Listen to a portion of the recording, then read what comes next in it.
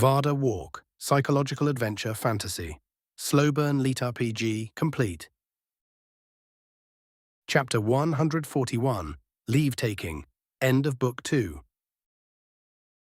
Ulrich's eyes snapped open. He instinctively felt for the presence of Taipan before his think meat turned on enough to remind him that she was playing messenger pigeon to try to avert a genocide in progress. If what that murderous catkin had been saying was true, and she had seemed too bug-fuck crazy to be capable of lying about it, then things were much, much worse than he'd known. Bane. Prosper was at it again with the stuff, and this time they were going to try something a little more large-scale. Several dots connected suddenly with that revelation. Way back in Celestin, the slaver thugs they'd run into had been only interested in taking elves. Now they knew why. They weren't doing it because those slaves would sell at higher value, even though they would. He hadn't missed that reference to the zealous in Greater House either. Lord Morion, the father of the brat he'd had to murder all those months ago, was padding his coffers by transporting his enslaved kin. That motherfucker. It didn't make it any better that he didn't know he was being used to create magical poison for his people's enemies. He thought he was just engaging in a little profitable treason. Just selling a few unlucky elves into magically bound servitude for fucking centuries, no big deal. No, indeed, his pals downriver were buying raw materials to create the Acer Bane. Most of the people they tortured wouldn't live long enough to complete the process of having their own cores converted into death magic, so they needed a steady supply. A massive number of people, if Taipan's tale was true. Ye gods, Ulrich whispered, struggling to comprehend the calculated cruelty of it. Whoever was running the show in Prosper was willing to torture thousands and thousands of sentient beings to death to make a weapon of mass murder. The black names of his old world, Stalin, Hitler, Pol Pot, to say nothing of those that desecrated Earth with their nuclear war, would be proud at this callous act of savagery. Ulrich sat up and yawned, trying to pull himself together. It was too early for this level of morbidity. He'd slept outdoors, and the early spring air was, to his sensibilities, about perfect. Streaks of orange and pink ran the length of the visible horizon to the east, and he saw the last of the moons sinking below the horizon, 3 crescents racing to hide from the twinned suns. It was a beautiful day. It was also the day to take leave from the moot, if possible. Taipan had secured deliveries of goods, but that had been under the assumption that they would be traveling together. He would now be moving alone, and the amount of supplies would be major overkill. Ulrich decided that a wagon was in order. He could use his sky shield trick to make a set of frictionless runners, but inertia was still inertia, and pulling a sled loaded heavily alone could be dangerous if it ran over top of him. He probably wouldn't be killed, given his toughness, but even a twisted knee or broken foot would be a matter of precious time lost. That meant he needed to figure out how to acquire a wagon, and what passed for draft animals around here. The Legrenel used those great bastard bison things that seemed docile enough. He wouldn't need to worry about the terrain too much. The prairies were about the easiest to navigate territories for which he could ask. Or so he thought. Varda had a way of springing nasty surprises on him every time he had something figured to be easily managed. Fingers snapped at his thigh, and he came up with no better alternatives in the few minutes he was willing to dedicate to the search for alternatives. Odds were he could make it with only the pack on his back, but that provided other problems. Namely, would he draw attention as a lone Valin traveller crossing vast distances through elven territory when Orlithrim and Pressbang were about to play a game of hide the swords with each other? He wasn't terribly concerned anymore about a one-on-one fight straight up. Experience was teaching him that, other than an ambush or one of the high-tier warriors, he should be able to hold his own. But a well-laid ambush would still fuck him up before he had a chance to employ the majority of his magical talents, the classic weakness of a mage. Briefly, the fledgling adventurer considered putting on the fantastic armor he'd worn only briefly since its crafting. Glancing at his pack in which the set was dutifully hidden, he very nearly went right on ahead and equipped it.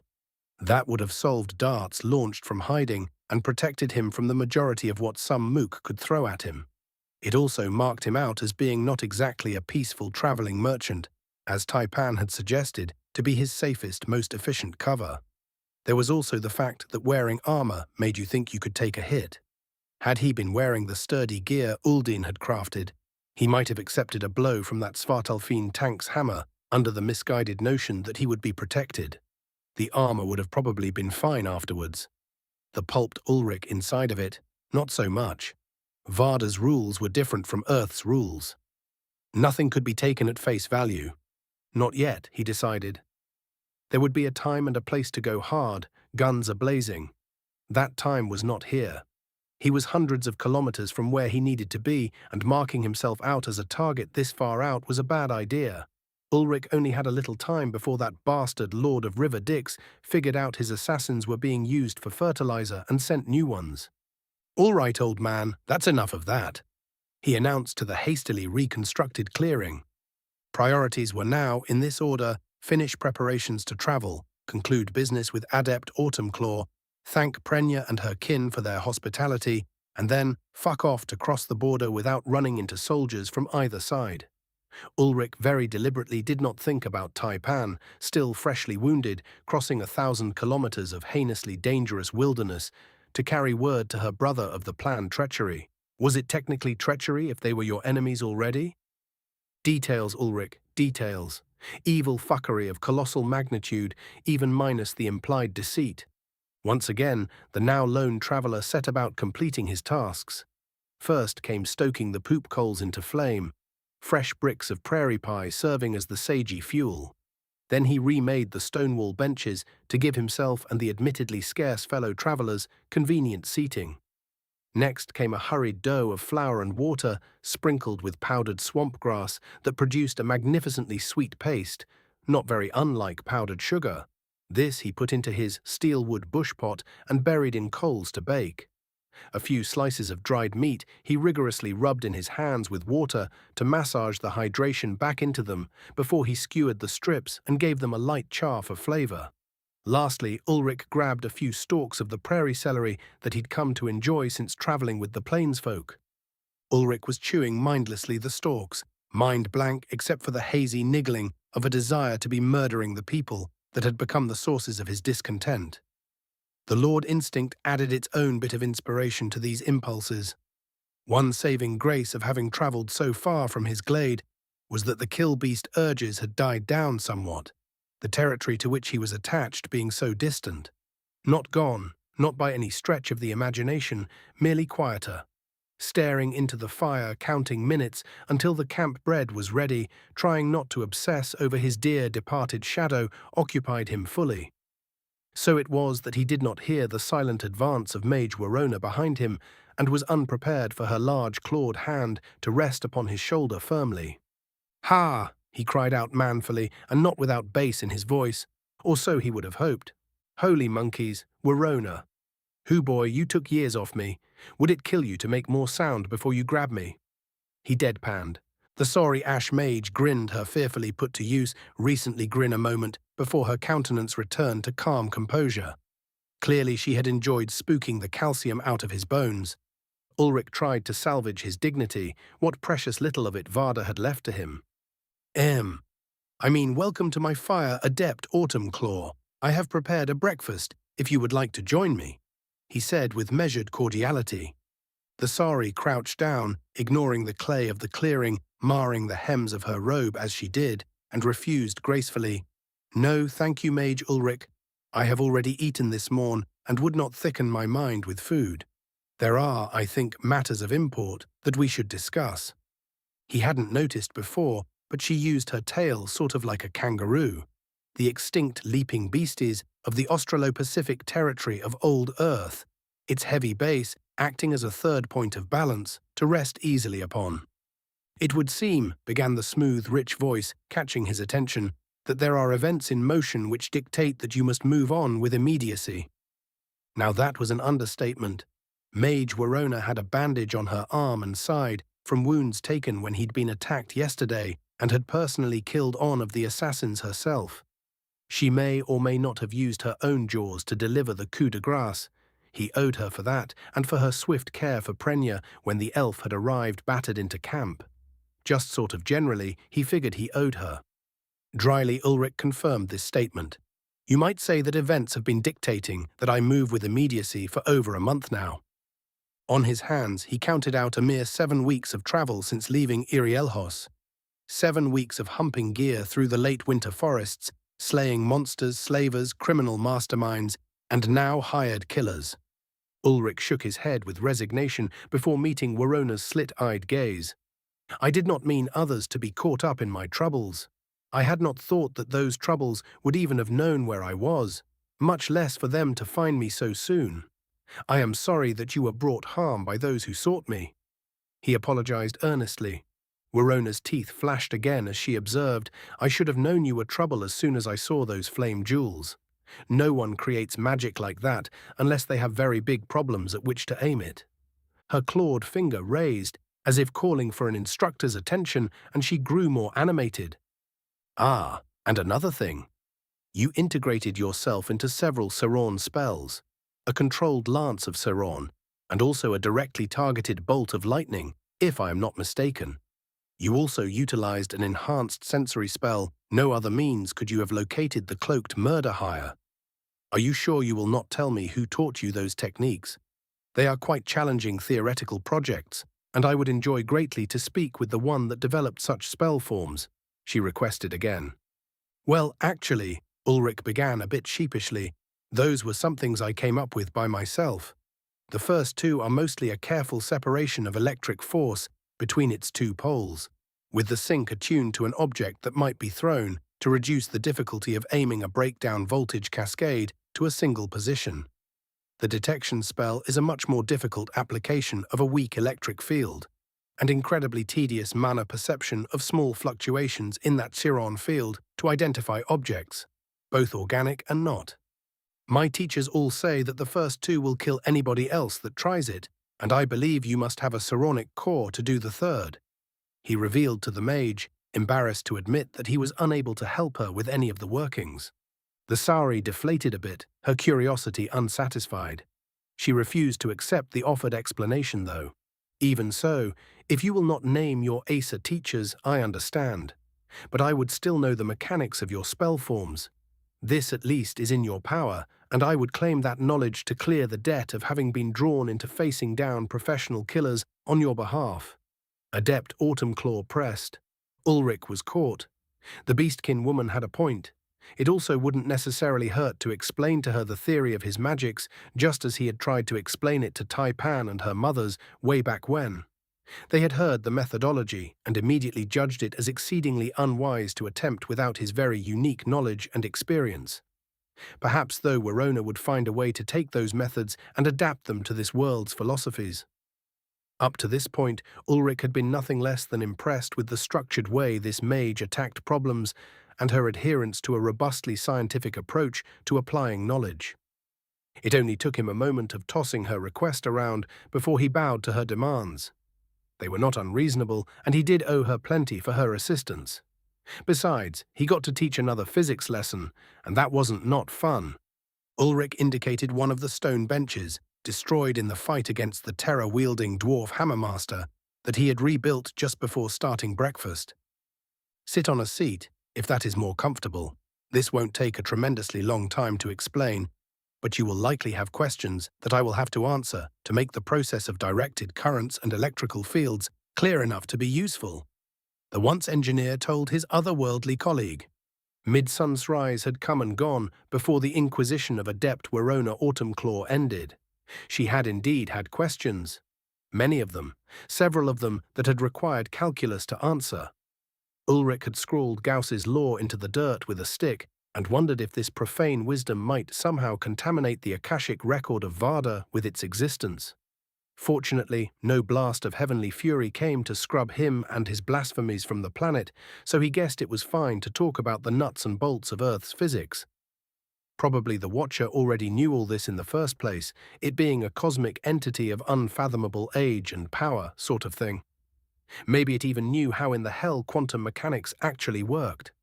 Warona sat back on her tail and stared at the sky. She mumbled about heat flow being analogous to charge flow, and he could faintly hear her repeating, source to sink, close the system, and hoped her chant would not eventually bring her to bad ends. Ulrich was now ready to get on with the business of obtaining a cart and team of animals to pull it.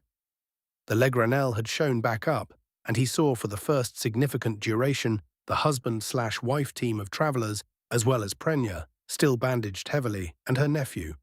It was with some degree of chagrin that he presented himself to Prenya and her kin to inform them of his plans. She'd been caught up in the attack as well, and was none too happy about it. The Legranel, in general, were not a warlike people. They weren't nearly as hard-edged as the Irielen. It was all enjoy the journey and take things as they come with them. The last year had seen their ruling family murdered, and now their moot disrupted by a hit squad from Prosper, or maybe Zelesin, which wasn't much better. The injured elf frowned her disapproval for a moment before she let him off the hook. "It is a shame that your lovely wife had to leave so quickly. I will miss her cutting wit, and her hands, and her thighs, and other things. I will miss her is what I am saying," began the bandaged woman, her frown inverting as she delineated the boons of Taipan. Joclyn indicated the hide rug upon which he sat, patting it to prompt Ulrich to join them, as he said without heat, "Sit, Ulrich, sit and speak with us. And ignore my aunt's lamenting. She is just pouting that her favorite toy has run away." He certainly owed them that much, rather than looming over them like a stranger. He'd rode and bled with these herd riders. They were practically distant cousins. Not that he had a thing for boffing cousins, ew Ulrich, God's blood, terrible analogy. He buried the intrusive thought and did as the young rider asked, sitting cross-legged on the hide rug with the Legranel. "Thanks to you both, for your hospitality and for your companionship on the road." Ulrich began slowly, not sure how to proceed. "You are leaving then? No doubt to find trouble by the set of your back and the haste of your partner's departure," stated Prenya plainly. Ulrich nodded once before confirming his intentions. He couldn't completely erase the simmering anger at the bedlam that had befallen these folk on his behalf.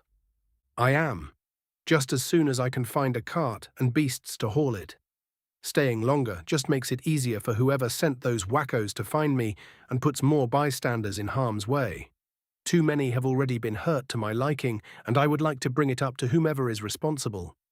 I am sorry, beyond words, that I have caused you and your people grief by bringing my bugbears with me." Both the elves made a gesture as if waving gnats away from their ears. "Pish," stated Joclyn in time with his aunt's delivery of spittle to the grass nearby. "All know that Prosper's elite murderers for hire travel in threes." Prenya joined her nephew's dismissal, now certainly irritated, though not at him. "Those monsters have gotten away with breaking the peace through their cat's paws for long enough. Triads for hire for crime lords, fostering bands of ravening thugs such as those led by Vars and his twisted brother Grouse, setting patrols of troops to harass our herds and foraging grounds. It never ends," flared the elf, her notched ear twitching to emphasize her grievance. "It was not you who ordered those killers to our lands, Ulrich. It was not you who murdered our lord and his young family in their beds, or set fire to the tents of their attendants and waited with bows drawn to shoot those who escaped. It was the beasts of Prosper. It is always, eventually, the beasts of Prosper," hissed the herd rider. A nearby guard nodded in agreement. The eavesdropping pair of Yorn natives, Hild and her mate Thomas, similarly made hand signs towards affirming their cousin's outrage. Ulrich looked around the battered enclave and saw that the feeling was general. Even Rika and Daisy, two of the more non-confrontational individuals he'd met since reforging, had adopted a distinctly martial air about them. That made him feel a little better about the situation, but it didn't change the facts. Trouble would follow him. If he didn't get out of Dodge, he'd just be causing them problems down the line. He wondered if the Legranel would manage to extract the identity of the Triad's contractor. If it was the same party leading the charge against the Elven Confederation that would do his reputation well, the Orlithrum lords would know that Ulrich was as much an enemy of those bastards as they. If it were someone other than the jackals in the fortress city to which he currently travelled, he was basically shit out of luck for dealing with them directly. Ah, hell, Ulrich groaned internally. Odds were good they'd been hired by that dickhead Morian, against whom Baldurt Iriel had warned him. Mostly it was a non-issue. He had no proof, and he couldn't really do anything about it. If he did, it would be a detour of at least a month to travel to the hold where the corrupted Orlithrum house held treaty with the enemies of its people. There was damned near a certainty that most of the Morian elves were completely innocent of wrongdoing, their ships, river trade ports, and routes being abused by the machinations of their leaders. His showing up with a hard-on for killing Morian's lord wouldn't accomplish much. Besides, if it did pan out that the vengeful lord put the hit out and the Iriellen found out about it, that was going to be the grisly end of old Savris Morian. Balder T would eat the scumbag's heart from his restbed for going after his daughter. Morian selling Issa for slaves that would eventually become fuel for Bane would have the rest of the tribes of the Confederation lined up right behind Iriel to carve their own choice morsels. Ulrich pushed past that to consider these cavalier peoples who just wanted to travel with their herds and tend their prairies. Prenya over there, who had been around long enough to know the drill with the drawn-out Cold War with Press Bang. The pacifist duo who just wanted to tend wounds and keep their kin hale and healthy. The guards who looked uncomfortable with keeping eyes peeled for hired killers and intruders into their so rarely held moot. All of them were being put into this position absent any desire from their part for the conflict. Iriel was more or less constantly in some low-grade alert, given their self-assumed duty of patrolling the hazards of the deep wood and the borders of Orlathrem. The Legranel simply wanted to be left in peace. They would not get it until he was gone. They would not get it until the individuals holding the reins to this war got what was coming to them. They certainly would not get it if Taipan didn't make it home in time to deliver word of the encircling of the Elven Havens, and all those innocent men, women, and children got slaughtered. Recordings of his own species' horrors played silently in his mind for a moment, archives that had shown what depravity man could enact on other men. It was too much to hope that Varda was a world free from the potential for that large-scale evil. But perhaps it wasn't too late. If Taipan managed to pass the warning, if Ulrich managed to cull the genocidal madmen pushing everybody down this road, maybe none of it had to happen. Wishful thinking, he muttered aloud, prompting curious gazes from the nearby plainsfolk. Sorry, distracted. Ulrich shared the obvious before he got himself aimed towards his real objective. I am thankful that you don't hold the evils of others against me, but it does not alter the reality that more may follow. I and my partner originally intended to make our way across the border before the armies began their marches, and that is still my goal. Events here give me more reason to make that happen post-haste. Supplies my partner ordered will be delivered soon. Might I ask for some assistance in the buying of a cart and draft animals to pull it? Ulrich asked, being cognizant of the original gist of his and Taipan's cover story. I will help you in this, declared Riker, just as Joclyn and Hild and Thomas chimed in with their own offers. It was a little overwhelming, the support of these Legranel. He wasn't under the impression that he'd so much earned this kindness, but they offered it anyway. Even a social moron like himself knew better than to turn away their offers. They took charge of the arrangements immediately, and Ulrich found himself under orders to keep Prenya company and organize his kit for the road, while they scattered to the winds to find a suitable conveyance. Prenya spent a few minutes flirting, but mostly just to pass the time. Soon enough she announced that she was tired, and her wounds ached, and she returned to her blankets, despite the suns dancing high overhead. Not long after, Mage Werona Autumnclaw came to make her goodbyes. These past few days have been more than I anticipated when I thought to travel to the Legranel Moot to witness an event rare in the experience of those not born in Orlathrem. Noted the Sari Mage dryly. Yeah, well, it has certainly been something. Whole lot of something, yesiree, confirmed Ulrich. The Ash Adept gave him a steady eyeballing from somewhere in the upper stratosphere before confiding with a friendly tone, You are an odd man, and you hoard secrets like a matron hoards her clutch. But it has been a pleasure to exchange knowledge with such an unorthodox school of magic. She began to pore through her belt pouch with some determination before coming up with the little gem of Arcanite diamond he'd given her. Holding it up, the adept brought her focus to bear on it and wove some kind of spell, creating a cloud of ember-laden Tephras magic. Black ash roiled around the catalytic material of crystalline mana before forming fine black wires of obsidian which framed the jewel in tight hexagonal netting. The reactive mana responded by flaring once, radiating intense heat before returning to dormancy. Ulrich found himself completely enthralled by the working. Verona must have been feeling tricksome then, because she deliberately tossed the inturned crystal at him, and he scrambled not to drop it. The fearsome grin of the Sari filled his sight when he managed to wrangle the stone under control. "What is this?" he asked, trading glances between the object and the mage. "It is now a Tephras focus. Instead of reacting to any input, it will now respond to create a dense pyroclasm, for which you may guide it to an enemy or to use as a defensive tool or heat shield. I gather one with your talents will find other uses for a binding spell that isolates and amplifies a specific mana waveform. Perhaps something that might apply to lightning, eh?" She responded. Now that was a hell of a parting gift. She'd created a focus, like the little beastcore staves or wands he'd seen, or like the wand that Captain Firecracker had tried to use on him once upon a time. They significantly increased the magnitude of a working by resonating with the specific mana form. Better, by showing him the crafting she'd given him, the method of its construction, if he could reverse engineer it. He shook his head. It was too much. "Verona, this is too much. You should take it. I already offered the gem to your keeping. To say nothing of the focus weaving." She waved him off with a clawed hand. "It will only cause me problems later. For one thing, all too soon it will expend itself and become a Deathstone jewel which I have no intention of being near. For another, I will now be heading to my post as a faculty member of Cinderspire Island's Magus College. The questions and attention that thing would draw are not something I wish to have upon me until I know my position is secure and my inevitable rivals put into their places," explained the mage. The Sari gestured away to the south. "If at some point your journey takes you away from the beast-ridden wilderness and strife of Eisvartheim, I would welcome a visit from a traveling scholar." Suddenly her expression turned reticent, and she looked around, as if her distant colleagues might overhear. "Please," Mage Autumnclaw whispered, bending low over him. "If you should visit, do not speak of my, loss of decorum regarding the assassin. Such things are, frowned upon in the halls of Academy."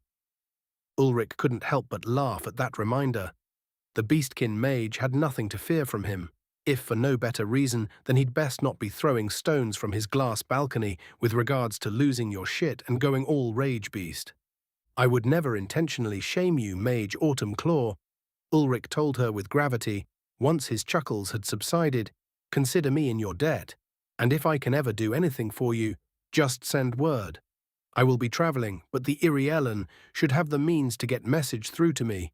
Make Bright Eyes Iriel the recipient of the message, and I think things will work out." Mage Autumnclaw blinked once at that, but stood straight, her calm restored. "Very well. The Irielen, eh? Well, I have enough mysteries to look into without prying into why a cryptic Valen spellsword roams around with a brownie huntress wife.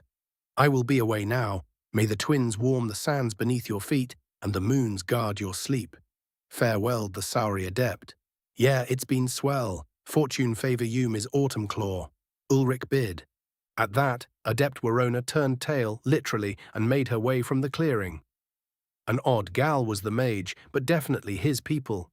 She'd taught him much, probably more than she knew. He rolled the focus around in his hands for a minute before pocketing it in his belt pouch. If he started looking into it now, he'd do nothing else for days. Time he couldn't afford, he had places to be and all that. With that, he'd checked 2 items off his list for the day. It didn't take long to get his pack arranged. Taipan had absconded with the shelter they'd shared, and he would need another. A matter of a half-hour spent steadily searching through the moot's many shops and stalls, a single Legranel guardsman in tow to make sure more ruckus didn't start. Damn, at this rate the entire Elf Confederacy would have standing orders to see him watched before anything got set on fire while he was around. He returned in time to see the first of the ordered goods roll in. Taipan had executed one last practical joke, absent his knowledge. In addition to the various traveling supplies she had, somehow obtained a large array of one of Iriel's exclusive trade goods, azure cedar. The characteristic blue-toned tree was only harvested by the Irielen grove tenders and only traded for as part of contracts with Irielen carpenters. Where the roofs of the Celestin structures hadn't been slate, they had been azure cedar shingles. especially in the richer parts of Traknir, a display of wealth. Ulrich, in now being in possession of a modest shipment of milled lumber, bark shingles, clay pots of the special pitch, and woven inner bark rope. Any wagon loaded thusly would have had to have essentially been stolen from its native deep woods producers, which would make Ulrich essentially look like a smuggler to any who saw what he transported. Additionally, azure cedar was one of the first topics that the dusty old archmage Gotha Senurit had instructed Ulrich in his classes taken with elven children, which he'd suffered through to Taipan and her kin's great amusement. Hilarious. Even more hilarious, Ulrich actually knew the value and uses for each of these items and could use them as trade goods, just like their planned cover as traveling merchants entailed. His shadow must have set this up weeks ago to make the border crossing and subsequent inspections by natives in Pressbang better hide the true nature of their identity. He couldn't help a bit of bittersweet recollection about the departed elf now, with the familiar scent of her homeland's trees tickling his nostrils. Fuck, okay, get it together, Einar. You're not a girl mooning over her first breakup. He scolded after a minute of standing around being sad. Thereafter, he got his head in the game, and when the Legranel crew showed up not long later with a wagon and a pair of enormous ox things, which they claimed were docile and well broken, so that even a novice herd rider could manage them, he set to loading the wagon. That, too, was a task full of memory, for it was the elf hunter Serlich, who he had named Santa in his mind, that had taught him how to efficiently pack cargo into a travel sled. Serlich had perished in the canopy of the god trees back on the plateau, killed by an insidious owl monster. His killer, a greater beast that flew without sound under cloak of invisibility, with razored wings, still stalked those woods. Serlich was the very first elf who had died on account of Ulrich's existence in this world. He was determined to not let that have been in vain. With a few hours' work, assisted by the Legranel, all things were packed, stowed, lashed into place, and generally secured. The beasts of burden chewed grain from a feed sack tied to their bridles, with no indication that they would ever do anything else, which was comforting. Any animal so calmly lazy in disposition should be easy to handle, as the plains elves promised. Ulrich decided to cook for his hosts as a show of appreciation, and he pulled out all the stops.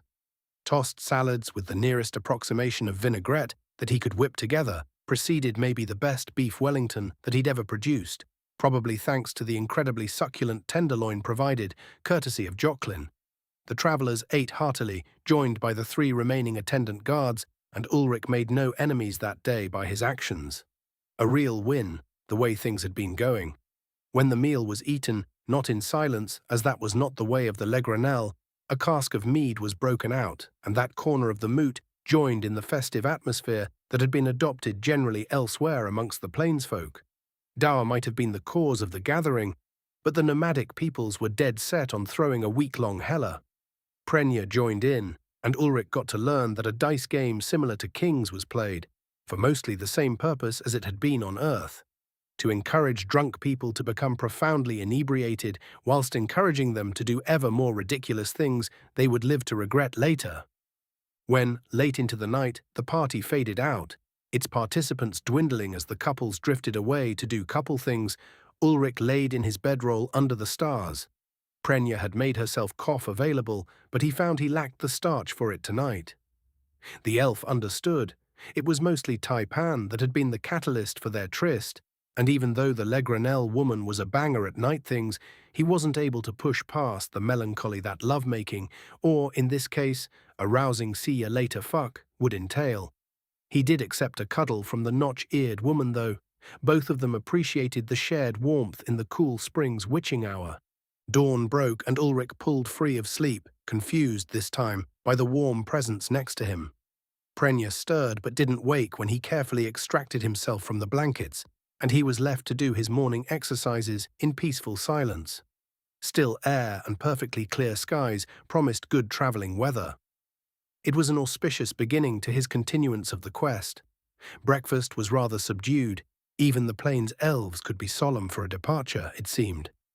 After some guidance on the proper calls and gestures, with the reins to direct the pair of dire ox wagon pullers, Ulrich departed the moot. Vast plains stretched out in front of him, new grass waving gently as the odd breeze stirred it before stilling.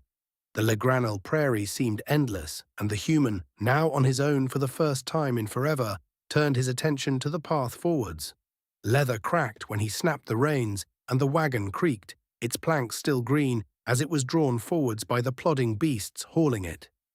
As the wagon rattled over tracks established by generations of Legranel herd riders, Ulrich was left to think and think he did.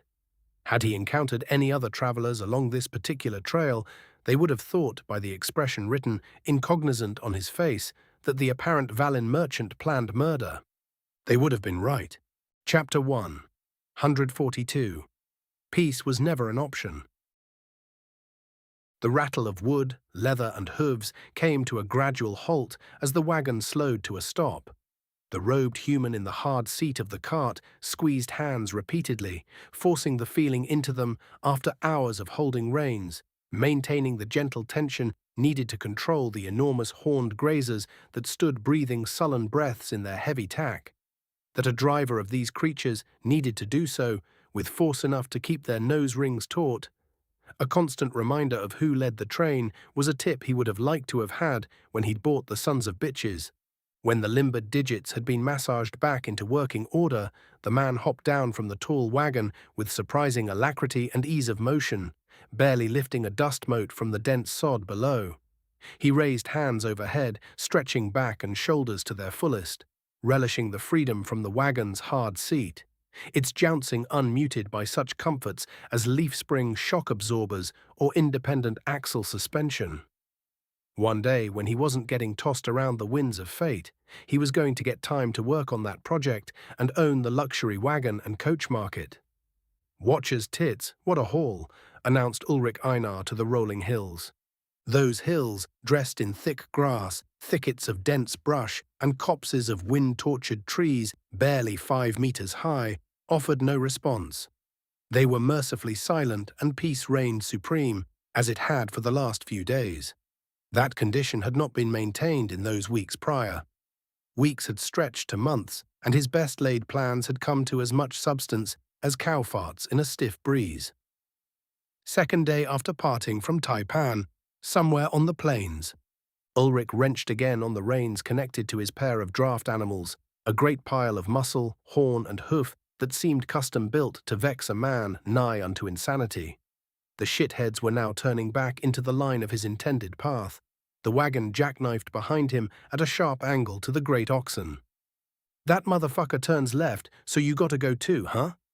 Ulrich yelled at the leftmost ox, which had started turning simply because its neighbor had, without instruction from his loose reins. Why can't they just walk in a straight line, Ulrich wondered.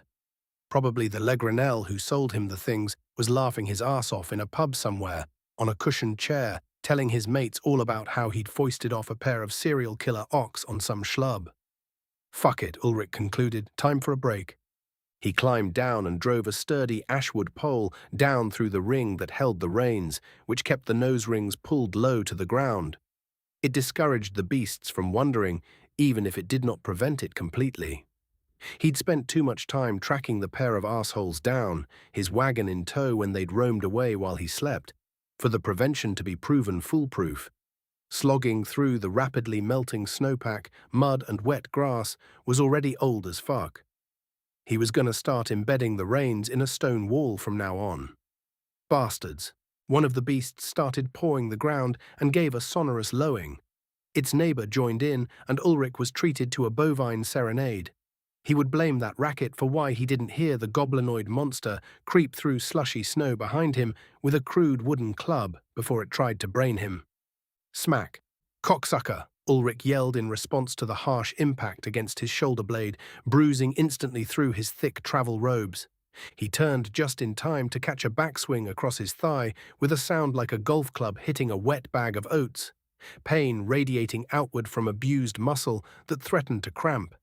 He spun away, taking in the ugly sight before him, senses coming alive with adrenaline and fury. "Fucking ouch! And what the hell are you even?" the weary traveler yelled at his attacker. No answer was forthcoming other than to draw that knotty stick back for another yak at his knee, which Ulrich only dodged with a quick hop backward. It was small, maybe only up to his hips. green skin with bulges and warty protrusions that helped break up its outline in the tall grasses, though its coloration did nothing to hide it in the scattered patches of melting snow. Bulbous yellow eyes with slitted pupils told the story of exceptional night vision, which was probably why it had waited until dusk to make its try on him.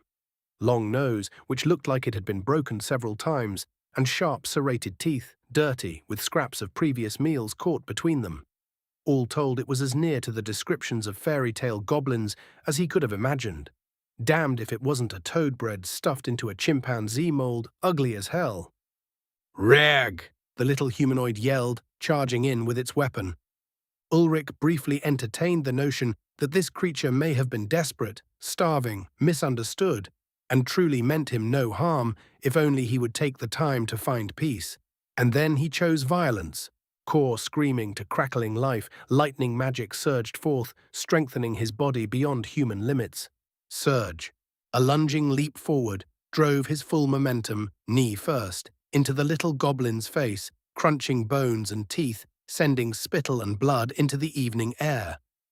The club flew away, and the disarmed little savage drew an obsidian flint-napped knife as it came to its oversized four-toed feet, their long claw-like toenails digging into the soft grasses and muddy earth below as it hissed at him.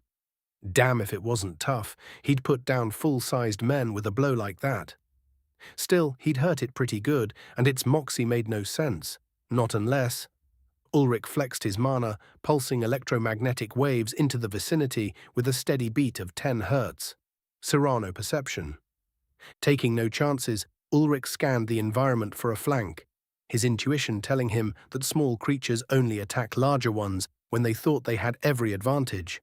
Bingo, sensations against his skin, like a tapestry of pressure that, after long hours, Ulrich had learned to interpret, like an image revealed hidden forms crawling spider-like through a patch of already tall grass behind him. Crafty little bastards. But they didn't know who they were fucking with. He returned his attention to the sight before his eyes and saw, to his amazement, the fairly well-mashed facial features of the monster healing visibly. A loud pop accompanied the realignment of the jawbones, and the beast worked its maw a few times, its new teeth already budding from the sockets of the ruined ones. Like a damned shark. Oh fuck, heal tanks in a pack, this is gonna take for fucking ever. Ulrich growled aloud. He couldn't afford to let them drag this out. Off his back came the great sword, over 2 meters of indigo metal that was harder than tungsten, if not quite as dense. 2 razor edges glittered cyan, and he kept his senses honed on the flankers as he readied his stance. The little hominid creatures in the weeds behind him slung a hail of rocks at impressive velocity for such small arms, and Ulrich raised Zeftocht as a vertical wide, turning himself behind the width of the blade to block them. Clangs of impact rattled against his sword, and Ulrich empowered his core, bringing the energies to life, cycling Siron chasing itself through his nexus. When the last stone had flown, the Reforged man raised a hand and retaliated with lightning. Lightning javelin ×2. Directed paths of breakdown potential, led by streamers of his lightning mana, guided the twin bolts of Siron into the tall grass, lacking the precision of using a thrown focus. Then again, he didn't need that precision when there were so many of them grouped together. Gore and flame from the strikes leapt up, and Ulrich saw through his electrical sense that 6 of the goblins were destroyed. The rest of the bunch were thunderstruck by the clap of sound from such proximity and flash-blind, their sensitive eyes scalded by arc light. Hefting his weapon, Ulrich Einar took a 3-step run and leaped into the mass of figures and laid into them with furious strokes of a blade sharper than a scalpel, its edge magically enhanced to project its sharpness ahead of the metal. Driven by strength beyond any man on his old world, goblin body parts separated from their owners, and bodies were opened to spill their contents onto the prairie floor, red-orange blood and gore painting snow and grass alike. The initial rush and killing left another 7 hominid things dead, and Ulrich turned to break the half-dozen, trying to circle behind him. Those bent over, scrabbling briefly through the mud for ammunition, and threw another salvo of stones, which did little damage, mostly deflected as they were by his weapon's girth.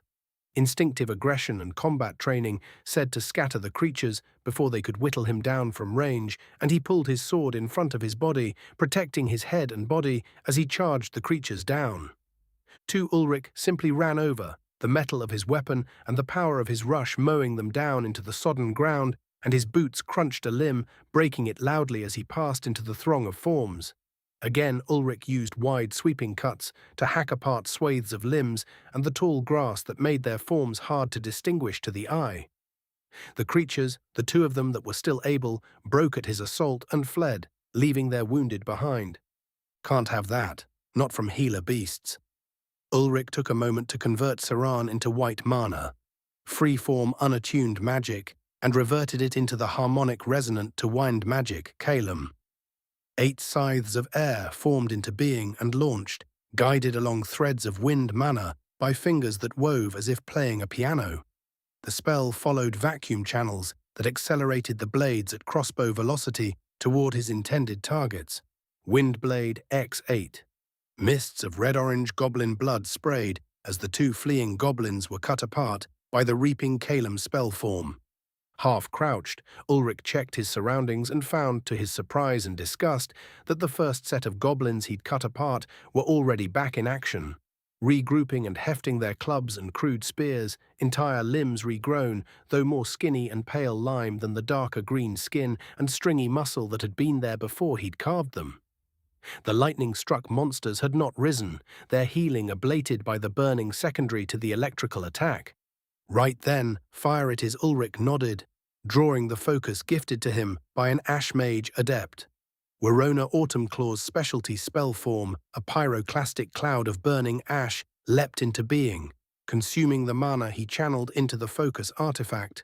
Molded into the spell form imprinted by the adept, and Ulrich mentally shoved the cinder-ridden royal of black ash into the group of goblins. Shrieks filled the air briefly as the creatures were consumed by the spell, their healing negated by the purifying flame that charred them to husks. A path of clear ground tracked the flight of the ash spell form, vaporized snow, and wisps of flame from burning grasses along the path's boundaries, indicating the incredible heat contained by the magic.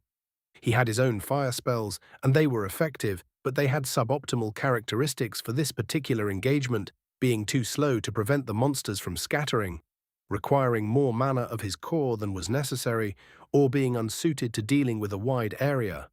Mage Werona's working was designed for these types of scenarios.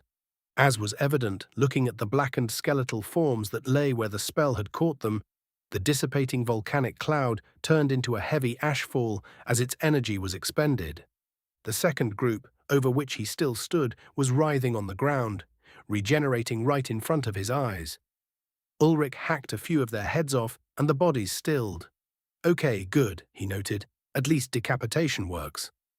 Another 2 he opened with a hewing stroke, parting ribs and chests to reveal their innards. Ignoring the smell and sight of viscera, Ulrich reached into the chests and pulled free the little cores that infused the creatures with magic, as they did for almost all animal life of any size at all. When he had removed their cores, the source of the energy that sustained them, the beasts succumbed immediately to their wounds. Cores were possessed by more than simply animals. There was at least one demigod tree he'd seen that had one, the guardian arbor of the Irielen, onto which they had built their citadel city, named for that same tree, Irielhos. Taipan had spoken of several other plant-based monstrosities as well. The tiny little faceted crystals, shaped like knuckle-sized tetrahedrons, emanated a potent green-orange glow that rang loudly to his mana sense of Sano, the mana associated with life and growth.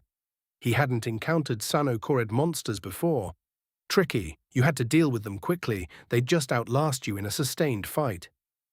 Ulrich pulled the corpses into a pile and used a single small burst of fire, his oldest fire magic, Flame Crash, to light them ablaze.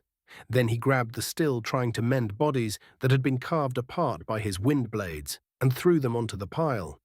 Soon enough, those forms stilled as the fire consumed them. 10 minutes of fighting and dealing with the cleanup had it taken to settle this pack of goblins. If the nasty little fuckers had been smarter, they would have attacked in 2s or 3s and never bunched up. He'd have been forced to expend himself hard to chase them down. Good chance they'd have worn him the hell out if they'd waited until full dark to do it, where he could only rely on Cyrano-perception to find them. That spell didn't take much magic out of him, but holding it for hours and hours while a running battle occurred would prevent him from regenerating his mana. It was a losing strategy. Shaking his head at the misfortune of running into such monsters only a couple of days out from his parting with Taipan, Ulrich saw the writing on the wall already. This was going to be a long couple of weeks to press bang. Chapter 143. Greetings, cousins. Present day, somewhere on the plains. It had not taken him 2 weeks to cross the border into Press Spang. It had not taken 30 cycles of the twins' dance across spring skies. Ulrich had been on the road for nearly 2 months already at this point. Somewhere, somewhen, he'd gotten himself fucking lost. Vast expanses of grass, smatterings of scrub forests, stunted trees akin to the acacia, minus the gods' bedamned thorns, but rich in a noxious and potently nausea-inducing sap, dotted the horizon. The territory of the plains-dwelling Aesir was a labyrinth of distance and unreliable waypoints.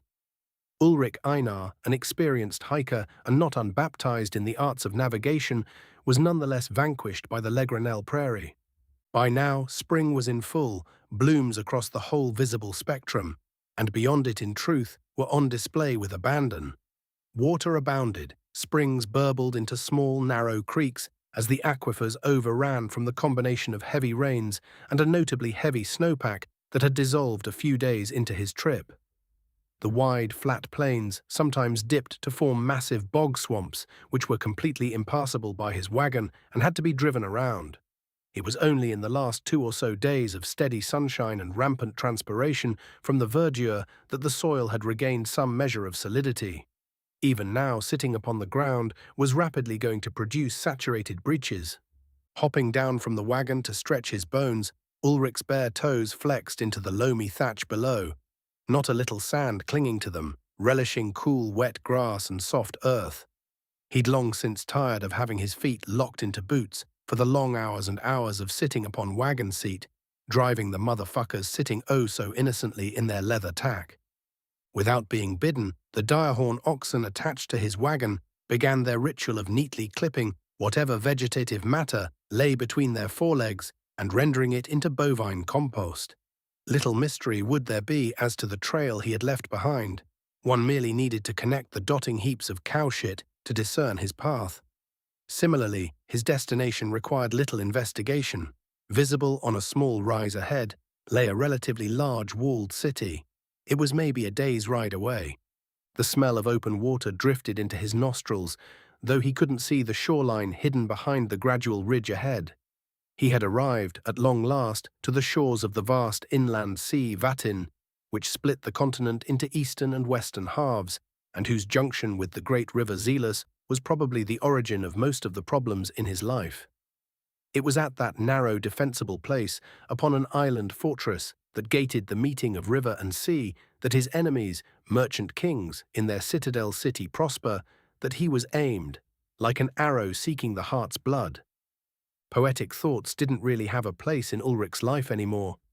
He was well past waxing philosophical about certain things, and that included what to do about the bastards that had made themselves his enemies. What was foremost in his thoughts for the last week, spent crossing these verdant downs and rolling prairies, was murder. Cold, calculated, efficient murder. Ulrich's interactions with the leadership of that sinister place known as Prosper were thus kidnapping, murder of a child, and vicious abuse of a minor. Attempted assassination resulting in his being burned nearly to death, and murder of the people who had welcomed him into their home. A syndicate of slavers trying to make his wife into material for Bane and leave him dead in a ditch like garbage. A trio of assassins attempting to murder him, his wife, and his acquaintances. That made no less than 3 separate attempts to have him killed inside of a year.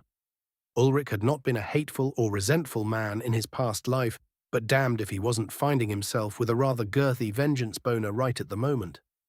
Once upon a time, Ulrich had fulfilled the conditions to complete a pact with the ancient forest that sat upon a long-forsaken plateau, binding him to ownership of that land and instilling him with a somewhat feral need to defend it and his status as its lord. Distance muted that instinct, but the existential threat of those who would try to claim his life had it riled up something fierce. The humming pressure in his limbic system to murder, death, kill some motherfuckers was ever present. He had decided to take Balder T. Iriel's advice on the matter and accept that part of his new life instead of trying to fight it. Since leaving the Legranel moot, parting from his shadow and wife, and embarking on an arduous trek across the plains, without a guide, in what might be described as fuck-awful weather, Ulrich Einar was pretty much fed up with being anything approximating nice. First, there had been a pack of goblins. After that, it seemed like every other day that some nasty from the prairie's ecosystem decided to have itself a little Ulrich for dinner. He'd killed 3 packs of amberfang, absent anomalous samples, shooting fang lasers, thank you very much, 2 more groups of goblins, some kind of troll that was built like a gorilla and grew bone spikes that it could throw or use as melee weapons, and a variety of wild dog-like monsters that blended perfectly into the grass. Speaking of grass, no less than 4 times he'd stumbled across a type of plant monster that appeared as a tall patch of blue and red grass with blades that were razor-edged and whipped around like a little blender, its main body hidden below the earth. The first time he'd come across it, he had his wagon in the middle of the thing before it ambushed him. Those sharp leaves had beaten the shit out of his oxen, flailing them into riot. It took him close to an hour to get the wagon controlled and the animals calmed down enough to drive, after he killed the little hidden plant monster, of course. A hilarious trip these weeks and weeks past, roaming lost on the plains. Ulrich had to hope that Taipan had not met similar misfortune, her being far better equipped to find her way through the wilderness. And he owed it all to Prosper, for all they'd done, and, most recently, for forcing him to split up from his partner and guide. The entire ordeal left Ulrich more than a little salty.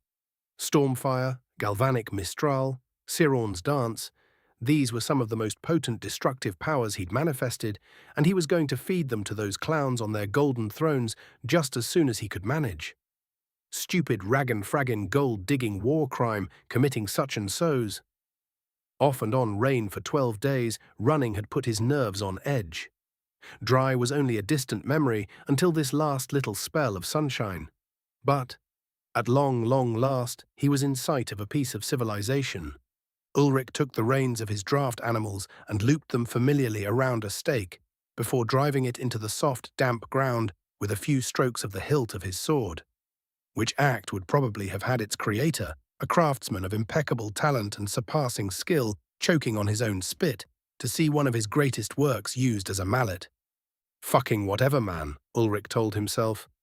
Gald Uldin should have made him a hammer to drive stakes with if he didn't want his pretty sword being used to do it.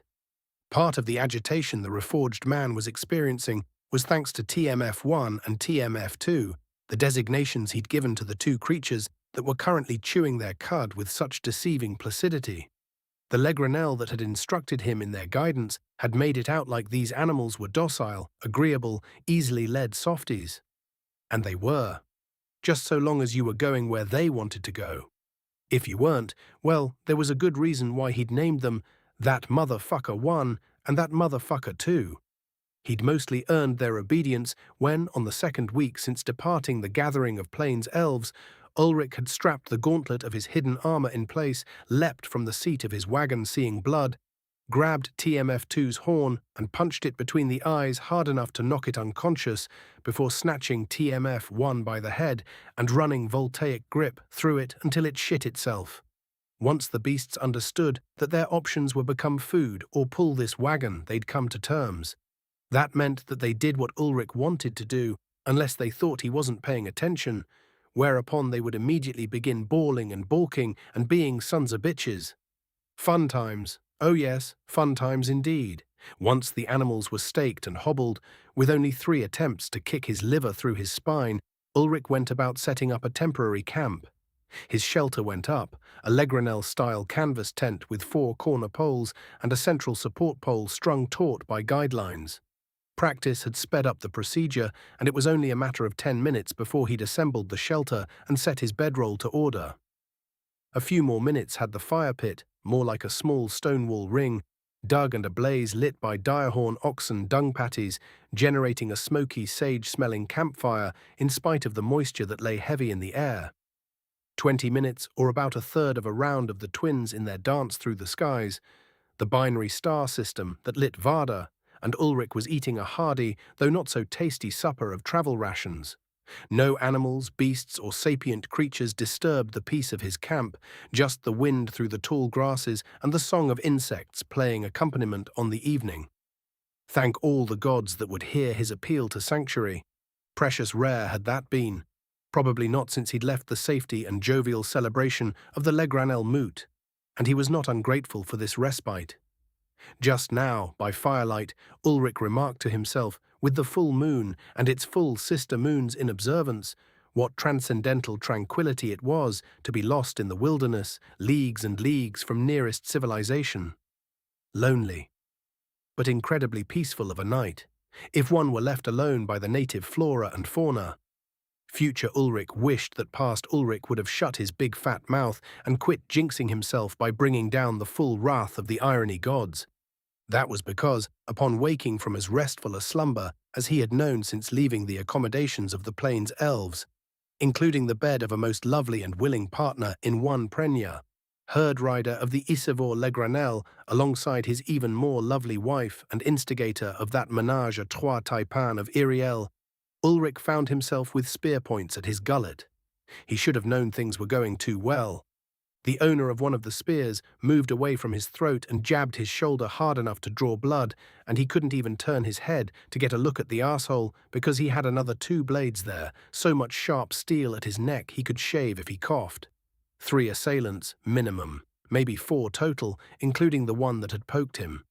His bare chest rose barely as he tried to summon calm against the abrupt transition from peace to bloodlust. He lost that fight. Adrenaline and the Lord Instinct were already summoning wrath. You trespass on Murakur land, and wear Murakur seals, but you are no Murakur. This is death, outsider, declared a soft baritone from somewhere he couldn't see.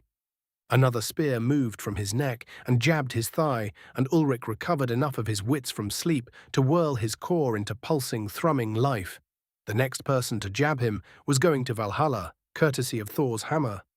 "Let us kill this blasphemer and collect his goods. None would be the wiser," said his huckleberry, who made the mistake of leaning in close, starting to push his spear into Ulrich's ribcage. Warrior's instinct, override, blood rage. Acid rage suffused his veins, and all normal thought died, replaced by the Lord's instinct, howling blood and murder. The challengers must die, they must be eradicated, their bones ground to powder and their children eaten. Nothing remaining to question his dominance of the land, nothing to stand before his might, unquestioned. Ulrich Einar went away for a time. Death walked.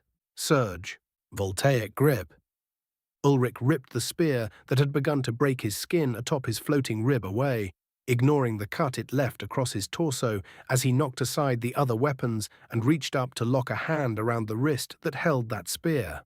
Merciless lightning tore into the offending weapon's owner, and the raging creature was blurring into motion, even as he shed the threatening metal from his neck.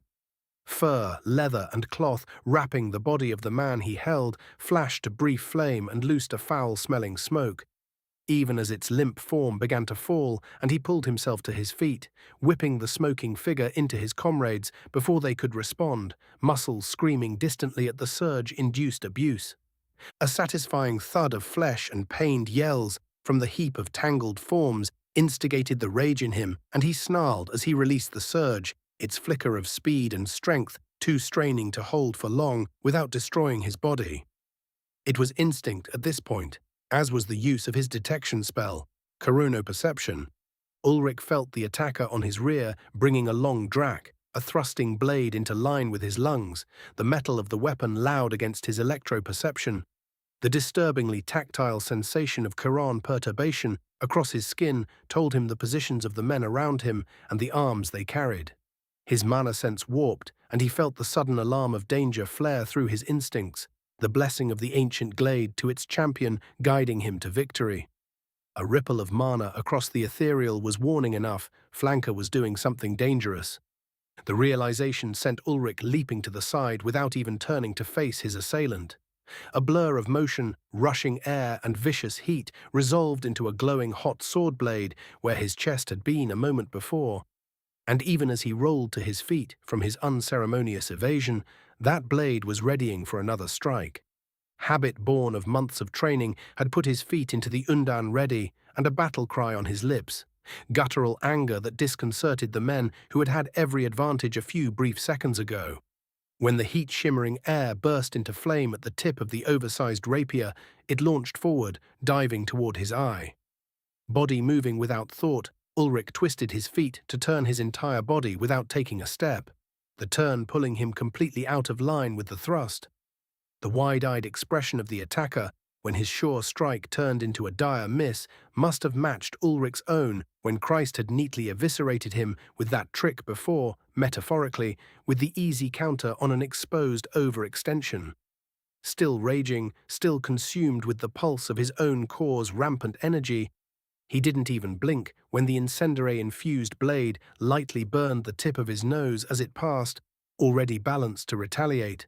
Absent a weapon, Ulrich responded by launching a downward kick in a half-moon arc that caught the man's planted lead leg just above the knee.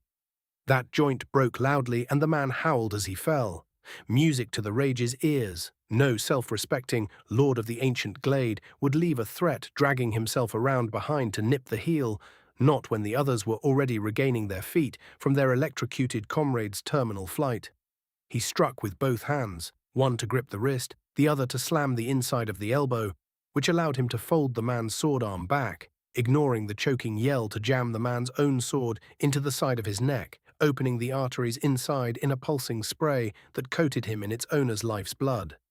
Of the 4 ambushes, 2 remained, and Ulrich was able to get a good look at them for the first time as he readied the long, slightly too thick rapier of the dead man, torn from the dying grasp.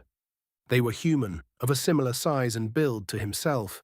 Both looked older than he, and their grizzled features bespoke hard living. Scars, missing teeth, skin tanned to leathery brown, the 2 men snarled with fury that their quarry had blooded them. In a world where most were of a far greater magnitude of physical prowess and beauty of form, these 2 were notably ugly samples of Valin. Predatory whispers of the Lord Instinct noted every fault in form, every weakness of movement and posture that might lend advantage in this contest. Without conscious effort, he took in the flaws of his enemies. The scars that indicated lingering wounds and slow movements. A rattling breath at Ulrich's feet announced that it truly was just the both of them and himself, unless someone was hiding outside of his Ceruano perception. They didn't matter, he'd find them and open their necks when he was done with these 2 challengers. Both put spears in line with him, but with a caution in their stances that said they wouldn't be making the mistake of overreaching like their friend had. Fine. Both men were reserved because the maniac they were fighting was smirking like he'd just heard a fantastic joke, and his bared chest showed shimmering violet tattoos running over most of his form, which marked him as a warlord of some unknown clan. They were giving him space, which was also a mistake. Varda punishes mistakes. Siran pulsed its endless chase inside his core, ramping. Air and lightning melded, merged, and found the order his will imposed on them. 3 Kylum blades, faintly glowing scythes of Kyan, arrayed around a central 4th, bound by chains of arcing violet. Galvanic Mistral. A twitch of will sent the whirling blender of magic screaming towards the 2 men. One tried to block the oncoming magic with his spear, which was a terrible idea, while the other dropped to the ground flat, which was a much better one, not great, but better.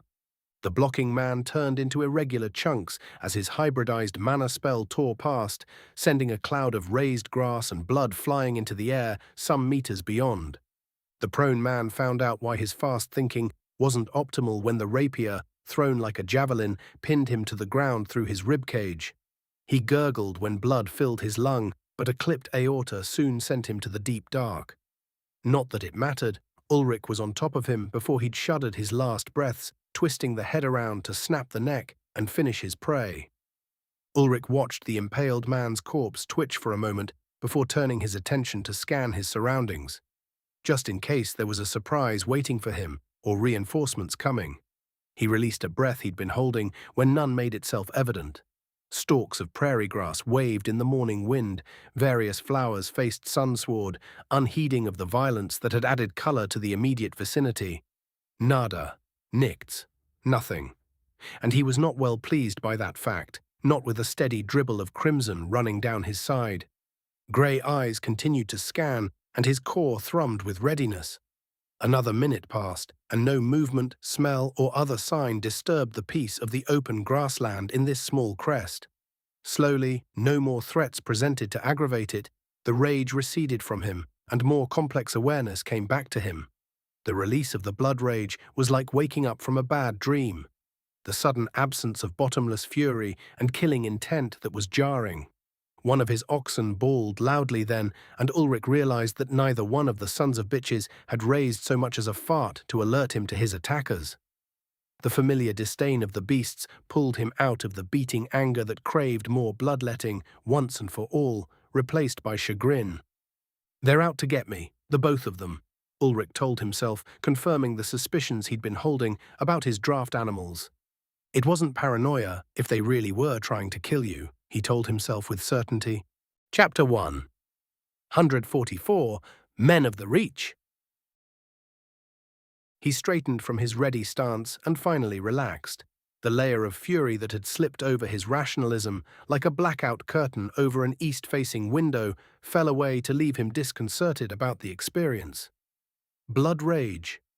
That was the second time he'd lost the battle for control when a fight began, had himself more or less completely lost to the Lord instinct. This time he'd been able to use his magic, training, and a growing well of experience, having made the act intuitive enough to not require his active thought. He didn't know if that was good news or not. Now that the doings were done, he had time to go back through the sequence of events, concentrating specifically on the words of the speaker. The wound was starting to sting by the time he got it packed with a coagulant herb. Crow's fast fern, no doubt named by an Iriellan because that joke was a little too on the nose. It stung wickedly, but the trickle of red ceased immediately. Ulrich could damn near feel the blood vessels cinching shut. Once bandaged, he turned from the immediate aftermath of the ambush to sort out the whys of it all. "What the fuck is an Emraka?" he asked aloud. They said that he was on Murakur land, and something about seals. The fuck? Seals? They'd spoken the Valin species language, he understood them clearly, but the word in his mind was missing a context to give it meaning. Some kind of culture-specific thing, then. He had his answer when he stripped the corpses, but not before he had himself properly clothed. After he'd cleaned off the blood, theirs and his, that is. Beneath their clothes, rough-cut beast leather and fur, with a little poorly spun cloth that might be low-quality linen, each man was lightly tattooed. Those clothes made him think of some kind of Iron Age Danish or Icelandic society, layered garb of thick underthings, thicker than hose but of the same function, under lighter cloth kilt, with thick leather sleeveless vest over top. Hardy folk, they saw no need for oversleeves or coats, even though some of the mornings could still become slightly chilly. Upon the palling flesh, whirls and fractals of ink, black for two of them, red for another, and blue for another, gave some significance to the color of the markings, but Ulrich wouldn't know what it meant unless he got the chance to talk to one of them. Those tattoos piqued his curiosity. Swirls and knots, vaguely Celtic patterns, appeared to be highly professional. No ink bleeds, no scarring, vivid, crisp lines. Whoever these people were, they invested no little effort into the sophistication of the practice of tattooing. Another small mystery was cleared up. Parts of the tattoos were missing, overlaid by faded scar tissue that indicated removal by burning. Outcasts or criminal branding. The ambush did make more sense then, a good old-fashioned mugging. Come to think of it, Ulrich hadn't been mugged before. Mostly the people in the before were law-abiding. Violent crime was near unheard of. When many more aggressive violations of the social compact led to swift exile into a crippled ecosystem, absent the anti-rads and corrective gene treatments that would stave off the inevitable cancer from the nuclear wars, some pocket change lost most of its appeal. Now he looked closer. He saw that his own scars held no real similarity to theirs, his being the result of being touched by the maybe god of the elemental mana of Quran. Lichtenberg's scars branched and jagged faintly from one arm to his neck, across his chest and torso to his back, and down the opposite leg, a mirror of the same wounds he'd received from a lightning strike back on Earth in his previous life, and one of the only pieces of evidence he had that his old life wasn't some kind of incredibly involved insanity. These lads hadn't taken kindly to his having something approximating their tribal markings, criminals that they appeared to be. Maybe he shouldn't have killed that last one so he could ask questions. He scoffed at that notion immediately. Sure as shit, if he'd left one alive, one of his buddies would have strolled along to put steel into Ulrich's back while he was distracted. That's just how his luck ran out here. Morocco was probably a tribe then, one of the groups of people colonizing the wide wilderness between the major settlements. The fact that they were Valin meant that for definitely sure, Ulrich had finally crossed the border into the territories of Prespang. He'd left Orlathrem, the land of the elves, behind. It did not bode well that the first folk of the human-held lands he met had thought bushwhacking a man while he was sleeping was an appropriate greeting. Maybe humans really were just utter trash across all dimensions. Humanity's defining feature was the superposition of complete jerk-ass and begrudging altruism, was Ulrich's assessment back in the before. The evidence thus far only supported this hypothesis. More experimentation was necessary, he decided, as he continued to pick through the belongings of the departed. The guy that took his Mistral to the chin he didn't bother with. Nothing useful survived the spell. He was going to have to rate that one higher up. It was a doozy. The evolution of his Windblade, with a healthy dose of lightning supercharging, had not failed him yet. Nor had it failed to produce an unholy fucking mess. Ulrich closed his eyes as he sat cross-legged with the belongings of the men arrayed before him. He tried not to regret the deaths too much, but it seemed like he'd killed more humans than he'd spoken to. He also tried to ignore the little whisper that said, "and more to come," when he reviewed the body count. His second life was proving to be a pretty rough row to hoe. Quit being a bitch, Einar. They would have killed you for a pittance and were certainly going to bushwhack you and steal your shit, he reminded himself. Doing bad things invites bad things to happen. It wasn't true, people got away with heinous shit all the time, but it was a superstition that would not leave him nevertheless. Now that he was capable of wielding power overwhelming, he didn't mind a few habits of restraint from the before. Just not too many. Taipan scolded him for being slow to respond to threats. Would she have thought him too slow just now? He didn't quite chuckle at that, not with the blood still pooling warm in the grass. Even graveyard humor needed some limits. He mentally recapped the waking, the brief explosive execution of lethality, and analyzed his responses while he packed away his small camp. Overall, performance rated a 7.5 out of 10. Dock him a point for the blood rage. He'd give the difficulty of the scenario a solid 9, his being unarmored, unarmed, and caught sleeping. The only thing that could have been worse was the enemy being a practiced mage or his being injured at the outset. Clearing the enemy weapons from himself with the one weapon was something he'd worked on frequently with Taipan. She, much like Gotha, insisted on navigating one's way out of the worst possible positions. Christ's dodge was sublime in its efficiency of motion and the ease of counterplay it provided. Ulrich rubbed the slightly uncomfortable burn on the end of his nose thoughtfully, contemplating Christ's favored response to a dedicated thrust. The young Acer swordsman cut his evasions closer to the bone than Ulrich preferred, not having that one's gift for dueling. The results spoke for themselves, however. Obtaining the rapid kills had disturbed his assailants, shaken their confidence, and handed him the initiative to use his battle mage talents to their fullest. Shock and awe were powerful tools. It probably hadn't done the bandit fuckers any favors to realize that they'd jumped a man asleep, damned near naked, and found they'd cornered a tiger. It was with a frown that he beheld the long drac, its crudely wrapped leather hilt bespeaking low quality and rough use. The metal had a bronzish hue, that faint green tinge on the yellow tones. A mild blackening along its chisel-profiled edge revealed the effect of the heat of its bearer's skill upon it, and it had a distinct warp. That fire infusion skill was nasty.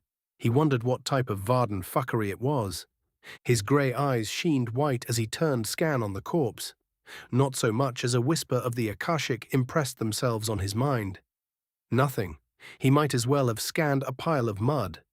Death, it would seem, cut the Akashic connection. That man's path was no more. Whatever imprint he'd left on the web of mana that wrapped this world, it was Varda's alone to ken now. Good to know. One of the most positive outcomes was the immediate lethality of that first magic, his trusty old Voltic grip. Siran was incredibly potent at ravaging nervous systems. Not even the greater physical strength and durability of these Vardan humans was capable of withstanding a 30-amp pulse at some 120 hertz.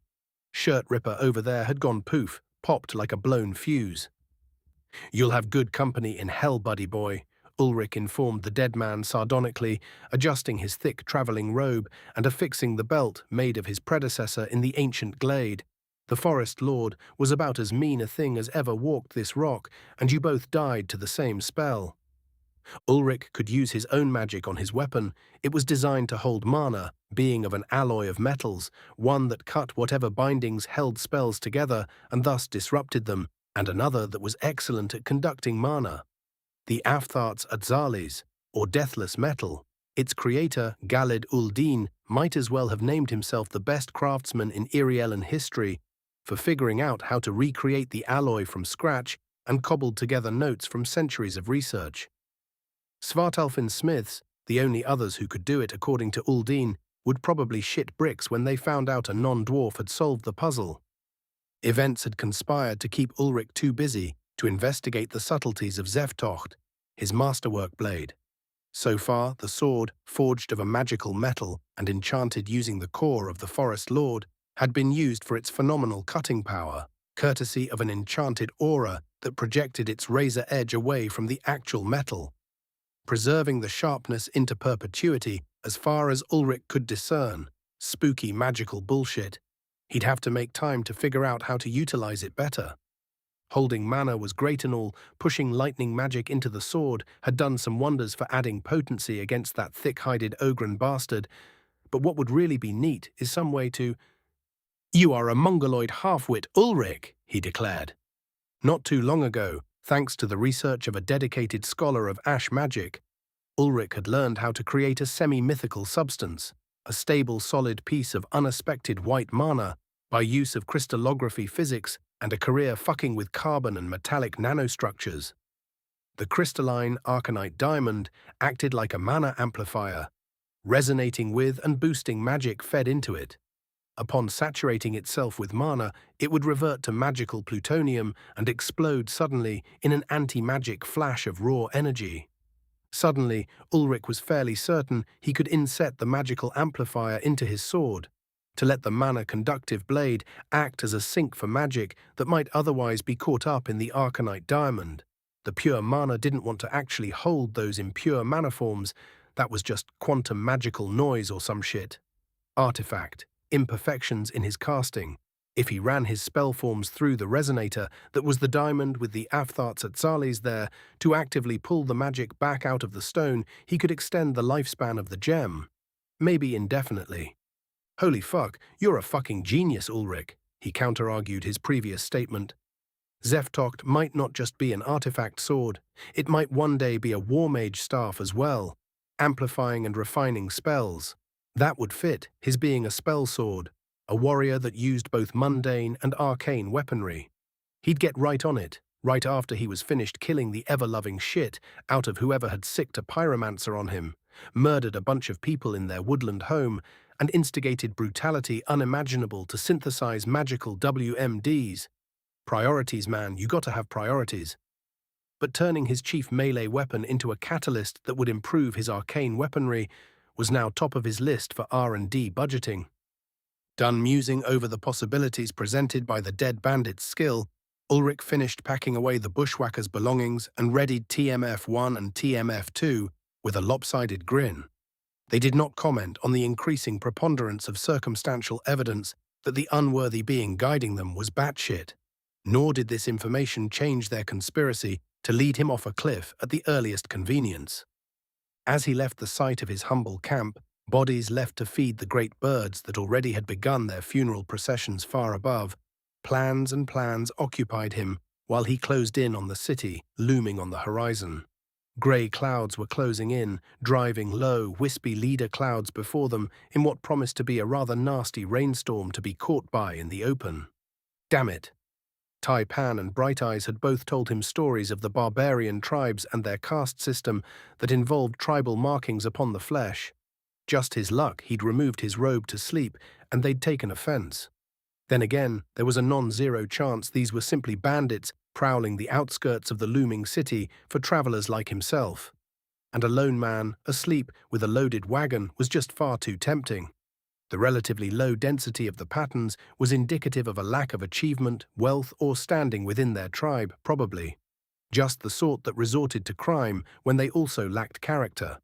The rain caught him less than an hour into his travel. Beating waves of droplets turned the distant city into a wall of grey. Already soft ground began to sag beneath the weight of his cart, which correspondingly increased the effort required of the pulling beasts, and their lowing every few minutes made sure Ulrich was aware of their dissatisfaction with their lot in life. Well, they could just join the fucking club now, couldn't they? Mighty though the direhorn oxen were, fast they were not. The cloying mud gripping the wide wagon wheels did no favors either. Ulrich was on the point of using a stone wall spell to create thin bands of solid terrain to move across, similar to the wild sled run he'd partaken of on a breakneck return to Iriel. That time he'd run himself to exhaustion to prevent one of the elves who'd escorted him to the glade from dying or suffering permanent crippling from a ferocious beast ambush. Absent the protection of a squad of Irielan warrior elite, he couldn't chance being caught in the open exhausted, trying for the gates of the city that just had to be close at hand. So it was that he did not quite reach the settlement and had to stop at dusk to make ready for one more night in the wilds. Ulrich might be slow sometimes, but he wasn't stupid. Getting set upon before waking was not an experience he cared to enjoy twice. With a dung-fueled fire burning reluctantly in the unrelenting drizzle, Ulrich considered his options. First things first, a warning system. He had extra stakes for his canvas Le Granel-style shelter's tension lines, so he drove them in a perimeter around his camp. Scratching the not-so-scraggly beard that was starting to come in full since he'd left the moot, Ulrich found himself stumped for how to alert himself to anyone tripping the rope he was intending to run around those stakes. Got it, Ulrich told himself. White interference.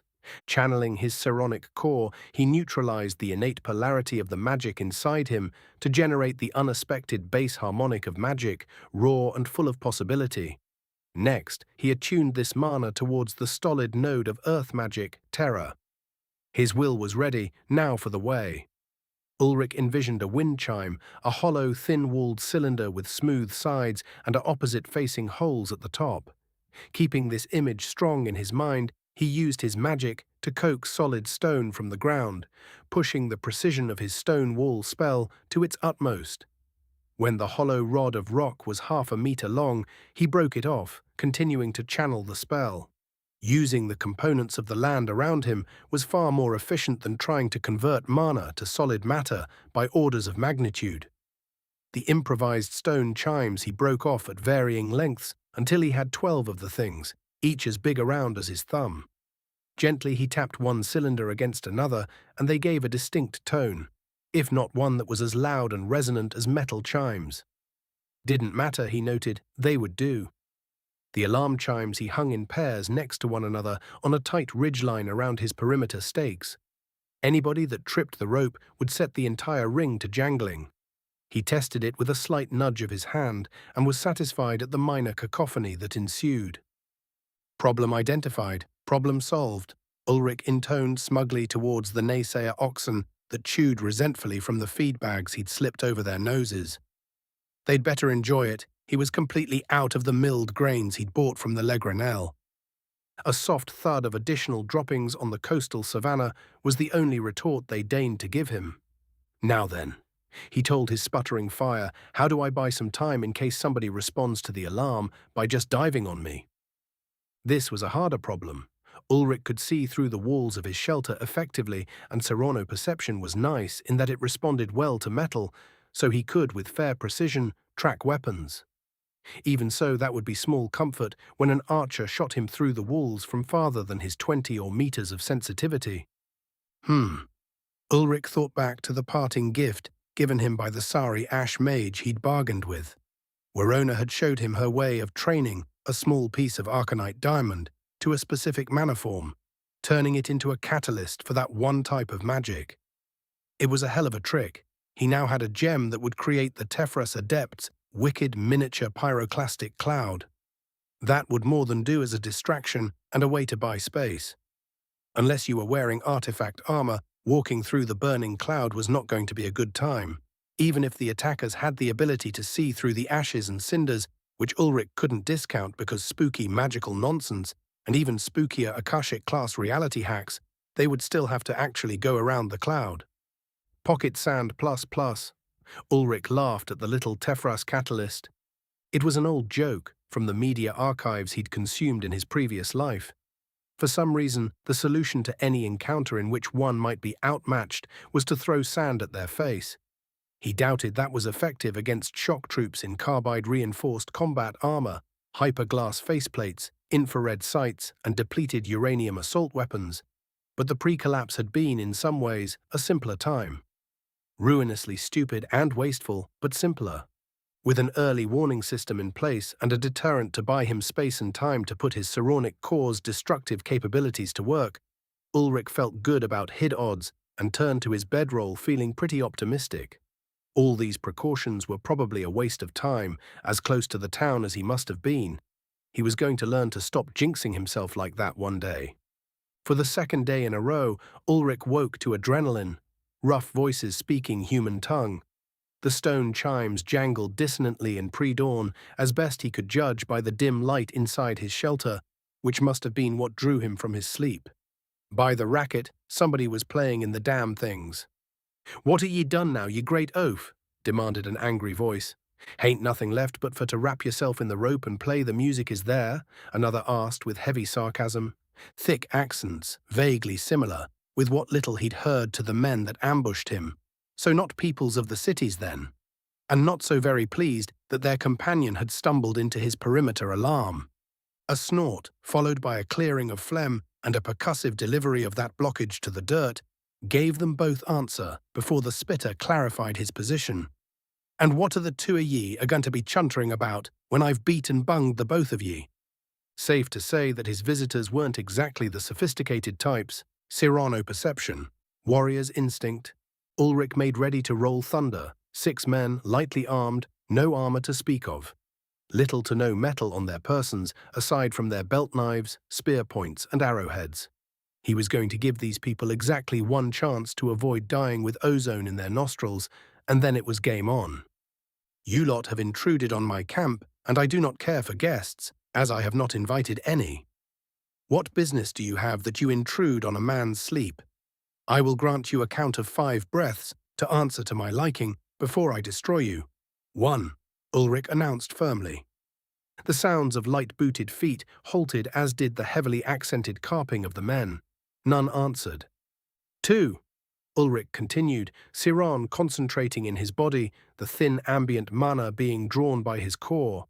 He exited his tent with his hand on Zeftocht's hilt, blade bare, and a visage that spoke plainly his intent once the mercy count was ended. 3-4, he stated in clipped tones and saw eyes widen at the short count. What? Never had he ever said that the breaths had to be evenly spaced or regular. It was his goddamned camp and he would make the rules. Wait, pause, friend, there's no need for that. We're not here for bringing troubles. We're here because we've been pursuing thieving, murdering bastards and their tracks led this way, exclaimed the first speaker, a young man of similar apparent age to Ulrich's reforged body. The others were of an age to the speaker, except for one who held the lined face of a man past his prime, if not by far. All wore something akin to the garb of a pre-industrial Highlander of the Scots Angle peoples. Light-laced shirts, heavy bonnet caps, scarves, kilts, bare legs, and the tall calf-high boots were common to the men before him. All of the men wore satchels, All had strung bows across their backs, and each man carried a 2-meter spear tipped by a half-meter of dark grey metal. By garb and tongue, they were of similar ilk to those bushwhackers, but these were far better kept, less ragged, and armbands on their biceps combined with rings woven into their long braided hair reminded Ulrich of the old Scandinavian practice of carrying fungible wealth about the body instead of coins. In all, this group had a far different vibe to them than the last bunch. Ulrich's instincts said they looked more like human variants of the elvish hunters or herd riders rather than marauders. He got a sense of dignity from these. Reining in the hostility, Ulrich noted the tattoos, or seals as they had been called by the bushwhackers from yesterday. These were more pronounced, denser in pattern, and with branches. Almost certainly the men before him were of a different sort than those prior. Not that he was going to relax his guard, mind, just that this situation was probably going to end up a variation on the theme of kill them all.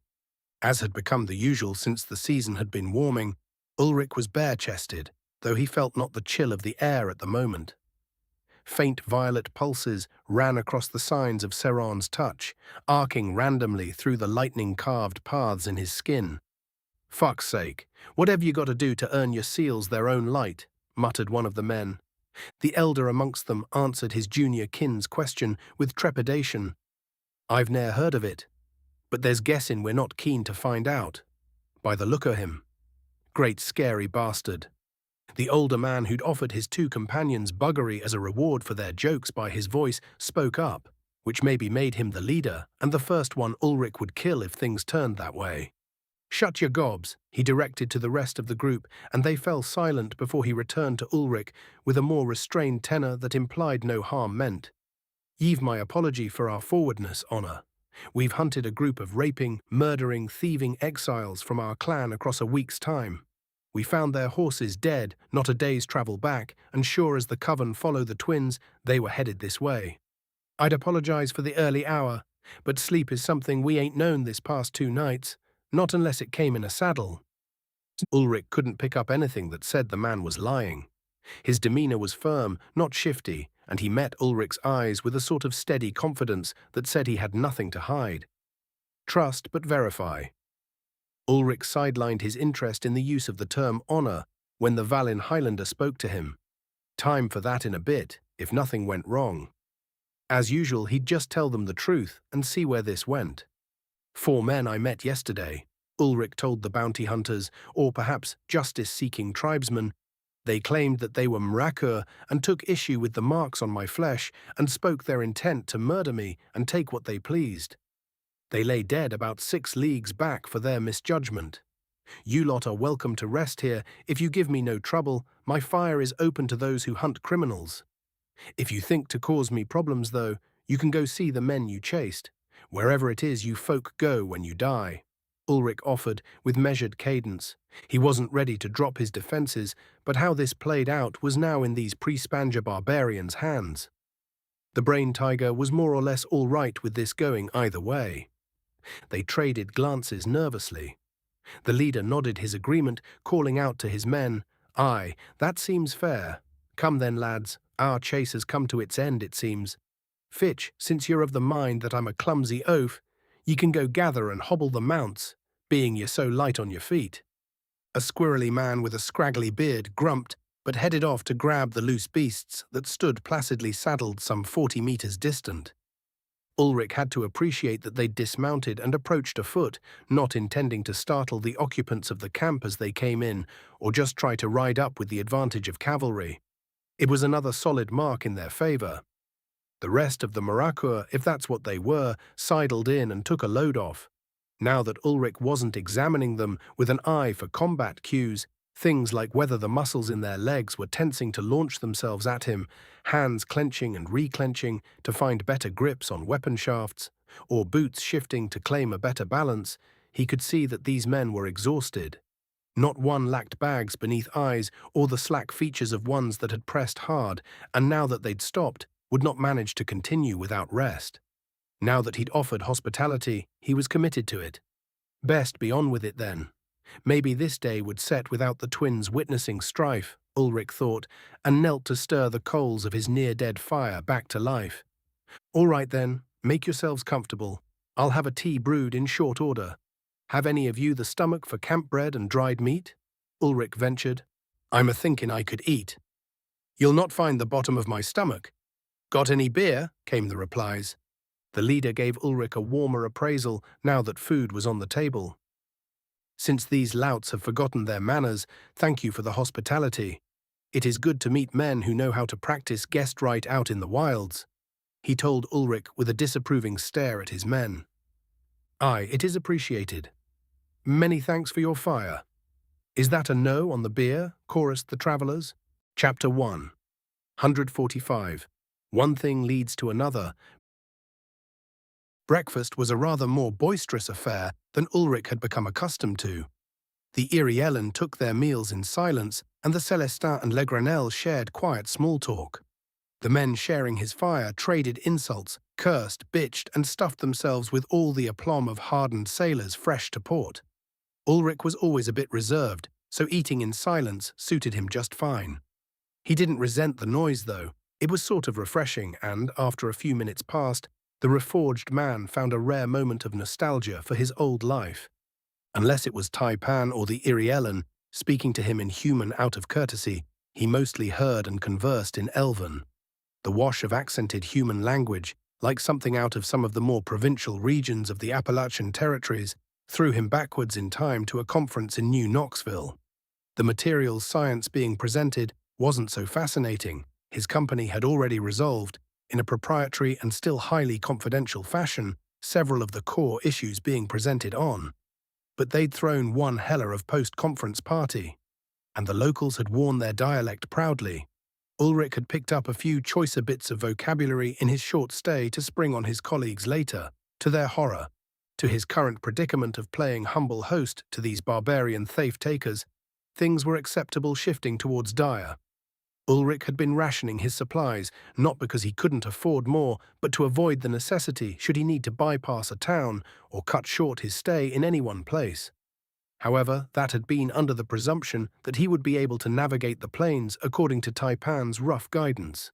Needless to say, that had not happened. Ulrich's stock of produce or grain flour was virtually non-existent, but he had a small pouch of emergency reserve flour that he broke into now. Salt was aplenty, as were a few common spices, his paranoia at not having ways to build variety into camp food having paid off. For greens, he'd been foraging around camp daily for 2 weeks, trying to make up the shortfall when he ran out of the odd plates of mixtures of dried cabbage, spinach, and green onion that Legrenelle herd riders used to provide produce on their long journeys. Results were sufficient. The prairie was rich in edible grasses, shoots, and tubers. High-climbing stalks promised many varieties of grain at a later point in the year. So too did a host of flowering bushes and scrub trees. None of those did the wayward Reforged any damned good just now, so it was that eating wild edible salads alongside fresh meat hunted from wild ox, a couple of amberfangs that had tried to kill him, rabbits if you could call a creature the size of a small deer that also had a huge horn sprouting from the middle of its long-eared head, a rabbit and once an impala-like creature that was blistering fast on the go had become his main source of sustenance. Meat and fiber-heavy diets did marvelous things to your digestive tract, by the by. So it was that a repeat of the incident at the moot, assassins finding him, due to his having remained stationary too long, was not to be had. But neither had resupply. Despite this, the last bit of hoarded flour dusting his forearms made a flaky bread when baked with butter, scraped from a jar abandoned last week as empty, worked into it, and some salt and whispers of same butter over top of it did not go amiss for the weary guests. Tea brewed strong tided them over, and Ulrich broached one of the small kegs of mead he'd carried away from the moot, a parting gift of Prenya and her kin. The recipe for that mead he had in mind for future use, and he'd gladly traded away the way to brew it without heating the must, and thus deadening many of the richer flavor notes. The man who'd asked for beer accepted mead gratefully, and by gratefully he'd declared Ulrich to be his patron. Saint of fellowship, welcome to wed his sister and join his clan. Alcohol, food, and exhaustion lead to only one thing, and the troop was mostly unconscious within an hour. Bemused, Ulrich surveyed the sleeping men, so utterly faithful in the safety of guest right and the obligations of hospitality. To the civilizations of this wild world, it was sacrosanct. Taipan's great sin had been violating her brother's given oath of guest right in Iriellan lands, a crime great enough that her own mother had thought it warrant of death. Only Buldarti's soft spot for his favoured daughter had compelled him to stay that judgment in favour of her being made Ulrich's shadow for so long as he lived. Properly dressed, his artifact sword Zeftocht sheathed upon his back, he considered his appearance and theirs. There were definitely similarities of feature in these men compared to the ones he'd seen in Celestin. Squarer jaws, hairlines more like his own, higher cheekbones, and the same rough proportions of shoulders and torso. No doubt about it, Ulrich could have passed for a child of these people. Their leader even had almost matching grey eye colour to Ulrich's own, which he hadn't observed as a trait in any others so far. Speaking of whom, the leader of the men, who'd offered the names of his tribesmen and his own, Harlan, noticed the inspection, having taken upon himself the first watch while the tired men slept. A chuckle preceded his observation. They're a right mess, the entire lot. Not good for much, but huntin', fightin', fuckin', and diggin' graves. But they're honest men, and I'm grateful to you for tolerating our intrusion. Ulrich waved that off. It is the way, hospitality between travellers. A lesson hard learned, not to be too hasty with unexpected guests. Sometimes strangers prove themselves future friends. In spite of yesterday's events, he didn't specifically set out to kill everybody he met. He'd actually rather not have to hurt anybody. All the way to the fortress city that hoarded the wealth of the Vaten Sea, the gracious ways of his family in the before, and those of the perpetual travellers, the Legranel remained appealing to his sensibilities. Generosity to strangers was one of the lessons he'd had from the Legranel, especially when he considered how he and his compatriot met the plainsfolk, and stress and tiredness had led to hard feelings initially. That conflict had been avoidable, likely. Nomads by nature, the Plains Elves' entire culture was designed to streamline interactions between peoples moving from one place to another, meeting as they passed by. In spite of the friction of their initial exposure, he'd come to appreciate Jocelyn, to say nothing of his aunt. The others, the husband and wife pairs, had rated similarly. When they weren't suspicious that you might be another foreign mercenary plotting on their kin, they were the very souls of hospitality. He'd come to appreciate the easy way they took in guests, even though he'd only been amongst them for a short time. Just as the Iriellan imparted reverence for the land and respect for its dangers, the Legranel were all about peaceful coexistence between peoples. Or they had been, before Prosper sent a mercenary company to murder their former ruler's entire family, no doubt after abusing those principles of welcome and compassion for those on the road. Ulrich couldn't keep the anger out of his features when the thought occurred to him. "Something bothers?" inquired Harlan, noticing his host's faint grimace. It was a moment before Ulrich decided to answer truthfully. He considered a few ways to cover or sidestep, but at some point he needed to know how things stood with the peoples of Pressbang in the coming war, both his personal one and, far more relevant one, between Orlithrum and Pressbang, who acted as proxy for the merchant lords.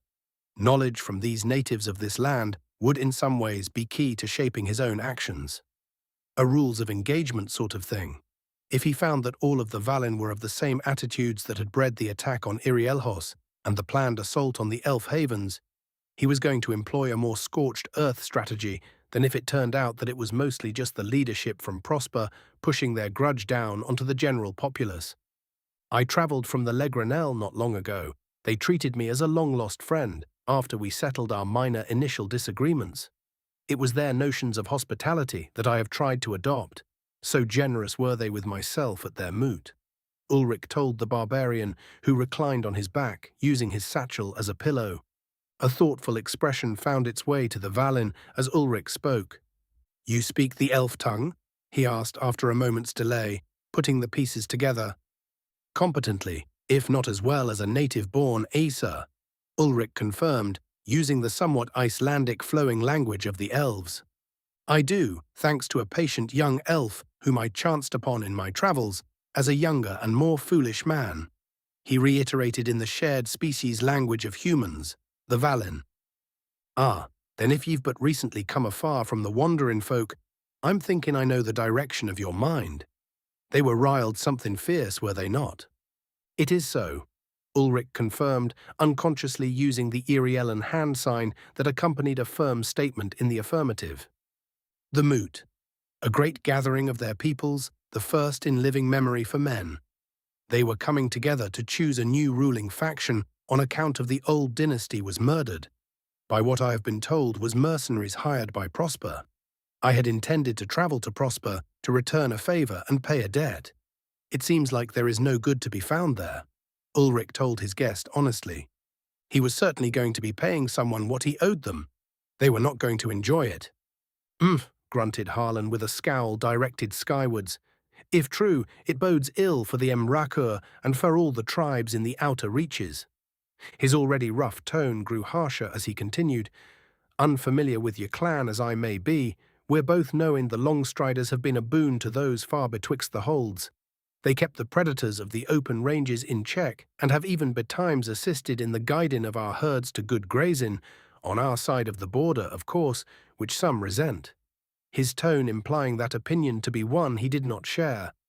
Fools, commented the tribesman, like the wandering folk or not, you canna think they were any worse neighbours than the lupid beastkin in northern holds, or the Sari beastkin living in their villages along the coasts, all of them fair and decent folk, taken all things together. At least they don't load the bottoms of their grain sacks with stones like those shites from the Yalu tribe. Better off we all were with the long-lived not-beaten war drums across the plains. Interesting. Not exactly a glowing recommendation, but there wasn't any of the harshness of attitude Ulrich had been expecting. He nodded agreement and kept the conversation moving, curious to learn more about the dispositions of these genetic cousins. Is it not so that the Valin and the Aesir make war with regularity? Our peoples are not fast friends, not especially with Prosper making its grudge the problem for all of Prespang. Ulrich said, not exactly playing devil's advocate, but trying to determine how far the shadow of the merchant lords fell. The man waved absently, discounting Ulrich's comment as if it were a small matter. Harlan considered the youth probably from a remote but prosperous tribe, by his clean accent and the quality of his kit. One of those scions sent abroad to gain broadening of perspective and training in dealing with outside clans. It was unusual for such to be traveling alone, but it was not the way to pry into another's business. Besides, the young tribesman was no babe. Suggesting that he was so weak as to need the aid of minders might move him to adopt that slayer's attitude from when they'd disturbed his camp's peace. Don't grab a tiger's tail unless you plan to ride it. All peoples wore young honor, it is known. A beastkin farmer kills a human's, wool-shed rabbits, for getting into his crops. The human burns the beastkin's crop storage.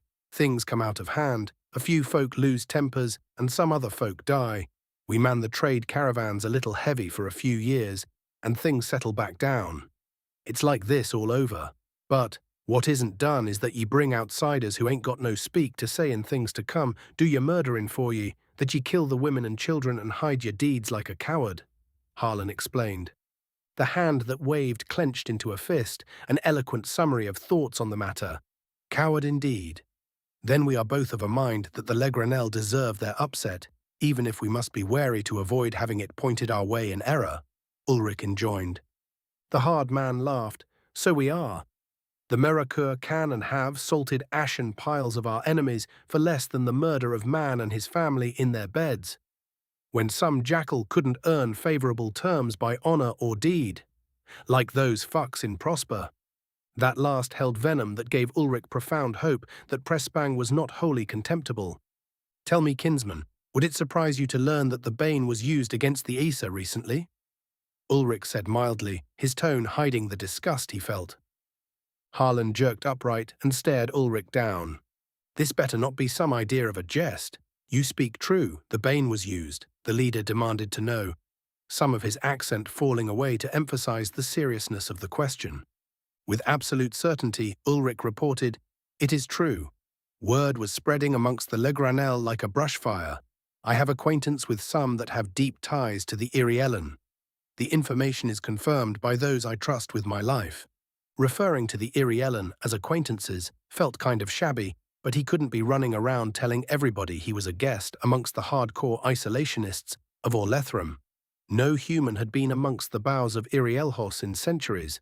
That information would identify him as surely as a fingerprint, for any that knew of the unusual circumstances, like Prosper's spies or their hitmen. "Well, fuck me then," exclaimed the tribesman, scrubbing his hand through his beard in agitation. "Glad indeed am I that I tripped across your honor. When I bring the elders word of this, the Murakur are heading north as fast as we can. Afore those fucking brownies start disappearing people for the next 30 or so years, or that blood-soaked elf king of theirs takes it into his head to burn Prosper to its hearthstones again. You should do the same, cousin, regardless of if your cargo loses value. Take your kin with you too. This isn't war, this is the end of an era." Ulrich was slightly confused by this. Baldartes felling by the Bane wasn't common knowledge in these parts yet. Information wasn't spreading like Ulrich would have thought. It was fantastic news. It meant that the artifact used to give the elves' enemies their ability to gain perfect intelligence hadn't been able to see his wounding and, or whatever knowledge it did, was being held so closely to the chest that it wasn't generally useful. That meant, outside of Prosper's direct payroll, Ulrich was invisible, so long as he didn't say anything stupid. Harlan's comment also revealed that the merchant lords did not have as tight a hold on the general populace of Pressbang as Ulrich had feared. They would get no help from the tribes of the outer reaches. Perhaps there was a chance to stir the pot. Maybe put pressure on the manpower that could be marshaled against the elves. Good advice. I wish it was some I could take. I am honor-bound to go to Prosper with all haste. All that I call friend and family depend on it, Ulrich said without exaggeration. Either he killed the animals that had sicked their murderers on him, or eventually they would get him. Diplomacy wasn't an option, even without the consideration of what letting those fuckers do to the elves would cost his conscience. Some people didn't deserve to live on his planet. Harlan turned an understanding gaze on his person. The leader of men knew what it was to shoulder responsibilities for the lives of his kin. Commiseration saturated his words. "Then fortune's feathered cap do I wish you wear, stranger." Harlan appeared to consider something for a few moments, uncertain. Whatever thoughts passed the rough, sun-kissed features, he made a decision and set his course with determination. "Once my men and I have rested, we're back to riding for Murakur lands, aside from a couple to collect the heads from those men we were hunting. Not to doubt, but the chief wanted their heads, and me, I'm a man who honors his word, and I said he'd have them. From there, we're going to send riders to call the other tribes north to the Endless Pines to ride out whatever hell has been summoned by the fools shitting on ivory toilets. I'm not for knowing you or your people, but I would ask that ye come with us." He rolled on over Ulrich's clear disinclination for that idea. "First, so we can return the kindness shown here and offer thanks for pulling a sour tooth from our mouth. Those clanless fuckers had been loose fur too long and hurt too many." Harlan paused a moment, letting go the anger at remembered wrongs that sent he and his troop on their hunt, and began again in a formal tone. "Second, it is on your word that I tell the chief it's time to take to the high hills. Me and the lads, we're known and trusted. But this is a matter for chiefs and sons of chiefs. Whatever tribe you hail from, Chief Orin, who leads the Murakur, would want to see the face of the man who gave us warning for what comes and to see his eyes when he says it, to judge them true. Your seals are strange, but a cousin who holds to the ways is welcome upon Murakur land. I think I'll join my men in sleep to be ready to lead us to the hold. It isn't far, just a couple of days up the coast and into the Jaggeds." They fell to silence then, Ulrich thinking out the implications of the apparently independently minded tribes out here in the coastal plains and expanses of western Prespang, and the relatively live and let live attitudes demonstrated by Harlan, as well as the not quite come along quietly. That had been presented to him. The man who had proposed his detour was sacked out now, catching a nap to recover from the ordeal of chasing those criminals. What the fuck were the Jaggeds anyway?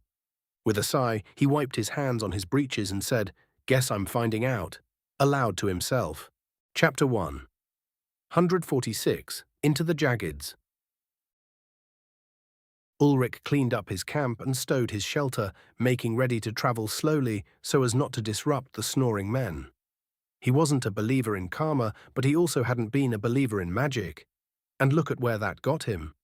Wind drifted again through the tall grasses, blues, greens, and yellows of the various stalks, causing the prairie to shimmer all the way to the horizon. He didn't have to go. He could always tell these blokes to fuck off back to home, wherever that was. For one thing, the city Ulrich saw not so distant was almost certainly Bartala, and he'd been damned lucky to find it. Having gotten himself so lost as to miss the intermediate stops Taipan had outlined for him. On the other hand, the chance to learn about the people of Prespang, from those that had rejected the status quo of being ruled from Prosper, was appealing. Perhaps he could learn a little more of this world, enough to make crossing the territories of men easier.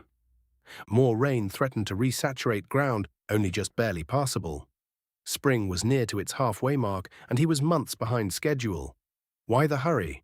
A few more days might permit him to restock, to maybe sell off some of the things he'd acquired on his crossing of the endless grass, and to learn more of this adopted world and its denizens. Reluctantly, Ulrich had to admit that he was also just a little lonely. He drank his fill of solitude, meeting no one with whom to speak in that entire long hall. Fine, might as well take a look at these much-vaunted barbarians in whose image he seemed to be crafted. Choice made, Ulrich pitter-pattered around camp, mending gear, before sitting next to the rekindled fire to resume carving a few of the big amber-fang canines into intricately inscribed daggers with his collection of glass resin carving tools. Having picked up the hobby from Taipan, he'd found it comforting to occupy his hands. Leaving his mind free to drift aimless, his thoughts turned to the various mana manipulation exercises given to him by the dragons of Iriel and Archmage Gotha. So it was that the early morning passed in peace, sleeping strangers in his care and a new path before him. Harlan woke first, still tired but more refreshed. He roused his troop with promises of a feast and the vices owed to returning heroes, and they made ready to travel with alacrity. The two men designated to collect scalps, mounted without complaint, and a fare thee well. Breaking his camp with practiced hands, the once and future engineer had the bastard oxen wrangled into travelling order before the rest of the barbarians had finished taking a piss. With Bartala on his right, he turned the wagons to line up with the distant hillocks of sandy soil, ready to head up the coast of the Vatin farther west into that sprawl of untamed land called the Outer Reaches. The twins had come past mid-sunrise, blue and orange, showing briefly through windows of striations of clouds. Ulrich was holding the reins of his penances for past misdeeds with practiced tension when a horse built to Clydesdale specification ambled up, guided only by a thin cord of leather from its bridle, looped through a belt.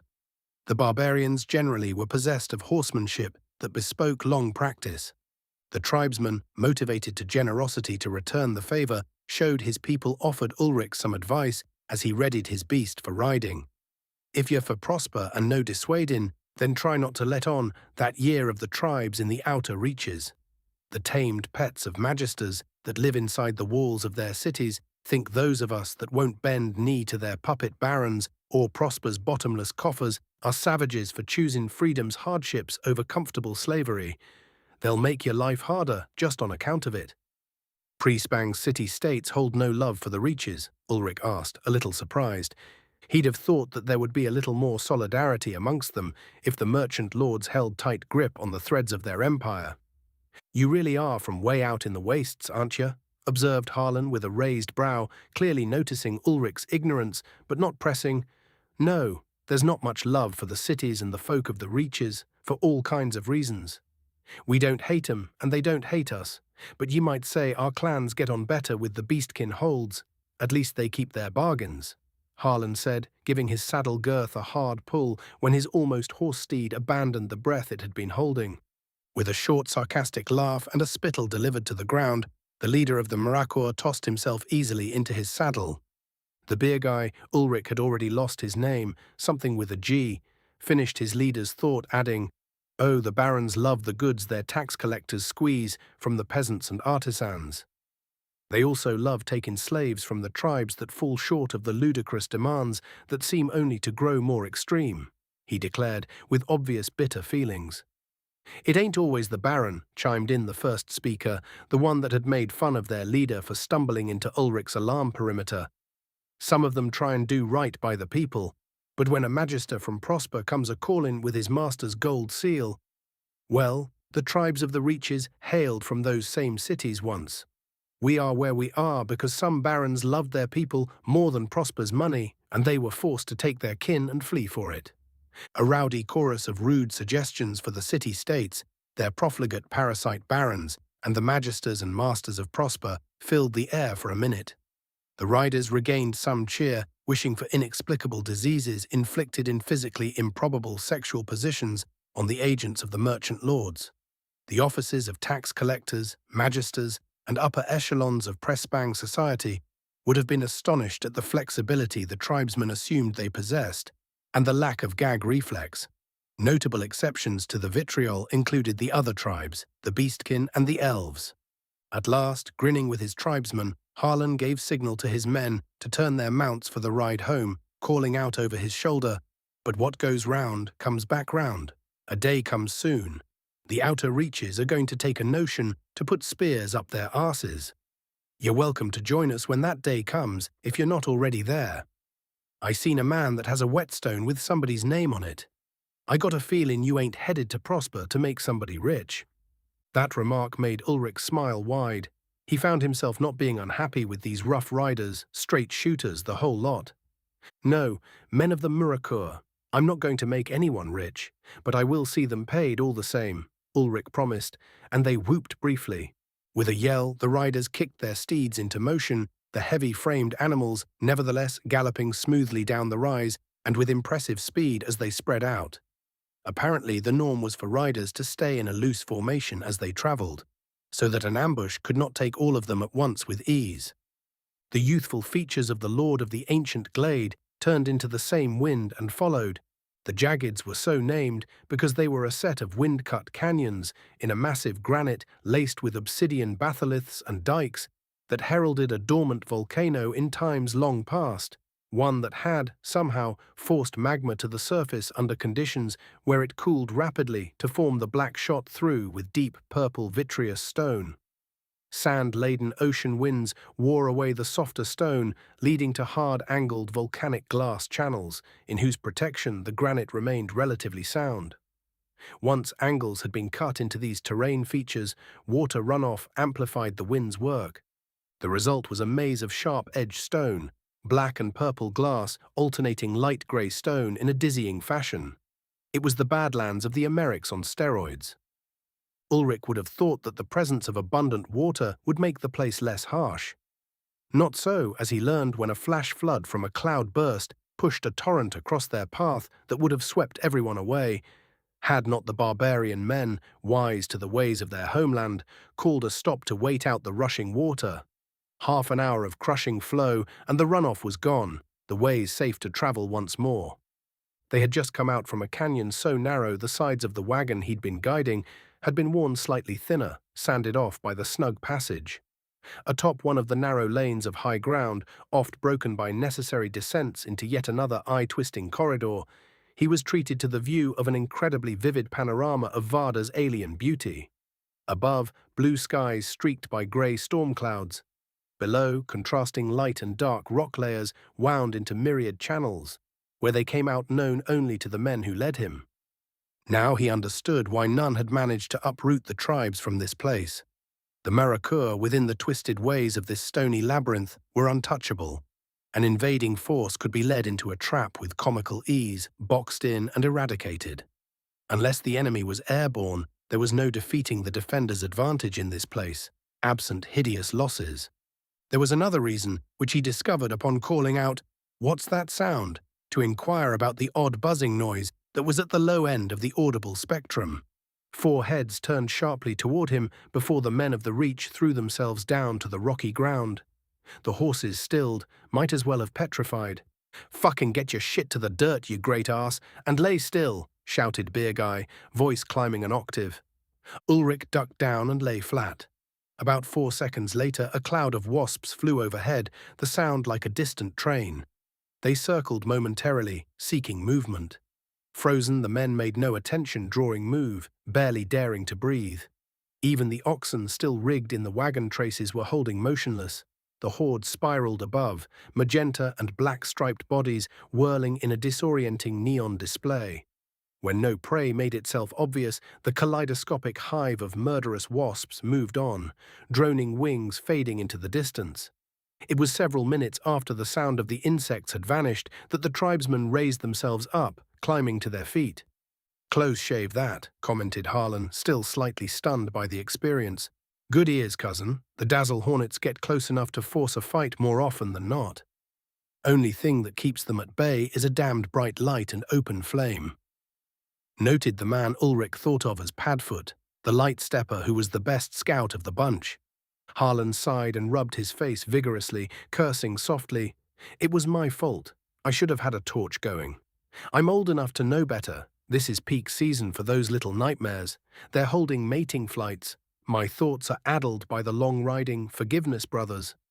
We ain't none of us here, children, you old shit. And we didn't damned well remember either," protested the tallest of the lot, a heap of man an inch over Ulrich's head, but much wider across the shoulder and with thighs that promised fantastic power in his legs. Ulrich suspected the man might be half Ogren, which was why he had dubbed that one Hulk. "Aye, and still, it's my responsibility to see you sons of harlots disappoint your wives by coming home," Harlan said dryly. Beer Guy clapped his leader on the shoulder, grinning fearless. "That's why a man with my looks don't marry. They can't be sad to see you go if they don't understand why they'd bothered to bed you in the first place," he declared, tapping the side of his nose conspiratorially. The entire lot of them broke out in cheer at that jest, Ulrich included. A natural teller of tales and jokes was Beer Guy. He had the timing of a professional. Taking in the experience, so abruptly terrifying, as Varda managed to do with frequency, Ulrich found himself wondering aloud, are they venomous? Or just vicious biters? Hulk hawked up something foul from the back of his throat and launched it to the rocks at his feet, gesturing with a booted foot towards the deposit. "Turn your blood into that inside an hour if you get 3 or 4 jabbers through your hide. The biting's just because they're hateful fucks." Harlan made a circling motion and pointed to a channel that took them down into a low series of passages, indicating that they should get on the move. "None of these where you're from, Honor?" he asked, probing slightly while they climbed at a steep descending angle, walking beside Ulrich, who was leading the oxen afoot, thanks to the sharp change in elevation. Ulrich didn't mind telling the truth. He wasn't from around these parts, and deception was a stupid idea on that count. "Not hardly. Plenty of monstrous things, greater beasts and the like.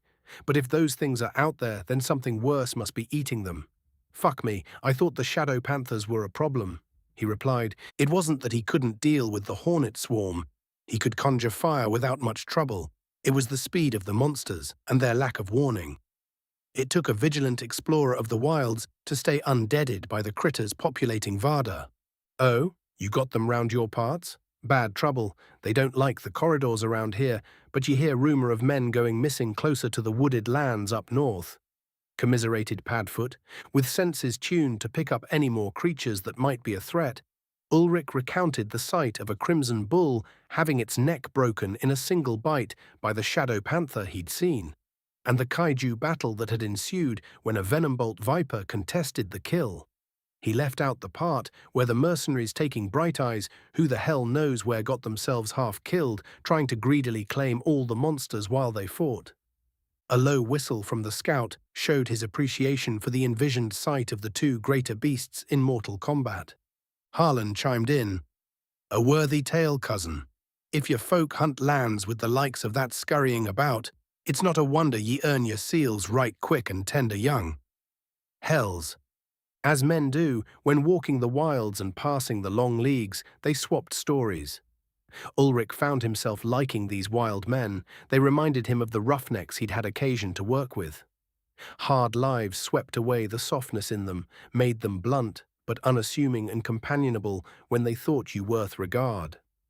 That kind of openness was in his wheelhouse. Hours passed, no more monstrosities appeared to vex them.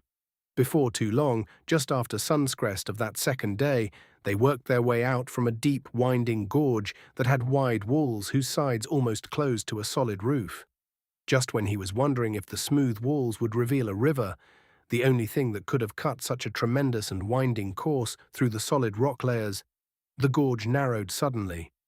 Taking up the rear of the party, lagging behind while he'd rubbernecked the geological marvels of the jaggeds, the walls opened up suddenly from that bottleneck to a huge sinkhole, its walls lined with Pueblo-style dwellings.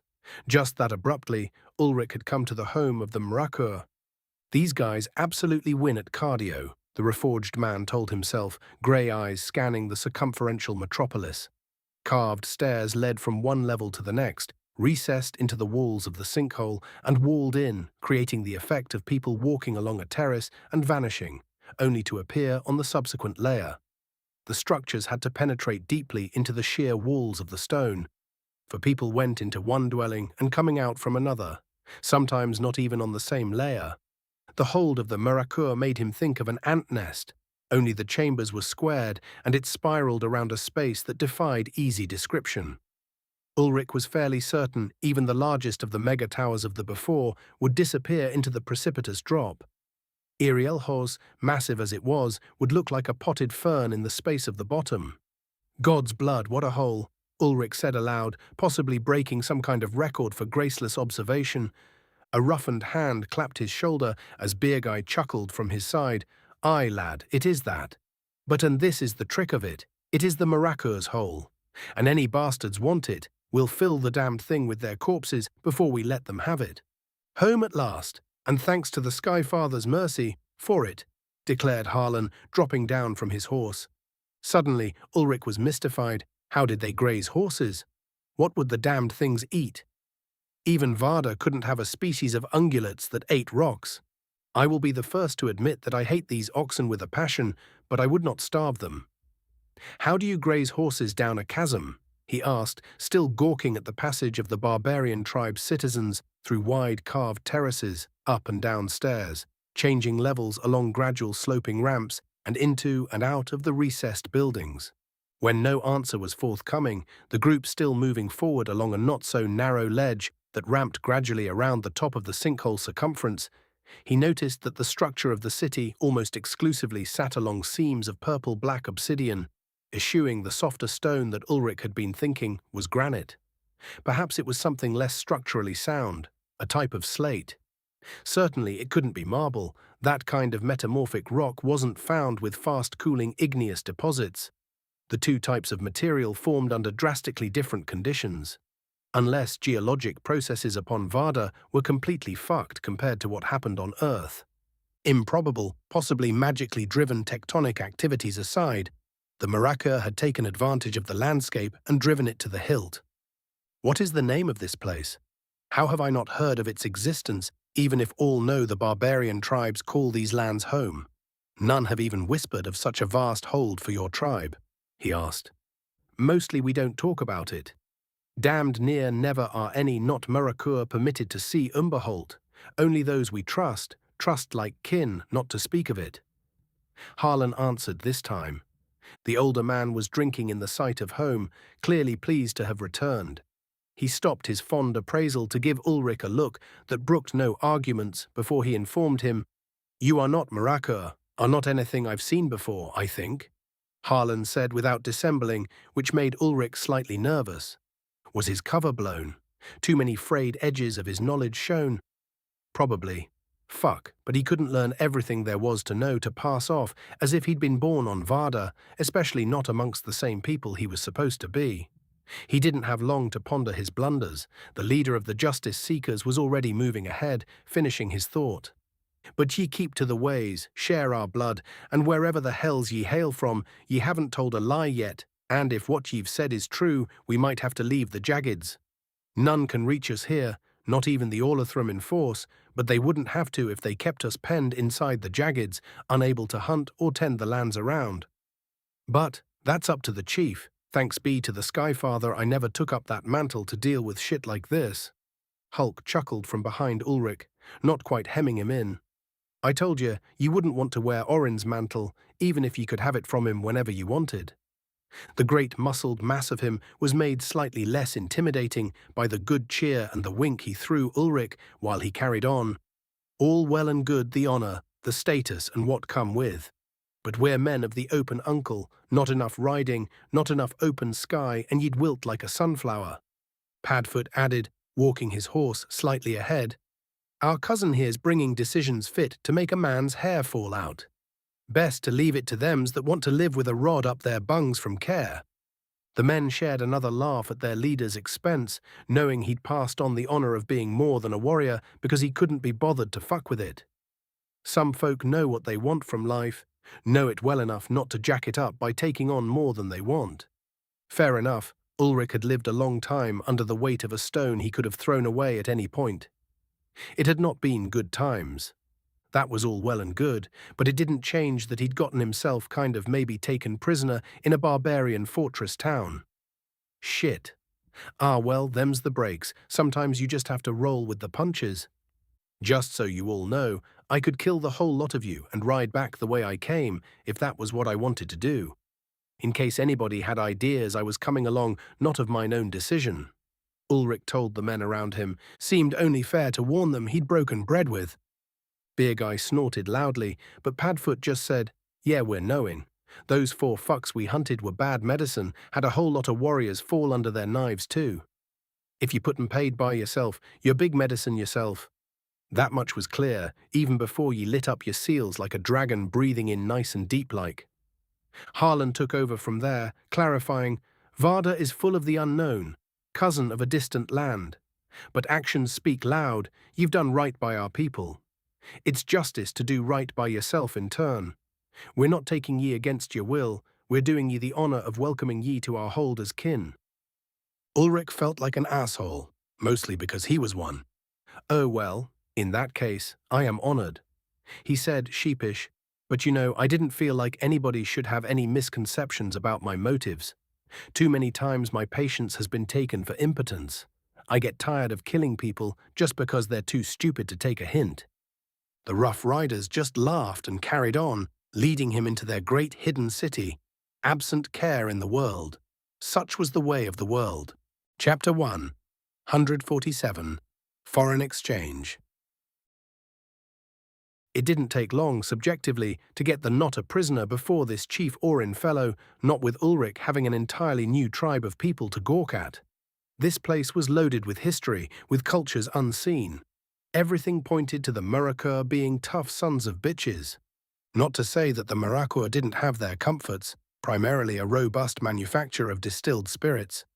They also had plenty of material wealth, in the form of the gifts of the wild land surrounding the Jaggeds, the fruits of the prairies, sea and surrounding hills.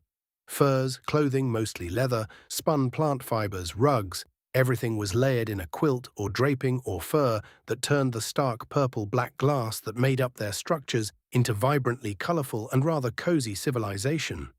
Children ran around clothed in the same garb as their elders, if frequently oversized to allow them to grow into the attire. Everywhere, Ulrich saw carpenters and craftsmen working with odd-colored woods, mostly a form of red cedar, pale, creamy basswood, or a close approximation, and a whole lot of something trending more orange than brown, sort of like an oversaturated rosewood, its tight whirling grains exotic and catching to his eye. Wood chips swept by apprentices went to wheelbarrows, carted off for some other need.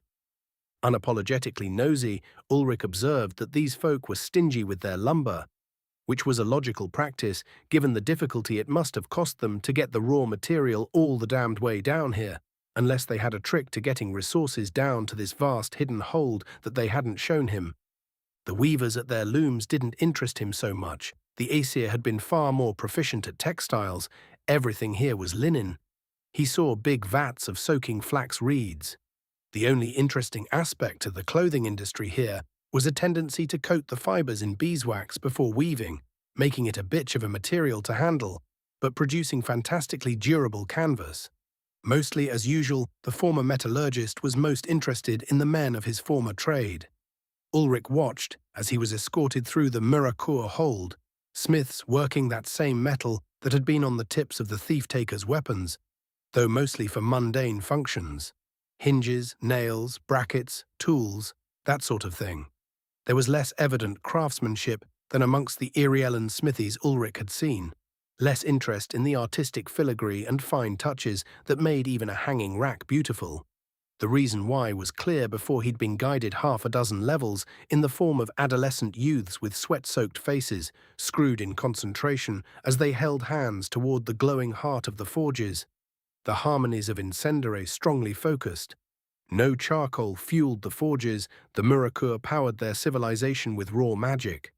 Holy hell, the Reforged man whispered to himself. He would have to revise his estimation of this people. Constant working of the ether in their cores would produce adults with higher mana reserves and greater control. If that were turned towards martial practice, even if not true magecraft, these stout lads would become potent warriors. No wonder the barbarians of the outer reaches were given wide berth. The fire imbuement that had scorched his nose and very much impressed him might not even be uncommon for these men and women. "You watch with great interest, cousin. Are these not the ways of your kin?" questioned Harlan. Ulrich grinned and shook his head negative. There was no point even disputing that, and he shared the truth of his upbringing. The similarities make all the differences stand stark in contrast. To offer no insult, your craftsmen are rough, and their skills less refined than my people's. They are also slower and have less accumulated knowledge with regard to technique and tooling. In spite of that, they are efficient with material, far more so than my own people ever were. Pointing to a gaggle of children, perhaps 8 or 9, sparring with wooden sticks, the age-old diversion of hominid juveniles since thumbs existed, he told his cross-world cousins, "Our children by that age are in lecture halls, schools, receiving training to underscore whatever path in life they choose. I have been told by the Aesir that our upbringing is more akin to the learnings of mature wizards than most." He shrugged. Conversations with Shaw and Gotha had consistently indicated that Ulrich's fundamental approach to magic was alien to standard mage practice upon Varda. The differences in how I wield my core's strength is borne out by that. I suspect now that your folk have a different secret to their might, judging by the forges, and now I look for it, the constant use of magic by the apprentices in every trade and task. The men leading him didn't bother to hide their pride in their kin. Hulk stated the obvious. The Murakur push themselves hard in the exercise of their bodies, inside and out. We grow strong and early in life, not soft like the cattle in Prosper's pens. A question occurred to him, one that had been rattling around in his mind since he'd heard of the tattooing and met the exiles. Made more intense for seeing the wide array of body marking displayed in the heart of this tribe's population. Your markings, tattoos my people call them, but seals is the word you give them. Are they, as I see them, designation of status, achievement, and honor to family? Aye, that's the short of it, replied Birgai. From the day of manhood, or womanhood, as I say that, and Murakur is master of their fate, and all that they are, do, and have done is worn upon their flesh with pride. Begging pardon, but since we're here sharing our ways with each other, how exactly in all hells did you get those seals? The man asked, unable to stop his curiosity. Ulrich laughed, remembering the event, knowing he'd remember all his life. He decided now, amongst these wild people, he'd find out more regarding the truth of his awakening's particulars. With a storytelling tone, Ulrich narrated, "When my core came to crisis, I went out to the wilderness to complete its awakening. I am strong in the mana field. My nexus is unusually potent. Hence, the crisis was more dire than my trainers expected. When my core called the storm to claim Siron as its attunement, Siron itself took notice. I experienced the touch of the prime elemental, almost died, and, when I came back to myself, the area was a lightning-blasted hellscape, and I wore these markings on me." "You're shitting me, is what you're doing," Birgai told him, obviously not amused at the joke. "Nope," Ulrich replied, dead serious. "Not in the slightest. I came a frog's hair away from being an elemental, washed away in the flow of the lightning's touch. My instructor said it was best not to speak on the matter, and you here are the first I've shared the happening with. Call it a show of trust between distant kin." "That explains how he did away with those murdering fucks," Padfoot told the group, scrubbing his beard thoughtfully. They walked past a slightly wider ramp that descended to a recessed, roofed area holding many stalls, a dedicated trade or mercantile area. The variety of goods surprised him. For being so out of the way, these lads got around. How do you lot acquire so many trade stuffs? I recognize many of these wares from travel through Orlathrum, particularly those silver crafts that have to be from Celestin, which is a fair hike from this place. Harlan told him with a little sarcasm, "Same way your kind do. In wagons. We send out traders with wagons just like the one you parked back at the entrance, and we cross Prespang to carry out trade with the Beastkin tribes, and some of us go all the way to the Legranel, them what can make out some of that garble they call speech." Recalling the experience, the seasoned warrior exclaimed with a small boast, "Hells, I went along a few times and rode down the Zelas, all the long way to the sea, to the very damn docks of Actinian seaports once. Murakur are happy to trade and make fair exchange. So long as it is fair and none give offense, all is calm as a morning rain." That explained a lot. Huh. So all that about you people being savage bastards making war at the drop of a hat is ignorance spewed by those who have had no dealings with you, Ulrich said, more than asked, surprised at how much misinformation had gotten around. His suspicions were corrected post-haste. Hulk interjected, "Oh no, that's true too. Any what comes to Murakur land without our say or permit gets killed to death." He said, ticking off an index finger. "Any that offers insult gets to find its cost absent delay." He added, raising the middle finger to join the first. "And if Prosper sends a magister to our lands to try to strong-arm our kin for tax, or to demand a tithe of lads for their armies, we send him back to his masters, absent his hide, to remind them we honor not the gilded thrones or the fuckers that sit them." The burly warrior added, extending a thumb to finish his count. The silence that followed seemed to weigh a little heavy. "All righty then," Ulrich commented, feeling like he didn't really have anything useful to add, but compelled to say something to fill the gap after a statement like that. "Shall we see the chief before I land myself in trouble?" Beer Guy whispered, Don't mind Retterhick back there. A lass he was fond of caught an arrow 2 years back from a patrol sent to remind us of our place. Don't rightly know what that place was, cept stacking what was left of the men sent to do the reminding and burning 'em. Anyhow, the great mule ain't over it yet. Normally we'll at least talk things over before any dying needs to happen. Speaking of which, we're here, chief's up this ramp in the Hall of Hearings."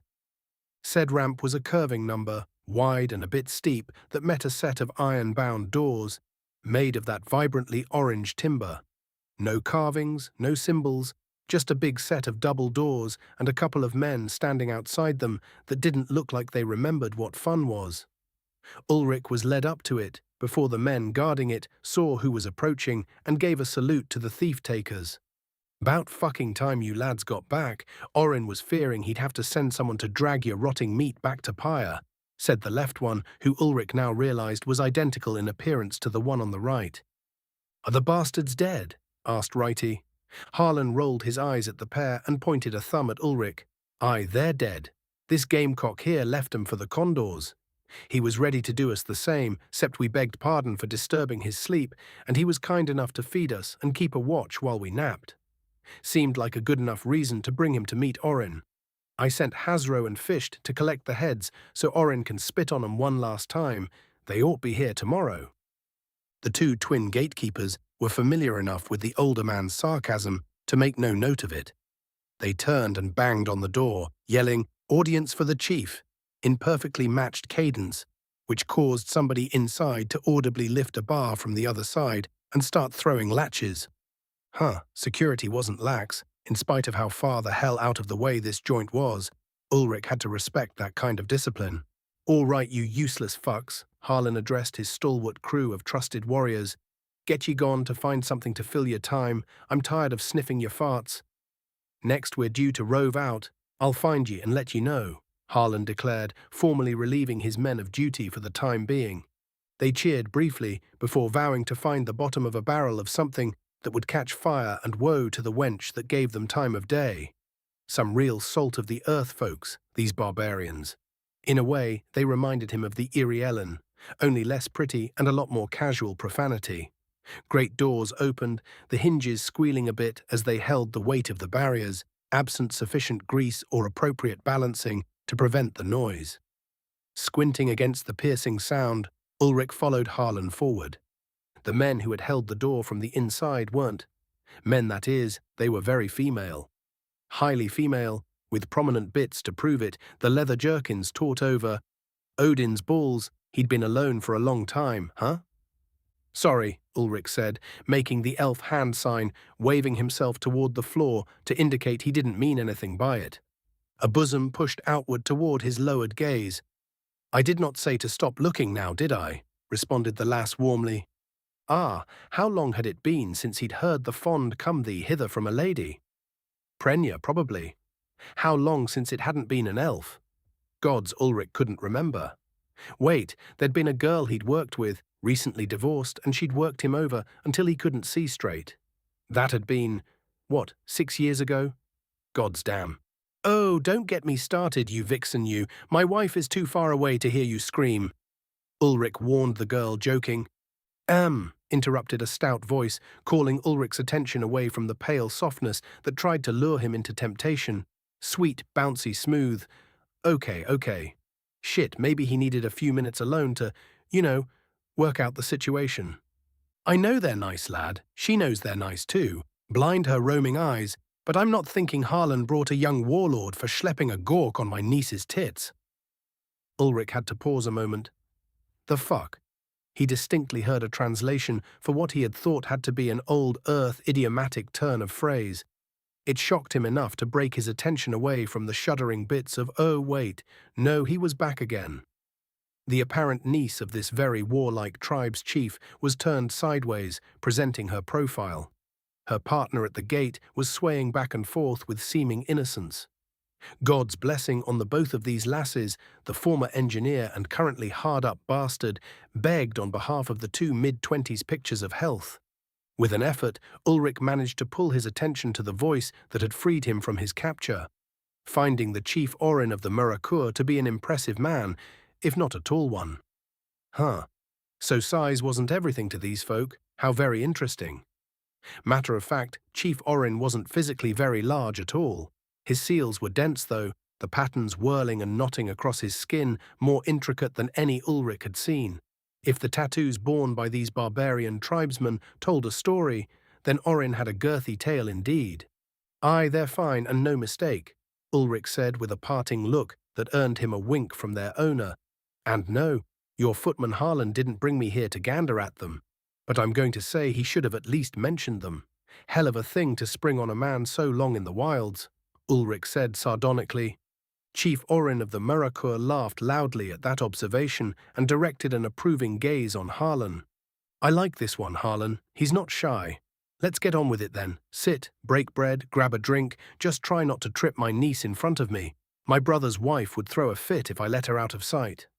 The head man of the barbarians said, indicating the table and its bounty, before continuing, with a slightly worn tone directed at the pair of women.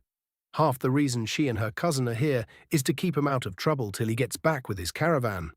Chief Orin said, descending from a sensibly sized chair that actually looked pretty comfortable, not at all an ornate throne made for looking at. There was something to be said for a ruler who made a point to have a comfortable chair to sit while hearing his supplicants. It meant he was inclined to keep his attention on things that mattered, instead of waving his prick in their faces as if they didn't know who was in charge around these parts.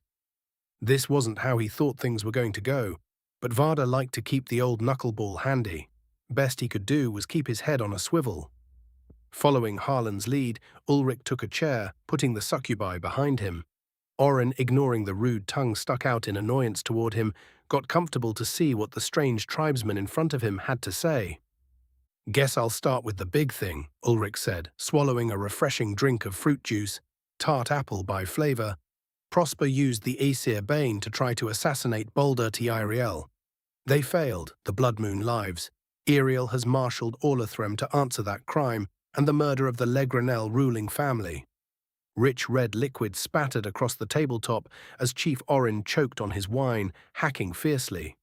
The man's niece went to his aid immediately, delivering sound thumps against his back to help free up the inhaled beverage. Orin eyeballed Ulrich in disbelief, still unable to speak through the coughing.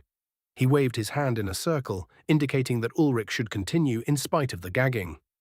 The fuckers had an artifact that let them break Orlathram's scrying defenses, gone now and the wards re-established. They also sicked a fire mage on me and tried to take my home for a forward base. But that's not anything much to you, still it's part of why I'm here, so I bring it up.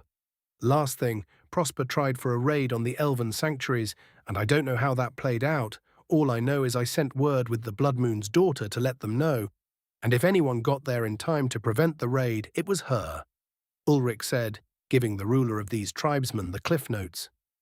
Harlan sighed and rubbed his eyes hard, trying to massage the implications for what he was hearing into his brain faster. Rallying through the choking, Chief Orin summarized his position succinctly. Wear Koffel properly, cough cough fucked.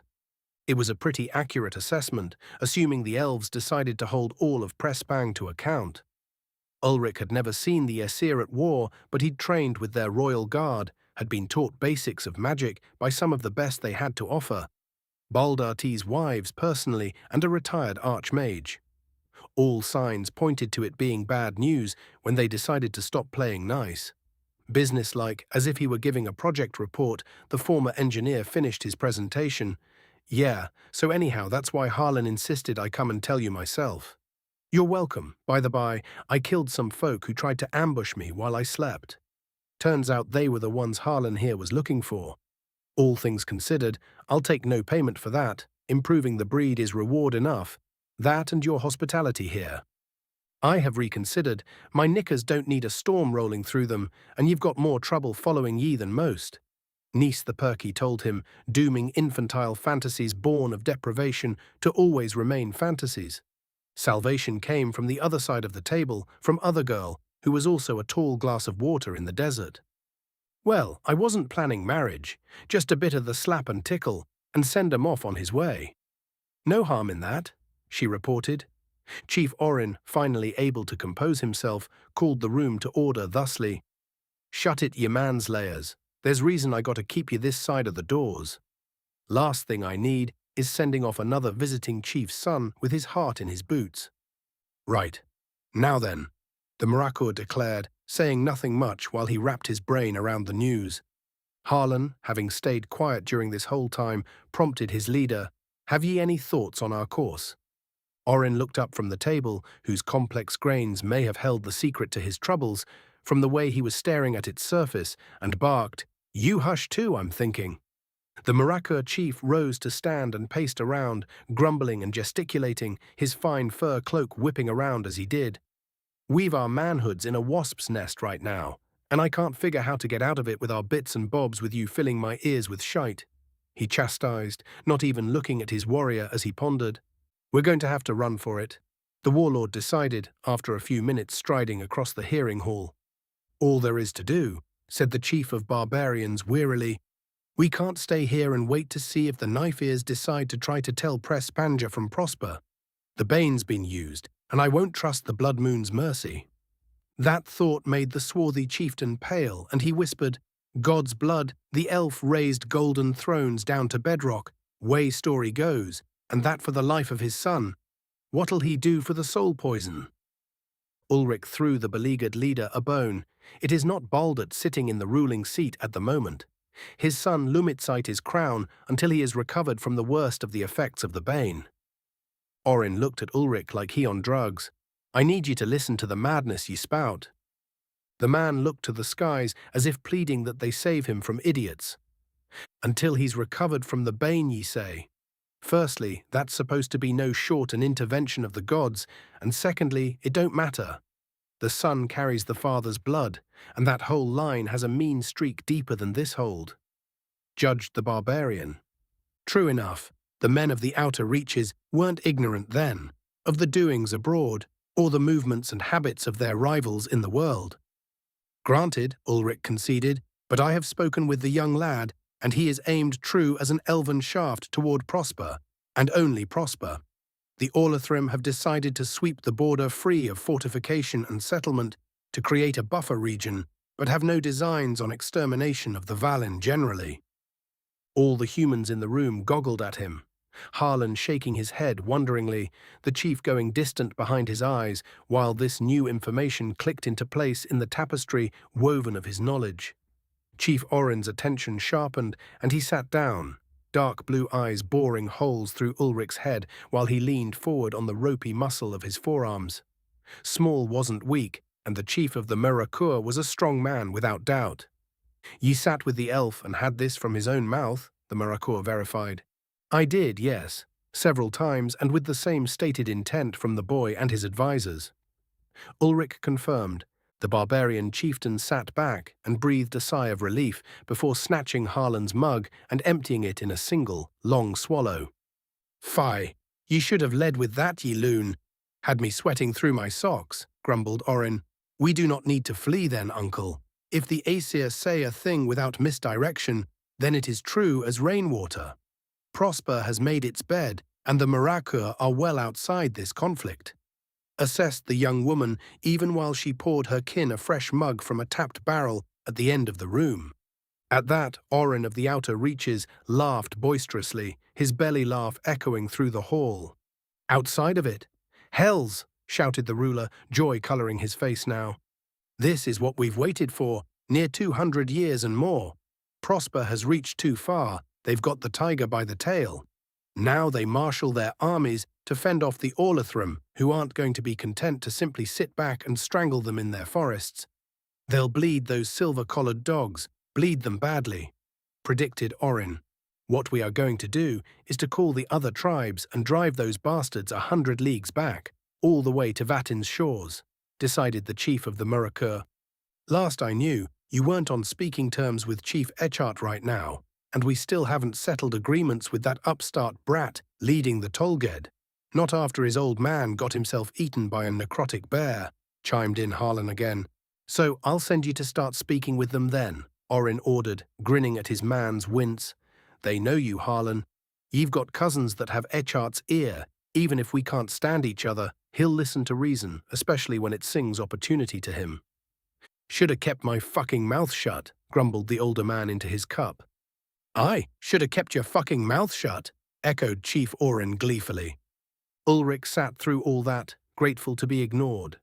The last thing he wanted was to get hustled into some kind of grand tour of Varda's wide and no doubt extremely dangerous northern reaches, meeting extremely dangerous tribals, with dispositions he'd rather not have to navigate. He had a date in Prosper, damn it.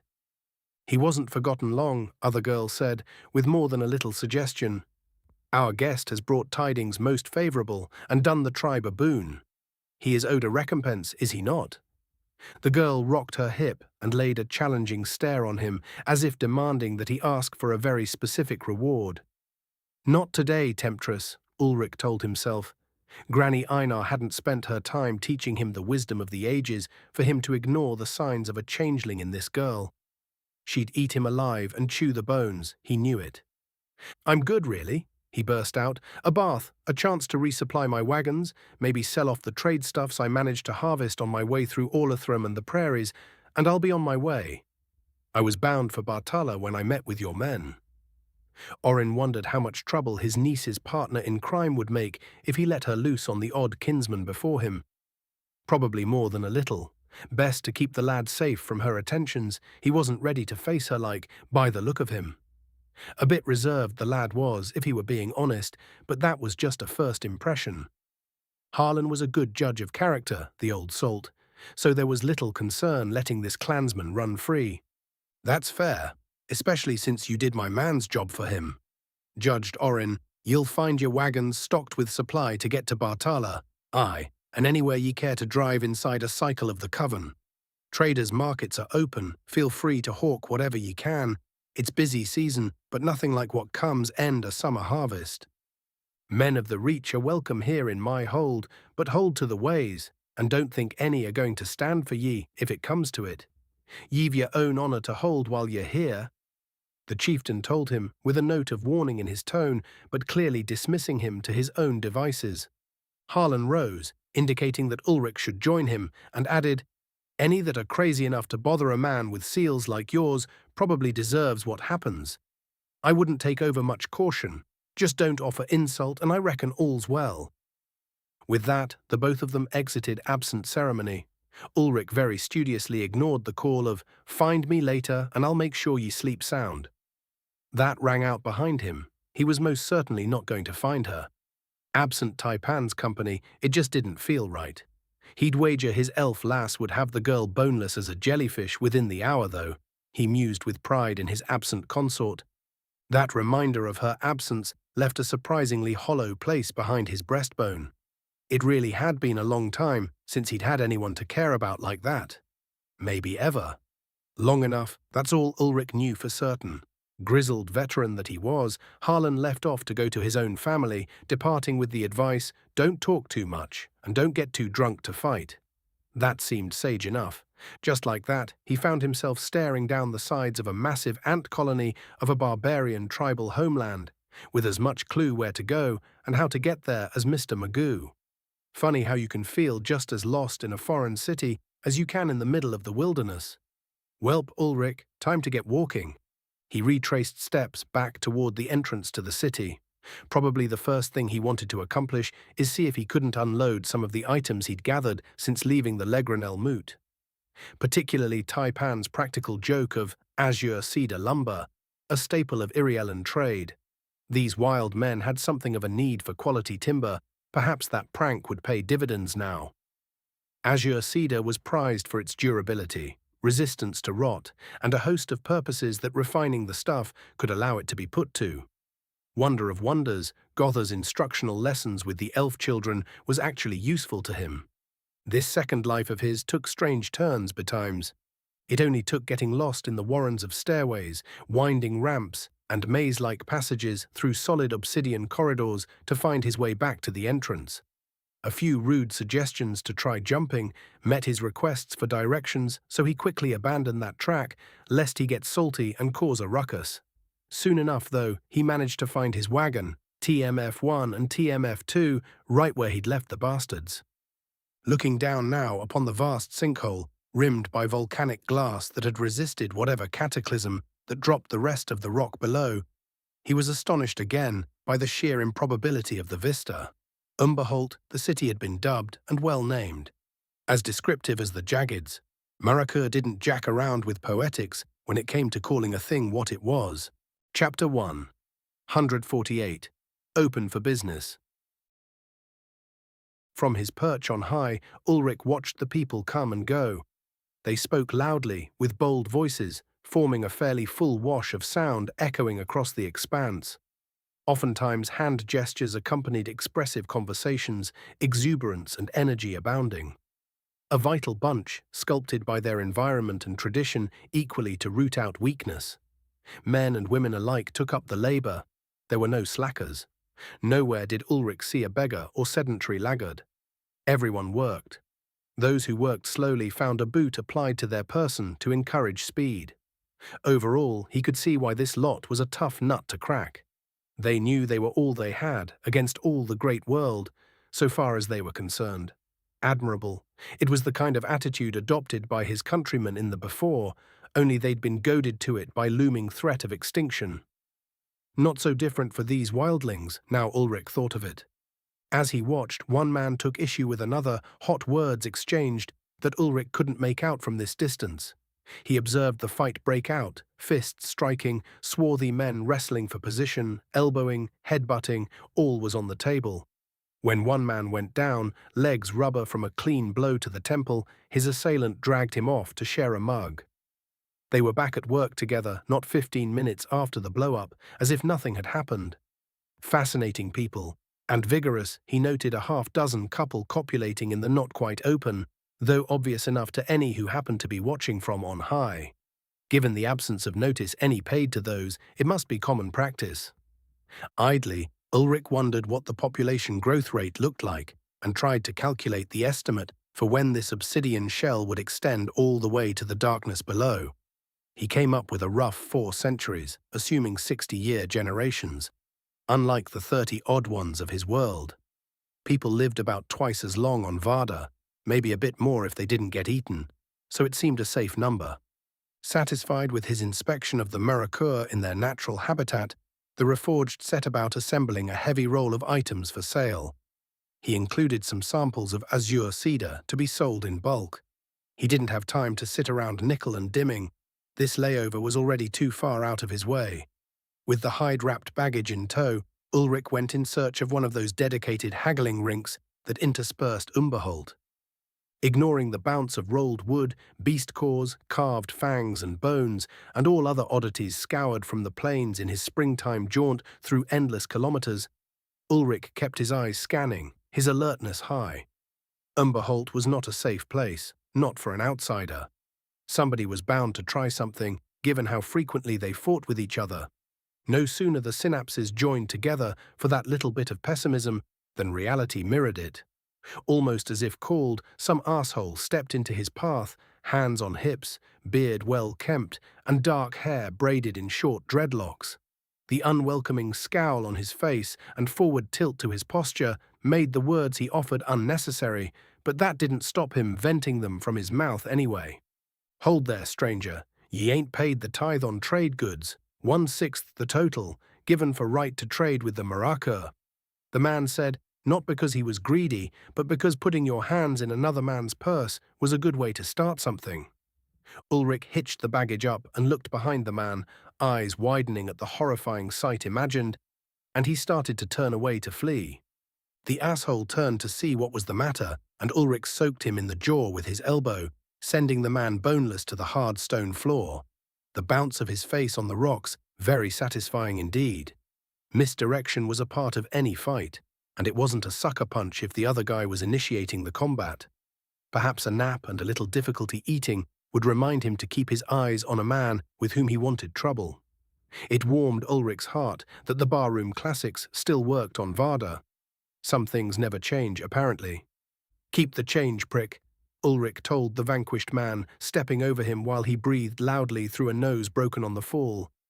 Carrying on, Ulrich worked his way down 8 or so levels of stairs and ramps to a deep-cut interior passage that opened up into swirling chambers. This place had to have been made by water. It was far too smooth, too flowing to have been made by human architects. A big central plaza held a pool of water, fed by a small but steady waterfall from the ceiling. The pool drained away in a narrow fissure. Interesting. He was walking toward the pool, drawn in by curiosity about the feature, when a rough grip on his shoulder turned him abruptly. "I saw what ye did to Menson. You think ye can do that to a real man? You got another—" Ulrich slid his foot hard along the ground, scooping the man's ankles together to take his legs from under him, a trip Taipan loved to use for its efficiency and unexpected effectiveness. A proper follow-through turned his newest dance partner sideways in the air a moment before gravity took hold, and the Marakur landed hard on his side. Ulrich tossed his burden aside, secured a mount, and punched the barbarian 4 or 5 times before he recovered, knocking sense from his eyes. Strong hands wrapped in the leather vest the newest challenger wore raised him, and Ulrich brought his forehead down, sharply ramming him between the eyes, blasting him back to the ground. He lifted a fist high to absolutely punish the man, and the barbarian held up 2 fingers together, index and middle, in a gesture of surrender. At that, Ulrich loosened the clenched fist and raised up, letting his most recent victim go. Onlookers barely even took notice of the fisticuffs, continuing to haggle goods between them, to carry water, or to occupy their hands with their trade. Glancing around, none seemed keen to intervene, nor did he receive any indication that anyone was hostile, despite the beating of their kin. Ulrich rubbed his bruised knuckles, the ache from their abuse reminding him that these lads were tough. It took some doing to put a hurting on the enhanced physiques of the Vardan humans. "You want I should help you up, or do you want to lie there a time and think on it?" Ulrich inquired of the defeated barbarian. "I think I'll take a spell to ponder it, if you don't mind. Give the ceiling time to stop spinning too," answered the man from his back. "Fair enough."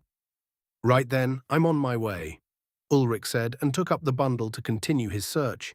He made it to his destination unmolested from that point on. Hustle and bustle marked this spot in the wide, sweeping curves of the water-cut chamber, deeply violet nigh unto black volcanic glass, smooth under his boots. Everywhere he looked, men and women of the Marakur, clothed in their leather, fur, and linen kilts vests, and knee boots carried on their mundane doings. Everywhere he looked, those mundane doings were, as often as not, facilitated by some youth standing nearby with sweat-soaked face and a look of intense focus on their faces, boys and girls alike channeling their core's energies to aid the task. A nearby weaver's looms cycled the flax linen manipulated on tall frames, her apprenticed helpers using Calum guides to hold things frictionlessly, while the weaver's deft hands pushed the threads into precise arrangements according to marked grooves on the frames. It was a simple but difficult application of wind magic, creating replacements for wooden harnesses and heddles. The weaver employed a polished bone shuttle to arrange the fibers and signaled the lift and lowering of weft and warp with her feet. The girls holding the magic took spells, and Ulrich watched long enough to see an exquisite rug add an extra meter to its length. The labor served as a kind of clock, the stroke of wind magic and fibers ticking a steady beat to life in the hold. To the side of the weaver, another woman displayed finished woven goods on her stand, indicating the quality and styles of each item. That seemed as good a place as any to Ulrich to set up his own little shop. He settled into an empty space that appeared to be left vacant for the exact purpose and unwrapped his bundle. Carefully, Ulrich placed his completed carved pieces such that the finer cuts and shadows would catch the bright orange light of braziers burning here and there. Light from the twins fell down through the central shaft of the sinkhole, but this nook was a fair bit inside the substrate of the rock and in perpetual shade without the flames. Ulrich's nostrils noted that this smoke smelled of actual wood, not the pervasive sagey odor of buffalo chip. A passing man with a big woven hamper on his back scooped wood chips from the hamper into a nearby brazier, replenishing its supply of fuel. No shot, Ulrich said aloud to himself. How can so little fuel be expected to keep this joint lit? The departing strides of the kilted fire tender provided no answer. The woman attending her counter next to him did. It has been soaked in the mana of Incendere and German, new face. Never been to Umberholt before, cousin? The matronly Marakur weaver asked, grey hair and lined skin bespeaking her age. In contrast to her obviously advanced years, she had a sultry voice, full of energy and timber and hell to pay. She'd probably made a guy do anything she liked back in her heyday, and that was any guy she wanted. Ulrich couldn't help but smile at the thought of this old gal running the joint and answered, "Not hardly. It is a hell of a lot to take in. Not what I expected at all when Harlan said I should come to the heart of Marakur land." A sage nod accompanied the observation. "'Twas 80 and more cycles of the seasons when I first came here with my husband. An impressive sight then, and more now." "Where do you hail from, young man?" asked the weaver woman, head propped upon one hand, casual as a cat. Ulrich continued working on his little setup as he told the woman, "A plateau far, far from the lands most men live. Most don't even know that a man can live there, what I've heard." Ulrich said, saying nothing untrue, but not being so specific as to dial it in. He wasn't sure, but he had reason to believe that everyone on the continent was at least passingly aware of the forbidden plateau deep inside the territory of the elves, guarded by a fearsome beast of renown. "But I've been most recently from the lands of the Legranel. They held a moot, first in a long span, and I stopped over there on my travels. Since then, it's just been grass, far as the eye can see for weeks, crossing the plains through spring's rain and mud." Ulrich babbled, keeping conversation while he organized his wares. Satisfied that all was arranged to his liking, he parked himself cross-legged, his sword by his side. "Fair hike." The weaver woman commented, "You do it alone? No rumor of a clan coming for visit, running through the byways?" He grimaced at the memory of the long, long trip. "Yeah, I did, unfortunately. My wife had matters to tend in her homeland. Couldn't make the journey with me like we planned," he answered truthfully. At the mention of a wife, the woman raised from her somewhat bored slouch, ready to feed on gossip of hearth and home. "A hard thing to be parted from a young wife. Better mind yourself around here, especially without her nearby to lay her claim. This time of year, some of the Marakur lasses are getting their laces loose, looking to scoop up a young man on the fly. You'll find yourself caught before you know it." she warned him, with a pointed look around at some of the young women and not-so-young women scattered around the chamber. He hadn't been paying attention because his attention had been occupied with not getting his ass beat. But many of the female species were preening and strutting, making their intentions known when something caught their eye. A few of the unattached made eyes at him when his met theirs. Well, damn, Ulrich cursed to himself. Now he felt awkward. He was about to say something along the lines concerning not having time to spread wild oats, but he realized the Weaver woman lacked the accent he'd been hearing since he'd come into contact with the tribesmen. "You're not originally of the tribes, are you?" he asked the older woman, eyes trained on her completely, hoping to deflect from any matchmaking attempts by just not looking at any of the demonstrating lasses. A knowing smile graced the lined face as she replied, "No, indeed. I met my boy when he led a caravan through Whitecap, a small seaport along the Vatin. He swept me off my feet into his wagon, and I never looked back." The Weaver rode fond memories a while. They faded, taking with them the joy as something harder turned her features. 20 years later, 2 babes fresh on my hip and 2 others not so fresh, he got press-ganged by a magister. I found out later they accused him of smuggling and evading the tax accords, and that was the last I heard of him until a few years after. A deserter happened through here, and word reached me he'd had his throat cut one night by a brownie, him and the others in their camp. That hell tiger Geert Iriel, doing her bloody work, clearing Prosper's soldiers from the border, probably. Ulrich tried not to appear overly involved with that sad tale. It wasn't anything unusual, and that was sadder still. Every time I hear of something touched by Prosper, I can't help seeing it turn to sorrow. Seems like the merchant lord's men breed bitterness like flies breed maggots, Ulrich told her. A hand waved away the sour thoughts like dispelling a foul smoke. "It was long ago. I got my crying done before you were a drop in your father's trousers, lad," she said, regaining her good humor. "Still, if you ever get a chance, maybe put that fine blade over there through a set of white and gold robes on my account, huh?" She teased, one hand indicating about chest high where he should place the point. "At the earliest possibility, madam," Ulrich replied, joking along with her but dead serious. "Uh-oh, young man, you've got some trouble," the Weaver said, a single finger lightly pointed ahead. He turned to see the problem, and it was 180 centimeters. Brown hair, rosy cheeks, and an hourglass figure. The blue eyes holding his stare held nothing but mischief. "I know that one. You'd better run for the Jaggeds," advised his elder. This was the third such whose attention he'd gathered. Was he a magnet for predatory females? Like a crippled calf, the she-wolves just couldn't help themselves. He must reek of inability to stand his ground against cleavage or something. Well, not anymore, sisters. He had received training of the most arduous kind, being exposed to the full glory of Iriellan flesh, a field of flowers of untold beauty for as far as the eye could see in those splendid baths, and atop them all stood the apex, Taipan, daughter of Baldert and Vadir, the pinnacle of female form, at least as far as he was concerned. All others stood beneath her, including this cat-walking hussy before him. All right. She wasn't a hussy, probably, but she was definitely cat-walking. And Ulrich resolved himself to hold firm, no discounts. Not even when she approached close and leaned in on him, watching with keen eye to see if his attention slipped to a rather low cut of her lace shirt, beneath a plunging narrow cut of the tight vest. The damned thing functioned more like a corset than a vest, pushing her assets into weapons-grade territory. But he would not be moved, and he was prepared for this battle. "Greetings, patroness. I have wares for your perusal. These carvings I made with my own hands, these others are the work of my mate, all fine scrimshaw upon beast ivory. The cores are but recently taken from this season, harvested myself from their owners on the plains. If you like, I can describe their manner attunement and make suggestion for uses."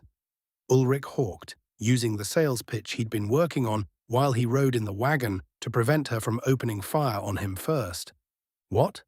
A man got bored riding 1,500 kilometers through endless grassland, no matter how vigilant. Brief disorientation flashed over her features before she shook off his attempted distraction. Glade Chief uses confusion on a wild barbarian femme. It misses.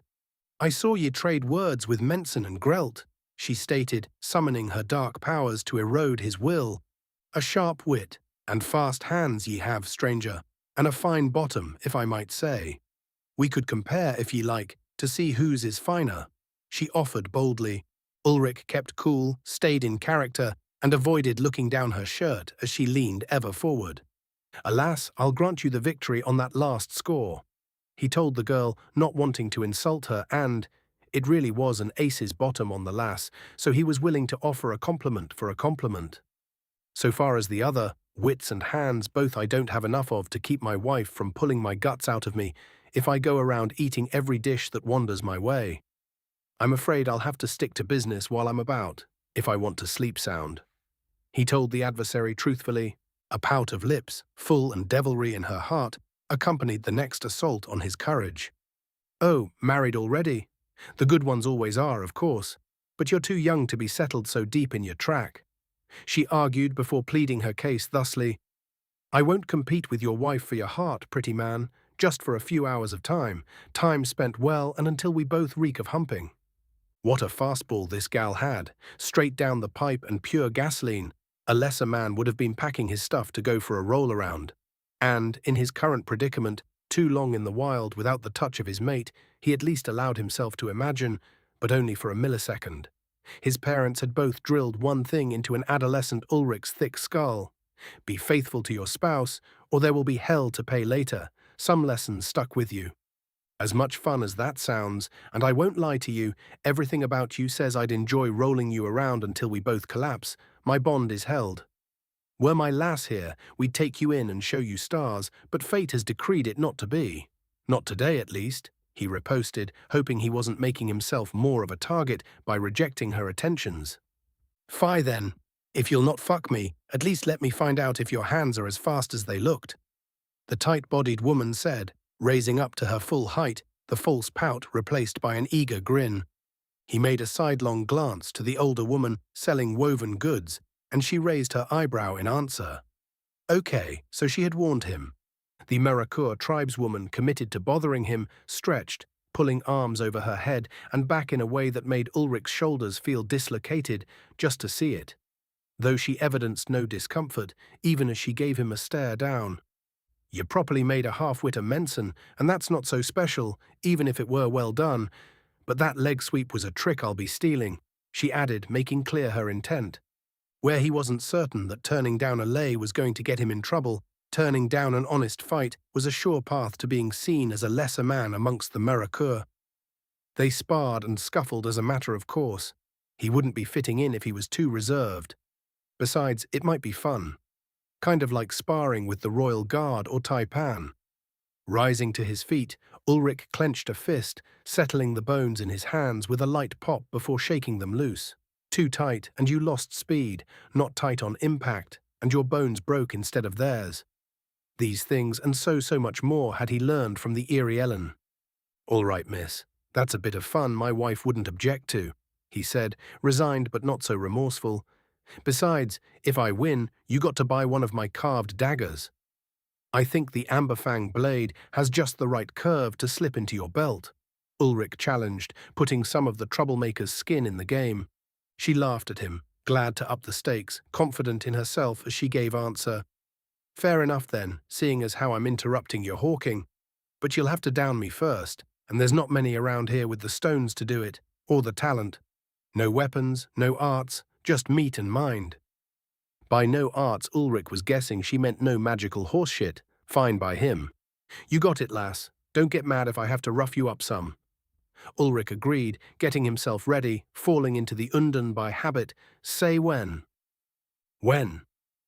A tornado of blows blew in on him. A leg tried to sweep low, to take his legs as he'd taken the tribesman before, rebuffed by the solidity of his Undan, but leaving a painful bounce off of his booted ankles for the failure. He was going to respond, but the same leg arced high in a crescent kick at his temple that would have knocked the daylights out of him if he hadn't leaned back from its path. His next attempt to engage was similarly cut off by folded knuckles jabbing for his eyes. That turned into a back fist, to only just able to graze his chin when he'd thought the blocking hand that turned aside the jab might be able to punch back.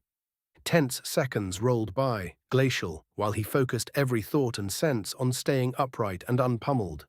He played defensively, weathering the storm, patiently getting his feet into an angle, the way Idra's taught, creating incrementally better positions while he kept anything solid from landing. His chance came on another of those high kicks. Ready for it, thanks to noticing that his opponent telegraphed by lowering the opposite hand a half-second before her weight shifted into the strike.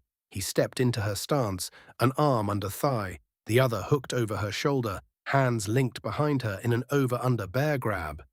He rolled her weight over him, arching back to suplex the woman to the stone floor. Because it was stone and he wasn't trying to brain her, he released his hold, turning the slam into a toss. Cat agile, he had to watch in amazement when she managed to tuck her legs and rotate to land on her feet in a low crouch. "So that's how it's going to be, eh?" Ulrich questioned, halfway shocked by the unreal body control of the Emrakul woman. Rising to resume her ready, she leered at him. "I'm regretting already not getting ye into a tumble. Now I had your arms around me.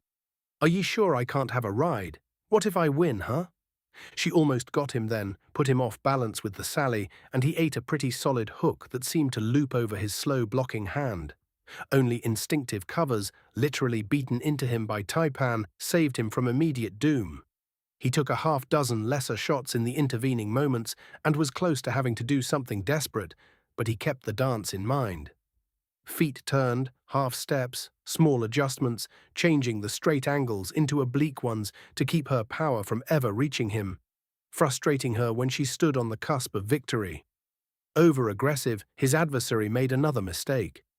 Left a straight punch hanging, and Ulrich used his own legs, a short, sharp kick with toes pointed that dug into her side with force, even while he took another hard left to his cheek that hurt more than a little. Backstepping, taking a second to clear the cobwebs from that parting shot, Ulrich knew he'd won, even when the woman made to come forward and renew her aggression, her face suddenly balling up in pain, and she went to her knees. Agony silvered jagged shards through her after that small delay. Liver kicks were one of those things that had to be felt to be understood. Pain that stopped the body from listening to the brain's commands, no matter how tough. He'd gotten it clean, and he was a strong bastard, so he knew it would stick. Stance abandoned, Ulrich made a slow approach, not wanting to leave himself vulnerable to some kind of late bit of unsportsmanship. You never knew, sometimes folk were sore losers. Not so the nameless Mirakur woman. She accepted a helping hand to stand upright, wincing at the pain that wasn't quite letting go its hold. Squinting at him suspiciously, fighting back against the ripples of agony, she accused, "You don't fight like a tribesman at all. Too shifty, and what were all those weird steps you were on about? We weren't dancing, you know." Ulrich nodded but disagreed. "That's exactly what we were doing. Everything is a dance, and all that we do should circle towards victory through it." He quoted Idra to her, knowing that it was unlikely this barbarian of Pressbang's outer reaches had ever had chance to take in the wisdom of the captain of the Deep Woods Aesir's Royal Guard. "Sounds like something a knife-ears would say," remarked this impressive warrior woman. That observation almost made him give away the game. Maybe, but the strongest fighter I ever met said it, and not me, you, or any man amongst the Mirakur could lay a hand on him, not if their lives depended on it. Ulrich told the barbarian girl with certainty. Idraz had slain an archmage cryomancer after dispatching the assassin sent to claim him in a moment, and had paid for that conquest with only an eye. There was a very good chance the swordmaster of the Irielen was the greatest pure fighter on the continent of Aesvartheim. "I didn't catch your name, you smoky-voiced hooligan," Ulrich said, turning aside from the serious. Recovering her posture, the liver blow's effects fading somewhat, his adversary told him, with the tone that suggested he should have already known it, "I am Efriat, of the Mirakur." Turning serious eyes on him, perhaps for the first time since they'd met, she returned the question, "And who do I stand before defeated? Warrior not of the Mirakur, though you bear our likeness and something akin to our seals." Fair was fair. "I am Ulrich Einar, lord of the ancient glade," he told the femme fatale in leather and fur. She blinked blankly at him a few times before throwing her head back to laugh heartily. When she regained some measure of composure, brushing aside a tear from the corner of her eye, She looked up at him. Not far-minded, the girl was nearly of a height with him and put her hands on her hips assertively. It would be my luck to pick a fight with one of Varda's champions, and a married one at that. This day was not meant to be mine now, was it? She asked rhetorically. He shrugged apologetically. You just never knew.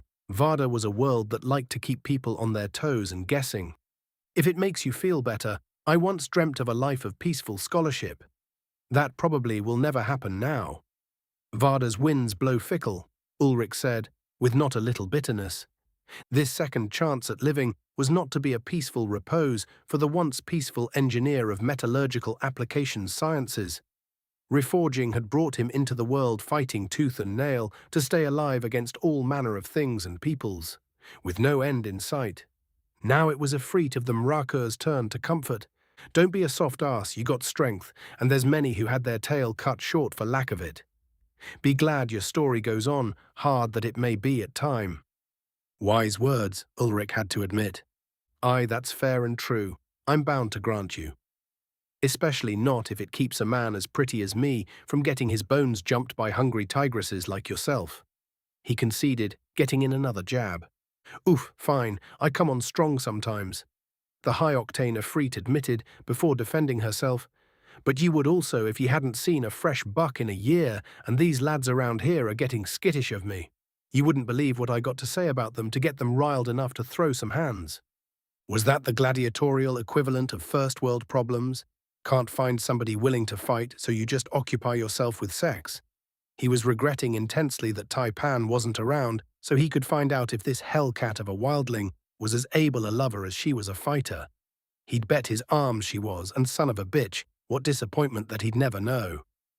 Look on the bright side, fair Efreet. You have earned yourself the right to buy one of my hand-carved daggers, Ulrich said, indicating to the fangs carved to Scandinavian ground edges, polished and sharpened to scary hair-popping keenness. A laugh, a toss of short, braided dreadlocks, and the girl left the past behind to peruse for her favorite amongst the weapons, eventually choosing the one he thought the best fit for her. In spite of himself, Ulrich found himself giving ground to the wiles of the lass, and she got the dagger for 60% of what he'd intended to ask. He put the coin in his purse, 18 sil knights. If that sounds outrageous, keep in mind that you have to pry the fang of a 1.5-ton saber-tooth to get the base material and have tools that were on par with carbide bits to cut it. That demanded strength of hand to hold and apply the pressure needed to cut the enamel, and skill not to lose fingers in the process or ruin the piece. The barbarian girl wasn't displeased by the way she tucked the knife into her belt in place of the old one and said happily, I'd love to sit around and swap tails, but I might have to go piss blood, and I'm needing a new sheath. Ta-ta, cousin, introduce me to this wife of yours sometime. Just like that, the girl picked her way somewhat gingerly through the throng of her kin, disappearing up a stairway. Ulrich immediately heaved a sigh of relief. Wow.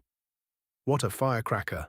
His face hurt from the glancing and not-so-glancing blows, and his thigh wanted to cramp from a vicious knee thrown to his groin that he'd only just blocked with said abused meat.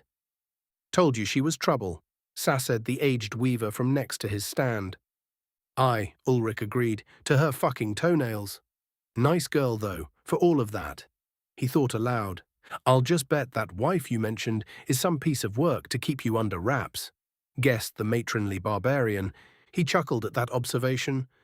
Oh, if only they knew. Chapter 149. Untimely Arrival.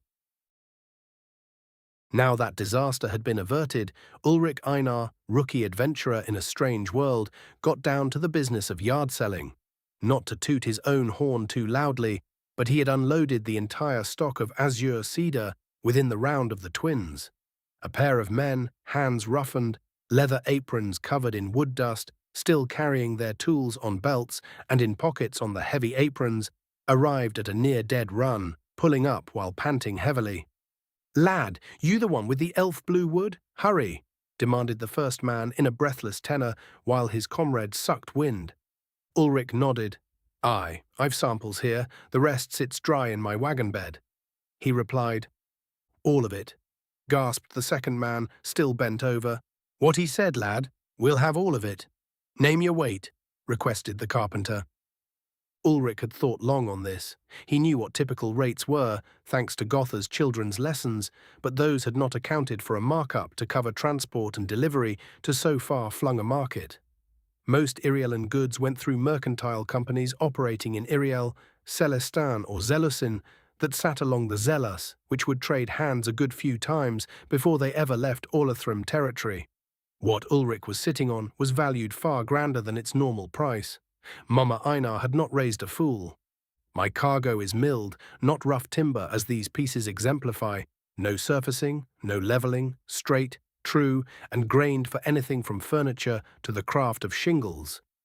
Ulrich told the pair of professionals. He gave them a moment to stew on that. By describing the most important qualities of lumber to finish carpentry, he had succinctly conveyed that he knew what it was he had to offer them. Now they knew that he knew that they knew. Negotiation could be done with less outright attempts at wholesale robbery. 80 sill squires each board. Ulrich made the opening offer, suitably high. It was too much, but not so much that he came off ignorant. 20% overage on his desired rate would convince the pair, if they had any wisdom at all in the game of trade, that it was best to deal fairly. 70, and I'll have even the chips in the bottom of your wagon, retorted the barbarian, ready to make done with the horse shit. Done, Ulrich said simply, holding his arm up toward the man to seal the bargain. Done by my eyes and honor, the bent-over craftsman said, reaching over to snag his arm and shake it once with vigor. Just as they finished the count of coin, deposited into Ulrich's purse and adding substantial weight to it, another barbarian clambered out from the throng in the trade yard. She was swarthy, with strong-looking arms, and she glared at the two men before turning her attention to him. "You're the one what's selling Blue Elf," she started. Crowing victoriously, the first of the carpenters declared, "Too late. We just bought the whole stock, you sluggard. Maybe you were a little less finicky dusting your hands, you'd have made it." Disappointment and anger warred, but the woman took her loss graciously. She only cursed the men's lines to bear nothing but eunuchs and cross-eyed slatterns before she left. Ulrich looked to the men and said dryly, "Guessing the competition's a trimmer, while you two lads do furniture." They swapped looks and regarded him with a touch of suspicion. The second of the pair said with no little accusation in his tone, "Thought you were new to Umberhold." The Reforged pointed to their aprons, as if that answered the not-quite question. He went ahead and clarified for them. "You've still got your tools on you, and her apron had finer dust in it, without the big chips like the one tangled in your beard." "Only thing is, what's a trimmer want with azure cedar?" Ulrich asked, genuinely confused. Gotha hadn't ever mentioned it being particularly desirable for such small tasks. It was tough stuff, and highly water-resistant. Much better in use for framing, joisting, and roofing. Even these two furniture makers, with their assortment of files and chisels still jutting from holsters and special pockets, were a little unusual. Why the need for waterproof furniture? The pair halted a moment, not sure if they were giving away valuable information, but decided that he didn't look like competition in the field of woodworking. Umberholt was carved by water, and it's water that still wants to keep on a carving to this day, only that's making for a soggy bed. Helg makes edgings to seal dwellings, pavilions, and whatnot against the runoff that gets through the drainages. The blue wood lasts damn near forever, even damp. Besides, it corks itself. Oh yeah, good point, Ulrich had to admit. He hadn't thought of that. Heat the stuff, and you could coax the sap hidden inside the grains to weep out from it, forming a sappy resin that dried impermeable to water. A man could get a hairdryer or something and virtually seal every crack of a place if they were a skilled enough shaper of the wood to adjoin it cleanly to the surface. Neat. That's a shame then. Can't think of anything better than azure cedar for that, if you can't seal the gaps in stone with terror. Why not just pull the stone closed with a small bit of earth magic? Ulrich asked. Both of them grinned at him. Aye, he's new all right, said the second to the first, who nodded. Umberholt's built on the dark stone. It drinks in a mage's workings like a man lost in a desert drinks dew water. Ye can shape it if ye got the talent and the strength both. Ain't none in the Maraka got that kind of talent, even if they got the power in their heartstone. Not many of the sorcerer types ever live long enough to get that far. Awakening a core near Darkstone causes odd things to happen. Bad odd things, in case I weren't clear. Expounded the first of the carpenters. Huh. Well, you learn something just about every day. At least you've got less to worry about from Prosper's jackboots and mage assassins, Ulrich observed, to the approval of the other two. Aye, and that's the truth, chimed in the weaver woman, part of why anybody would bother to live this deep in the jaggeds. Prosper's mages and thugs don't like to come here. We give them reason to like it less, the monsters. Eager to take ownership of the mostly dearly paid-for goods, Ulrich told the men where to find his wagon, and they departed to secure transport of the lumber. Those two were too excited to look a gift horse in its wide-open mouth. But how did one of the tribesmen come across that much of the deep woods elves' prized timber? They never trade for it outside their own kind, observed the sharp old lady. Remember my wife? Ulrich asked, looking forward to her expression. Aye, and how does this wife of yours come into it? She set her feet in the trap. She's a daughter of a high house of Iriel. The wood was something of a wedding gift, Ulrich said, enjoying greatly the gaping mouth and wide-eyed stare of the companionable weaver. He did enjoy getting a rise out of people. The rest of his afternoon was far, far less exciting, for which he was immensely grateful. This day amongst the barbarians of the outer reaches had been as much as he could handle. From there, Ulrich gave the old weaver woman with the soul-taking voice a fond farewell and packed his gear. Instead of risking trouble by staying in a dwelling, inn, or trade hall or some such, he decided he would just bed down in his wagon. As it was, he had to fight two more men on his way back to the top of the sinkhole which held Umberholt. One of the men thought he was trying to court Ifrit and wanted to curry favor with her by beating the man who rumors were saying had laid a rare defeat at her feet.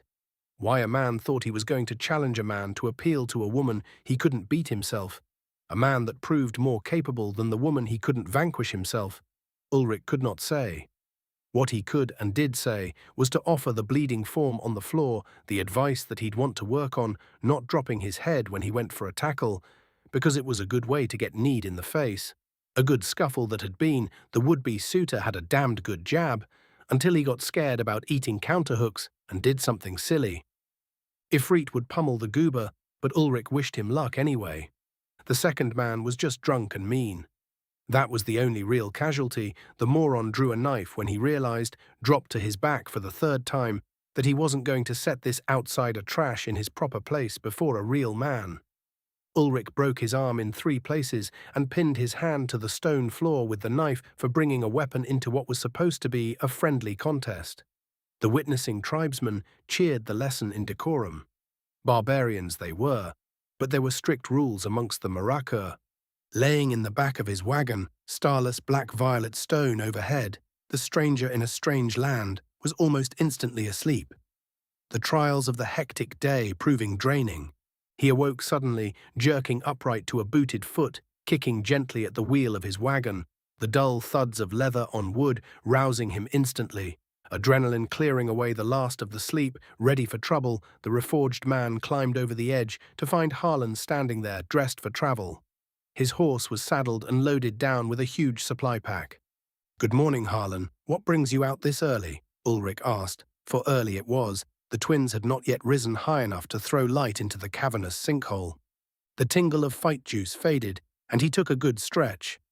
The older tribesman rolled his eyes, but not towards Ulrich.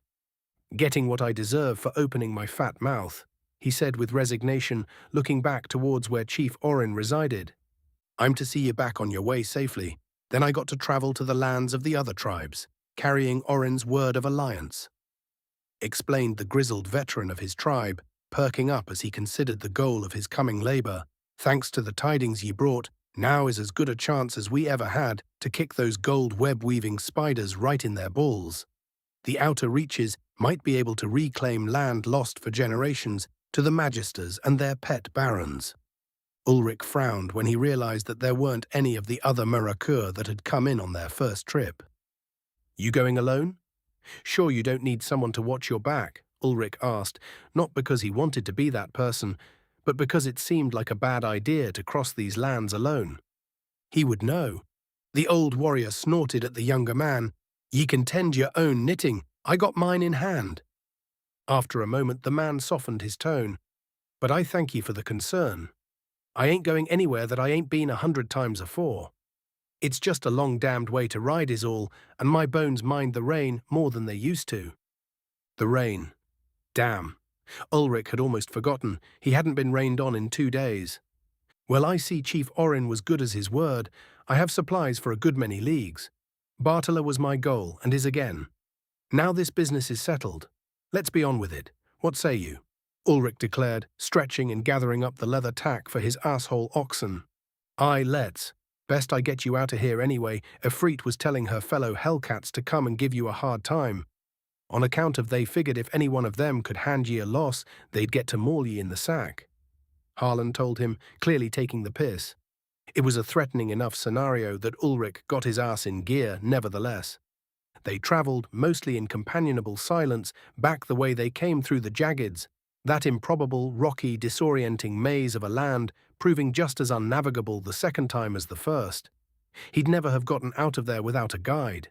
Camp was made late, the pair able to make good time, in spite of TMF-1 and TMF-2 plotting Ulrich's murder throughout and occasionally trying to jar him off his seat into a razor-sharp bed of obsidian fragments. They rose as early as the day before and made it well out of the jaggeds before mid-sunrise. At last, standing very near to where Ulrich had initially met the Merakur thief-takers, Ulrich looked again upon the distant shape that was Bartala. Too late to get there today, but he'd easily find himself within tomorrow. Wagon now far lighter for the lack of Taipan's prank, he could make time. The sell of the lumber, coupled with a good bit of attention for the harvest of vicious predators from the Merakur merchants, had got him an unexpected windfall. Especially the rapid healing goblins, their cause had a wise man, or physician, or whatever title they held amongst the barbarians, a healer, whatever his name, near frothing at the mouth to obtain them. They would, if their energies were harnessed correctly, lend a fraction of their original host's incredible vitality to another, permitting the healing of wounds that would be certainly lethal without. Useless to Ulrich, who did not know how to correctly guide the energies, but a tremendous boon for a Sano mage. In this case, the desperation of the wise man came from the results of a recent raid that had left the man's sister crippled. Her legs dead from the waist down, and the goblin cause would save both her life and her future. Ulrich gave the one freely. When the wise man wanted the rest, he charged dearly, an ore drake for the bunch, an absolute fortune. What was the price of the lives of your kin? For the healer, it was everything his clan could pool together, every favor they'd held, and hurriedly delivered promises to Chief Orin that the deal was better than could be asked. Because it was unheard of to actually manage to kill more than one of the little freaks at a time, hard as they were to kill, and hard as they were to find, without being found first. Ulrich didn't feel badly about raking them over the coals. He'd made the offer to ask no price for a single core, for the sake of preserving a life. The healer would take coin for repairing wounds, and now he could do so at volume and to completion beyond his own abilities. He'd double the fortunes of his clan within a year. Besides, he'd come all this long way for almost no good of his own. He'd earned some good for his good deed. The rest of the odds and ends he collected went for a fraction of the goblinoid monster Nexi. At the end of the day, Ulrich Einar found himself sort of stinking rich. His old warhorse of a grandmother would have said that he was now a man of means, and just maybe even worth marrying. She'd been old-fashioned like that. Feet planted in soft soil, recently watered by the storm that missed them at last night's camp. The reforged man traded grips one last time, hand to forearm of the older warrior, and they wished one another luck on the road and victory in battle. Tough nuts, the Merakur, but good people, was his assessment, as he watched Harlan ride off up the coast. And they would make these lands pure hell for Prosper to control, which, when Chief Orin's plot got rolling, would take pressure off the Aesir. Hot damn, I do love it when things go my way, for once. Ulrich told the sweeping coast. He should have quit when he was ahead. His optimism summoned one of the meanest storms he'd ever traveled through just a couple of hours later, and no one would ever tell him otherwise. Night came cold, torrential, and just about as absolutely fucking miserable as he could have ever imagined. He slept little, woke early, and used magic to get a big heap of ox shit burning while he tried vainly to dry off under the wagon. The oxen lowed and bawled hatefully at his attempts to find comfort, and he flipped them both off out of habit. The twins rose, even their dance seemingly sullen. Spirits improved when the whipping sea breeze carried away the oppressive storm clouds. Ulrich breakfasted on replenished supplies, happy to taste something besides foraged pickings. Sated, nearly dry, and ready to get this journey onward, Ulrich readied his own animals to depart. Just over the crest of the rise, in whose shadow he'd camped to break the wind, he saw stone walls rearing up and the squared-off architecture of the city, who he hoped was called Bartala. Long awaited and desperately behind schedule. He'd come just half a kilometre short of the settlement and hadn't even seen it through the downpour and the dark. What a sight awaited him! The sea, Great Vatin, technically an inland sea, stretched across the horizon, white caps on waves visible. Winds carried clouds along the east to west Vardan airstreams. The cumulonimbus clouds that had pelted him drifted low and foreboding in the distance as another front closed in. Ships of every style made way to and from the extensive port, at least 100 piers, mostly full. Ulrich saw 3 to 5 masted galleons wallowing high on the water, their upper decks being 2 and 3 stories above the waves.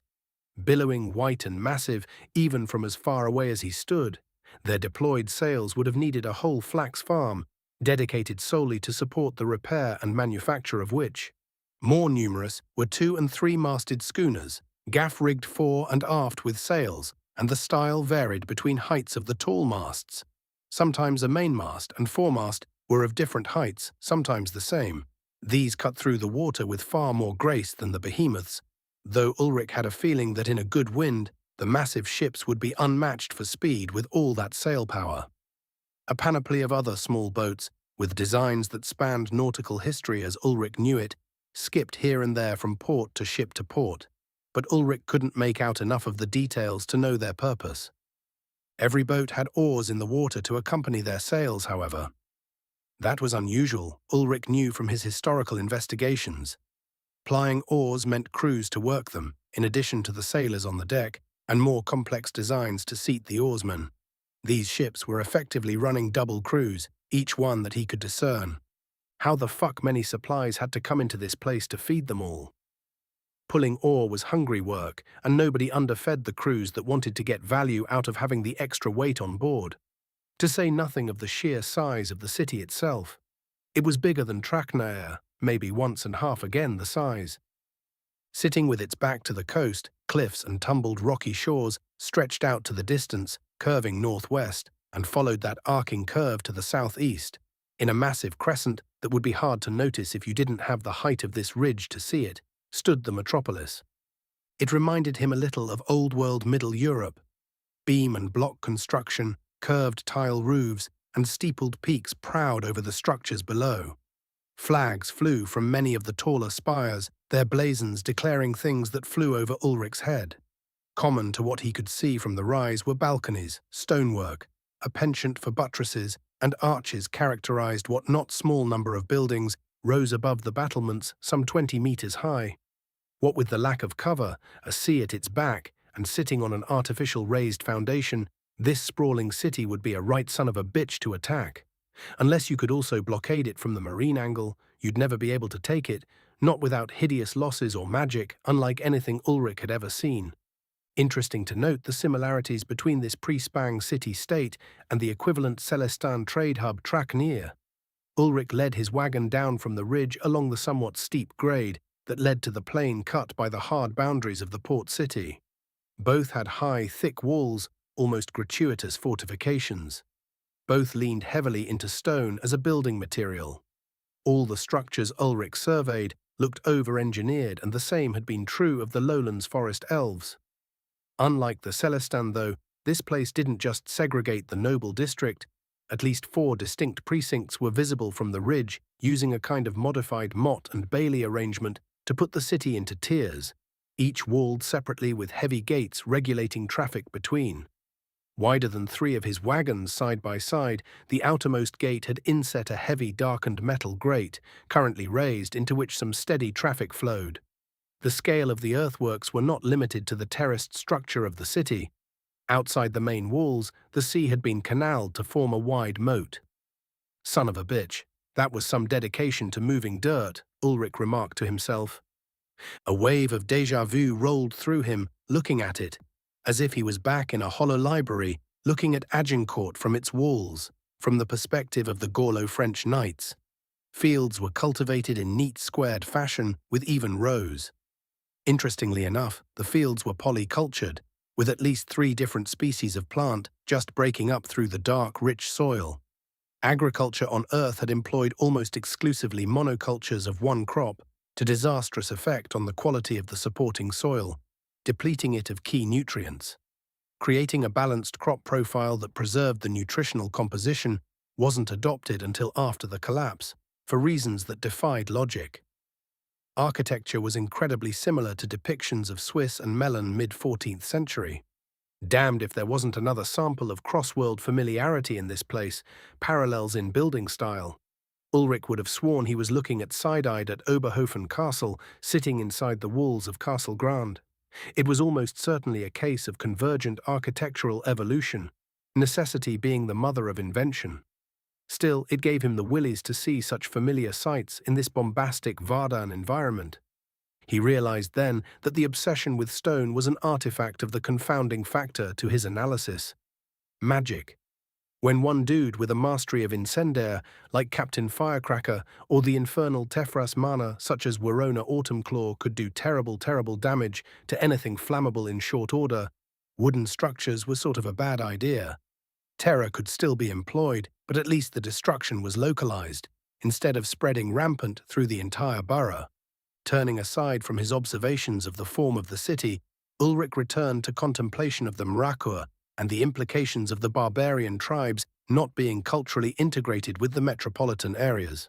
Not so surprising, really, the rural and urban had ever separated into distinct subcultures.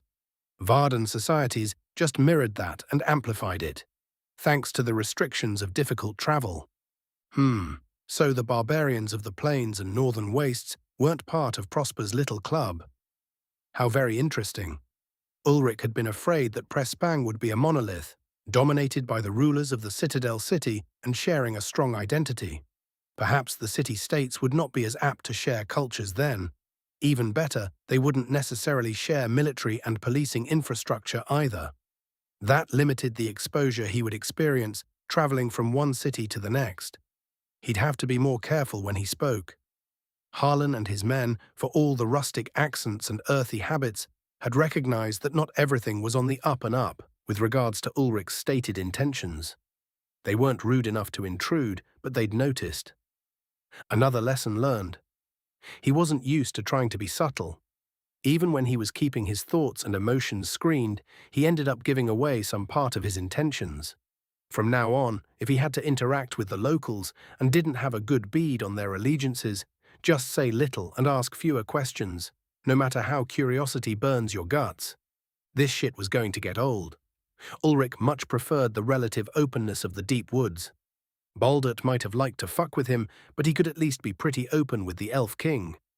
And he did have his moments where he'd legitimately enjoyed prodding the Lord of Iriel.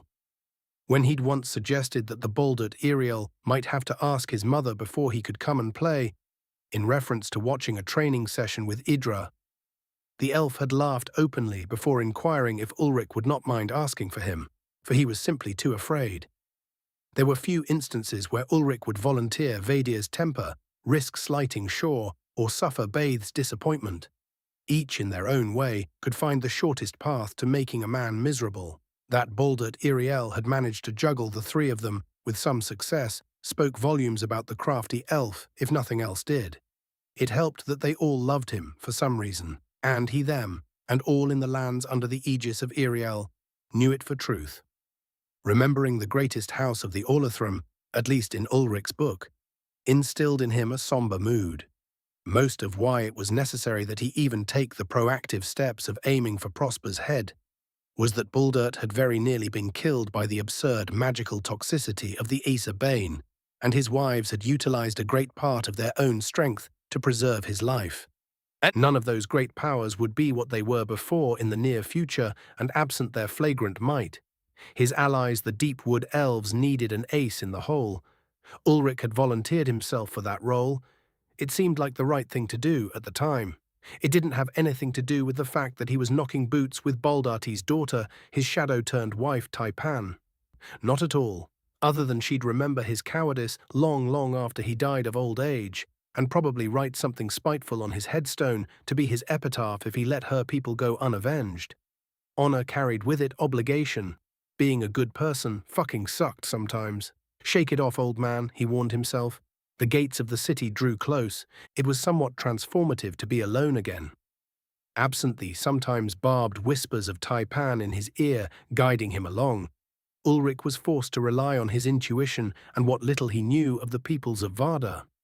It was with good reason that his shadow had decided that he would be best served pretending to be a barbarian heathen from the back of beyond. At least then his blatant ignorance might not be remembered, even if it was noted. The queue of travelers looking to enter the city was not overlong. It didn't even extend past the wide timbers of the wooden bridge. Spring was still arriving in the farther northern latitudes, and travel more or less boiled down to a measurement of centimeters of rainfall in the last 2 weeks. Ulrich's weathering of a constant drizzle had been problem enough. Traveling through a monsoon, with the snowpack melts only just finished in places, was untenable. Unless you could float your cargo, it would just bog down. If and when Ulrich took seriously his role as a kind of leader of a territory, his first official act would be to make roads, in the Roman style if he couldn't beg, steal, or borrow enough terramancers. He'd long since abandoned hope that his trail would be difficult to follow from the Legranel's moot.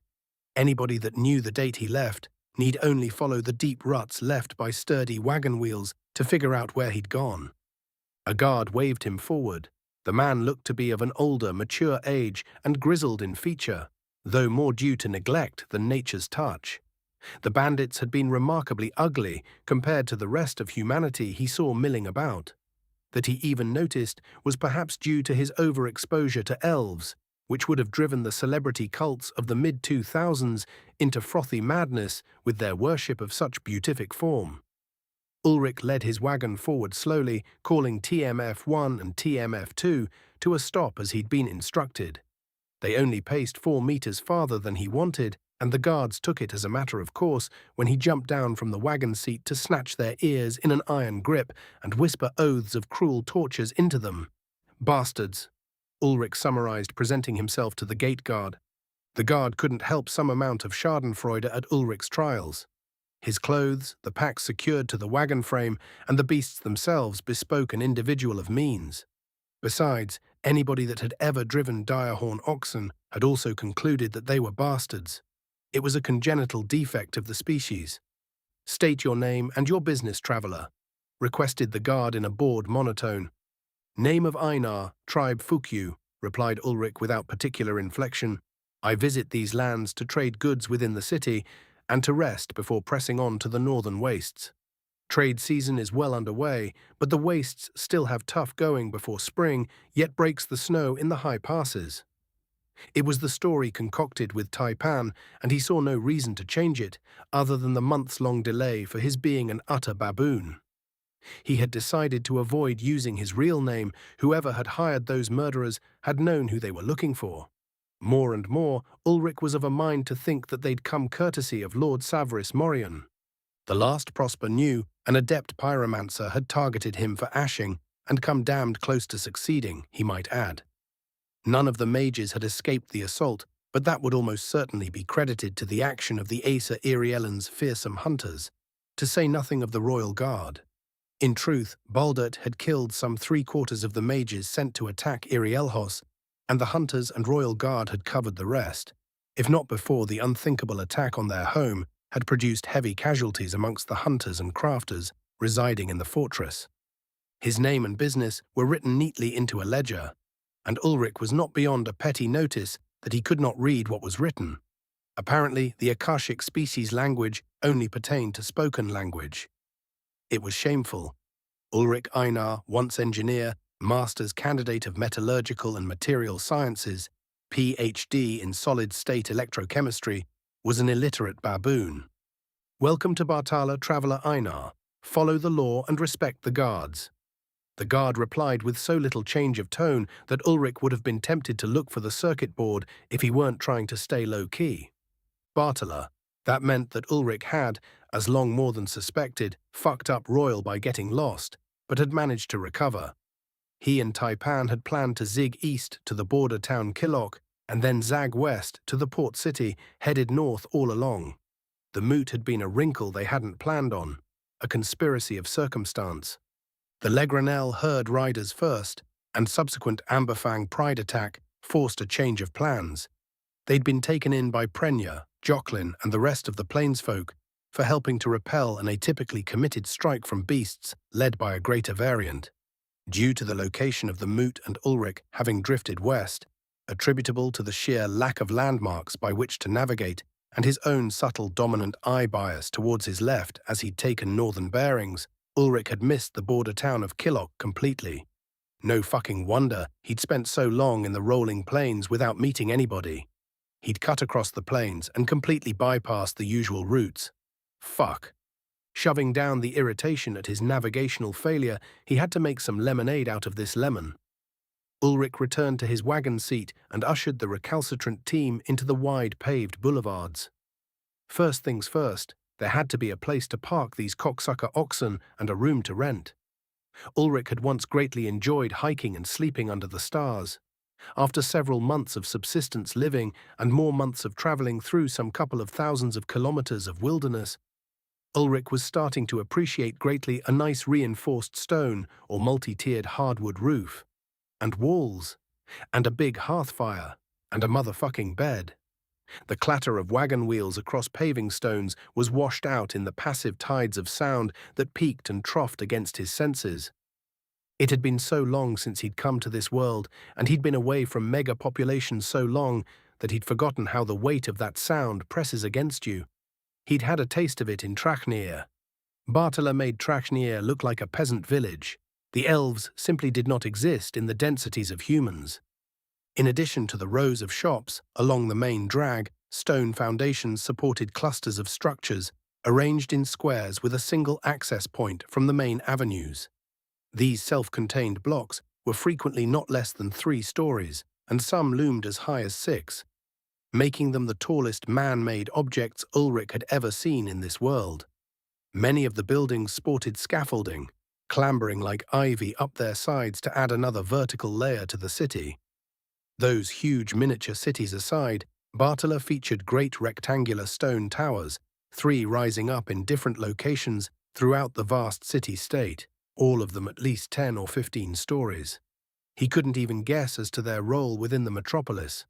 As Ulrich passed by the entrance to one of the self-contained miniature districts, he saw the square filled with peoples going about the lives described in histories. Farriers shoeing the not-quite horses in small paddocks, a group of weavers at looms they'd brought outdoors to enjoy the break in the weather, hawking vendors, knife sharpeners, cobblers tap-tapping their little hammers. The full spectrum of civilization was on display. A robust system of gutters guided wastewater to sewers that ran below the streets to final destinations unknown. Ulrich watched a butcher expertly cut the throat of a smaller variation of his oxen and drain the blood down into the gutter, the animal standing there bleeding to death, none the wiser as to its imminent fate. Ye gods, that sewer had to smell vile if it was not efficiently outflowed. It must not have been terminated into the nearby sea. Such things always caused plagues, and the people here had all the appearance of a humming vibrancy. He didn't see any beggars, not to say there were not any, merely that he did not see them. That had also been true of the Murakur. Maybe homelessness and begging wasn't a thing on Varda. Ulrich turned his team down another main causeway and continued to drink in the swarm of humanity. Cultures revealed much by their dress. Thicknesses of cloth, types of fabric, colors, sigils, accoutrements, all of these symbols told a tale. Fashion was a language all of its own, and one that could lead him towards waiting knives if he did not speak it correctly. Where the Murakur had dressed in thick kilts and high-socked boots, the attire of the city certainly skewed more along the coat and trouser trend. Most of the men went in low boots, and their pants terminated at the calf. Ulrich had stumbled into the land of capris. Hair was cut to varying lengths, but trended shoulder length and free amongst the males, with the finer sex being more commonly worn to the lower back, although he noted a high percentage of both genders, with hair put up into complex buns, pinned or tied with metal wire of different alloy. Definitely a sign of wealth or status. Women mostly wore ankle-length dresses with varying patterns and styles. Most were generous with the skin, being low-cut, armless and backless. It was going to be hot come summer, Ulrich realized. Those pants and dresses weren't cut like that out of vanity. Not entirely. Speaking which, a comely husband-wife pair sauntered down the street in the opposite bearing Ulrich took, leading a trio of cute children like goslings, their tidy vests and shorts neat as little figurines, and teeny shoes clicking along in double time to their youthful parents' stately tread. It was a strangely pleasant sight. Vardan super genes at work, these Valin weren't elves, but they had a higher average symmetry and beauty than did old Earth. And that was after his civilization was learning the fine art of gene optimization. The Watcher cultivated its world well. Symmetry did not mean sameness, Ulrich noted, scanning the sidewalks. At least 15 discernible ethnicities were in view, each with their own version of beauty. Skin darker than the Irielen, olive-hued, porcelain pale, there was massive variety, which made sense given the nature of port cities. People coming and going from all over would inevitably land to stay and share their genetic profile. The predominant phenotype was paler than Ulrich, with blonde to red hair and blue and green eyes. He'd seen little of the recessive alleles for eye color so far in humanity, and he had no fucking clue what was going on with the Isa's more vivid irises. He had to admit that the average folk bore a slightly more refined bone structure, less harshly angled than his own, or that of the tribesmen he'd seen earlier, or even the Valin he'd come across passing through Celestin and Le Grenelle lands. Sign of a sexual selection? Unknown. An inn he found after not so much looking and too much money he probably paid for his stay, but he wasn't willing to try to haggle without having any remote idea the value of a hostel and boarding for his wagon team. He'd sort of relied on Taipan to handle those things. Odd how minor inconveniences magnified the absence of that lovely, thorny, much-missed elf. It was a little like losing your actual shadow. A man turns around expecting to see it, and the lack is jarring. Expensive as well, it was turning out. Nevertheless, better he be viewed as a rube than a potential infiltrator. Taipan's presence would have rang alarm bells far and wide here. Ulrich hadn't seen a single Ezra since entering the city. Aside from the slaves, that put his hackles up, to be sure. Here and there, frequently moving in tow behind individuals escorted by sword-toting muscle and bejeweled in exorbitant finery, were collared elves. The Fey folk weren't the only ones, of course. Injustice was inflicted without prejudice upon all the races of the land, and in sizable number. Runes carved in silver or gold metal radiated a mana signature to Ulrich's senses when he drew within a meter or two, and that signature turned his stomach. It was foul, oppressive. He could feel the magic inside the collar stamping on the bearer's will, forcing their obedience to every suggestion and whim of their owner. It was an abomination in his eyes. Men had once imprisoned other men for crimes, putting their labor to use for the good of the society they had wronged, and that was close enough to what amounted to a sin in Ulrich's eyes. Even more distantly in the past was the practice of making one's fellow man into property. Anathema. Sin was a wild word to just be throwing around, but if any act earned that label, depriving a sentient creature of its fundamental agency, was right the fuck up there on the list. Not against any particular god, of course, but against the entire notion of sentience. There was only one adequate response Ulrich could think of to slavery: kill all of the slavers, every last one of them. It took some deep breaths and a reminder that he wasn't responsible for every last evil to put the sight of the obviously miserable souls being led by their chains out of his mind. Maybe later. Or if he could think of a way to attach a self-sustaining lightning bolt to the owner of a slaver's spell and turn it loose to become part of Varda's natural manosphere. Yeah, that would be a worthy contribution to this world. Dark thoughts, but then making property out of people was a dark practice, and like Drew, like sometimes. The innkeeper, a thin, matronly woman who appraised him positively, doubtless thanks to the extra weight in her purse, led him to his room. The sturdy carved stones of the stairway were textured for traction and clean. Not a speck of clay clogging the carved treads. Somebody had excellent housekeepers. "Yours for 2 days, as agreed honor," said the auburn-haired innkeep, her unblemished skin pale compared to his own tan. Her voice lowered and she twitched a smile. "I would not mind if your business keeps you a mite longer. Business booms as the Reaches send their traders to port." "Right. Sure." It would appear Harlan had not been joking around. He was getting the barbarian discount. "Tell me, good woman, what says I hail from the tribes?" he asked, content to try to milk some information from the highwayman disguised as an honest business owner. She giggled lightly, and he was tempted to find offense. Ulrich was a refined, well-mannered product of thousands of years of human civilization, damn it. Okay, that wasn't necessarily accurate, but he was a product of thousands of years of human civilization. "My pardon, honor, but all of you. Your color, eyes, height, and those shoulders are straight from the tribes that reside in the distant northwest reaches. They don't often dress and speak as finely as you do, but I've seen enough come through to know better. Besides, you all look at people the same way, with your hungering wolf amongst sheep stares," the innkeep said, holding his gaze as if to prove her point. Damn it, he'd been staring again, taking in her form, her tones, her gesture, assessing.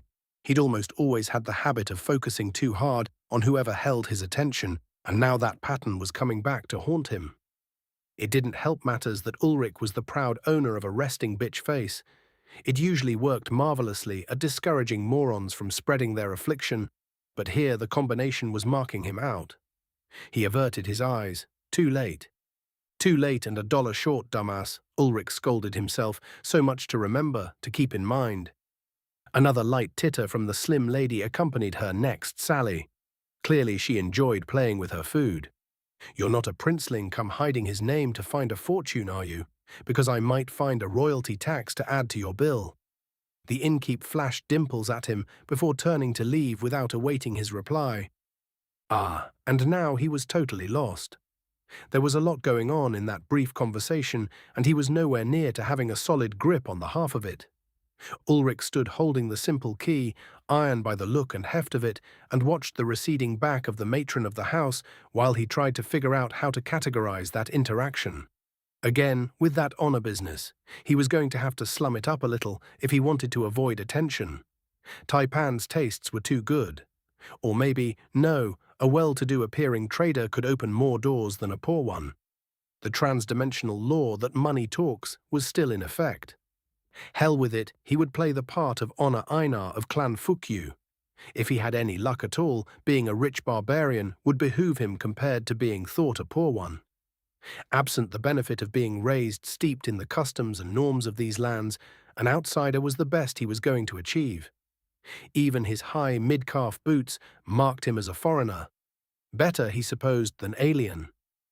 The key entered the brass lock smoothly and turned with a clean click, the mechanism well crafted. Better, in fact, than had been that of the quality of devices in track and ear. Taipan had picked those locks about as fast as Ulrich had used this here key. Ulrich was no hand for lockpicking, so it didn't much matter to him, but he'd have to keep in mind when he reunited with his shadow. Spotting the bed as he entered the room, he frowned. Shadow and wife. Damn if the nights didn't get lonely without the now familiar presence. He instantly turned aside from that and reviewed the room. A simple dresser, wooden frame bed, nightstand and lampstands, their workmanship far inferior compared to Irielan craftsmen. Plain walls, absent flourish or decoration. A light grey plaster was laid over top of timbers as he confirmed with a few gentle raps of his knuckles. He could hear the wood beneath thumping and feel the softness of the plaster compared to the stone of the floor. Rugs covered most of the fishbone pattern of square floor blocks. Now that was kind of fancy. Clearly Bartala employed a wider array of masons than did Trachanier. He didn't necessarily know how any of this information was going to be useful, but a guy can never tell. Things had a way of going sideways, and at the least he needed to catalogue where everything was, to more easily tell if someone had entered the room in his absence. Ulrich ran his fingers across the dresser, feeling its grain. The wood was straight-grained, with none of the whirling interlacing of the Iriellan lumber. Easier to work, far easier. But softer and weaker, the carpenters here paled in comparison to their Aesa rivals. He supposed that was only common sense. Elves lived longer, had greater time to master and apply their craft. They also had something the furniture here lacked, a love for the material. Elven woodworkers treated their substrate with reverence. It was once part of the forest they cherished. They would not disrespect that origin through neglect or inattention. The only feeling Ulrich got from woodwork here was summarized by the word adequate. Inspecting the carpentry only occupied him a few more moments. His backpack he unshouldered, its contents much reduced to only what he might need to cut his losses and escape into the wilderness if needs be. Hopefully that would not prove necessary. Pulling Zeftocht's back sheath off to lay on the bed, Ulrich sat next to the enchanted blade and lay back to stare at the ceiling. Now what? Chapter 150, Taipan's Run. Outskirts of Irielhos, Lower City, 2 months and 8 days gone. Taipan's breaths came ragged as she leaned against the lift. A hunter she'd flagged down was already carrying word to the acting crown of Orlathrim, her 29-year-old brother Lumitsite. Youngest of Baldurt Iriel's children he may have been, he had been groomed to take command of the deep wood when it was his sire's time to step back from rule. Lumitsite was also the only of his sire's offspring to be suspected of inheriting his might. For all of that, Taipan's brother was still a child. No one would have thought that time would come so soon, or that it would arise in such a trying season. None but Taipan, that is. She had long harbored suspicions that the beasts of Prosper would not be content to carry out their petty evils and would act towards a greater conspiracy one day. It had come quicker than she thought, but she was validated in her vendetta against the otherkin. Forget that most of Prespang were unaware of the monstrous acts being carried out. They were still complicit. They gave their tithes to the cause of fattening the spiders on their golden thrones, bent the knee to her laws, and gave their sons and daughters to the army that she had spent an entire spring season now driving from her ancestral home. All the guilty would pay for what they wrought against Iriel and Orlathrim, but not so many more by her hand just now. For now she was utterly spent, legs barely supporting her, hurts not given chance to heal aching. A fever was taking hold, vanishingly rare illness, telling her more clearly than a healer's words how badly her body had been taxed. As her shaking limbs quivered from exhaustion, muscles spent, not even the battle song in her veins could push her farther. But farther she did not have to go, she'd done it. 8 days, that was how long it had taken her to cross most of Orlathrim. Traveling 9 hours of every 10, eating, sometimes sleeping, and all else during that one remaining, she had made 4 leagues an hour on average for 200 hours. It was a feat of endurance that she had never heard tell of before. Not her father, nor his sire had ever done the like. Taipan was a paragon Aesir Iriellan, the peak of her kind. She would have smiled had she had the strength to feel anything but fatigue to her bones and the ache of barely closed wounds, some freshly received from roving predators that had attempted ambush on the way. Several of her kin descended the lift, the great heartwood platform lowering to ground level. These wore the robes of Sano mages, healers. She couldn't resist and didn't bother trying when they carted her off to a litter and packed her into a bed. Warm flows of mana harmonized to the beat of life and health, reaching deep into her to knit flesh and wash away accumulated damage. The relief was instant, and she slept. Time passed indeterminate. She woke later to a pair of duties picking the, until recently, unconscious former princess up and moving her like a sack of precious alchemical reagents to be put to a different room. This one held a familiar face. The former daughter of their liege, no longer, as she had declared herself dead, saw a weary Sano mage face, showing the strain of recent efforts working over a badly injured hunter. One of the most gifted healers of Iriel, one Dr. Yesri, hung a bag of clear fluid from a stand, salt water with a large amount of dissolved sugar, connected to sterile hollow tubes through which a needle in a vein would introduce the solution directly into the patient's blood.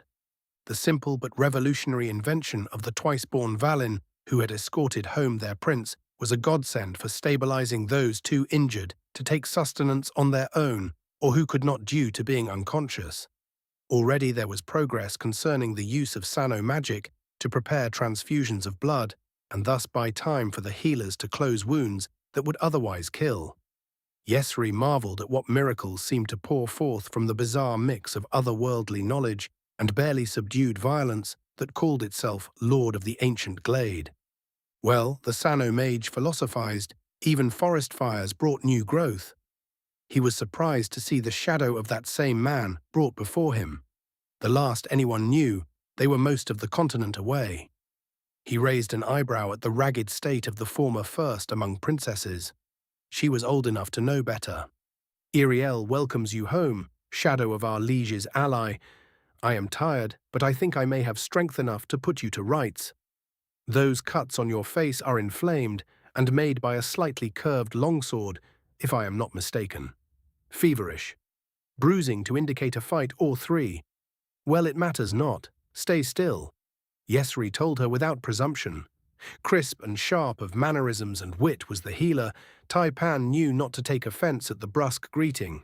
He would have said the same to Vadir had she been in the same position. Taipan remained still while the doctor tended wounds and repaired what the other healers had not had the skill to fix. Lying there gave her time to think, for the first time in what felt like weeks. It had been a savage grind of a run. Taipan would never tell the man himself. It would only cause him to make her life difficult in their habitual exchanges of wit and insult. But it was partly thanks to the bizarre mate she'd tied herself to that she'd been able to cross the vast distance so quickly. After her shaming and binding, she had rededicated herself to rise to her potential, to meet her mother's demanding expectations, and she wasn't dishonest enough to say that receiving Veda's instruction had not been humbling. The Heartwood spear was not gentle, even to her only daughter. In all honesty, it had been a brutal winter for the young woman. Being a pariah left much time for introspection. The rest of her time was filled more satisfactorily. Time spent training fundamentals of the dance amongst the royal guard while they prepared for war. Time spent teaching her mate, at once familiar, even intimate with warfare's strategies, but in the next moment, like a fledgling hunter just starting their path, all she could of unarmed and dagger fighting, drilling anew the angles for opening arteries, passing bones to pierce organs, and cutting the tendons that deadened limbs. Time spent fighting spars against the best warriors the Irielan could offer, as well as her partner, the unpredictability of the man, his commitment to unimaginably poor attacks, lacking regard for the myriad gaps he left in his defenses, kept her on her toes. Time spent pushing to stay ahead of the man's monstrous physicality in their conditioning had elevated her to peak fitness. Taipan was at her zenith, or would be when she recovered from the erosion of her body, from pushing it to its absolute limits and beyond. A pinch found no softness upon her belly or thigh. She'd shed 2 stones of weight on the long run from the Legranel Moot to Iriel. Worth it. She would even likely have scars to tell of her vanquishing of the Lior assassin. Yesri prodded and frowned over the wounds that crossed her face and generally seemed to take offense to the refusal of the wounds to perfectly seal absent proof that they were there. Taipan didn't mind in the slightest. These marks were a testament to the caliber of her enemies, and a reminder when she looked upon her reflection in still waters that a hunter always rode the knife's edge. The effort taxed her healer, and he departed with the same words of every doctor for their patient. It will itch, don't scratch, drink water, sleep well, eat a little, at first, then a lot later. Now that Taipan had found some measure of rest and treatment to restore her, she worried for her people, for her home. Her honor, the one who held her oath bond as a shadow, and also the man who she had claimed for husband, had spoken true. Only Taipan could bring word in time. And she had. Flitting like the shadow whose powers her core wielded, Taipan had cut through territories of slavering monsters, 2 hordes of insectoid creatures usually circumvented, and outpaced 3 greater beasts in her flight. She'd sent arrows with warnings scrawled hurriedly tied to them into every village she'd come across. The chiefs of those places would not move on the words of a random hunter's arrow alone, but they would be making ready when her brother called the Orlithrum to gather its strength to repel the forces attacking their havens. It might not be enough. The fear that had spurred her, that had lent desperate speed to her legs was always that it would not be enough. Always the Aesir had been able to hide the heart of their people away in the refugees, safe. It allowed the Orlithrim to evacuate their fixed settlements and disappear into the terrain, to become as the wind amongst the leaves. Then the hunters and warriors would turn the lands through which their enemies marched into a thirsty field, ready to quench itself with their blood. Drip by drip, arrow by arrow. That was no longer possible. The same artifact that had pierced the ancient veils against scrying, the very one that had been destroyed negating Irielhos's wards of protection, had also revealed that most dear secret of the elves. The havens were heartwood trees. Specifically, they were the offspring of Irielhos itself, the guardian deity of Iriel. In a time so long ago, it had passed beyond even the memory of the deep-wood elves. An existential threat had come to the Aesir. The heartwood had answered, offering shelter to the children of the forest. The cores of 7 great trunks had hollowed themselves, and their roots had bored towards one another, creating an interlacing roadway beneath the surface of the forest. It was inside these ancient offspring of Irielhos that the elves had established their havens, supplied in such a way as to be able to support the entire population of Orlithrim for a decade, if necessary. The natural mana density of heartwood made it impossible to scry, until the ancient's artifact saw through the millennia-long subterfuge. Few were privy to the knowledge of where these ultimately secret refugees were to be found, even amongst the Orlithrim. Secrecy was not their only defense. The havens were not unmanned. Always there were elite warriors attached to guard them, under the guise of scouting parties training in war games. But that would not be enough to deter an army. Mighty though the heartwood trunks were, they would not long repel a coordinated army's effort to bring them down. When they fell, it would spell the end of an epoch and the beginning of a new time of trial for the people of the deep wood. Now the craftsmen, farmers, gatherers, grove tenders, young children, and elderly masters were at risk. If those were lost, it would cripple the very cultures of the Irielen, losing all the most experienced lawmasters and artisans, along with most of the families. Taipan refused to accept that as a possibility. She would not allow it, nor would House Iriel. Lumitsate was a talent of rare caliber. He saw clearly for his age and had a way of finding the wisest voice to guide him in most things. If there was a way to stop the attack before it began, he and they would find it. If not, then the beasts of Prosper would find out what it meant to face Iriel in total war. Taipan's thoughts turned to her father then. Boldert, the blood moon, was recovering from nearly being consumed by bane poison. His core was depleted and his flesh weakened. So too were his wives. They had channeled a considerable portion of their vitality through a ritual with the core of Irielhos itself to rejuvenate Baldart through the destruction inflicted by the bane. It worked, stabilizing the dying king. Her honor, worms in the head though he was, had otherworldly knowledge. Often useless or so esoteric as to seem it, he had exhumed a piece of priceless alchemical wisdom and helped Mother Shore to create a cure for the bane that could be administered without killing the victim. Crippled though he was, Taipan knew her father would not sit idle when danger came to his kin. Nor would Vedir, Shore, and Bathe. They would go to war and all the Aesir with them. To the last. And so would she. Lowest tier of Bartala, in-room, present. Ulrich permitted himself 10 minutes of wallowing in uncertainty before he sat up and got his arse in gear. He worked himself out, centering his mind in the routines of the dance and physical exertion. Maintaining the exacting positions of his body, precision of motion and balance, and breathing with his core, circulating the lightning essence through his mana network, was a task of absolute concentration. It left him more at peace than when he'd begun and nicely loose. He was ready to set to solving his problems. First, get the lay of the land, the routes through the city, both open and more circumspect. Ulrich told himself aloud. Frowning as he turned his attention to the next issue, his tone shifted towards pessimism. Second, book passage by ship to Prosper or intermediate port in that direction without revealing your intention to conduct fantastic violence upon the merchant lords there. His attitude lightened when he came to his last dilemma. Third, use the shitloads of money made by selling contraband, azure cedar, in lands that have no access to it currently to make trouble or secure my house's future, or both. He didn't need the cash. Between the astronomical bounty for killing a nascent mindworm infestation before it could begin and Taipan's ludicrous dowry, Iriellan princesses didn't go for cheap. Ulrich was loaded. It was an oddly unimportant thing too, because he'd found very little need for currency since his waking beneath the colossal arbors on the plateau of Ancience. First living a life of bare necessity, surviving along the lines of a hunter-gatherer alone in a foreign environment, and later a guest amongst the elves who took their hospitality seriously, especially towards a man who had rescued their king's heir from what turned out to be agents provocateur, courtesy of Prosper.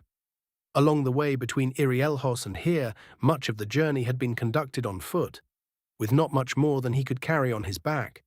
The sled first and later wagon were mostly suggestions from Taipan to better carry off the disguise by which they'd hoped to penetrate Prespang's territory undiscovered.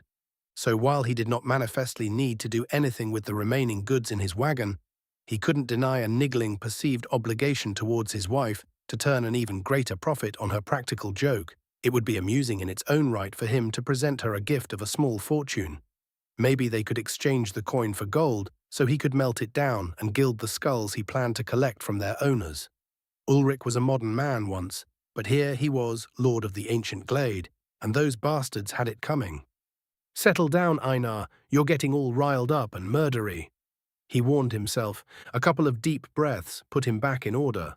One of the emergent realities of his new life in Varda was a growing aspect of intensity to his personality. Where once he would have tended towards a passive observance of things, he was now more inclined to put himself forward, to engage. The additional aggression found expression in his magic, in its concentrated destructive tendencies. It underpinned his intuition for combat, to advance and overwhelm, neutralize and move. Dynamic. That was how he would best characterize his evolving personality. Avoiding letting that newfound layer of his emotions put him into unnecessary conflict would be the challenge. "You can't kill all your problems, Ulrich," he reminded himself. The reverse side of that coin was that there were indeed some few problems you could kill. And would he had learned of himself. This was in addition to the Lord instinct, not because of it. That double-dipping was what he had to be careful about. "All right, let's get out there and start having a look-see." Ulrich told his room, replacing Zeftocht in its position over his shoulder, a hand thoughtlessly checking its readiness to be deployed from its sheath at a moment's notice. He hefted his pack and exited the room, locking the door behind him. The pronounced click of the mechanism sliding home was reassuring. Into his belt pouch went the key.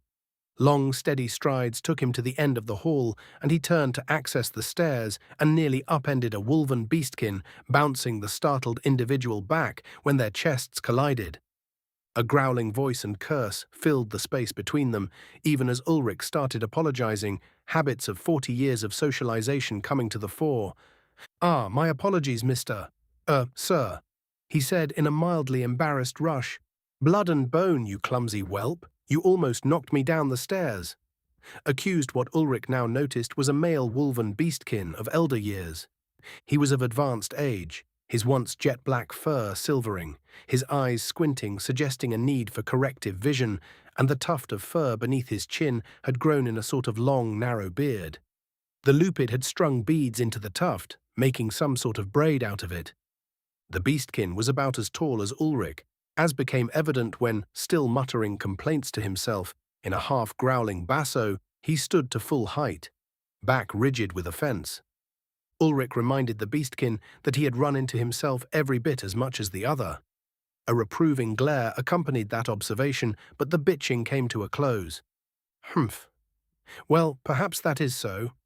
You should still be careful, pup, strolling around like that. You might run over some unsuspecting women and children," returned the aged wolfkin, but his lips drew back in a slight smile as he said it. Okay, Ulrich could relax. This was just the normal way older folk complained about young people. Nothing out of the ordinary. You know, other than the shaggy fur and potential for dog breath. "I do apologize, Elder," Ulrich offered again, still being conciliatory.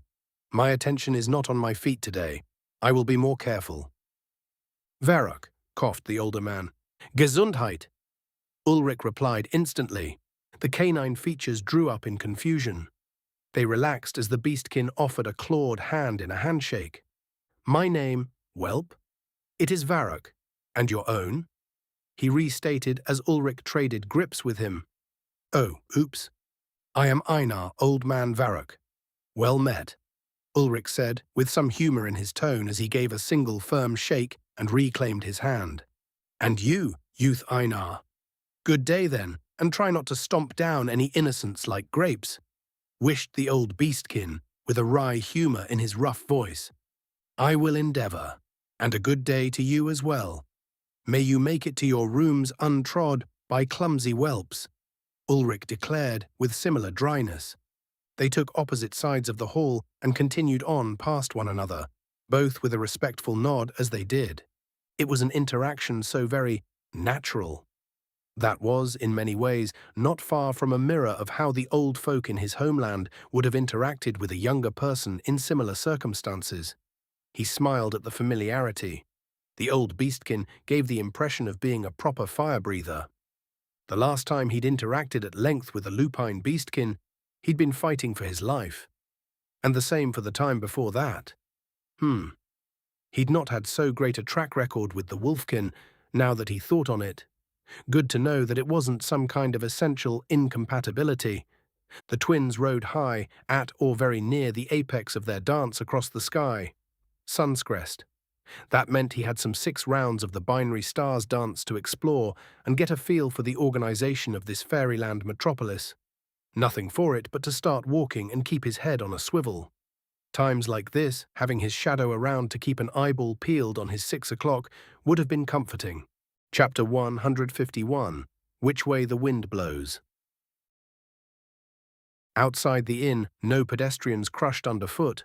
Ulrich set a brisk pace, keeping to the wider streets.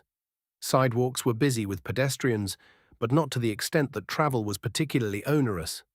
Carts, wagons, stagecoaches, and some of those man-pulled rickshaws made steady traffic along the streets.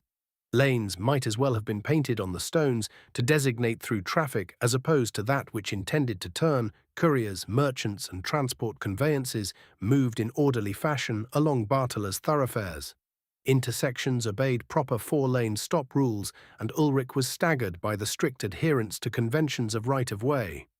These folk drove their beast-drawn carriages better than most of his contemporaries back in the before-operated vehicles. If this had been the norm, Ulrich would not have found himself being blindsided by a freighter and losing most of the use of his legs. Fantasy world folk obey traffic laws. Go figure, Ulrich made a complete loop of the block on which his inn was located, noting the signs hanging and his overall position within the lowest district of the port city. He was a bare half-kilometer from the main entry gate. It never hurt to know where the door was. This part of Bartala was almost certainly the one most heavily favoring the trade, manufacture, and storage of raw goods. Everywhere people dealt in or hauled unfinished products, except the necessary artisans who made everyday goods, such as blacksmiths, coopers, weavers, and cobblers. Even these were, so far as Ulrich observed, only involved in the swift manufacture of simple necessities. Silk was not to be seen in this district, and even Ulrich's well-cut, if thoroughly abused clothes stood out some. Had he entered the city without the wear of the road on him, he'd have easily been marked as being in the wrong part of town. With his robes showing the abuse of months of hard road and stains that were as much a part of his attire as the fabric, he fit right in with the other working-class men and women that populated the squares, shops, and craft halls. Ulrich was somewhat certain he was blending in, as few gave him a second glance. For the most part. A couple of stink eyes from patrolling guards who seemed ready to remind the barbarian to mind his manners. A few doe eyes from some of the unmarried lasses, and a jealous glance from one of the lads who did not care for sharing the gaze of the girl whom he was trying to impress, were about all the attention he garnered. Mostly he moved through the city like a ghost. Ulrich took it all in, trying to absorb the entire metropolis, its details, and its overall impressions. This was his first pre-Spanja proper experience, and he wanted to make the most of it. These folk were, technically, his enemies. unless he could find a way to break the bindings holding them to Prosper's lead. Toward that end, he was decided on a proper walkabout to get a feel for the situation. The townsfolk in this lowest district all dressed with somewhat modest tastes. Thick linen, no-frills wool, frequently undyed, were common. The major signs of affluence seemed to be the wearing of jewelry, rings to start. When the hand had a full complement of rings, those rings were connected by fine metal chains. A bracelet was added in addition to that. Beyond that, an armband. The truly outstandingly wealthy bore a sort of chainmail sleeve connecting the armband to the wristband. It was a rather eye-catching system of establishing station, and Ulrich had to appreciate the granularity of it. There was rather no doubt as to who was a person of means, or not, amongst the Bartalan. This more bore some resemblance to the old Scandinavian culture, those Nordic countries, sometimes referred to as Vikings, that had employed armbands of gold and silver to denote wealth and from which cuts might be used to satisfy purchase agreements. Up one wide street, across and back down, playing the part of a visitor from afar, which he was, he sought to get a better look at the Bartalans along this section of city without being too overt in his study. He made frequent stops to inspect leathers, creature parts, woods, and some rather shoddy, if he might be so bold, forge work. He could see the cold shuts and failed welds in some of the smith's offerings. Quickly he turned away before the disdain he felt for such substandard work could become insulting. On further consideration, Ulrich was doubtful as to whether this worn jewelry was utilized in place of currency after the fashion of hack silver bands. For one thing, the only exchange he'd witnessed thus far was of coins, goods, or services. For the other, the pattern of adornment of the rings, chains, and bands had something of a very intentionally holistic nature to it. The removal of a piece here or there would have largely ruined the cohesive aesthetic that the sets possessed. Beauty was often found coupled with symmetry. If the symmetry was designed to display status, one wouldn't ruin it for a common exchange. No, the arrangements were declarations of status only. You might as well call this the cuprous district then. He wasn't sure if it was copper, but the vast majority of the bands, rings, and chains sure looked like they were fashioned out of a polished copper. That was interesting. Up until this point, he'd noticed that the predominant metallic was brass or bronze, or at least he thought it was brass and bronze. The exact alloy was impossible to determine without spectral testing. Fuck, Ulrich remarked to himself. He wasn't even sure if this was the same universe. Were the atoms even the same? Sweet watcher's tits. Ulrich, don't do that to yourself. Just assume the elements are the same and keep your sanity. Fine. Back to the matter at hand, he redirected, turning aside from a main road to amble into a smaller side street, stones beneath his feet kept free of beast leavings by the careful placement of booted feet. Animal shit was very definitely one of the prevailing flavors of Bartala's mercantile district. Returning his attention to the people here, their decoration, he noticed that less brass and bronze metalwork being displayed, more, let's call it iron and copper. What did that mean? Fuck all at the moment. But it was certainly worth noting. Alloying was a tricky thing and could shed light on the technological mastery and overall skill of smiths, which was itself a benchmark for overall civilization. There was a reason humanity on his old world had designated entire epochs of its history based on the ability to smelt and manipulate certain metals. These were the thoughts that occupied him as he strolled in a carefully aimless track through the city. Ulrich had sampled Bartala's lower districts pretty much to his satisfaction, so he took a brief walk beside the sea, drinking in the heavy saltwater notes, the anarchy of the dockyards. Ships came in, ships went out, all of them hauling goods and people. The spring breeze was warm on his face, the twins were high, and all things considered, it was a hell of a day to be out and about. Leaning against a railing overlooking the sea, he mulled over what he was discovering.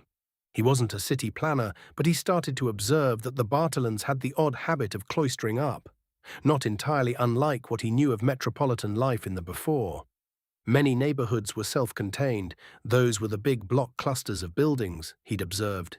Each was mostly a residential apartment sort of construct arrangement, with the artisans who served that neighborhood living in the shops on the ground floor. The businesses associated with the trade of goods lie mostly along the larger causeways. He was almost certain that the buildings fronting the main avenues were almost exclusively storage warehouses. Ulrich had seen huge double-door gates swinging inwards to reveal inner pavilions and courtyards into which wagons carrying goods would turn to make deliveries. What few interiors he saw were not well stocked, but it was the heart of the trade season. If his observation was generalized, the scale of goods exchanged here was massive, and the half-empty inventory could well be due to a highly efficient system of goods transport. He might as well be in New Chicago, with its train stations and the Great Shield Lake ports. More appropriately, this would be the Rotterdam of Prespang. Returning to his inspection of the port metropolis from dockside, he kept grey eyes peeled on the cargo exchanges to and from ships. The dockyards utilized big lifts and pulleys to raise up pallets suspended by wrist-thick rope nets to facilitate massive loads of goods at a time. Once aboard, an ant-like crowd of sailors would strip down the pallets to store in holds or repack goods into barrels. It was all very methodical and very organized.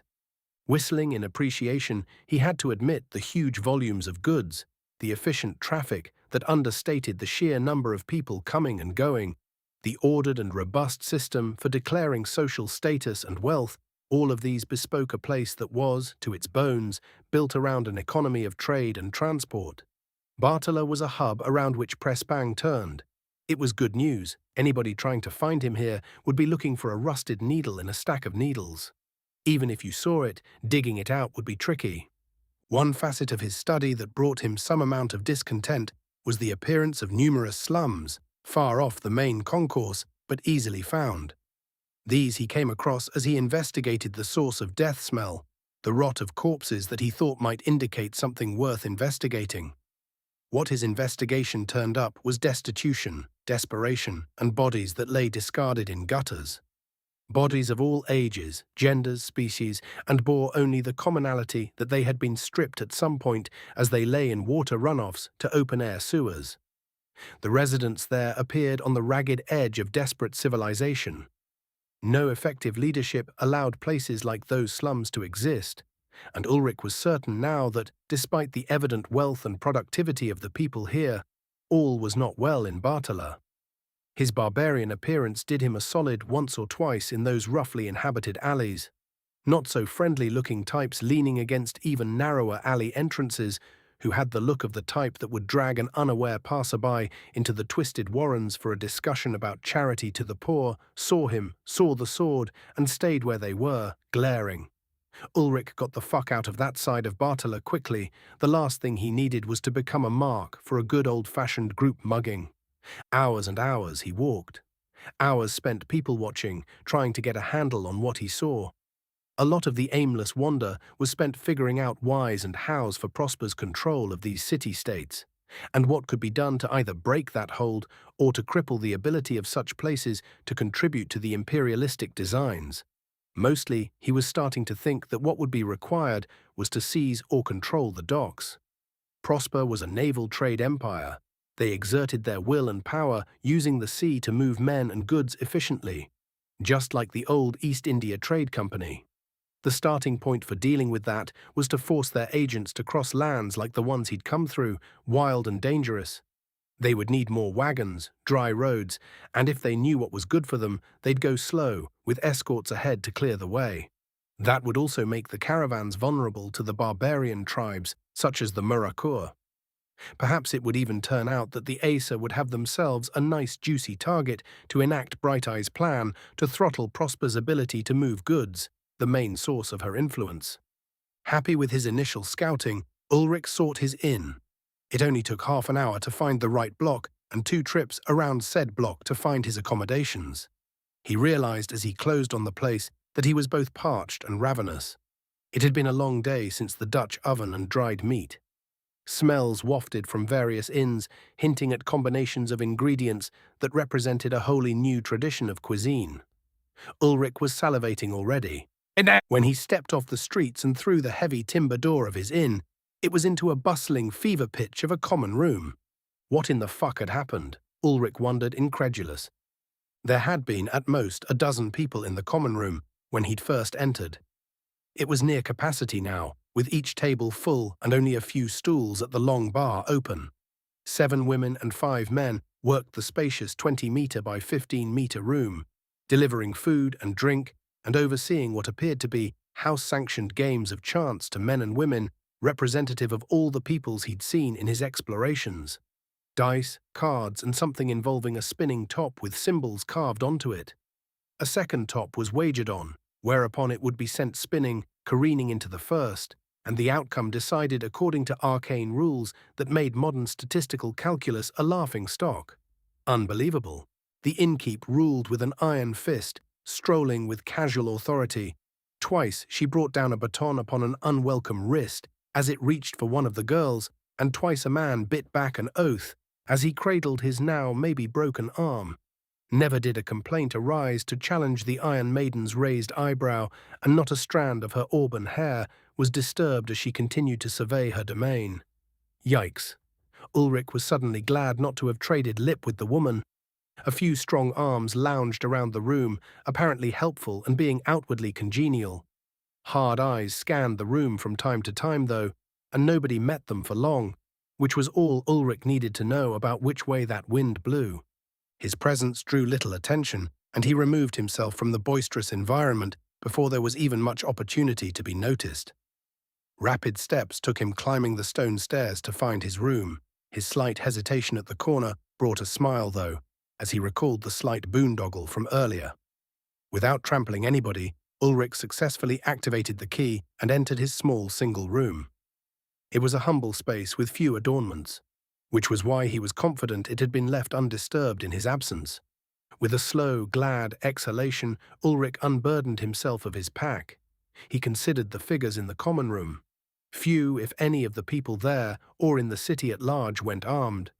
Those that did mostly resembled himself, travellers with rucks still upon their backs, large satchels, and the arms that were critical to surviving what dangers might lie in the distances between cities. Beasts weren't the only things that hunted travellers on the road, as Ulrich had discovered twice now. First the slavers, then the more common bandits. Steel between the ribs handled all of these problems, and more than a few of the obvious newcomers to the city were even more heavily armed than he was. A pike bent nearly 20 degrees from true, and with some kind of pitted brown corrosion on it, hinted at things Ulrich had not yet encountered, and was glad not to have. So it was that an outsider was marked by the necessity to fight the realities that lay waiting outside the high stone walls of Bartala, and the natives had no need of such things. Here, in this inn, Ulrich decided he would forego the obvious weaponry. Besides, he was always armed. His core was a weapon greater than anything a guy might swing. Content with his choices, he decided it was time to see what smelled so damned good down there. Nothing much had changed in the few short minutes he was unloading his gear, the same clamour of men and women flush with the prospects of a new season of plenty. Ulrich sat himself atop one of the few available stools at the long bar top. The bartender, a young man with a missing eye and an easy smile, took Ulrich's order. He was going to try what had to be a blackened fish of some kind, and whatever the pale ale was that he saw making its way to the patrons' mouths, and sometimes the floor. An Argentum servant paid his meal and opened a respectable tab. Unless something had changed greatly since he'd left Traknir, he'd be collecting change in a couple of days. The beer was hoppy and citrusy notes made him think of some sort of double India pale ale, the bitter being nicely balanced by the fruit. He found the bottom of his mug surprisingly quickly. A plate of fish, blackened and steaming, with grilled green beans of some kind, and a hard bread with a fish broth to dip it in, arrived soon after he'd received his second serving of the beer. The two paired exceedingly well. Ulrich had a mind for a third mug when he felt a hand on his shoulder. Instantly, his core hummed to life, preparing to level the place, and some of the nastier magics sprung to mind. Their spell forms, the mental algorithms of their weaving, ready to enact carnage. He turned his head to see the elder Lupid he'd bumped into earlier, grinning with a mug in his clawed hand, the other resting on Ulrich's deltoid. "Easy, young hunter. It is only I, Varrock," greeted the beastkin. He took the empty seat to Ulrich's left and made a show of becoming comfortable on the stool before addressing Ulrich again, with the same mix of casually grumpy humor as before. "I take it your prowling left no one dead in the streets then, the victim of your boots?" joked the old man. Ulrich received his mug and took a heavy swallow, calming the ramping violence to adopt an easy attitude. Admittedly, the beer was assisting that effort. After wiping a bit of foam from his beard, he rejoined in a deadpan. Gesundheit, you should do something about that cough, Elder. Have we met before? The old wolf scowled and cursed something in his own tongue that Ulrich couldn't make out. It's Varrock. Varrock is my name, insolent pup, and you know it. I can see a man with a mind behind his eyes, even when it holds the recklessness of youth. Varrock scolded mildly, before continuing in his harumphing tone. I am old, but not senile. You go by Einar, do you not? The old boy liked his beer. He punctuated his sentences with a swig. This right here was a man after his own heart back in the before. Aye, that I do, old man Varrock. And no, I did not find any slow pedestrians to clobber into the sidewalks. He reported back to the geezer with good humour. Nodding along, the wolf-headed beastkin surveyed the room briefly, suddenly laser-focused, before returning to his rheumy-eyed gaze. Now that was interesting. Perhaps he wasn't as ancient as he let on. What brings one of the tribesmen so far from distant holds, if you don't mind my asking? You have the look of one out on his first foray in new hunting grounds, all nose to the wind and hackles, quick to rise, inquired the old wolf. Ulrich didn't mind that curiosity at all. It would have been strange to not notice Ulrich's foreignness. Voice pitched low but leaning in, so his elder didn't have to strain to hear, Ulrich confided, Same thing as any young man, elder. I journey to find prosperity, to see the horizons beyond the ones I see today, and to experience all this world has to offer. That made the Lupid's teeth show in a wide canine grin. Oh ho, now that is what all pups fresh from the teat want. Just be sure not to nose around the badger's dens, eh? Suggested the elder man. That made Ulrich recall his encounter with a badger. The great smelly bastard, nose screwing up from remembered foul musk. Ulrich had no trouble sincerely asking, where was this advice before I found the den? Which amused his drinking buddy greatly. And what did you learn from it? The smiling wolf asked, stroking his braided chin tuft. Ulrich thought back to the shrieking ravager and said without any doubt whatsoever that it will always be a better day if you just go the long way around. Which brought a belly laugh from Varrock. A clawed finger wiped a tear from his eye once the chortles subsided. Ah, see? I knew there was a sharp thinker inside that meat.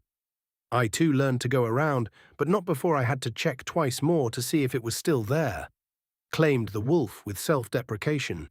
He was a funny codger, was this Varrock, quick on his feet too for an old dude. And you, elder, what brings you to Bartala, or do you call this sprawling place home? Ulrich asked. The beastkin grumped a moment in his own tongue before answering. Not towards Ulrich, just bitching in general, as was the right of the elderly. I have been invited to attend the wedding of my daughter's daughter to a gap-toothed half-wit with a nice coat and not enough fur to fill it. Spat the old man, not simply casually disgruntled, but riding outrage. If not for my other children, I might as well open my own belly so I don't have to see my line decline before my very eyes. The both of them drank to that statement. "For," exclaimed the Lupid, calming down with the beer's refreshing bitter on his palate. "Thus am I called to this great mess called Bartala, away from the downs and thickets of my clan's origin," answered Varrock. Ulrich nodded in sympathy. Most weddings sucked. Not all, but most. At least the after-parties tended to be a little lively. Forgive my saying, elder, but I get the impression that the unfortunate groom would have difficulty pleasing your sensibilities. He teased. Nonsense, growled the beastkin. All I have ever asked is that my daughters bring home a husband that can fight for their honor, put food on their table, and give me many grandchildren to spoil. I had not reckoned that those husbands grow to be so soft that they would let some weasel-faced scavenger sniff around their own daughters. This guy was a treasure. He had a feeling any family get-togethers were going to be thoroughly ruined by the old-timers' antics. All right, I believe you, surrendered Ulrich, before he got Varrock even more riled up. If the beastkin got the bit between his teeth, there wasn't going to be any turning that horse. On the other hand, there was an opportunity here to be educated about the doings and situations of beastkin. Ulrich was thoroughly ignorant in this regard. Snippets here and there from Bright Eyes and Taipan were nowhere near sufficient to pass for understanding. Why then has your esteemed granddaughter agreed to accept this bottom feeder for her mate? Ulrich prompted. Varrock put his head between his arms on the bar top, refusing to let the world see his suffering. From somewhere below, muffled basso rumbled, "Because my clan is poor. Because I have failed to lead us to attract the more noble suitors. My dowry for my daughters was strong, but times these last few years have been difficult. Too many rivalries between clans, too much of our youth's strength siphoned off, and our promising youngsters were selected to be press-ganged into the Baron's army tithe. I cannot refuse those summons without open war, and, last and most bitter, too heavy the taxes. Even the sight of a magister brings bile to my throat, and I am not ashamed to admit it." Maybe it was the booze, but Ulrich found himself commiserating with the beastkin. He was having a rough go of it. This wedding was the cherry on the crap cake he'd had served to him. Ulrich had known a time when it seemed all the things that had once been good had failed. He flagged the bartender for another mug for the old wolf. It wasn't the answer, as well he knew. But for one night, it was an answer. Perhaps there was a way to smooth the rougher edges off his new bar friend's troubles. And he might learn much about the state of things if he listened and kept an open mind. The mug slid down the smoothly polished bar, and Ulrich clapped a hand on Varrock's shoulder, prompting the muzzle to lift from its hiding place in the Lupid's arms. He looked at the offered mug and tilted his head questioningly. Ulrich gestured to the foaming solution and nodded in confirmation. "Around on me, elder. Your tale is one I have known before, but from a more bitter experience of mineself. Drink, spin me yarns of your clan, the better times and the bad. I will listen." Ulrich implored earnestly. "A man doesn't have to be kind for kindness' sake. Life is complicated, and doing the right thing can frequently coincide with doing the thing that furthers your cause, if you have a brain in your skull to see it. The hard part was still doing that right thing, even when it hurt. This was an easy one. Old man Varrock was begun, painting a picture of rocky springs, rolling hills, and dense pockets of tangled woodland with his words. Ulrich listened and summoned another mug for them both after a while. Faceless figures behind them came in, blurred into the background, adding their notes to the music of a crowded bar room, and moved out, mostly ignored. By the time he half carried the beastkin towards a rented bed down the hall from Ulrich's own, he'd gotten quite drunk, learned as much of the Lupids clan, their rise, their doings, and their downfall as one of their own, and somehow committed to joining Varrock at the wedding of his granddaughter. It was a bit of a ride. Lying abed, the corners of the darkened room threatened to start turning unbidden. With a foot hanging off the bed, touching the ground to still them, Ulrich digested what the day had brought him. There was much. Standing out from it all was the feeling that all was not well within Pressbang. Things were not what they seemed from the outside. The picture from the perspective of the Orlothrem was incomplete. Hazy spirals of thought circled round, bringing statements, exclamations, curses, and hints from Harlan and his crew to meld with Varrock's tale. These joined with the lessons of Instructor Gotha on the courses of trade and manufacture from the elves' side. Sprinkle in a dash of Bright Eye's fireside stories, prompted by Ulrich's complete ignorance and insatiable need to know, and Taipan's instructions on the strengths and weaknesses of the enemy and the world Ulrich had awoken to started to crystallize, like watching the fractal spread of a deposition crawling across its substrate, all alien precision and sublime geometrical pattern. Ulrich would not have known before, but a man would have to be an outsider here to gain a wider view to perceive the scope of the problem. They would also have to have a scholar's training in historical politics, socioeconomics, and a couple of 1,000 years of documented global history from which to draw. On Varda, that was a tall order. In this, as in magic's somewhat strained relationship to physics, Ulrich's perspective was unique and also completely accidental. His old life was that of an engineer, a technical problem solver. Reading history was just a passion, a hobby, a diversion, and one that had been partly mandatory through the survivors of the collapse's reactionary insistence on public education. The more things change, the more they stay the same. The analysis was, at the end of the day, simple. Pre-Spang's problem, as much as the Orlethrem, was Prosper. Only instead of an enemy, a great fat golden spider pulling its militaristic strings to direct violence, the Golden Thrones, as Varrock had mentioned twice contemptuously, were more akin to a creeping disease, a gilded rot feeding on the clans of the Reaches as much as the independent city-states. Ulrich smelled shades of the Roman Republic, bleeding the riches and talent away from its vassals until no more could be drawn, depleting them, and once no more sustenance could be taken, expanding to do the same elsewhere before eventually consuming itself at the end. The war, the willingness to be part of it, was something that made more sense to him now. The people of Prespang were growing quietly desperate, despite the apparent wealth that moved through Bartala. Things were worse than they had been before, though it had happened so slowly that they hadn't been provoked to resistance.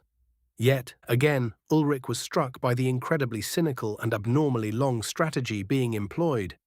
There was a phrase from his homeland, "Never attribute to malice what can reasonably be explained by incompetence." Ulrich's intuition said the Pre-Spang situation had all the hallmarks of the mirrored image of that proverb. When incompetence shows signs of being so carefully, deliberately executed, then no malice guides it. This was the song of his old Earth's decline, the consumption of its peoples and the world's resources, without end. Prosper, through its supposed council of merchant lords, each in control of the trade for different regions, each regulating the taxes and monitoring the flow of goods through its region, was supposed to generate a form of constructive competition that promoted the success of the independent city-states and clans around them. Each merchant lord was supposed to argue and arbitrate towards the growth of their domain. What appeared to be playing out was that one single faction had assumed complete dominance of the council and had subsumed them into a singular power. The result was, of course, hegemony. That itself wasn't news, it happened all the time. No, what made his buzzing brains tingle was how slowly, thoroughly, and inevitably it had been done. First, soon after the population centers had established relatively rigid and fortified positions that became the city-states and established Pre-Spang some 4,000 or 5,000 years back, came the consolidation of small merchant companies into larger ones. That was, historically, a recent condition only taking place some 1,000 years ago. In and of itself, Ulrich viewed that as only sense. Varda was a dangerous place, and a couple of traders banding together could pool resources towards a platoon of caravan guards defending their wagon trains far more efficiently than lone traders hiring a sellsword or two. Ulrich was pretty certain that this was an organic event. What followed, however, had the feel of a more intentional direction. The larger merchant companies within particular regions, normally confined to the routes between specific population centers in Prespang, the city-states and outlying clans, congealed into regional conglomerates, establishing trade monopolies and wielding political influence through their wealth. Ulrich would have bet his left and favorite nut that the conglomerates first grew out from the mouth of the Zealous and were matched elsewhere as a reaction to the hyper-competitive space created by these large, singular monolithic companies. Join or die would have been the only viable decision. Eventually, these conglomerates consolidated their power through the formation of the merchant lords, a body of men and women elected by their respective companies to represent them.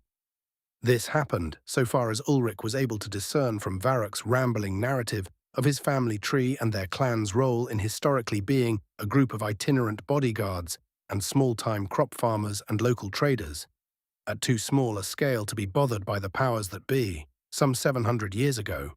That was when the citadel city of Prosper was established to exert total dominance over access to the inland sea and to seize central control over shipping for the city-states that had always existed along the southern shores of Vatin. With the appointment of merchant lords into a political entity whose source of power was total control of the shipping and trade routes between Vatin and the Zealous, they took control of all the merchant companies trading across Vatin, effectively gaining the ability to isolate the halves of the continent if they chose. Near as Ulrich could figure from the Wolfkin story, about 400 years ago, a sort of college of artisans was created by Prosper's Golden Thrones, calling itself the Free Artisans Guild, to ensure the growth and development of the key crafts and trades that powered Prespang's civilization. Varrock argued briefly as he'd spoken of his clan's woes regarding their ability to obtain durable hardwood to expand their holds, that this had proven necessary due to the skill and long lives of the elven artisans, with whom the access to these crafts was unstable. Unstable thanks to regular, for the elves that is, clashes along the border which discouraged the Isa artisans from taking apprentices from Prespang and some from directly doing business there altogether. It was odd just how frequent such border clashes were, given the rather sedate attitude most elves had, and their tendencies to stay to themselves. They just weren't aggressive and lack any impulse to expand their territory. These expansionist brushfires were all being ignited from the pre-Spang side. Though Varrock confessed he knew not why, his own clans had not had any poor dealings with their neighbours. Combined with Harlan's observations about the Legranel dealing honourably with his own tribe, Ulrich had some ideas about the sources of the flare-ups. The last incursion was the most severe and resulted in the most tension. The murder of the Iriellan king's son as he travelled to a treaty talk with the Zelasin and the subsequent rise of the Blood Moon over Prosper. It was an atrocity on both sides, though, of course, Baldarti's rampage had been vastly more visible to the people of Prespang and hardened attitudes towards the elves. This happened a mere 200 years ago and effectively closed trade from Iriel, Actin and Melond, who joined Iriel in solidarity, placing an embargo on Prespang.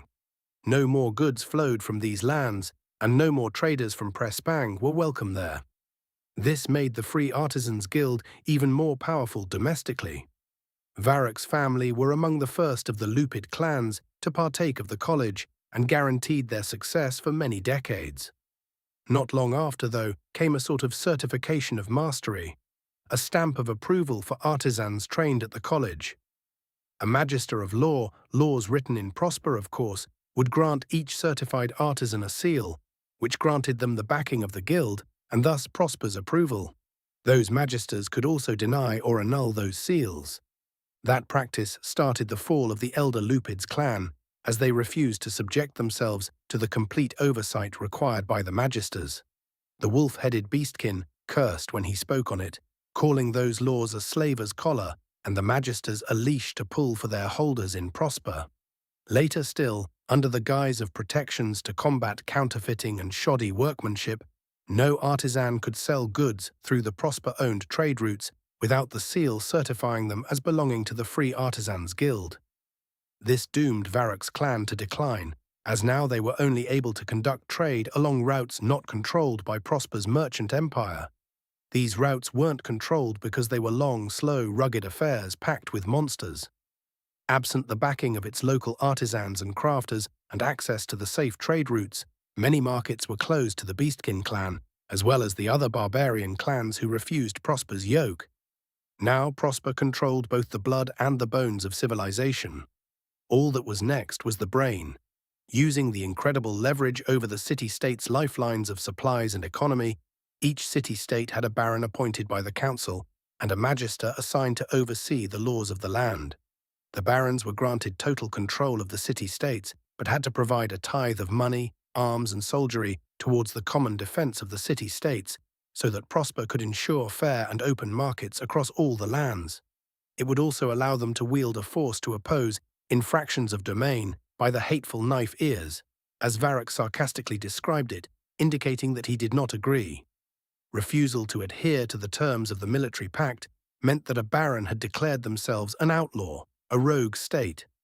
Most of them were either exiled or killed within a couple of years, as Prosper used the Common Defense Army, the Federated Defense Corps, against them, as well as the much maligned but also feared criminal syndicates and stunningly well-funded triads.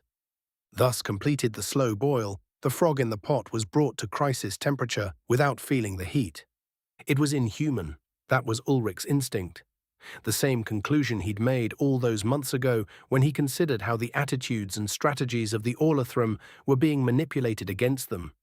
Love humanity or hate it, but it was not capable of the sort of cohesive will that seemed to have driven things to this point over such a long time period.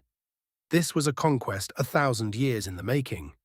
Who the hell would do something like this? Who could? The incremental nature of it, the gradual acquisition and centralization of power, While decreasing the strength of opposing forces, it was akin to the combat philosophy of the README, more than anything else. The Dance of 1,000 Steps was a martial philosophy that dictated making every step a motion towards total, certain victory. Every step, one at a time, sometimes forwards, sometimes backward, sometimes to the side, but always stealing balance from the opponent, always claiming advantage, until the enemy was destroyed. Ah, the light bulb flashed in the once engineer's head. Eureka! It was an elf, maybe even an eerie Ellen. That's who was doing it. There was no other explanation that agreed with the facts. The strategy, the methodical nature of it, the sheer God's-damned patience, it smacked of an Acer with an axe to grind. And grind they would. Elves lived in the present without dwelling on the past overmuch, unless they were given cause to hold a grudge. They didn't forget a wrong, and they could be utterly alien in their persistence of carrying out revenge. Generations wouldn't be too long to see the slight repaid. The more he thought about it, the fog of drink lifting over the last couple of hours, the more this hypothesis meshed with what he knew of Varda's people. Elves could live 1,000 years, but almost none of them did. Death had many helpers on Varda. Just because disease wasn't one of them didn't change that. He'd almost been killed by fucking weasels for shit's sake. So, while they didn't normally live beyond their physical primes of 600 or 700 years, they could. What if one did? An Acer with a grudge towards their own people entire. An outcast? Yeah. A criminal exiled from the home of their kin for some action. They might take it personally, might decide to start playing chess with the scattered, disjointed peoples of Prespang, while everybody else was playing checkers between their clans.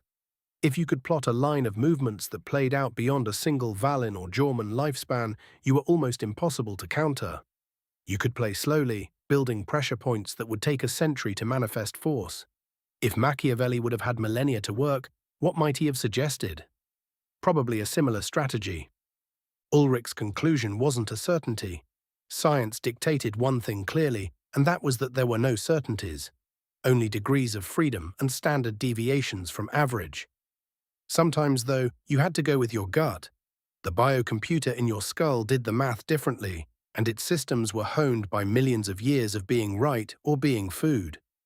Such condition made intuition a potent component of effective decision-making. Trust your instincts, Padawan, and search your feelings. Well, his instincts said it fit, and his feelings foreboded an enemy hidden behind a screen of misdirections and subtle plots. The only thing that didn't fit was actually this past year. Why the sudden interest in the Plateau of Ancients? Why the hasty attack on Irielhos, which expended the majority of Prosper's mage forces? For some reason, the enemy was, after such careful strategy, in a hurry. Oh, duh, Ulrich. They're old now, dying maybe. They need to see it done, and soon, or they won't live to realize their vengeance. Or something, he couldn't pin that one down very well. Something had their knickers knotted to get on with the horror show. With the calculus done, and some reasonable confidence intervals on its being a real answer, the next question was clearly this. What are you going to do about it, Ulrich Einar, Lord of the Ancient Glade? He was pretty certain the solution remained the same. There was once a military strategy game, of notorious difficulty requiring rapid multitasking and precise execution of troop movements, incomplete knowledge of the field of combat, and some amount of luck involved in interpreting and outmaneuvering your opponent. One of the sages who was a master of the craft had this to say. When the enemy is doing something strange, just go fucking kill them. Chapter 1. 152. Barbarian Samples. City life does not enjoy it. Ulrich slept late into the next morning, following his late night with the cantankerous but not obnoxious elder beastkin. He knew it was late thanks to the angle of light entering his avenue-facing window. Clear glass, so rare in Celestin and not to be found at all amongst the Iriellen and Legranel, revealed the bustle of Bartala. Already Valine of the humble classes were about their business. Goods were brought in, charted for customs, and stored. Other times, shipments destined for distant ports were packaged carefully, tallied again for customs logs, and transported to outgoing ships. Say that for a bunch that used trade like a thug might wield a club, the merchant lords kept a tight leash on what shit was going where. which made sense. They were both merchants and lords, and that meant being good at knowing what went where and how to own it. "Ooh," groaned the slightly hungover man, recalling the protracted conversation with Varrock. He'd promised to go with the old wolf as his +1. Ulrich hated weddings, loathed them, all that pomp and ceremony because two people had decided they would bonk often, and if not exclusively, then in tandem. Worse still, marriage was a legal proceeding, in addition to a social one. The combination of ye household and all that bilk. A tradition long dead before the collapse of his world, thankfully. In this case, however, there was no getting out of it. Ulrich had given his word, and amongst the changes to his perceptions in the past Earth year, though it was only half of one by Vardan reckoning, lying was not among those changes. Damn it. "Ah, weel," moaned Ulrich to the unsympathetic walls of his room. "Maybe they'll be pretty girls. Not that I can now do anything about that. It'll just be a nice break from the endless wilderness and rough folk. Or maybe a fight will break out. I bet that geezer of a wolf could get a tree to take a swing at him if he had a mind to." Ulrich recalled the sharp look the Lupid had directed momentarily last night, scanning the room with predatorial intensity. That was not the look of a tame merchant or a humble farmer. That was a fighter, assessing the lay of things before he relaxed his guard. He had to wonder why the old man had found favor for him. Ulrich wasn't not only not a Lupid, he wasn't even a beastkin. "I'll ask him sometime," he announced aloud. "Maybe he has a soft spot for twice-born migrants from Earth." Quickly, Ulrich brought his hands up to slap his cheeks a couple of times to help throw off the remnant wool in his brain. It didn't really work, but the half-hour of exercises and meditation did, carried out in the buff so he didn't further swamp-arse his clothes. He hated not having access to regular baths. The Ariellen had spoiled him.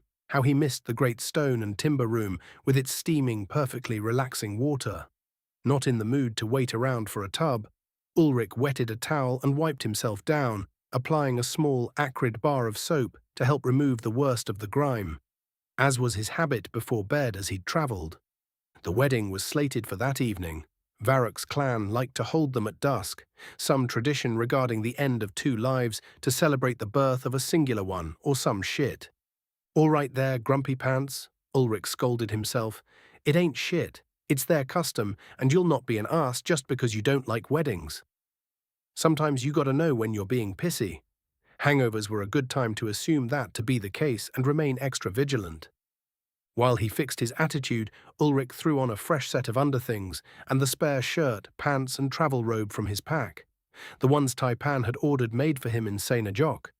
They smelled like they'd sat inside his pack, but at least they weren't caked in 10+ days of hard travel. The odor would fade as he strolled the streets. The inland sea air carried the oh-so-memorable briny fragrance of salt. It pervaded the city, and Ulrich wouldn't smell like a leather sack for long.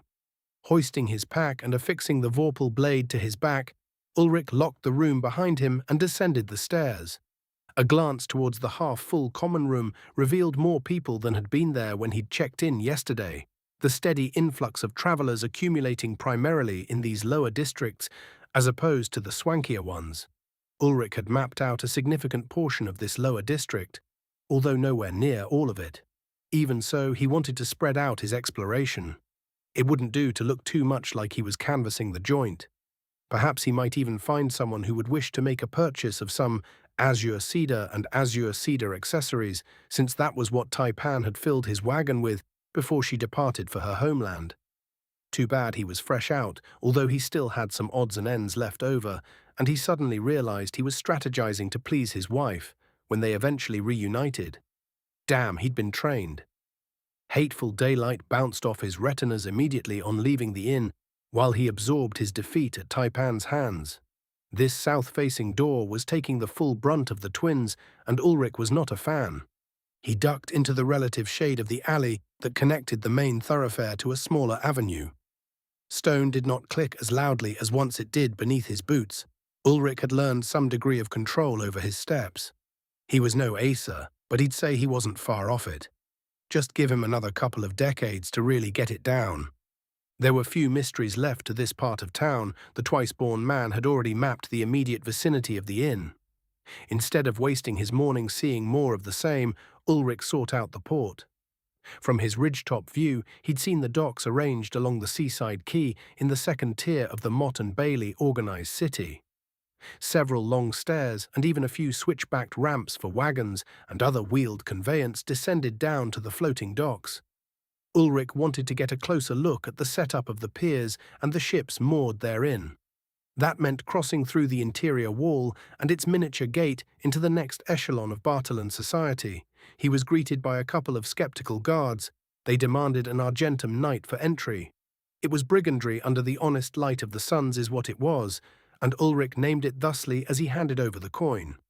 The guards smiled under their helmets as they weighed their purse, knowing it was sanctioned theft, and that there was nothing he could do about it. Harlan's words were proving true. Ulrich didn't receive much in the way of overt hostility. He was picking up some subtle hints that the barbarians of the outer reaches were not lightly trifled with. That didn't stop anybody from finding more pernicious ways to fuck with him, though. He could argue with the guards, call all kinds of attention to himself, probably get stonewalled and be turned away from the gate all the same. Next time he tried going through, he had little doubt in that scenario the cost would have gone up. It was the way of petty corruption. It was also a flaw in the operation of the city. When the guards took bribes and extorted from the populace freely, it told a story that they were not compensated adequately with their normal wages. That represented a failure of leadership and a potential for him to find or create holes in security. Wunderbar. Glad was Ulrich to lose some money to find soft places in the enemy. Still, it rankled to be treated like a second-class citizen. Even minor injustices had always stuck hard in his craw. The rules were rules for a reason.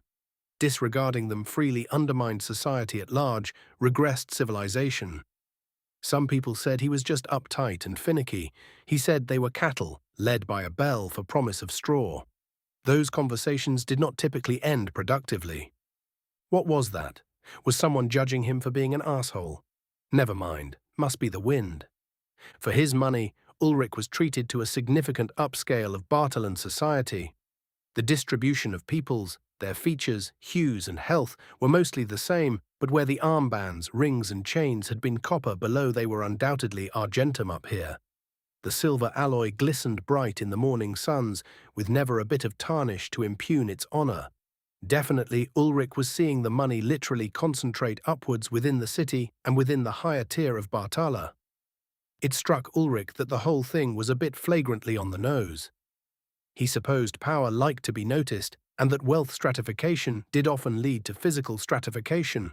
Gentrification. Was that the term for it? Ulrich questioned himself. Maybe.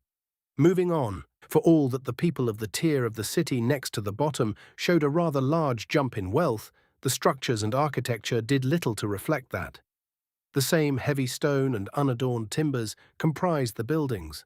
The steepled towers showed perhaps a bit more in the way of decoration. The odd gargoyle here, maybe a little extra flair in the stonework there, but nothing outrageous. The biggest shift was that there were not so many warehouses here in this part of the city. They still existed. Ulrich watched a wagon haul a load of some kind of fragrant fish into one. Briny salt wafting from behind those walls more intensely than the ambient air, which probably meant that the catch was fresh and being dried and preserved. But where the lower tier was almost exclusively warehousing along the wide avenues, they were more intermittent up here. Were the goods stratified in addition to the peoples?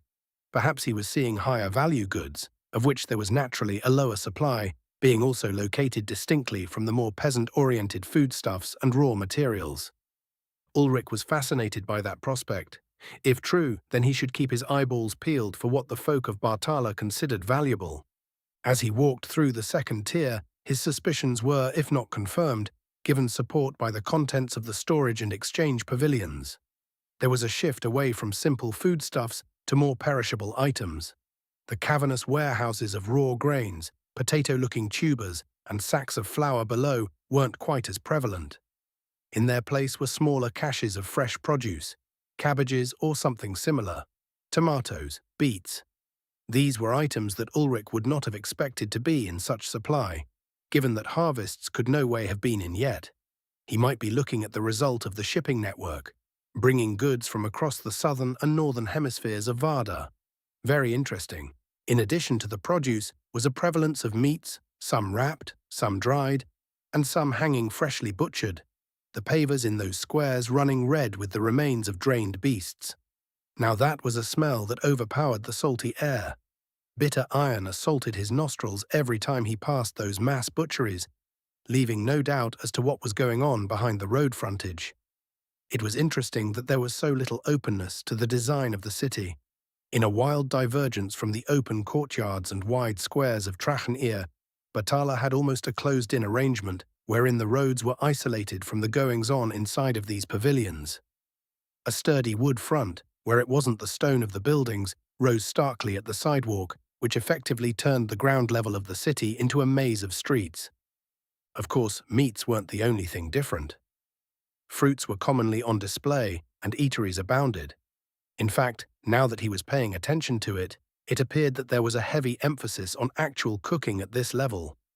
Food smells were permeating the air, and many of the wide doors opened into squares of tables, outdoor hearths, griddles, big dome-shaped ovens, and a wide assortment of folk taking breakfast while the cooks hustled their asses off. He hadn't eaten yet. This was a good time to pause his inventory of the city to investigate the doings of the wealthier folk. Ulrich received a few looks askance as he strode through the sliding gate of a random eatery, attracted by the spices being employed here, which roused his appetite thoroughly. It didn't take long to figure out why. There weren't any travelers from below here. Ulrich seemed to have wandered into the more affluent part of town as he'd been too entranced by examination of the various holdings and musing on the implications of the first signs of a more global trade apparatus. In addition to that, Ulrich was also the only guy openly carrying a weapon. Now that he really stopped to pay attention, many of these people didn't even have a belt knife sheathed at their hips. Holy fuck, how had he missed that? Every single elf had an individualized, if not ornate, long knife on their person. All of them. From the most humble to the most affluent. Here, maybe a quarter, perhaps even less. There was something incredibly important about that simple observation, but he was damned if he could figure out what it might be. In any case, he was now doing the opposite of what he wanted to be doing. Standing out. A watchful eye had seen the process for obtaining grub, approach a purser who would collect a few bronze squires, and then he would have a plate offered with his choice of the cooked items being produced, like some kind of outdoor hibachi grill. There was a queue at most of the kiosks. The simple act of standing in a line was comforting for some reason. Lines meant order, order meant rules, and rules meant some degree of civilization similar to his own. Never a great fan of people, Ulrich was a fan of civilization. More so now than when he died, he now knew what the absence of civilization resulted in, but only when those rules were applied evenly to all, which was the root of the imposition that was now before him. Ulrich presented himself to the man standing behind the desk, who collected the 3 eld or bronze squires from each and every person who approached. 30 base units of currency, a high but not unreasonable sum for a quality meal. That was not what awaited. When Ulrich came to the desk, the purser smiled in a way that did not suggest there was anything funny at all and said 1 sil Drake, with a sneering tone. Hand frozen in the act of delivering the 3 metal coins he'd readied to hand over as he'd waited in line, as any not raised by animals would do, Ulrich's eyes narrowed. "What did you just say?" The purser smiled wider than before, in that same smug, nasal tone, repeating the impossible phrase, 1 sil Drake. Ulrich was an alien on this planet. He was also not familiar with the habits and cultures of this world or its peoples to a highly refined degree. Still less was he absolutely certain about the coinage and weights and worths of goods and plenty other than their numerical representations. But, by the twinned suns circling above his head, there was no godsdamned way he was going to be paying 1,000,000 units for a 30-unit meal, which was the difference between a single sil Drake and 3 eld squires. And, for the love of all that is sacred, he could afford to 1,000 times over. But that was not the point. Heads had turned, and Ulrich was aware that he was now being watched with similarly smug eyes scattered across the square. Some of them, at least, had the decency to look ashamed. Was this all that the humans of this world amounted to? Disappointing. There was a little markup for an outsider's room at the peak of a busy season, And then there was this. The markup was a bit of tongue-in-cheek harassment, a visitor's tax of sorts. Happened all the time, even in his own world in a modern society. But this was an insult. Ulrich was not in the mood to be insulted. Ulrich was not in the mood to be insulted before a crowd of jumped-up savages in Gucci armbands who thought themselves superior for being born in a place that may or may not be subsidizing genocide. If these people would like to be entertained, then they should get what they want. And choke on it. Calmly, Ulrich's hand returned to his purse, and he withdrew the silver coin blazoned with a dragon's skull, its crown of horns catching the light of the morning suns. The purser's eyes widened as Ulrich laid the coin on the kiosk surface, his finger pressing down hard enough that he was probably imprinting the coin's markings into the wood. He held the eyes of the purser and, with deceptive speed, snatched the front of the man's shirt with his other hand and dragged the startled face to within a few centimeters of his own. You will take this coin that you asked for, you unloved fucking bastard, and you will make change to return to me for all but 3 eld squires, or I will break you in half over this desk. Ulrich told him with careful pronunciation and a tone that calmly announced great violence in the near future. Panic visibly took hold of the man. Ulrich watched the adrenaline cause the purser to break out in sweat. His face paled, and he looked like he might become sick.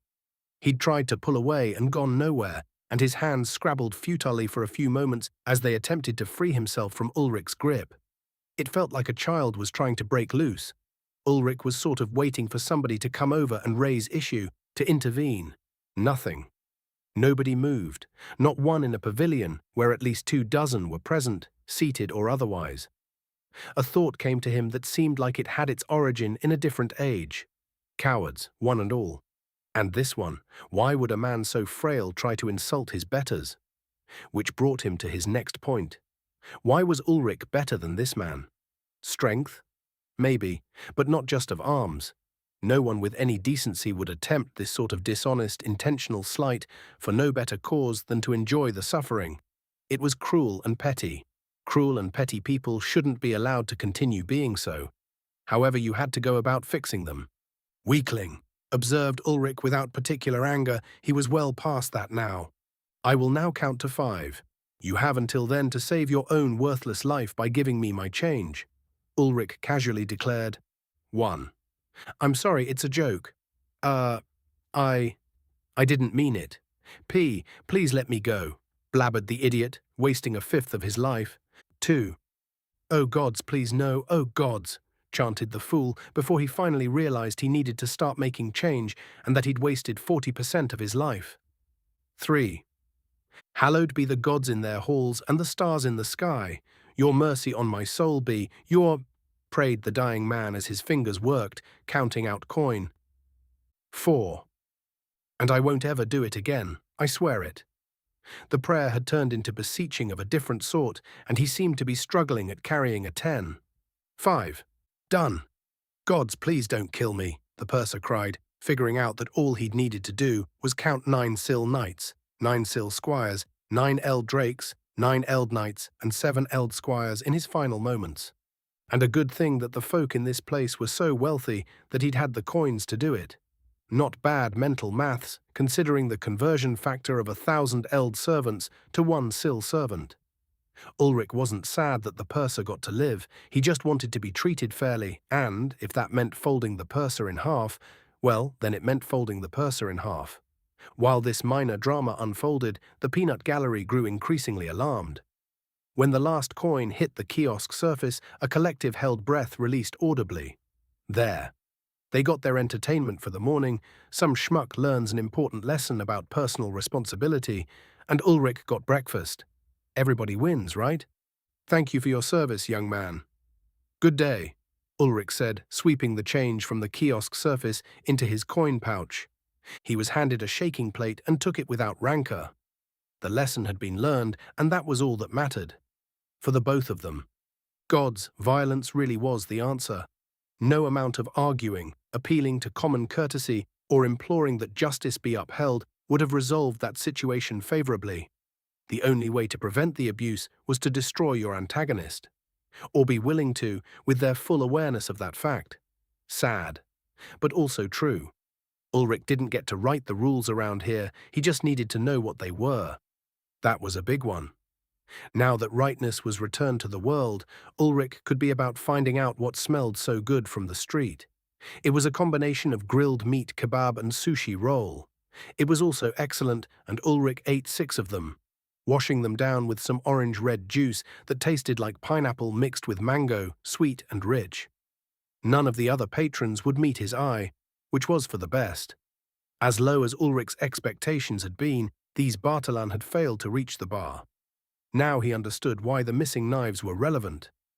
The knives were a statement about personal accountability and the acknowledgement that a man's life was his own, to be defended by his own hand, and his words were weighed against the knives of the other men around him. At least that was the way amongst the Irielen and, to a lesser extent, the Aesir he'd met throughout Orlathrim.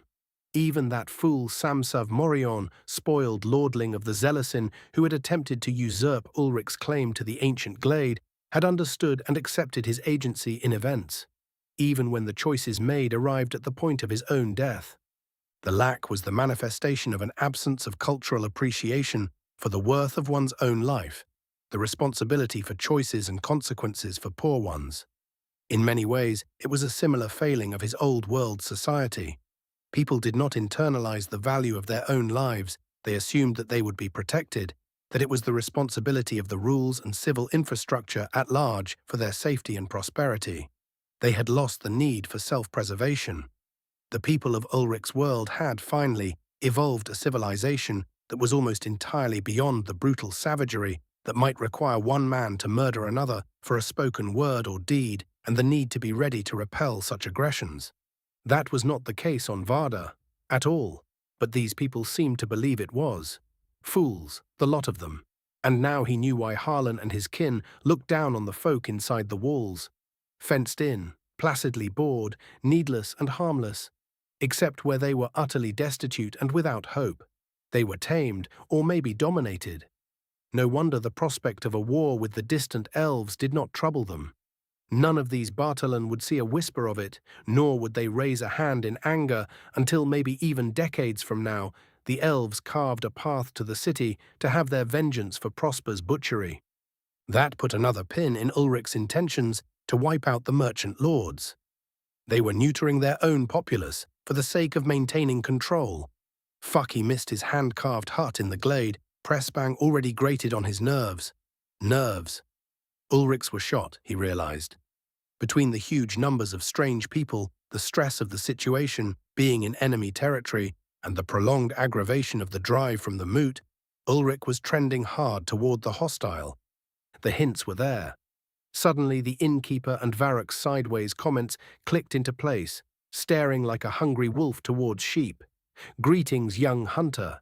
Nose to the wind and hackles quick to rise. These were all unsubtle references to the edge with which Ulrich was carrying himself. Not anger, really, but a distinctly adversarial bearing. Some part of him had labeled these people enemy, and he was subconsciously behaving accordingly. Except that the jerk-off manning the eatery register really did need somebody to fix his attitude. Perhaps threatening to break him in half was a bit much. Emotional intelligence wasn't his strong suit, but Ulrich was pretty sure that having Taipan around had been a kind of security blanket. He didn't feel as exposed, knowing his lethal partner was holding his back. With her by his side, he had always felt some sense of invincibility. Without her, he was a little raw, and his response was to lean harder towards a predatory mindset.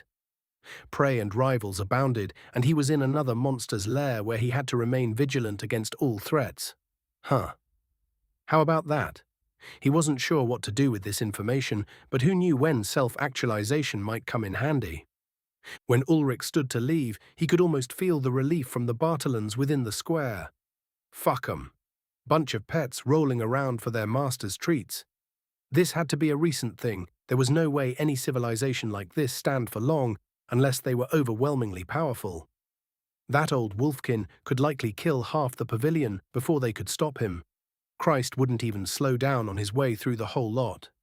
All the promising ones must get drafted into the army, an intentional selection to control the bravest and most likely to resist being swamped by all this passivity. take the aggressive ones and separate them out, direct them towards a manufactured enemy. Not bad, evil Dick, Ulrich praised the imagined progenitor of this war. Not bad at all. He wasn't above recognizing when an opponent played well and smartly. It merely meant that he had a better idea of what he was up against, and how he might destroy them.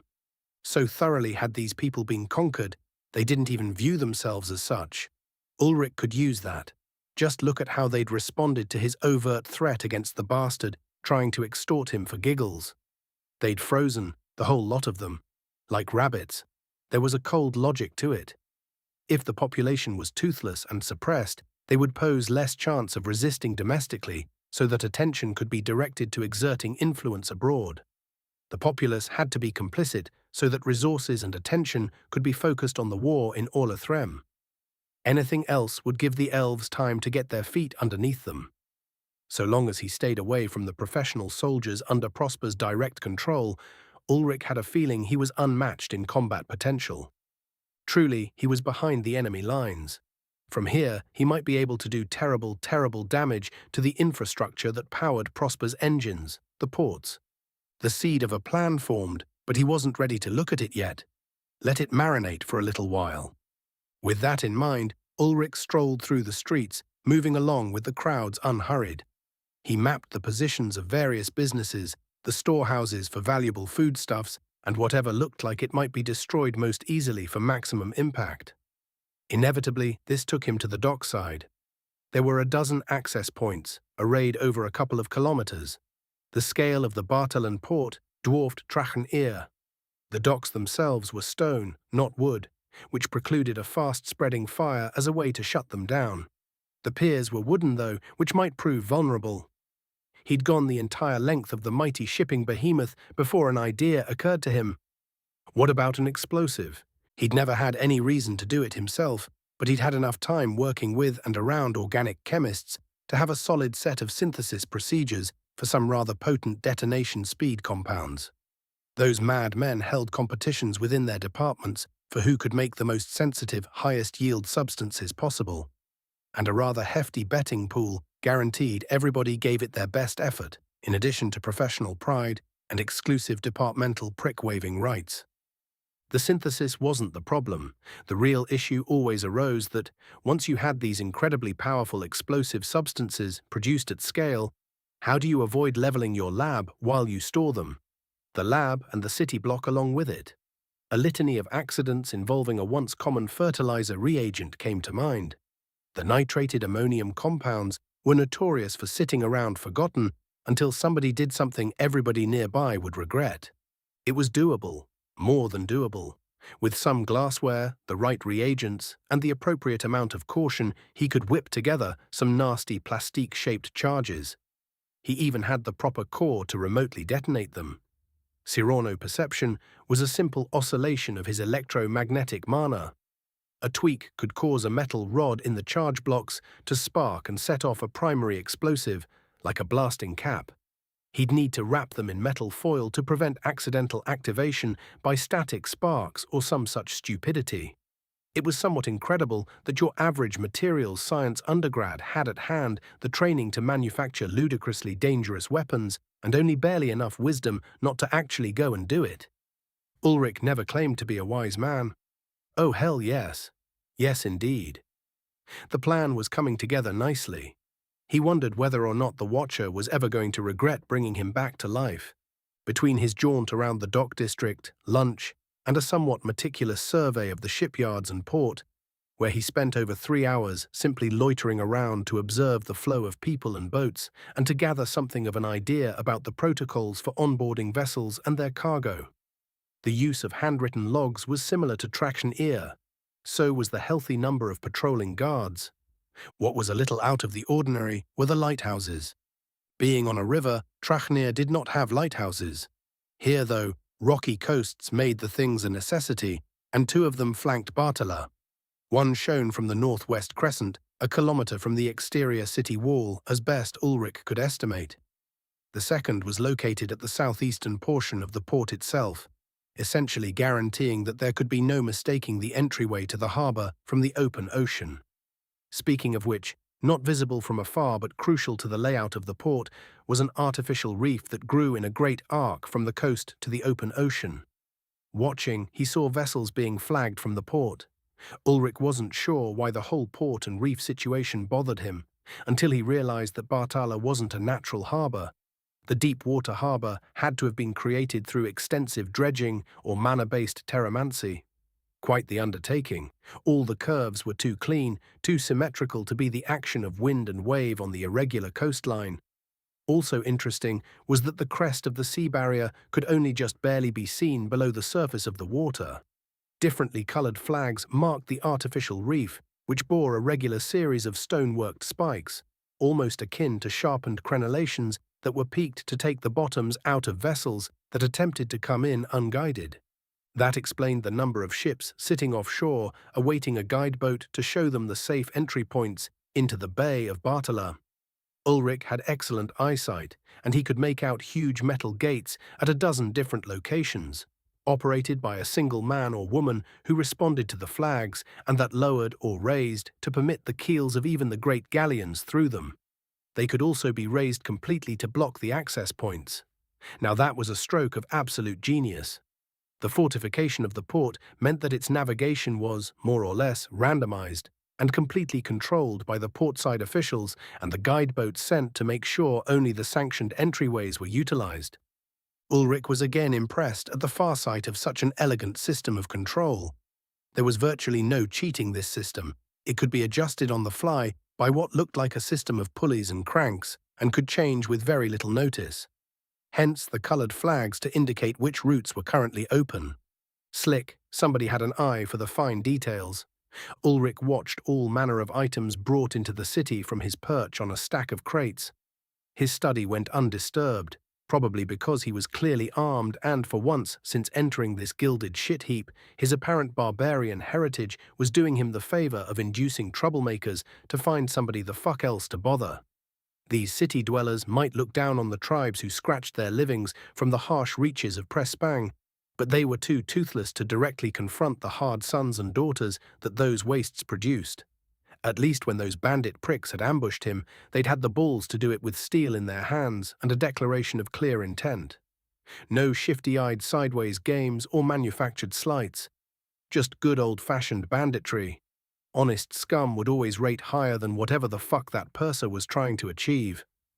Satisfied that he'd learned all he needed to know for the immediate future, Ulrich hopped down easily from his crates and made a casual amble back towards his inn, meticulously taking the side streets from the main causeway he'd used to navigate in. Thusly, he had a somewhat comprehensive atlas of the first two tiers of Bartala when he arrived back at the familiar timbers and the half-horse, half-fish sign that marked his inn. He'd have to do something about those damned oxen. And the wagon full of goods. Perhaps he could buy passage on an outgoing ship for a percentage of the coin of its sale. Later, Chief, later. You got a promise to keep and a wedding to attend. Which means you got to get your stank ass into a bathtub, he told himself with a snort. It wasn't egregious, but all that walking under the clear skies and ever-warming days was a recipe for sweating. Ulrich found the innkeep easily, her auburn hair standing out, as well as her slight figure and utter dominance of the stones beneath her feet. She was cleaning a series of mugs, the efficient motions of a damp rag returning them to readiness so that the bartender could dry and stow them for the evening rush. "Highness, this one does require a bathtub," Ulrich petitioned, being carefully respectful. He'd watched this woman strike men 3 times her weight with a wooden baton hard enough to send them to the floor, like they'd been hit by a pneumatic bolt gun of the sort used to dispatch cattle. One rise of her arm, deceptively corded with muscle beneath the dainty, milky skin, revealing dress, and one fall. Bang! One more ne'er-do-well to drag into the gutter out back of the joint. The bouncers were mostly for show, it had turned out. The majority of the rabble didn't have the good luck to have one of the strong arms come over and toss them from the establishment. Most were destined to face the mercy of the mistress of the inn and found that there was precious little. The innkeep smiled at that address, glad that she would receive no trouble from the clansman with an evil eye and the smell of trouble about him. "It pleases the house to deliver one.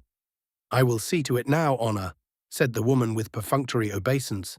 A snap of fingers towards one of the girls absently sweeping the floor, more to blend into the background than to accomplish anything, brought them from their open hiding place to bend ear. Orders were conveyed with efficiency, and the girl hustled off with purpose. This innkeep was wasted here. She should be exercising her talents somewhere, like leading an army. If he wasn't a married man currently sort of at war with these people, he'd immediately court and marry this woman, content that he would live the life of a well-kept house husband. A pity. Failing that goal, Ulrich would have to be sure to stay out from under her feet. As he made his way up the stair, he realized that the innkeeper was everything his own mother had threatened him with throughout his life. It was only with the wisdom of years that he understood that a mother does not want a daughter-in-law who makes her husband happy. She wants one that keeps him out of trouble. It was with a grateful sigh that Ulrich entered his room, content that he had died before his mother's curse could take hold. Once again, grey eyes swept the room, noting the positions of everything inside and comparing it to the mental notes from just before he'd exited. Everything matched. He didn't relax until he'd relieved himself in the bathroom. There are no words for how relaxing it was to take a shit sitting down, with no chance a ravening animal would spring from the bushes to chew on one's withers. The cultural norm here was to employ a bucket of soaped water for the purpose of hem hygiene following the act. Ulrich was well beyond being weirded out by minor details. When you lived a life in the bush, wiping yourself with leaves, you prayed did not contain a contact poison that induced paralysis and debilitating rash. You stopped sweating the small stuff. Upon washing his hands, Ulrich realized that his hangover was dissipated.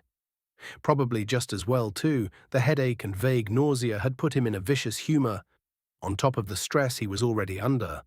It'd be a shame if he threatened murder on some extended family or guest at Varrick's granddaughter's special day. There was a non-zero chance that was why he'd been invited by the canny old wolf in the first place. Chapter 1. 153. Cleaning Up. He'd made it back from his foray into the city with a good few hours to spare.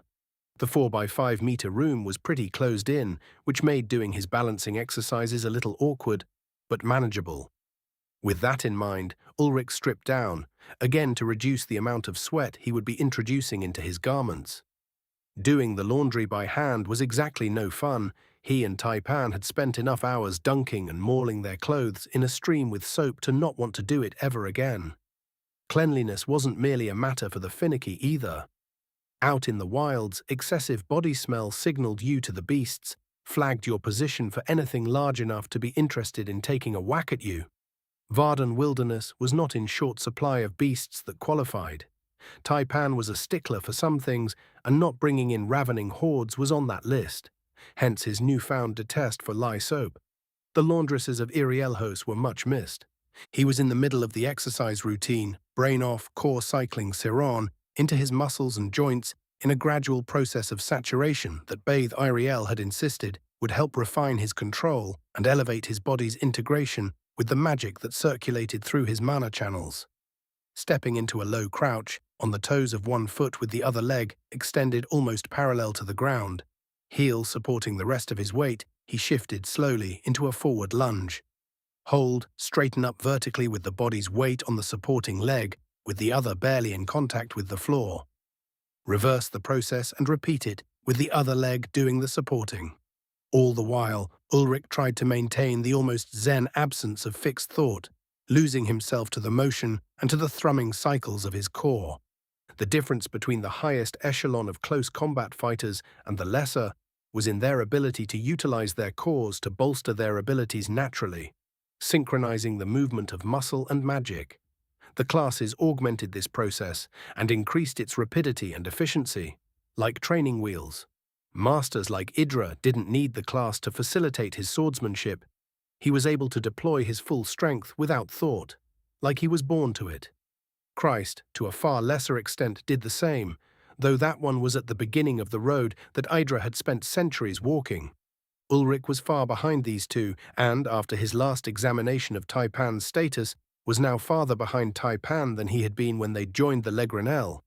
Prior to that, he'd been catching up, particularly after the awakening of his core and the vast increase in the ease of controlling his psoronic mana. There were fits and jumps, though. The growth was not smooth. Taipan had been stuck at what she called a wall, a plateau of her skills, which limited her climb in potential. Breaking through that wall had let her find a new ceiling, far above the one before.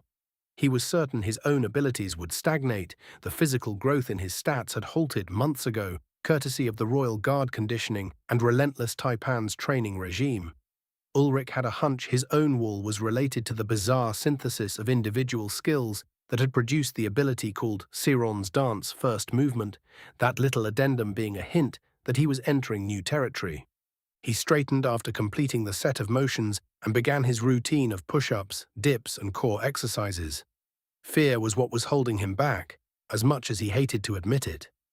Once, just when his core awakened, he'd been held in the grasp of a being that was so far beyond his mundane reality that he barely believed it.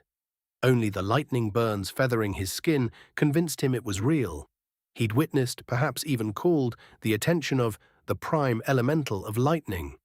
It was like the electromagnetic force granted consciousness, a gigantic sprite in the upper atmosphere of the planet. The touch of its consciousness had just very nearly scoured Ulrich's mind clean, which would have allowed his newly awakened core to birth a lightning elemental in the husk that remained. Spooky. The feeling of connection with everything, like a bass vibration that sounded through reality at a fundamental level, was one of the clearest memories of that meeting. And just for a moment, Ulrich had felt that note when he'd given himself over to his instincts in a desperate moment to kill the Amberfang that was leaping to take Taipan's back. Siron's dance had, so far as he could tell, let him become a living lightning strike. He was pretty sure that if Smith Uldin's work wasn't so good, his sword would have melted or warped to have that kind of energy running through it. He was now hanging from the doorframe by his fingertips, removing one finger at a time to hold his weight with ever less support. 5-second holds from full grip to index fingers only, then back to full, then to the small finger only, then ring only, middle, and now to do it all again, but with only a single hand at a time. His forearms were more than burning halfway through it. Ulrich couldn't afford to let fear cripple him. He hadn't used the odd Akashic class skill since. It had fucking wrecked him for one thing and drained his core like nothing he'd ever experienced for the other. Ulrich didn't like being afraid, especially not of himself. He was going to have to find the courage to step up, summon that mantle of power again, and try to keep himself intact long enough to seize control of it. No pain, no gain. He dropped from the door with hands almost numb and had to clench them repeatedly to squeeze the blood back into the abused digits. Pain, just like building muscle, required some element of destruction. Developing his connection to the psionic night class was going to require some damage. All to the greater good. For better or worse, Ulrich was Lord of the Ancient Glade. That was going to bring challenges, threats, and responsibilities. It already had. His new life hung in the balance, hinged around simple might. He'd have laughed it off if his failure didn't also have a chance of hurting other people. Being responsible for other people was not something Ulrich was comfortable with. Nearly his entire life in the before, he'd been alone, and happy for it. At no point had he ever had what might be considered a relationship that entailed someone depending utterly on him. The Iriellen needed him to succeed. The Aesir as a whole needed him to succeed. They weren't defenseless, weren't helpless victims, far from it. But if he didn't manage to at least throw a wrench into the machine that was Prosper's dominance of Press-Spang, they faced a grim future of being slowly whittled away by superior numbers. The Legranel had already lost the ruling line to a man and were now re-establishing their chain of command. The mad gambit to send a hit squad of hard-to-come-by adept mages to remove the Iriel family had failed, sort of. It hadn't killed the Iriels, but it had sorely weakened them in the short term. Enough that the impending attack on the newly discovered havens had a chance to succeed, wiping out most of what constituted Iriel's people. If the core of Orlithrum fell, it wouldn't take long to isolate and destroy the rest. A loud knock shook him out of his brooding. There came the smooth turning of the mechanisms of the lock, and the door swung inwards. A couple of the inn's hired hands walked in hauling the big wooden tub. The young man and similarly aged woman, perhaps just a few years shy of his own apparent age, made easy work of getting the turned in the hall and partially into the room. They halted abruptly and stared at him incredulously, for some reason. Did he have something on his face? As the pair's cheeks reddened slightly, Ulrich realized that he was still standing in the middle of his room, buck-naked and covered in sweat. Oh, oh dear. Well, they hadn't exactly given him time to dress now, had they? Now was the time to fuck with them. Grinning widely, Ulrich ushered the pair in with a welcoming wave of his hand. Come, come, thank you so very much for bringing the tub. Just throw it any old place, please. The pair wilted as he approached to tug at the tub and pull it fully inside his apartment.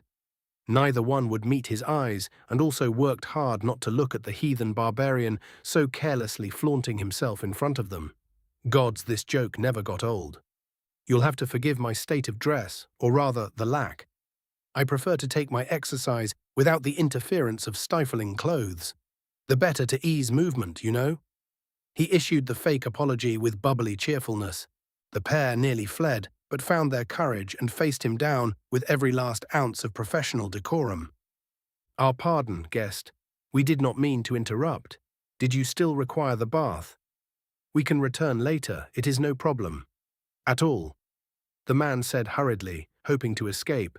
Oh no, no problem. I did ask for the bath after all. Not your fault I grew impatient and forgot myself in the exertion.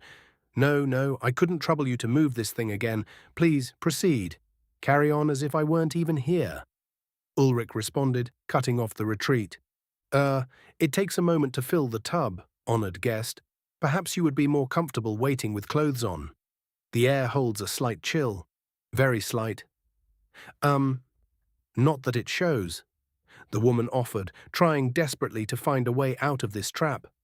Really, the winds carry a refreshing breeze most days on the expanse outside your high walls. In its absence, I could not tell. Thank you for your consideration, but I am quite comfortable. Please, do go on a bath after working up. A sweat is a joy I do look forward to. Ulrich replied easily, well aware that there was no evident chill. The pair exchanged a brief glance of doomed acceptance before resigning themselves. With his eyes locked firmly over Ulrich's shoulder, the man raised his arms over the tub, and Ulrich felt a sensation from his mana sense, a feeling of dampness, like a gathering fog. The woman joined him, staring devoutly into the bottom of the tub. The air thickened somewhat, and water began to condense in a growing sphere over the tub. Ulrich watched this process with fascination. He had so much to learn about magic and its uses. He didn't know exactly how the pair were coordinating their spellwork, but the lack of apparent effort suggested they were sharing the magical load. The growth of the water orb accelerated until it just almost grew larger than the diameter of the tub before it broke apart, falling in heavy rain to fill the tub to 3/4 of its height. The pair released a heavy breath before the man lowered a hand into the water, and his eyes grew distant as he concentrated on weaving his next spell.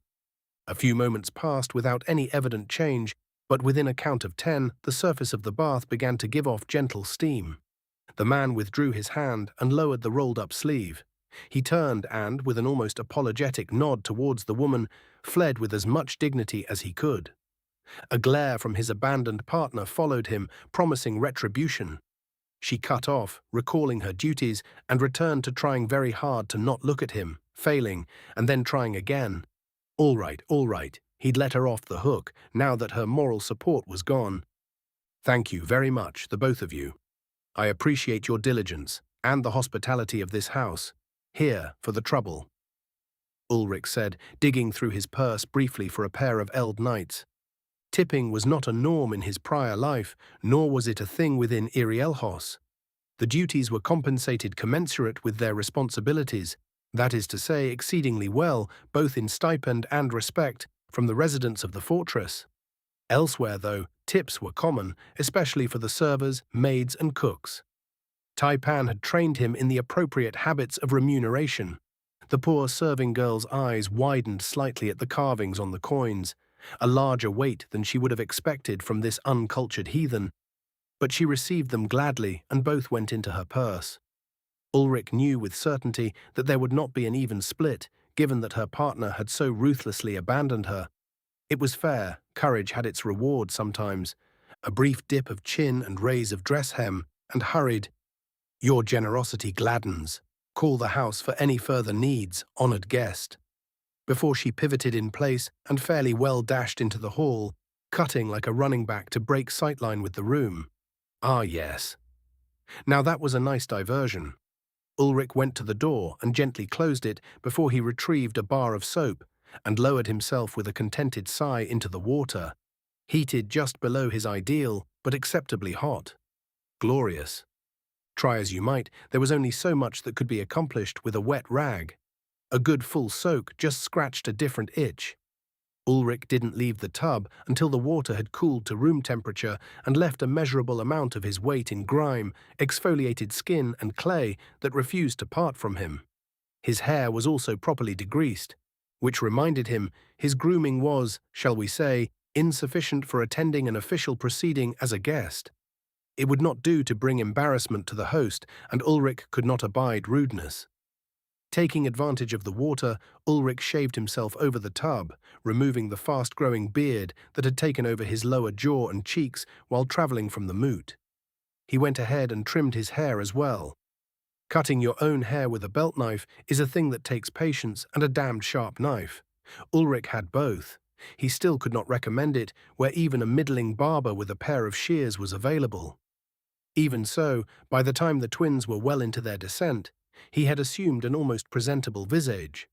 He had to admit he did rugged but civilized well.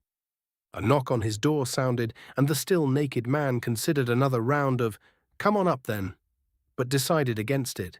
Too much of a good thing ruined its enjoyment. "A moment, if you please. I will be dressed presently," Ulrich announced. It only took a few minutes to don his garments and stomp his feet into his boots to settle them on his socked feet. He opened the door and saw that it was Varrock, the lupid beastkin, wearing a rather fine red coat of wool with silk, a somewhat rare commodity here, sewn into interesting depictions of wolves hunting great stags through a stylized forest. It almost looked like ink art, with broad strokes and abstract shapes, but done in black silk. Ulrich appreciated the workmanship of Varrock's finery. "Good to see you, old man Varrock. I trust that we are on time."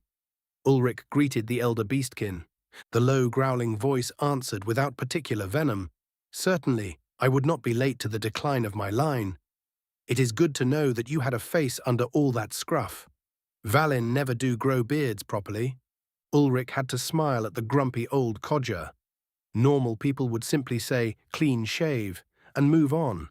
Varrock was too much the irascible coot to settle for such niceties. His grandmother, may her hell-cat soul rest in peace, would have got on swimmingly with this guy. "Right then, let us go so that I may see all the workings of the great Varrock be made to shit through subpar matrimony," Ulrich said, digging the old wolf a little in return. "Ah, you only twist the knife, you irritating pup. It hurts almost as much as my head did this morning. Thanks to you for returning me to my room. There may be some redeeming qualities for you yet," the lupid said, squeezing in his gratitude while bitching, which was the only way you were going to receive it. A nod of acknowledgement was sufficient. He wouldn't judge the beastkin too harshly, not knowing the full depth of the man's misery regarding his clan's loss of stature over the years. "Lead us on then, Varrock. I will be your second," Ulrich told him with a gesture down the hall.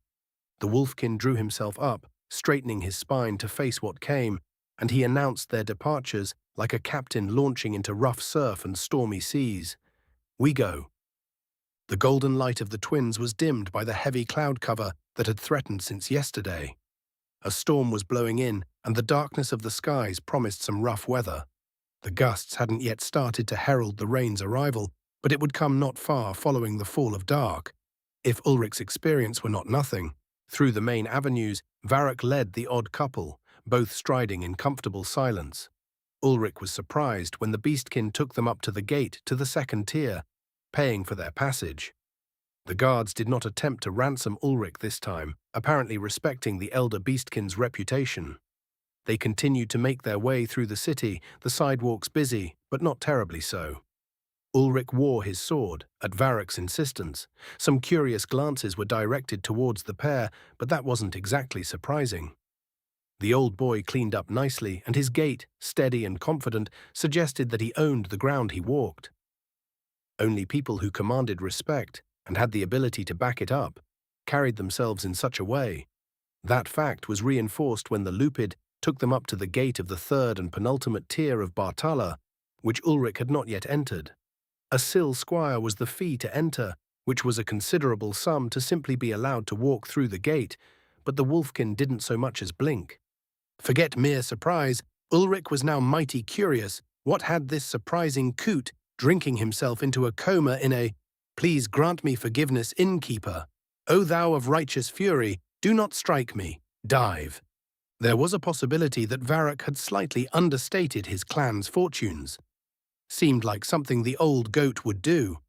I heard an interesting rumor earlier this afternoon, while I made a few last-round arrangements, the wolfkin said, with thinly veiled humor. "Oh?" Ulrich replied, non-committal. He wasn't sure where this was going. Indeed, a long-time captain of a trading vessel I know said he witnessed a barbarian savage threaten to break a cafe attendant in half and shake him down for most of a sill drake. The elder Lupid said with a carefully neutral tone, struggling not to reveal his amusement. "Ah, yes, that," Ulrich said, a little bashful about his loss of temper. "In point of fact," Ulrich remonstrated, "I did not shake him down for most of a sill drake. He asked for one, instead of the 3 eld squires that was the real price of the meal, and I gave him a count of 5 to make change. On his life." Now the Lupid couldn't restrain a chuckle any longer and shook his head at the younger man, whose overwhelming lack of subtlety reminded him of the simpler, more honest days in his homeland. It would seem that the old ways were alive and well in whatever backwater from which the clansman prince hailed. Varrock did not know why they had sent one of their scions into the world, carrying his fortune and a blade that must have been a clan treasure by its craftsmanship, but it had the scent of a tale worth telling. "You must understand, young hunter, that such things are not done in prosperous, safe, domesticated Bartala," offered the elder to the younger man, not willing to scold for a course of action he respected, and yet which might lead to trouble. "These folk, these well-bred, well-kempt citizens of one of the jewels of Pressbang, they have no idea that bringing insult towards a man is a thing that might have consequences. It is not their way, especially not where the magistrate would never support the honor of a barbarian over the word of a citizen. Prosper's laws are written for their sakes, to keep the peace so that coin continues to flow.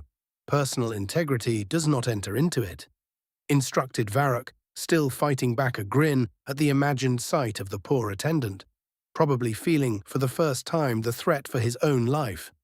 With a brief considering pause, he reflected musingly, "To hold one's life on their name and deed, it is a thing of the wastes, the reaches, and, I suppose, of those most reclusive tree-sleepers in Iriel, if rumors are to be believed.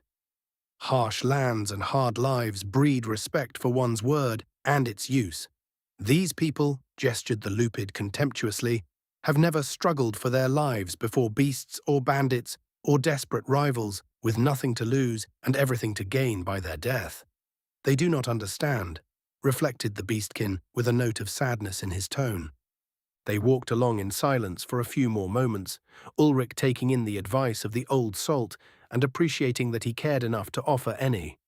"But I will say that in the hold where I was born and raised, if a man attempted such an intentional deception, they would have their throat torn and the tribe would not bury them, that even dead, their shame would not be hidden from the skies," added Varrock eventually. Ulrich smiled at that piece of information. The old boy was a solid sort, and everything he'd learned of him and his clan said that they were folk of hardy nature, honest and fair. If they were a little hard-edged and quick to anger, Ulrich couldn't judge. Prosper's hegemony had done the Lupid clans an ill turn, isolating and fragmenting them. They had also, through the draft selections of the Baron of Bartala, recruited heavily from them, to the detriment of the clans. "Thank you for your wisdom, Elder. I find little patience for the small cruelties these people seem so willing to inflict. As for the magisters, well, their writ extends to the walls of this city in my eyes, and Varda is vast. Ulrich said to his new drinking buddy, fishing a little for the Lupid's disposition. He wasn't disappointed. The wolfish grin was back in full as he grumbled, "If it did not bring the full weight of Prosper's army down on my people, a magister would not show his back to the grass outside Bartala." The smile faded quickly, though, as Varric lamented, "I could lay 100 wrongs deserving of blood at their feet. Alas, I have children, and those children have children. It is not in this old man's heart to put their lives at stake, even for justice." Yeah, Ulrich understood that. Sometimes the cost was too high. Sometimes you had too much to lose to do the right thing, so you chose a bunch of less right things. The decline of Varric's clan was a case study in compromise. But he couldn't blame the Beastkin for their reluctance to escalate, to cool down Prosper's might on his folk. The nail that sticks up gets hammered down. Chapter 1. 154. Wedding Party. Varric continued to lead them through the most evidently affluent region of Bartala yet. This must be the commercial and artisanal district. Everywhere were signs showing the tools of the goldsmith, the silversmith, the scales of a merchant company, the depictions of bolts of cloth or looms for weavers. Where the peoples of the first two tiers had lived in clustered blocks of dwellings, here it was far more common for modest standalone homes, mostly of only 2 stories, the lower for the business and the upper for residency. Also new to this tier was the presence of estates, walled-off pockets of flagrant luxury behind which stood the sort of buildings that men created so that they could announce that other men were their lessers.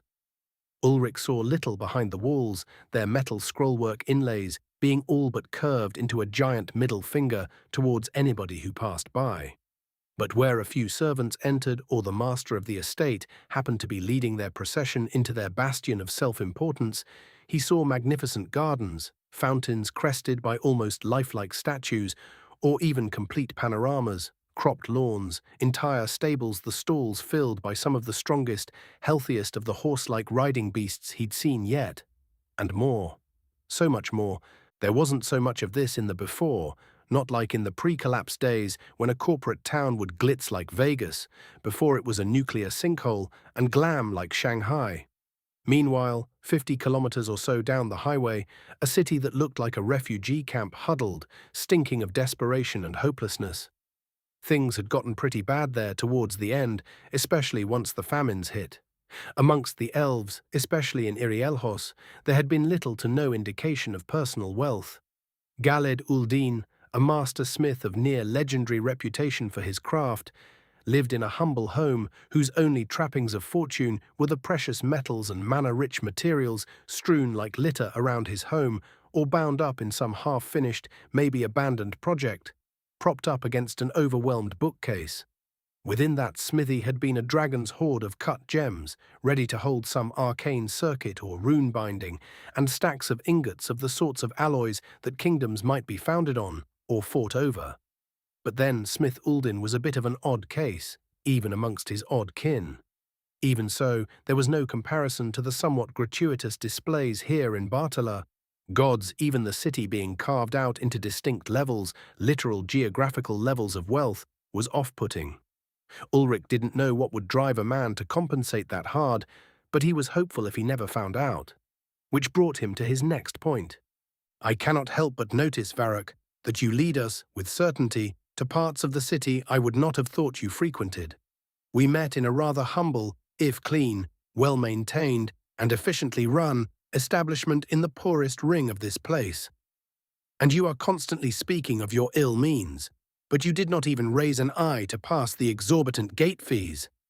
His somewhat mysterious drinking buddy waved the cost off like the buzzing of gnats.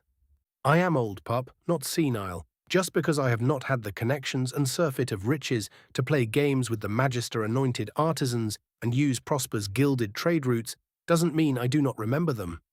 That is what makes it sting all the more," admitted the elder Lupid. Regret tinged Varric's grumbling voice and weariness that bespoke a long losing struggle. "There was a time when my clan held an estate here, a local holding in addition to our traditional lands, from which we could take an active part in the trade games of Bartala. The Beastkin recovered, presently gruffing, but no more, and the hells take it. My people remain free, if poor, and we are not beholden to the Magister's stamp, Prosper's silver collar, to be worn around our necks. Truthfully, Ulrich had little to add to that statement. It was a sentiment he could sympathize with. Maybe if he'd been willing to throw away all his ambitions for success within his career, he'd have found a happier path to walk, well, limp, through life. Misery he had not been required to cultivate in that old life, even though he had raised it well.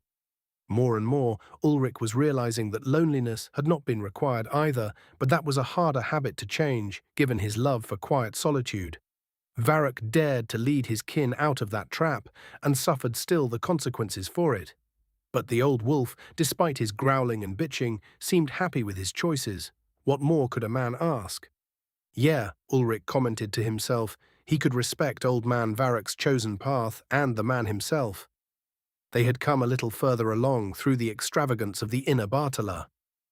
Suddenly Ulrich recalled another wolf-headed beastkin, one for whom the meeting had been equally as unlikely, but ended on far worse terms. He remembered then the mercenary leader he'd killed way back when in the canopy of the towering trees, a primordial forest in which he'd been reforged. Grouse, he'd called himself, Grouse Elf Bane, a name that held heavier meaning now that Ulrich knew what the Elf Bane was. Getting a name like that earned you a more Promethean punishment than a simple application of Seron to stop your heart cold. Varrock, not to imply that all Lupid clans know or relate to one another, but do you know of a warrior named Grouse, brother of Vars? Ulrich asked lightly. The beastkin spat instinctively before locking his gaze on Ulrich, predatory intensity about him. That answered the question fully, but the old man spoke anyway, and with such venom as Ulrich was unused to. That monster, and his even more monstrous sibling, can feed crows in the hells for 1,000 years and not repay their crimes. Ulrich blinked, nearly startled into sound by the beastkin's uncannily parallel justice by devouring bird. He only nodded, though. "What makes you raise the spectre of that dog of Prosper?" asked the Lupid pointedly. A few answers flickered and vanished, most of them sidesteps or evasions. He settled on truth, though. First, because Varrock had earned his regard, and you did not offer half-truths to men or women you respected in serious affairs. Second, because it would be interesting to hear the response. "I met him once and killed him. He was leading Valin and Jorman in the act of harming an Acer child," Ulrich said without emotion. Now it was Varrock's turn to be surprised. "Really? A pup like you? No, I believe you, young hunter," Varrock exclaimed, a bit more enthusiastically than his usual grumble, before Ulrich could even object to being subjected to doubt or being called a pup, both of which were, perhaps, valid. Without delay, the wolfkin continued, a bit more composed. "It's just that, last I'd heard, that one and his clan of hired swords for the gilded thrones were doing their best to wake the gods' ire with atrocity across the borders. I must admit, though, that it sounds like a thing he would have taken part in. He was known for worse." That was true, of course. Grouse had been deep inside Orlathrem and had, thanks to an artifact that allowed scrying into even the depths of Iriel, led a band of mercenaries to kidnap Lumitzit Iriel, son of Baldart, heir of the Deep Woods elves. They'd killed the boy's friend in the process of taking him and beat the child viciously as well. Ulrich had been crouched, hunting the smaller, safer creatures of the canopy in one of the normal-sized trees that parasitized upon the massive branches of the god trees in the Forest of the Forgotten when the group had come through. They'd, for reasons that defied logic, stopped their flight to attack two greater beasts that had nearly killed one another, fighting over a third greater beast's corpse. Madness, hopeless greed. But it had thinned their numbers and given Ulrich the chance to use his bow to even the odds even more, shooting from high ground into their backs. He was no elf, but Ulrich had been taking his food with little else for months by then, and they made themselves easy targets. Then his slaying was a good thing, Ulrich asked. His own heart settled on that matter long since, but just cementing his certainty about Varrock's attitudes. He liked the old wolf, but he'd only known him a day. Varrock's cheerful laugh would have terrified people in Ulrich's old world, but he was long since used to the beastkin's fearsome features. The Lupid gave a hearty slap on Ulrich's back that almost staggered him, unexpected as it came, And the elder announced jubilantly, "His slaying ends a taint on my entire people, Ulrich. We are all of us who are not contemptible, relieved that he is gone. Maybe I'll point you in the direction of his foul brother and hope for similar results." Ulrich had been trying to hide his identity somewhat, so he'd been using his surname, Einar. In all the hubbub of the common room and more than a little sauced, he'd slipped and offered his given name to Varrock. Not that it mattered, because the crotchety geezer never called him anything but pup, young hunter, or the like. It was an acknowledgement of sorts, from the elder man, of a matter of great respect. The suggestion that Ulrich might go and punch the older brother's ticket as well was fairly amusing. "That is good, then," Ulrich said slowly. He was still unaccustomed to the casual acceptance of manslaughter, but some folk just made it easy to be glad they were dead, and not a tragedy at all to have been a part of getting them that way. "I would have to confess," he spoke solemnly, "that I did not know much of the Jorman Lupid when I came to these lands. My people do not frequently find themselves in proximity to these stretches of Varda. I was afraid that there would be a condoning of the actions of that one. He presented himself as an honourable man might, though I only learned of his savage history later."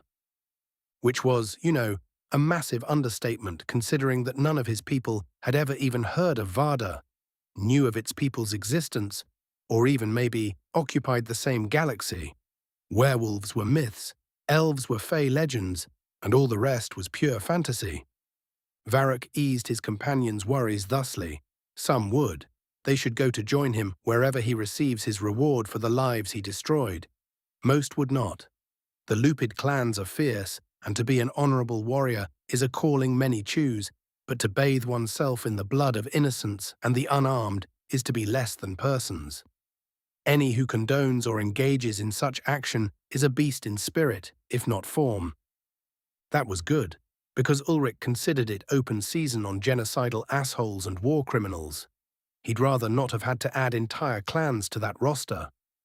"But enough of such heavy things, honoured warrior, we are arrived at the scene of my undoing," announced Varrock in his usual grumble.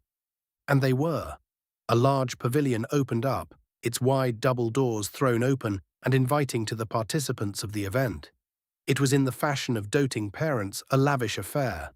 Banners hung, streamers of silk flew from poles, flowers of exotic nature were scattered here and yonder, and the square was dotted with low tables surrounded with cushions, which Ulrich was guessing was the norm for the Lupid clan from which Varrock hailed.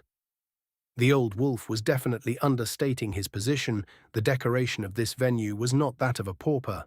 Serious coin alone was invested in the floral arrangements. Many of them would have almost had to have origins far distant from Bartala or intentionally greenhoused by a professional hand. Speaking of which, a flower like a tall, intensely blue and violet lily closed its petals around a flitting form, like the jaws of a bear trap, the recurved spikes hidden by its whirls of colour as it snapped up a bird straying too close in mid-flight. Ulrich jerked his hand back from the similar plant he'd been about to touch and glared at the smiling beastkin next to him. Bastard. "It is a very lively event," Ulrich deadpanned. "Just so, pup, just so. But I could not allow my granddaughter to suffer an ignoble joining when she will suffer a fool of a husband," replied Varrock with a droll tone and a slightly raised brow. Those wolfish muzzles were surprisingly emotive when you learned what to look for. He wasn't sure how much of the decor might be some sort of trap for the unwary, so Ulrich resolved not to touch anything lest he lose a finger to a tablecloth or some nonsense. Just when enough normal presented itself to him, he went and forgot how magic suffused this land, warping it into barely recognizable reality to his preconceptions. Varrock had spared no expense for his daughter's daughter. And lo, there was the blushing bride and her soon-to-be groom. She wasn't blushing, of course, and he wouldn't have been able to tell beneath her full sable coat regardless. What she was a prime candidate for Ms. Wolf. If he had to guess, the young lady stood nearly a hand above his own head and was almost as broad across the shoulder as he was. Her gown must have cost a fortune in area of coverage alone. It shimmered, revealing in its sheer form-fitting nature and colour that a tailor of great skill had spent great effort and collected a commensurate amount of coin to create it. The young beastkin's muzzle widened, bright white predator's teeth revealed when she saw the approach of her grandfather. A slim, if well-defined arm hooked around a substantially less impressive, though even more luxuriously outfitted male, whom Ulrich supposed was the betrothed, and pulled him along in her wake. This picture of lupid beauty hauled her catch along to present them both for Varroc's review. The girl joyful, and the boy intimidated. Old man Varroc's gruff exterior must not have been a secret, nor his sharp tongue.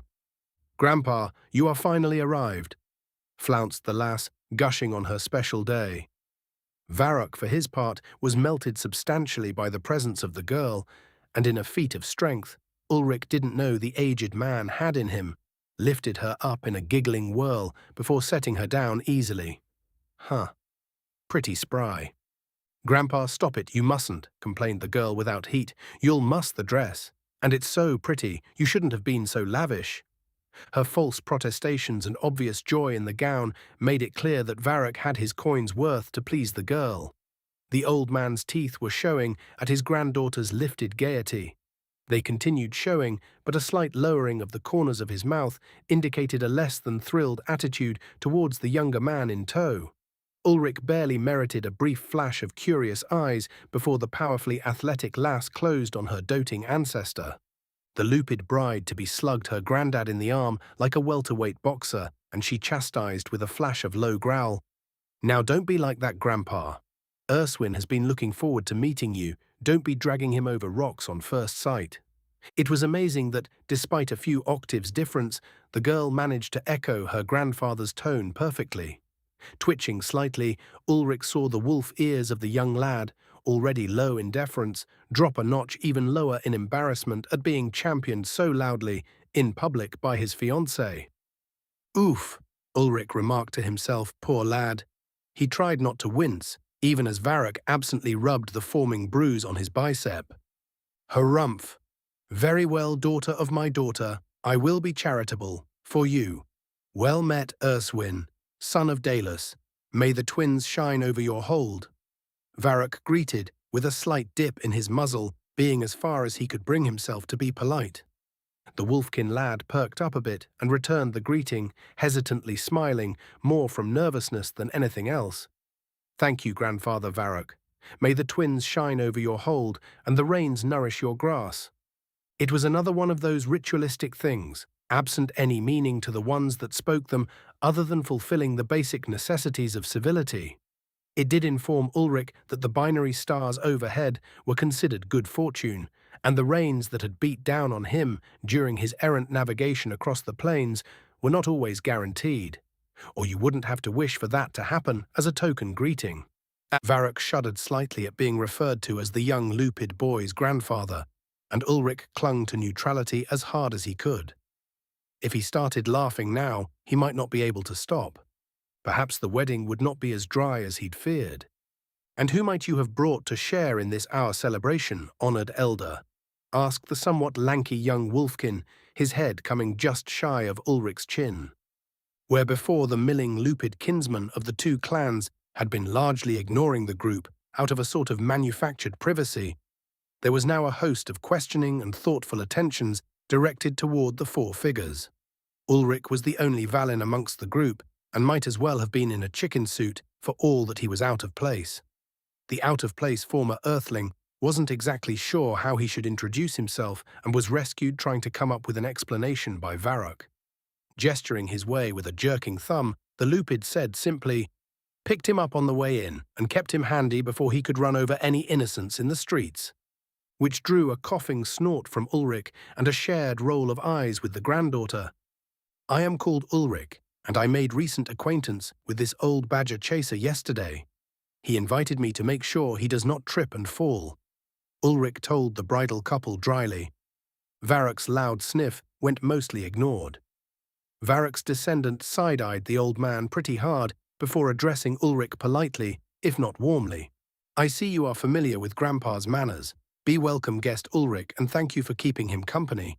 For all of his grousing, he is a treasure to me," she said knowingly. Ulrich gave her a shallow bow and a simple, "My pleasure and congratulations." The groom took Ulrich in with substantially more cheer, offering his hand and a more energetic, "Welcome to the festivities, clansman Ulrich. It is so uncommon to meet with one of the residents of the distant holds. I hope that you look on our hospitality with favor. One day, I would like to guide our trade networks to include even the northern wastes, much as Grandfather Varrock once did."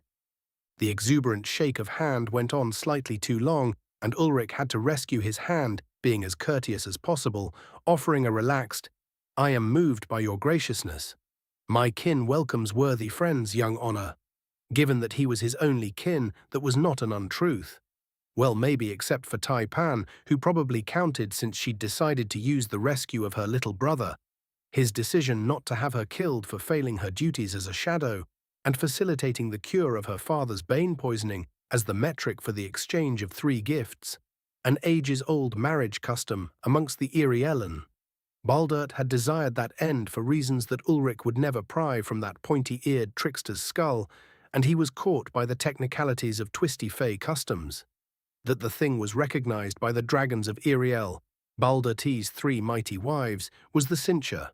It was then that Varrock's granddaughter, whose name Ulrich still did not know, ushered them all along to find seats of honor at the head of the venue. Right the hell up front, on a small raised dais. Ulrich barely suppressed a groan. Once seated, the young man flagged a server, and plates of incredibly succulent roast meat slices, honey-glazed bread, and grilled vegetables were arranged before each of them. Conversation struck up then, with Dame Linebacker leading all parties. She was a force, was the young lady. Inside of 10 minutes, Ulrich had determined that the youth tying himself to her was unaware that he was going to be wearing the proverbial dress in their relationship, whether he liked it or not. As time went on, Ulrich mostly stayed silent, except to permit the young man to inspect his sword and to say without any exaggeration that it was crafted by a master of the ancient metallurgical techniques unparalleled, realized that the grandson-in-law was cast from that mold best described as a lovable idiot. He was not obviously bright, not exactly slow, but just lacking the sort of piercing mind possessed by Varrock or many of the elves. Ulrich was sort of ashamed to think it, but the lad really did remind him of nothing so much as a puppy, all happy enthusiasm and utter lack of guile. Was that just him projecting because of the fuzzy elders complaining and naysaying? Very possibly. Speaking of which, such was likely why the old curmudgeon considered the youth with such disdain. Varrock, Ulrich was coming to realize, no pun intended, a wolf at heart. Cunning, sensing weakness and calculating, though hiding most of it behind a screen of steady bitching. He complained so frequently that you might think his irritation kept him from having a keen awareness of everything happening around him. The granddaughter took her relative's complaints in stride and made sure to limit what ire might come her chosen mate's way. Like an umbrella shedding the rain, she also, with some delicacy, probed for information on Ulrich's background. It hadn't been since he'd traded words with the Iriels, or maybe that oddly canny village guard, that he'd felt the sort of dynamic mind behind a conversation possessed by the elder and younger Varrock. Chapter 155, Promises to Keep. All things considered, the evening wore on rather pleasantly. The grumbling of his host, the artful deflection of the bride, and the simple positivity of the groom made for an interesting collage of conversation. The Lupid clans in attendance soon blended into the background, having evaluated him, and they in return. Each was friendly enough. None had reason to resent the presence of Varrock's unusual guest. They chalked him up to a strange turn of mind in the patriarch of the bride's clan, while the rest were merely satisfied that their clan's scion was happy to be there, doting on his wife-to-be. All but one in attendance knew the lad was marrying up, outside his weight class, so to speak. Some were left to wonder as to how he'd pulled it off, given the obvious difference in the presumptive pairing. Ulrich had no such doubts. The lad's clan was filthy rich, loaded. The boy told tales of his clan with the sort of absent way of one who was not bragging at all, but was so blissfully unaware of their fortune that it could be off-putting all the same. They held a corner of the markets for bringing many of the meats into Bartella and also to distribute the non-perishable processed items made from it to ports wide and far. Sometimes it's easy to believe such success was accidental. But that was rarely the case. It was a simple but meticulously executed business model, buy relatively generously, but exclusively, from a network of farms and tribes in whose lands resided some particularly savory animals. High-yield beef, mutton and pork, but also of critical importance, rare and exotic treats. Through their network, they would load the animals, still alive, onto vessels and transport them to the butchers in the city. The bargain hinged on the fact that all of the beasts being transported were gelded or spayed so that new herds could not be manufactured outside of the agreement. Almost all of the food on the table was provided courtesy of the lad's family. The groom's family had done well enough to earn the Magister's seal from Prosper, certifying their clan's enjoyment of the optimal shipping routes and protection of the merchant lords, for as long as the taxes were properly paid and they accepted inspection by Magisters whenever and wherever they wished. Not being the most perceptive guy around, Ulrich felt certain that the pair were genuinely enamored of one another. He was also certain that the old wolf never would have gone along with it if not for the boy's clan being incredibly affluent, able to give his descendants a brilliant future. Meanwhile, the venue and its decoration were Varrick's doing.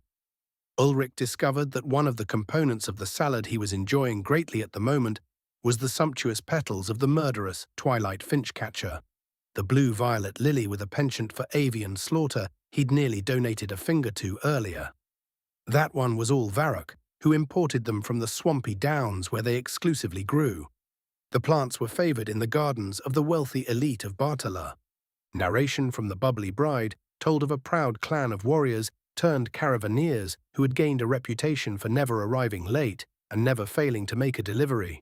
That success had blossomed through the early adoption of the Free Artisans Guild and their transition to also making the goods they delivered, which skyrocketed the clan's wealth and standing in the region. Clan Varrick had done well for themselves for several hundred years before breaking with the requirement for Prosper's Magister's seal. The decline of the clan was talked around, none so gauche as to mention it directly, but Ulrich caught enough in the byplays to fill in a few of the gaps in the old man's drunken stories the night before. At the end of the day, the clan refused to bend knee to Prosper's control, and that was the end of it. They had their own traditions for training their artisans now and rejected the taxes on their goods that did not go to the local territories or clans, but instead fed distant Prosper, lining its coffers. Varrick's clan wanted nothing to do with Prosper. They wished to be left alone. Over time, the pressure and overwhelming size of the merchant lord's empire was grinding them down, cutting them out of markets. Clear was the picture from the two sides of the situation. Join Prosper's empire, accept the seal of the Magisters and the taxation and control policies they dictated, and find success, or don't, and face creeping doom. Under the steady probing of the bride, Ulrich was sort of forced to present nearly the full scope of his and Taipan's long-established cover story. He slipped once when he mentioned Taipan as his wife. That sent the bride into full inquisition, wanting to know all about her for some reason. He told them mostly the truth, that they had begun with her working as his guide, escorting him through the more dangerous regions while he worked to establish his position and consolidate dominion over his lands. Later, after much struggle, holding each other's flanks against greater beasts and variant monsters and some cultural misconceptions, they found themselves wed. "Whee!" crooned the bride's alto. "So romantic. See, Urswin, I knew the barbarian clans held stories like tales of old." The groom nodded placidly, lightly petting his partner's arm as he agreed. "It is so, Nanya. A wonderful tale, Ulrich, and fitting to accompany us, who will soon join you and your doting love on this marital path." Ulrich wasn't so sure he'd describe Taipan as doting, but she had her moments. He lost a second or two, wondering what she was doing just then. The timetable said she had arrived in Iriel long since, months ago. What had transpired since he had no idea. She was as late with her rendezvous with him as he was his making it to Bartala's walls.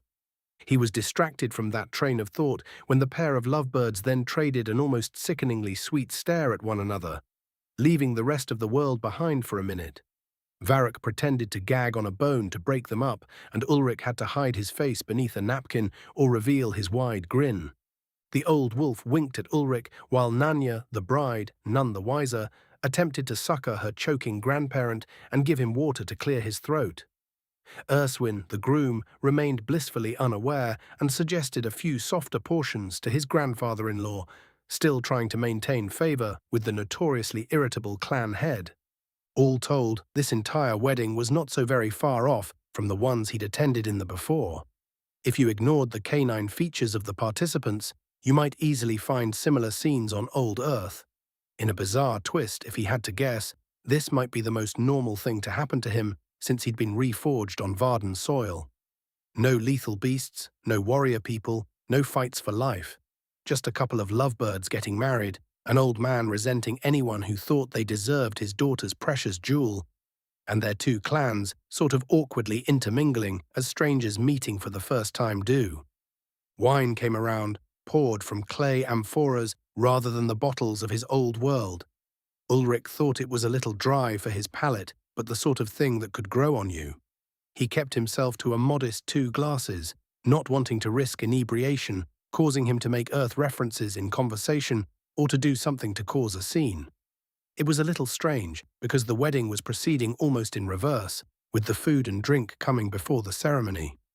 Varric had explained that the actual nuptials were performed at the setting of the twins, which Ulrich saw was imminent. The rest of the crowd similarly gained awareness and naturally started to drift towards a raised dais with an arched trellis hung with grapevines, still leafed out and bearing their bunches, and a bevy of flowers woven alongside, representing probably all the usual hopeful nonsense that surrounds a wedding. "Hey, old wolf, just where are the bride's parents anyhow?" Ulrich whispered low, hoping he wasn't bringing up anything sensitive. Varric frowned and made a beseeching gesture of the skies before he replied, "They were wintering with a caravan, caught by an early freeze and held late, thanks to the reluctance of the ice to break up.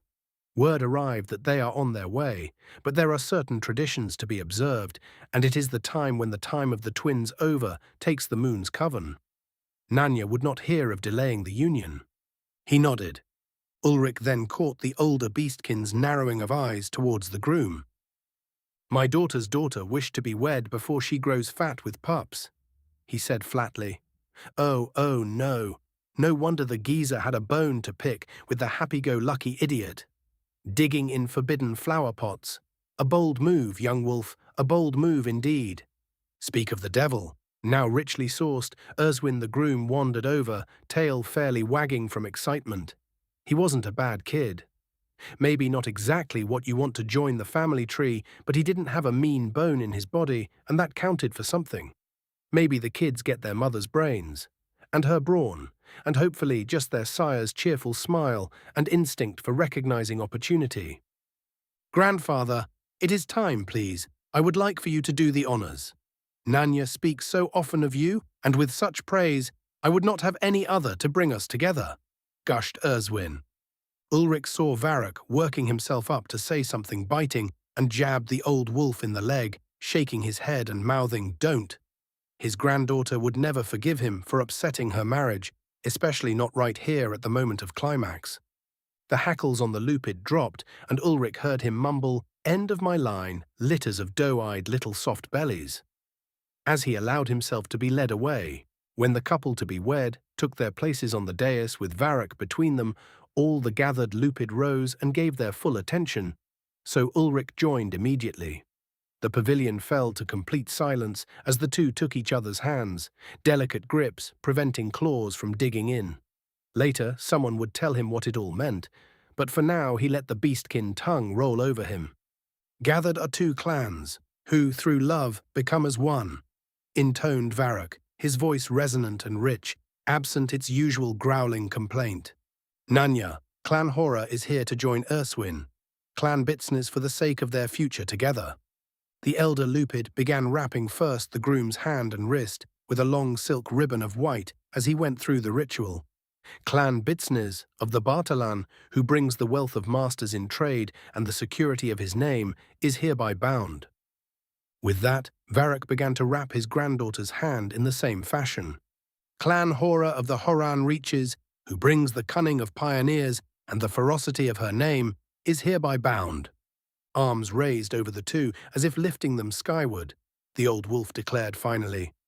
Clan Horror to Clan Bitsniz, Nanya to Erswin, may their fortunes intertwine and their children never want. So it is witnessed, so it is done.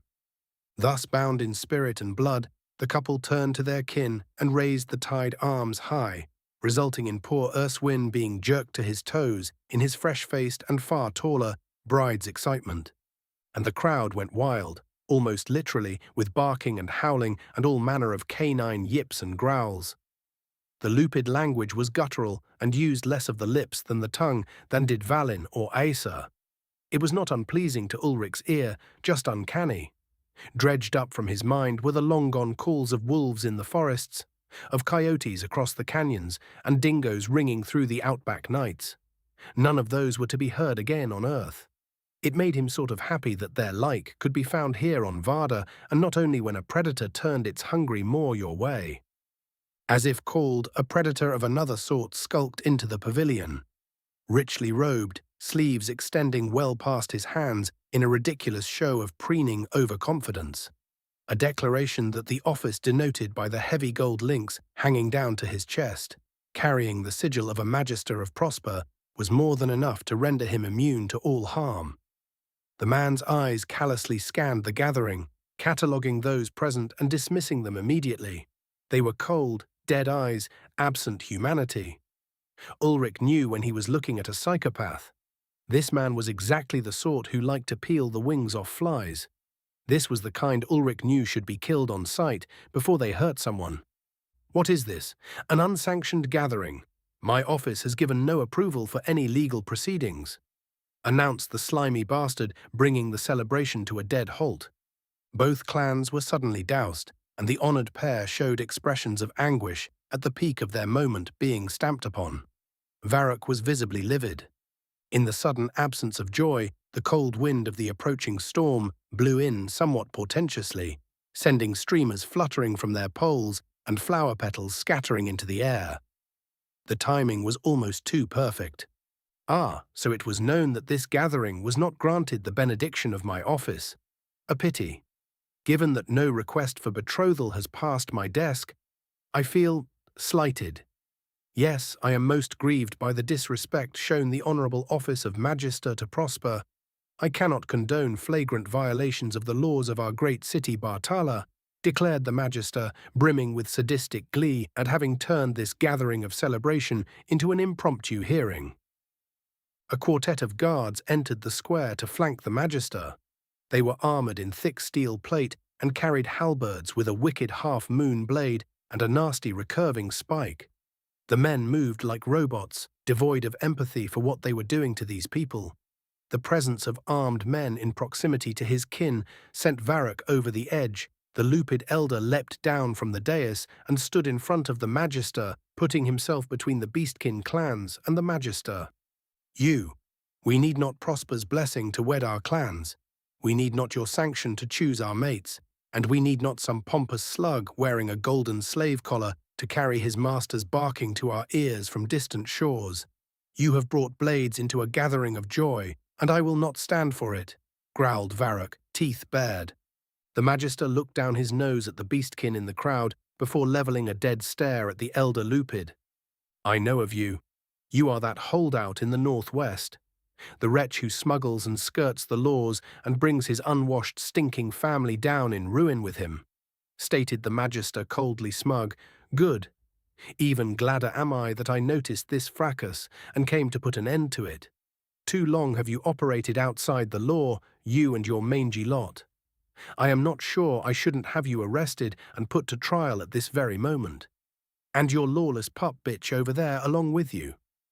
A lift of the arm sent the ludicrous sleeve falling to its elbow, sallow pale flesh revealed, lined with blue veins like it had never seen the sun's light. The long fingernails, extending 3 or more centimeters past the tips of the digits, were painted silver and blue, perhaps holding some kind of meaning, perhaps simply an affectation of the owner's whims. At the raised hand, the guard stepped forward. Varrock snarled and suddenly crouched low, his leg whipping to cleanly clear the legs from the ground, bringing the nearest 2 heavily armoured men down instantly. He dodged backward immediately to avoid being skewered by a halberd spike. Ulrich was moving as soon as the old wolf did, to intercede when he recognized the turn in the Lupid's body that said violence was coming. He was too late. Varrock was coming ready from his evasion when a quartet of slender blades of ice entered his chest, originating from the Magister's fingertips. The blue-painted nails explained as artificed infrig catalysts. Blood, thick and frothy, coughed from the Lupid's mouth, and the young couple on the dais screamed, one in outrage and the other in denial. Ulrich smashed his hand down through the ice, breaking the thin lances off before the virulent bastard could tear the beastkin's body anymore, and he supported him with the other hand. The two guards were picking themselves up as the other two advanced warningly towards the crowd, menacing them. Blood ran freely to the stones, and Ulrich knew he could do nothing to stop it. Nothing at all. Varrock knew too. A clawed hand pulled Ulrich close to force out a whisper, all he could manage through torn lungs. "My kin, no harm." Ulrich took the clawed hand in his own and squeezed it as he met the dying man's gaze. "Never, not a hair, honored Varrock. My oath." Ulrich swore, forcing the words out past a grief he'd never known.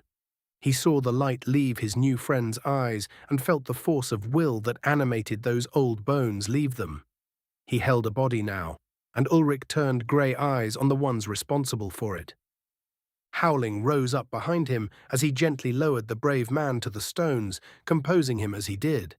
He heard the cries of Nanya for her grandpa. He heard the rattle of metal on rock from the guards advancing. He heard the feathers of a bird flutter as it flew by, unknowing of the tragedy that had just occurred. "A barbarian, friending the dogs? I should have known," started the Magister. Saron's dance first movement. All the world turned to violet light and time seemed to stop. There was Ulrich, his hand on Zeftocht's hilt, and there was a murderer with his blood-soaked hand still pointing. And there was a promise to keep. Lightning surged and he became part of it, a living blade of rampant energy that roared forwards faster than an eye blink and struck the Magister. The Magister was destroyed, a black soot all that remained besides what bits would soon come raining down across the city block. Ulrich raised Zeftocht, its blade embedded halfway along its length into the cauterized stone, and removed the top half of the head of the guard on his left, shearing through inferior metal like a razor through aluminum foil. Shouting from the guards was drowned out in the thunderclap, and they barely reacted when the first of their number was decapitated. Flash blinded and stunned by proximity to the lightning. He would have smiled if he could feel anything but the most sublime hatred. Rage was not in this. Rage was hot, burning inside the mind, consuming everything around it. Ulrich was a frozen ocean, with thoughts like the pinging of ice as the glaciers moved. Moving again, he spun to bring his long blade over his shoulder in a glittering arc that separated the next man's armored shoulder and neck from the rest of his torso. Both seemed to fall too slowly to the stones. Ulrich saw a startled expression on the dead man's face, as if he couldn't believe that killing a good man had no consequence. Ulrich started to lunge towards the next guard and found his legs locked up, a screaming agony rolling up through him. The backlash. His core wasn't empty, though. He had more to give. Surge. The point of his blade punched through the arm and chest of the turning guard 2 meters away as Ulrich lunged, erupting out the back of him, destroying his heart and lungs. It carved away his spine as it did, and he dropped, pulling the sword down with the weight of his corpse. Ulrich loosed the hilt and pulled his knife as the last of the 4 came charging, polearm raised to split his skull. Ulrich threw the knife, which caused the coward to flinch behind his clean, never-tested plate, and the once reluctant warrior laid his hands on either side of the man's helmet before he could bring his weapon down, inhumanly fast, even without the magic to amplify his limbs. Absolute zero. The last of his mana left him in a rush, and a walnut-sized sphere in the center of the guard's brain turned to a pellet of frozen matter that quickly disintegrated while rendering the majority of the rest of the organ solid as it stole the heat from its surroundings to lift itself above thermal zero. The guard dropped bonelessly, his armor and weapon clattering loudly in the night. Frost spread slowly from the dead man's helmet, the metal transmitting the cold within to the stones. Done, and done, and done, and done, and done. Ulrich breathed out slowly and straightened with an effort. Now he had to endure the punishment of mana exhaustion and the backlash of joining the lightning's flow.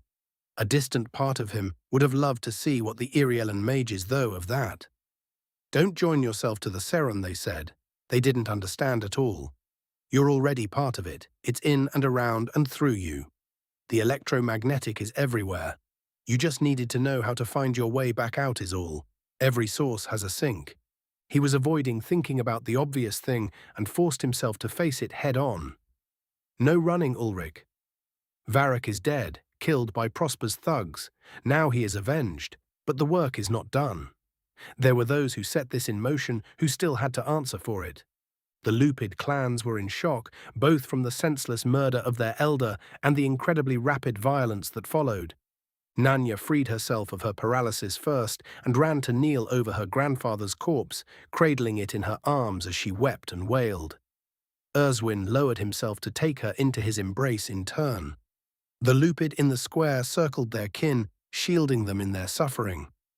The man didn't mind being excluded from this. He was not one of them, even if he grieved with them. Ulrich turned and pulled his sword out of the dead guard's torso, grunting at the effort it took him to combat the sharp throbbing pain that felt like it had burrowed into his nerves. His whole body rang like a bell with it, all the way to his eyes. He almost forgot to pick up his knife from where he'd slung it at the last man's face. Ulrich liked that knife. It had helped him kill an adept mage and followed him all the way from the glade, so it was a mark of his state of mind that he would neglect it. Dodging again, Ulrich, he warned himself. Quit avoiding it. Varrock is dead, killed in front of you. You didn't stop it. You probably couldn't have if you tried. Accept what has happened and learn what you can from it. It dishonors the memory of him to not embrace his death and its meaning to you. I liked that grumpy old bastard, Ulrich lamented, eyes burning. He snatched back his composure immediately. He would grieve properly. But later, when it was safe. For now, Ulrich had just publicly slaughtered a magister and his escort in front of a crowd of people. People whom he had promised to keep safe.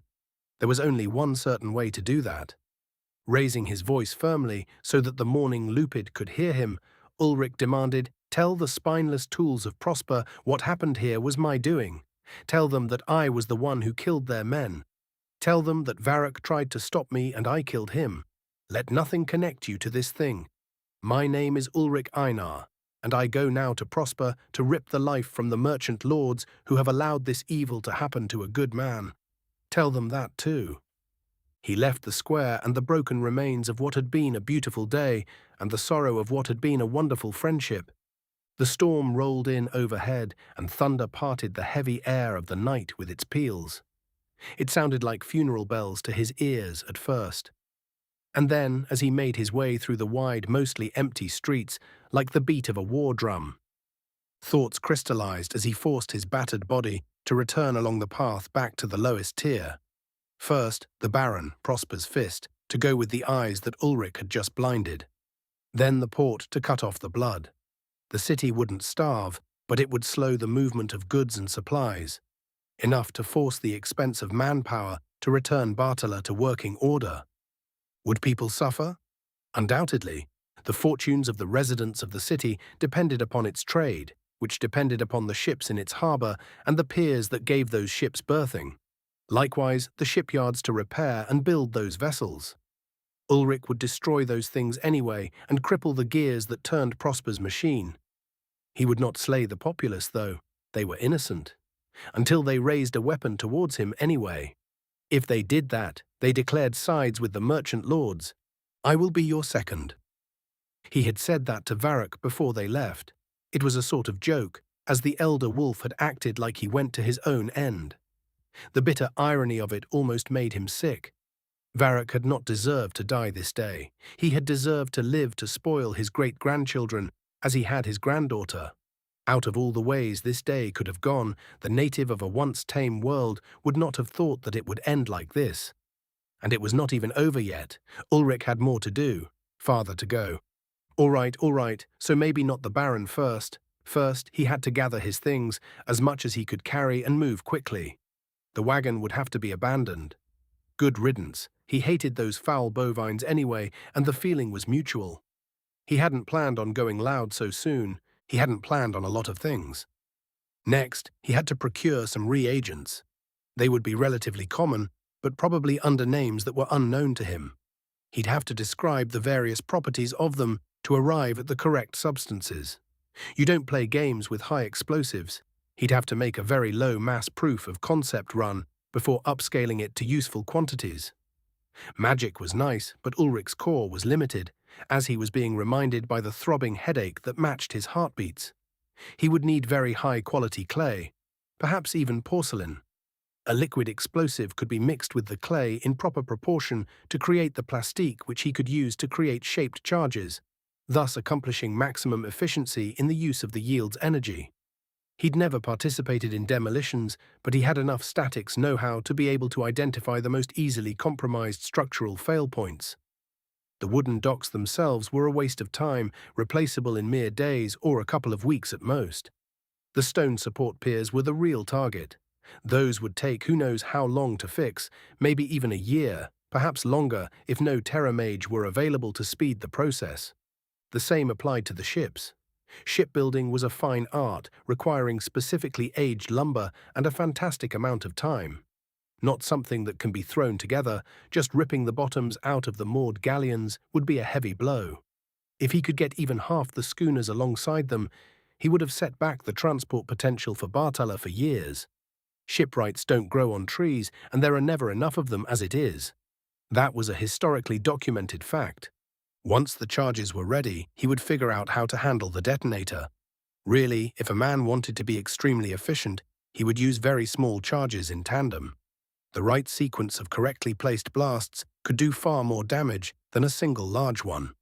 Ulrich could maybe figure out a timing mechanism. What about simple mass of the metal conductor pin in the charge? Bigger pins hold more charge before arcing. He could time the series with pins of gradually increasing size, all keyed to the same spell for building charge. Another thing to test, detonators are also not something one monkeys about with. It has to be right when the time comes. So all right then, get your stuff, get mobile. Obtain reagents for the manufacture of explosives. Determine detonator sequencing and range of trigger spell. Place charges at night, kill Baron in the wee hours of the morning, leave the city before daylight. It was a rough plan. Very rough. It would also take some time. He figured he needed at least 2 weeks. Rain caught him just past the gate from the second to the first tier of the city. The front dumped a torrent down from the outset that pelted him for a solid 5 minutes before lightening to a merely soaking drizzle. Ulrich was barely holding together by the time he made it to the inn's door. In body, spirit, and appearance, he was a half-drowned varmint. The warmth and light of the inn bathed him, and Ulrich froze, living again the impromptu meeting with Varric in the hall and the night listening to the old wolf's tales. A man sitting at a nearby table opened his mouth to say something to Ulrich, and his teeth clicked together abruptly when Ulrich turned and shifted his attention to him. Yeah, he must look a fright right now. Shaking himself loose of memory's hold, he closed the door to the breaking storm outside and labored up the stairs. It was a frustrating minute before he managed to get the key into the lock and staggered into the room, to fall, face first onto his bed, ignoring the wet of his clothes on the bedding. The last coherent thought he had was that this was the last safe sleep he would have for a good while. On the morrow, he was going to start punishing the system that let a good man die in the street at the hands of a monster wearing human skin. Exhaustion and the price of his embrace of Charon claimed him. Grey eyes snapped open, and he woke instantly alert. Nothing stirred within the room, and no sounds indicated what might have pulled him from his dreamless sleep. He took a quick inventory of his disposition. Status. The news could be better. He was mostly recovered from the physical effects of using his Ohmic Knight's pinnacle skill, but his core was still, for lack of a better way to conceptualize it, overheated, and his mana recovery wasn't able to restore him to rights overnight. Good enough though, the news could be worse too. The damage wasn't as severe as the last time. He felt like he was building some resistance to the influence of saturating himself with Chiron. Baith's meditative exercises would come in clutch over the long term, no doubt, though time would tell. Time, he didn't have enough of it. Got to move, Ulrich. Lingering weariness accompanied his change of clothes back into the ones he'd been wearing when he arrived. laundered by the house at his request in a spare moment the day prior and thrown over his small side table to lay ever since. He was going to have to do something about his sword. It was too large to hide and too distinctive, both in hue and form, to be anything but identifying. Along that avenue, a plan was forming. He could burn in a pocket between pieces of thin hardwood planks and carve them to form the shape of one of those broad hacking cleavers that Nalir had preferred. If he glued the planks together, nobody would know the difference with the blade wrapped in cloth, as was a not unheard of custom for those difficult-to-sheath weapons.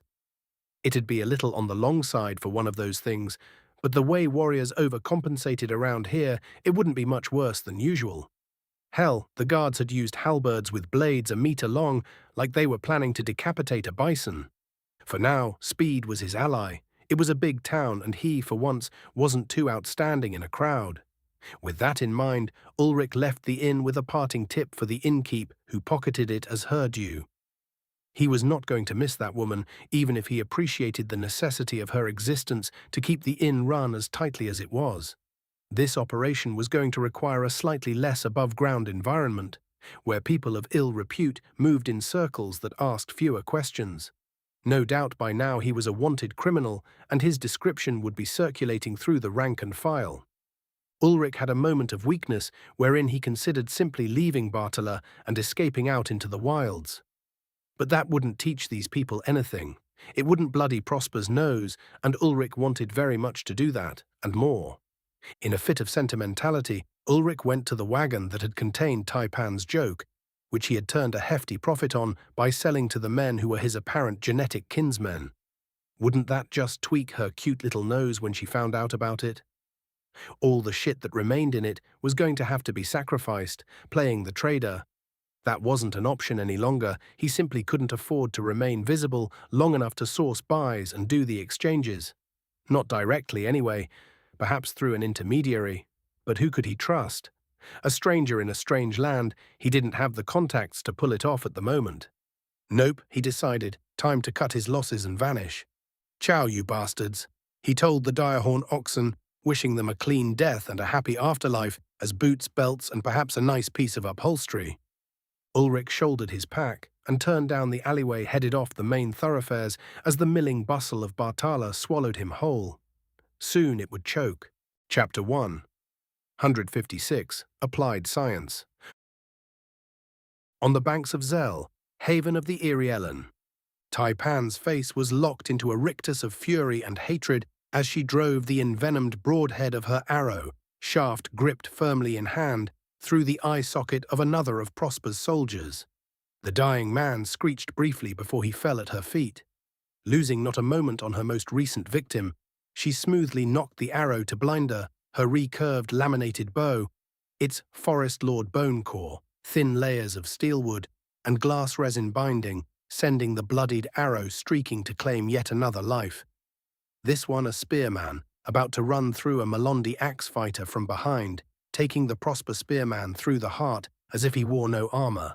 She glanced momentarily at a swath of the battlefield that had contained a small flanking regiment of light cavalry trying to encircle the fighting retreat of the Eastern Actinian sabres and pin down the Orlathrum.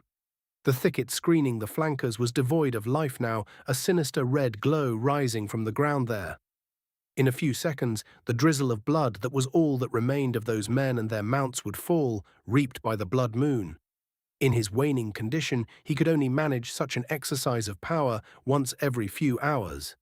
It had been enough, so far, to discourage the Prosper forces from using the dense formations that might allow them to punch through elven defenses.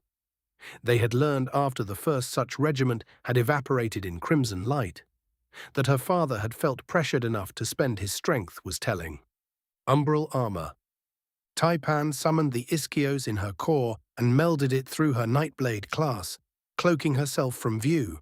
She blitzed across the battlefield, darting from cover to cover, and this time dove down from the lower limbs of a sapling, heartwood only 20 meters tall, reappearing in a dervish of razor-edged shadow blades. Shadow manipulation lancet. Midnight spears like a flickering sea urchin stabbed through the commander's group for this block of pikes, shredding their leadership and morale before their assailant was gone. vanishing again in a heartbeat. It was getting harder to find the leaders. They'd stopped wearing their helmets, or in some cases passed them to subordinates to trap her. They were fools. When a man wearing an ill-fitting frontline bassinet is coordinating a turn of the cohort, while a man wearing an officer's helmet silently grips their spear and waits for orders, it took no genius to recognize the game. Twice she had sprung the trap deliberately, for it was now horrifying for the men's morale when an officer's helm was presented to them, and that fear spread like plague. Taipan would sow terror in these men, sow it into their bones, and harvest it from their veins when it was most ready. Then she would drink her fill. Ariel would drink its fill of them. She skirted along the tree branches and saw a small hunter detachment with like minds to herself. She saw them, and they saw her when she gave a bird call to signal them. Pointing to the siege engines that were under construction, the third set of mangonels so far, she made the hand signs for enfilading fire and retreat. They signaled with their fingers and thumbs in a circle, fingers extended for the affirmative. In a minute's time, they finished their stealthed approach. Taipan took a deep breath and called on her hunter's class, raising an arrow to signal the ambush. Archer's cadence. 3 breaths later, 3 arrows had joined those of her peers, killing half the carpenters building the mangonel and all of the men directing them. Crossbows turned to the treetops and loosed a volley, but the hunter squad was already gone. Taipan had dropped down to the forest floor and was crawling along ground level, keeping her belly just above the damn leaf litter, like a spider closing on an inattentive bird.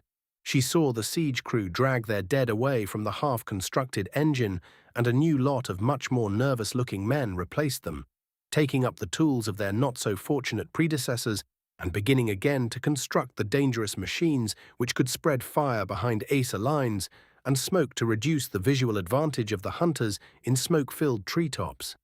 Taipan waited, 4 minutes, perhaps 5, while the men reorganized. Slowly she moved through the low ferns and broad-leafed bushes, leaving no rustle of foliage or sound to mark her advance on the blind spot of the man standing next to the commander on the horse. Her target wore a breastplate, but was clearly not accustomed to it. Her clipped accent and darting eyes told all who cared to see of her displeasure at being so close to the fighting. She worked her hands into her robes absently, fidgeting.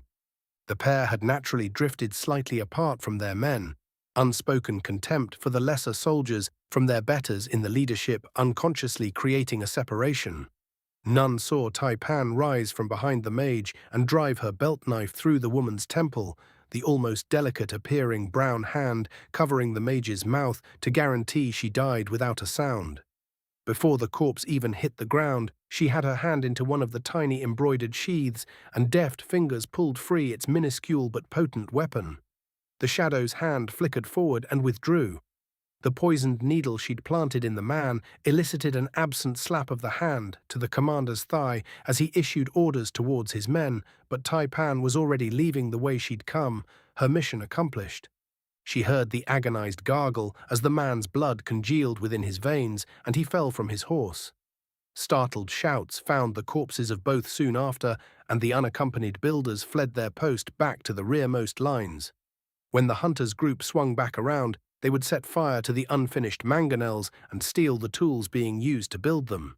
No throwers would lay fire behind her kin's backs, trapping them.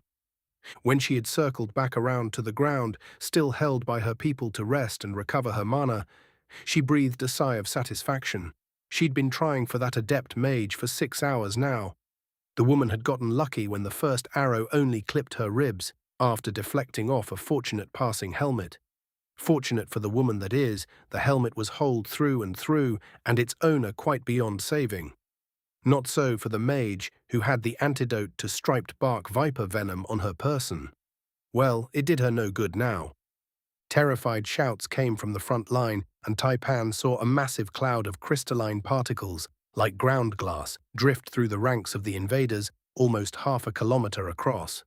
Horror and choking cries of pain rose soon from the area as the incredible demonstration of terror manipulation by Baldarti's second wife Shaw sent the blinding, lung-shredding quartz dust through their ranks. That entire frontal advance stalled, and Actinian sabers, Melondi axes, and Irielan great blades swept into the sagging, debilitated forces, hacking them apart along the trailing edge of the spell, ensuring there would be no survivors of the crippling magic. As it dissipated, the melee warriors retreated, having drawn their share of blood without shedding any. A flight of hunters' arrows cleared another group of crossbows before they could loose into the backs of the fighters, advance and retreat, both carving away at their opponent's hope for victory. As was the way of the dance, Taipan's attention was drawn from her resting vantage towards the western edge of the battle, a piece of river shoreline where the Zell, a tributary of the Zealous, ran strong with meltwater. The steep banks made footing treacherous, and Taipan saw what had drawn her attention. There, a lone figure wearing close-fitting white combat robes without armor on her body, the only metal enclosing her gauntleted hands and the greaves running up to her knees, tore into a group of heavy knights with a berserker scream of endless rage. The golden beast bathe, punched through breastplates, shattered anything she could whip her legs into, and broke armored men like wooden dolls.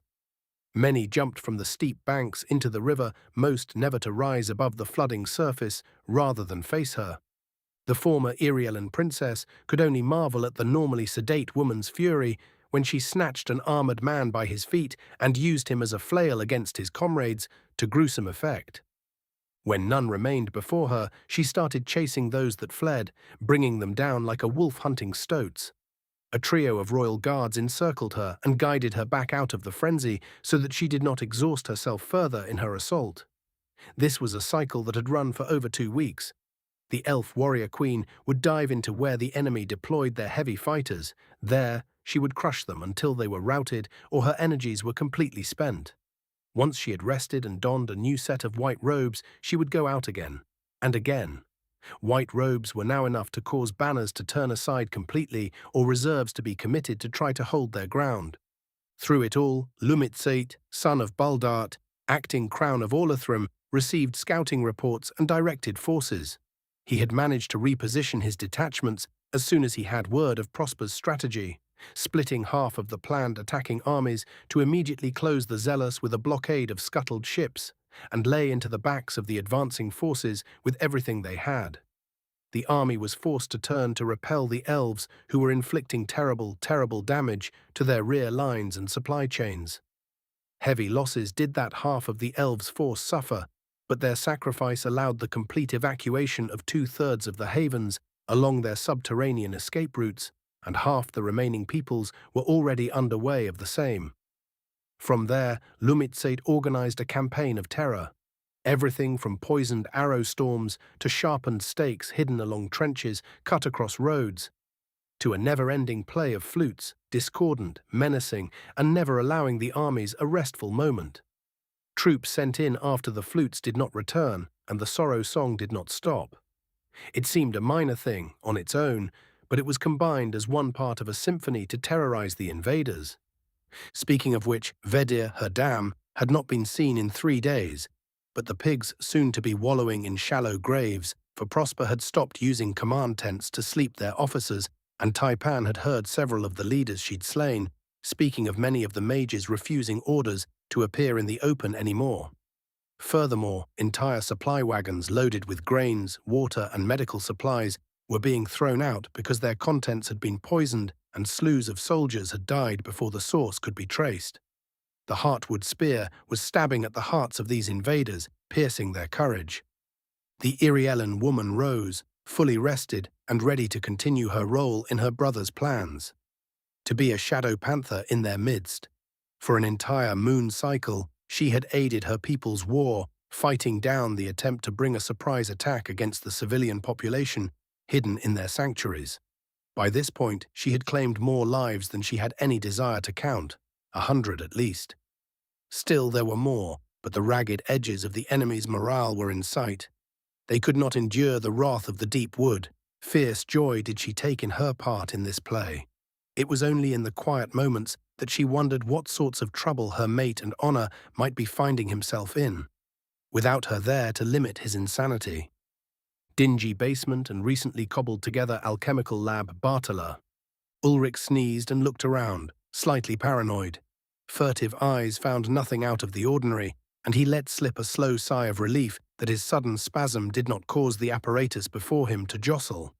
If it so much as vibrated, there was a non-0% chance that the entire room would detonate. That might have been the paranoia, or maybe not. So long as no red-brown smoke appeared, he was likely in the clear. He hadn't slept in 3 days. He'd been feverishly laboring over this project for a week. Probably. Time was a little suspect at the moment. An alchemist had provided all the reagents he required and the equipment when Ulrich offered him a sill crown. The alchemist could probably retire for that amount, but it had saved Ulrich having to shop around and got him all the reagents he wanted, with some even being obtained from fellow alchemists, courtesy of the plump little man's own self going to get them. A few more sill squires hired some low-life shoulder thumpers to haul his glassware and supplies to a ruined basement that they then forgot existed. He'd stabilized the sagging structure with a few strategically positioned stone walls. The basement was damp, dingy, and smelled faintly of sewage, due to sitting below the positions of some leaky gutters, but it was in a seedy part of town that didn't even know the Baron of Bartola's name. Ulrich had only had to cripple 2 men that tried to mug him and break a cut-purse woman's arm in to convince the locals to leave well enough alone. As a token of his esteem, the alchemist, who recognized a fellow practitioner of the arts of metamaterial recombination, or alchemy, offered Ulrich his own stash of some kind of incredibly potent stimulant. The little blue pills tasted like cough syrup distilled through piss and dried overused socks, but they acted similarly to an old psychostimulant and treatment for hyperattention disorder he tried once or twice. He'd stopped using them because of the come-down, but there was no come-down if you just keep using them. Brilliant Ulrich. Thusly motivated and focused by hatred, cool, cold, sub-zero hatred, he'd assembled a surprisingly effective distillation, extraction, and purification rig. From there, it was a matter of a day to work through the synthesis, more or less the same as in the before, with a few tweaks involving very minuscule applications of absolute zero to keep his potential products from accidentally triggering. Cold liquid purified product mixed with an immaculate porcelain clay did, in fact, create a stupendously potent explosive that responded with exquisite sensitivity to small electric arcs. He had to reapply his stone wall supports twice over during testing, and the defensive wall he hid behind had lethal shrapnel indentations to warrant Ulrich's caution. Another entire day he lost to figuring out the detonator situation. It was harder than it should have been, because he didn't know enough of the rune inscription techniques to make the ritualistic spell that would cause a spark applied to one rod, made of pure platinum, known as Kalis Sil or Sky Silver, to also transfer to the others simultaneously. He had a workaround though. A very small arcanite diamond embedded in the metal rod could be trained to Siron, as adept Warona Autumnclaw had shown him not so long ago, to emit a weak voltaic riot.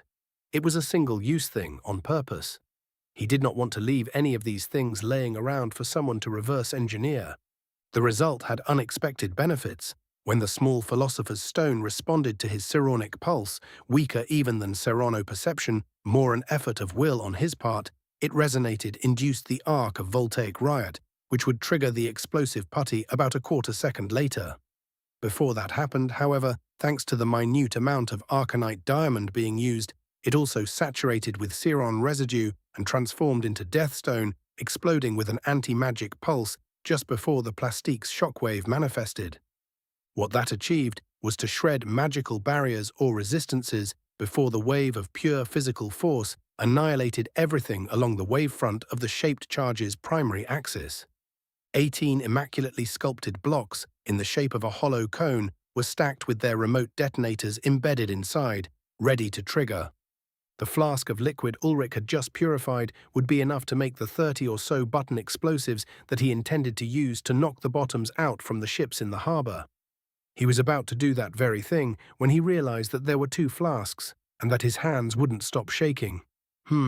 It would appear that he had run out of the alchemist's cache of stay-busies. Unfortunate. The come-down was even more unfortunate. He was soon violently ill, and after forcing himself to eat and drink, passed out on a ratty straw mattress thrown down in a corner of the basement that held the second least amount of water. The driest area was reserved for storing his lovely little bombs, of course. "O Watchers, symmetrical tots of divinity, please show me your faithful mercy." Ulrich moaned into the damp half-light of the room. His candles had almost burned out and guttered fitfully in their stands.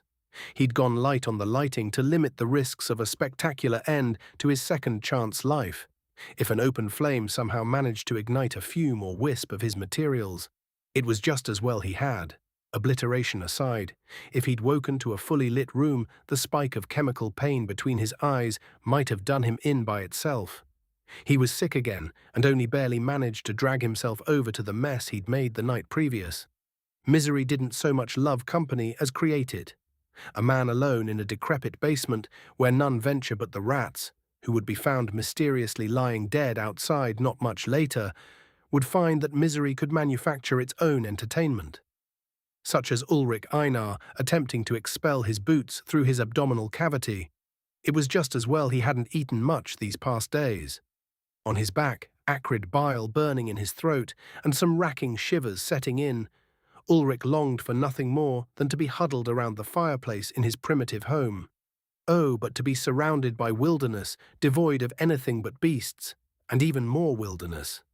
To make matters worse, the mania had faded, and Ulrich remembered well what sequence of events had led him to this place. The attack on the Havens, the decay of Prespang thanks to Prosper's fetid rot, the callous slaying of a decent man at the moment of his granddaughter's joyous wedding. He hurt more now, inside as well as out. Ulrich had not been a man welcoming of emotional attachment. It had always been a slow thing, gradual and almost begrudging. He was, slowly, changing in that regard. First, the boy elf whose courage and wit had impressed him. Then the teasing humour and passionate love of his people in the boy elf's father, the peerless cunning, gentle strength and alien brilliance of that father's wives. Then had come the daughter, eventually, when he figured out that she had worked as hard to hold people out as he had, and why, and still others. The royal guard, dedicating themselves to the protection of their kin. A reclusive smith as odd as anyone Ulrich had met, but who made himself a bastion for a lonely, struggling girl. Even more after that. But he'd never lost one of them. Now he had. Honored Elder Varric was dead, killed by a Magister of Prosper because he refused to lower his clan to become tools of the Gilded Thrones. Caring hurt a lot more than he remembered. A quiet minute of reflection, and Ulrich figured out what bothered him so much about the Lupid geezers going out like he had. It wasn't the way he died. If anything, old man Varric went out like he seemed like he'd have wanted, giving some son of a bitch a piece of his mind and his teeth if he could manage it. No, Varric was a fighter. There was no shame in leaving this world standing up for your people against their oppressors. So very far from it, old man. What bothered Ulrich was that none of the other Lupid had fought back. None of them had so much as raised a voice or growled the entire time until the Patriarch was dead. Only Varric had stood against them. He knew now why the Elder Wolf lamented his clan's decline. The Beastkin knew they wouldn't strike back. He knew, even with his best years long behind him, that it was only him left to show teeth. My kin, no harm, the dying wish of a decent man, a free man. And Ulrich had given his word. Struggling through the retribution of the drugs, Ulrich knew he had to get his arse in gear. Varric's people were still in harm's way. The Magister was dead, and so were the goons with him. But somebody would know there had been a gathering, they would know that there were witnesses. They might question the events and might lean on the folk there to get the answers they wanted. Keeping that from happening meant giving them something else to worry about and dismantling the power structures. He needed to deep six the Baron, publicly, create a threat that would draw fire away from the Lupid clans, especially Varric's granddaughter, the natural place Prosper would start trying to apply pressure. Unless he put pressure on them first. Thus convinced, Ulrich rolled to his feet and fought through a wave of dizziness. Oops, he commented aloud, realizing he wasn't in any condition currently to do anything sensitive without fucking it up. Might have gone a little too hard in the paint. I'm gonna need to visit the brothel again. Get your minds out of the gutters. They were the only safe places to get a bath in that part of town. He'd spent 4 nights there over the last week or so and earned a reputation as a down on their luck with cash and a penchant for poor decisions. And also a strange obsession with games, as the girls whose rooms he'd rented to take a bath in were used only for the tub, soap, and to play some bizarre card game. When it became obvious that John wasn't interested in pawing at the whores, several came to hang out in the room to join in the games between jobs. He very nearly had one of the girls trained to play Uno to a competitive level. Alchemist meth was a hell of a drug. Chapter 1. 157. Cleaning up. On his way up the stairs from the basement to street level, steeper than he recalled, he did his best to scrub off some of the flecks of his stomach lining from his clothes. "I'm going to have to burn these soon," Ulrich said, picking at the soiled robe and the undershirt that was more him than not. Once fine, they were now a stained ruin growing ragged at the hems. Perhaps he should acquire new garments. It actually wasn't a bad idea. He was filthy enough to be difficult to distinguish from many of the locals in this ragged little slum, but it was a little like rolling in shit to blend in with the pigs. A set of clothes to blend in amongst the townies of the first and second tiers was a good call. He didn't necessarily need to appear too poverty-stricken, just plainer than a bagel with no cream cheese. The brothel was, under the full light of the twins, a spectacle of the failure of Bartala to offer protection to all of its citizens. All cities have their underbellies, the populated by the ones who fell through the cracks. As usual, that fall tended to be longer and its landing harder on the most vulnerable. He was waved in by the massive brute who guarded the front door and received a friendly pat on the back as he went by. Tully didn't speak, had some kind of brain damage near, as Ulrich could tell, that had never been healed. He'd done tough guy shit ever since and liked to lift weights. Ulrich skipped the gate fee by doing more push-ups and squats than Tully could. Sweet guy, as long as you didn't get too handsy, rough, or try to skip a bill. Since Ulrich didn't do any of that, Tully figured Ulrich was a sweet guy too. Inside the rundown 3-story building were girls of all ages. Like all of them. Most didn't work the main attraction, so to speak. They were blowbys of the working girls, kept inside to do odd jobs and off the dangerous streets. The boy children got used to muck stalls, to clean and handle night soil, and to be sent on delivery runs. Those who didn't want to do that roamed the streets in small gangs that would converge on you like piranha if they smelled blood. Contraception and birth control were known and employed, both magical and mundane. There was a slight catch, though. You had to have it available, and you have to be able to afford it. When you live in a place like this, you don't have the kind of coin to access that sort of privilege. A cute 30-something with blonde hair greeted him at the desk. Her eyes were flinty and sharp when the door opened, but softened when she recognized the patron to be one of the harmless ones. "Welcome, Mr. Dirte," she said, almost genuinely warmly. "Should I escort you to Alawan again?" She was occupied earlier, but the client only paid for the hour and time has long since passed. "I'll take you on up." Ulrich gave her a polite wave and indicated himself wryly. "It has been a long... everything, I think. Please do." Grabbing a key off the peg wall behind her, she gestured him to follow, telling him in her curt but not mean soprano, "Come along then." In a just world, Elmery would have sung opera. Instead, she worked the desk and sometimes the sheets of a brothel in a slum that would make those horror stories pre-collapse proud. There was no justice, but what men made. By extension, that made the cruelty they chose to make, instead, that much more demeaning. Ulrich couldn't fix the world, but he could try to leave it just slightly better wherever he found himself, even if that was just by showing kindness to those who deserved it. Elmery worked the key in the low-quality lock, having to rattle it several times to get it to unlatch. She eventually won the battle and knocked thrice. The common notification that a John was at the door. She nodded and smiled, not faking it as she normally would have, and returned to her post. The door opened, and Ulrich saw the pretty brown-haired girl of some indeterminate early adulthood age whom he'd visited for his baths. Her light evening gown, sheer linen of barely passable manufacture, was clearly donned in a hurry. Alawan's soft cherubic cheeks sported several fresh bruises, and the pale skin of her neck was marred by livid choking marks. Her delicate nose had flakes of dried blood under it too. The set of her legs, hesitant and stiff, said worse had been done to her. The fear and hurt in her face were more than enough to complete the story. "Ah, here I go killing again." Ulrich reached out slowly and gently cupped her chin. He turned her face to each side so that he could take full measure of the beating. The girl must have seen something in his face because she didn't flinch or struggle. "Alawan, what does he look like?" Ulrich asked. She shook her head, and a fearful, instinctive flick of her eyes behind her told him that he wasn't going to have to look very hard. Good. He was tired and just not much feeling the mood for running around the slums going door to door for this asshole. Ulrich nodded and gently took the girl by the arm, guiding her out into the hall. He stepped into the room and closed the door as he heard slurred profanity issue from the bedroom. Alawan heard the threatening bellow of, "Whore! Where'd you get your smart-lipped little Who the fuck are you?" There was some rustling and then nothing that she could hear. She rubbed her arm where the hairs had raised for a moment and then fallen. The door opened and Ulrich shook his head, feigning regret. "Terrible luck.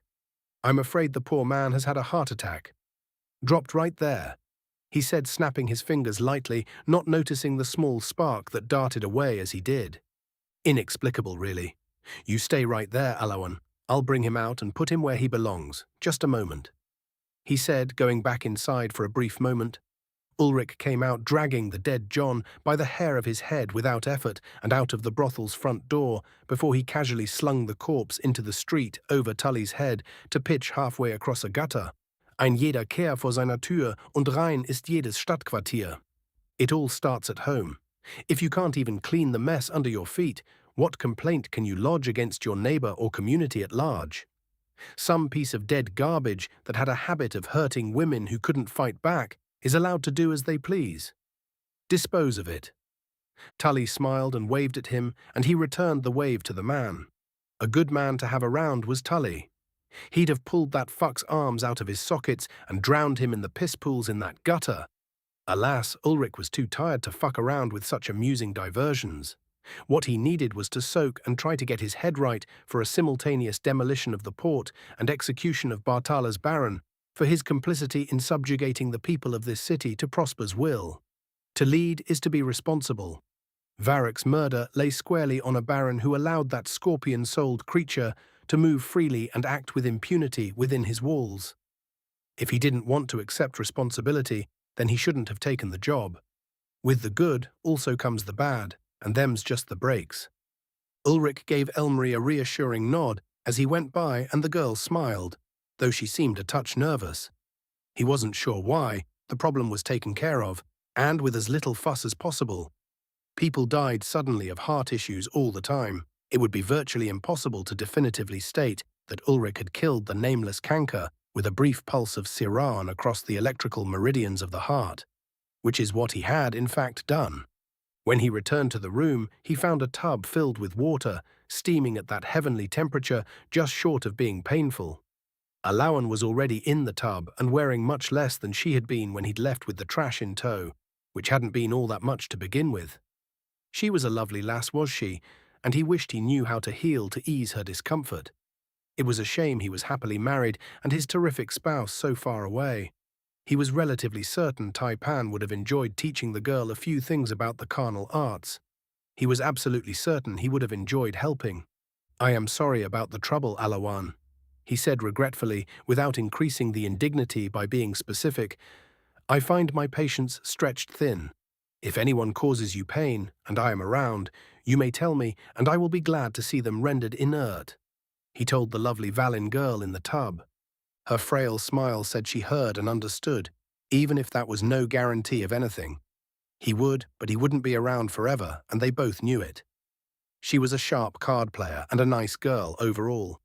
Most of them were nice, in their own ways, that he'd seen. Life could be brutally hard and not even the slightest bit fair, and these lasses dared the tossing seas with a brave heart. Histories often spoke of the oldest profession, but he'd not had any encounters with those who made of their own bodies, and dignity their product. Greater respect for them he had than for many who would look down on them. When they had nothing else, they still fought their way up to personal agency rather than servitude. It was a courage he doubted he possessed himself in their places. More and more, Ulrich was convinced that the best of humanity seemed to lie at the bottom of its hierarchies. The farther a man or woman climbed, it seemed, the faster their soul eroded into a vessel for their own monstrous ambitions. Baldurt Iriel was a rare creature who wielded his power for love of his people, not for his own aggrandizement. He had attracted mates who held the same disposition, and they had raised their offspring to be as their image. Those musings occupied him while he removed his clothes, intent on bringing them with him to the tub to be soaped and at least moderately cleaned. He slid into the tub with a quiet "hoo boy" of contentment. Immediately he leaned his face against the wood and breathed deep, hoping he didn't fall asleep before he managed to clean himself and his clothes properly. The lingering effects of the 3-day marathon had not yet completely left him. Smooth skin pressed against his back, the warmth of another's touch that he hadn't felt since leaving the Legranel some 2 months prior. 2 months of slogging through the wilderness, 2 months of contemplation for all the lessons of destruction his species had to offer, the creation of arcane weapons and the execution of guerrilla war. Lamenting at the necessity, the Reforged man wished so hard that things hadn't turned out this way. All he wanted was to be allowed to live in peace, explore the philosophy and science of mana, and to create a home where his needs were satisfied and he might cultivate a paradise of his own design in his free time. His wishes meant nothing. The desire of the Orlethrem to preserve the quiet sanctity of their lands meant nothing. The hope for a future full of freedom possessed by Varrock's and Harlan's clans exiled to the wastes and brittle reaches meant nothing, not when existed a force that sought to turn those wishes to ash for its own gain.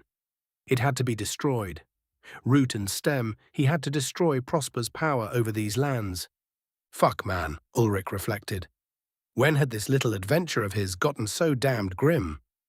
Probably right around the time he was nearly eaten by a near-dead monster that had ravaged a large portion of the continent for a couple of 1,000 years. Everything after that was just a slow ramp up to his being able to see the spots of rot besmirching the gem that was Varda's glorious sphere. If it was a sphere, not some kind of dome on the back of a cosmic turtle or some bizarre shit. 2 slightly firmer bits of humanity, atop wonderful softness, squeezed against his flesh, and dainty hands began to stroke his back and shoulders, and he figured that he needed to set some boundaries. Gently. Recent history had not been kind to this young woman, and the last thing she needed was Ulrich's nearly autistic failure to express himself appropriately to add to her troubles. How do you tell a girl who sells herself that you aren't interested in the one thing that she has that has ever been considered by others to have value in this world? And he wasn't. Not because of her profession or anything. It simply boiled down to he was too damn tired and missed his taipan too much to enjoy intimacy without her. But how to say it right? Fucking carefully, that's how, you goober, Ulrich scoffed, and be nice about it. Just so you know, he said slowly with as much kindness as he could manage, I have a wife who I miss dearly and have been away from for longer than I like. I haven't indulged in your touch because the reminder of her absence pains. He heard the quiet voice behind him whisper, just shy of being hurt, then you would like me to stop? Damn it. How was he supposed to react to that? Honestly, Ulrich decided, taking the hands in his own and turning to pat her head softly. No, I really wouldn't. Ulrich admitted with a slight smile, I would enjoy your touch, which I have sorely lacked, and I would savor every minute of it throughout the act, seeking to please you and ease your pains, while you please me and ease my own. And later, I would find no small amount of regret that I might be spending my time with another, while she who carries my bond lies cold in her own bed. The slight tug of sadness in the blackening eyes of the young woman brightened somewhat. I see, then you do not prefer men or find me, especially now, less than you wish. She asked, searching for something. Validation? Acceptance? Respect? Maybe a little of all of them. Ulrich gave her another pat before leaning back to lay his arms over the sides of the tub, somewhat more comfortable with the crowded space than before.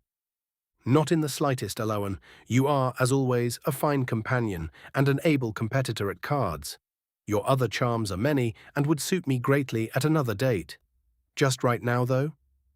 I need to be clean and to ease the knots in my mind before I finish a project of great delicacy. He told her without hesitation, hopeful that he'd managed to thread the needle. Cheeks puffed slightly as she pouted, and she winced slightly at the habitual gesture. Poof.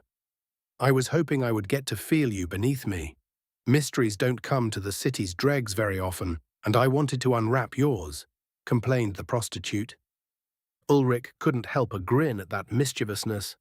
Too bad, lass. This is as unwrapped as you'll find me, he told her gently, refusing to give her misconceptions or the cowardice of a kind lie. She leaned back as well, which was a pleasing sight for his sore eyes. Are you leaving after this? Bartala, I mean, the inquisitive woman asked. Ulrich thought about it for a second. He could finish the refinement of the explosive charges within 3 or 4 hours. It would take at least another 3 or 4 to set them at the positions he had planned, assuming he could remain unhindered. There would be some swimming involved, but he was confident that it would prove little obstacle.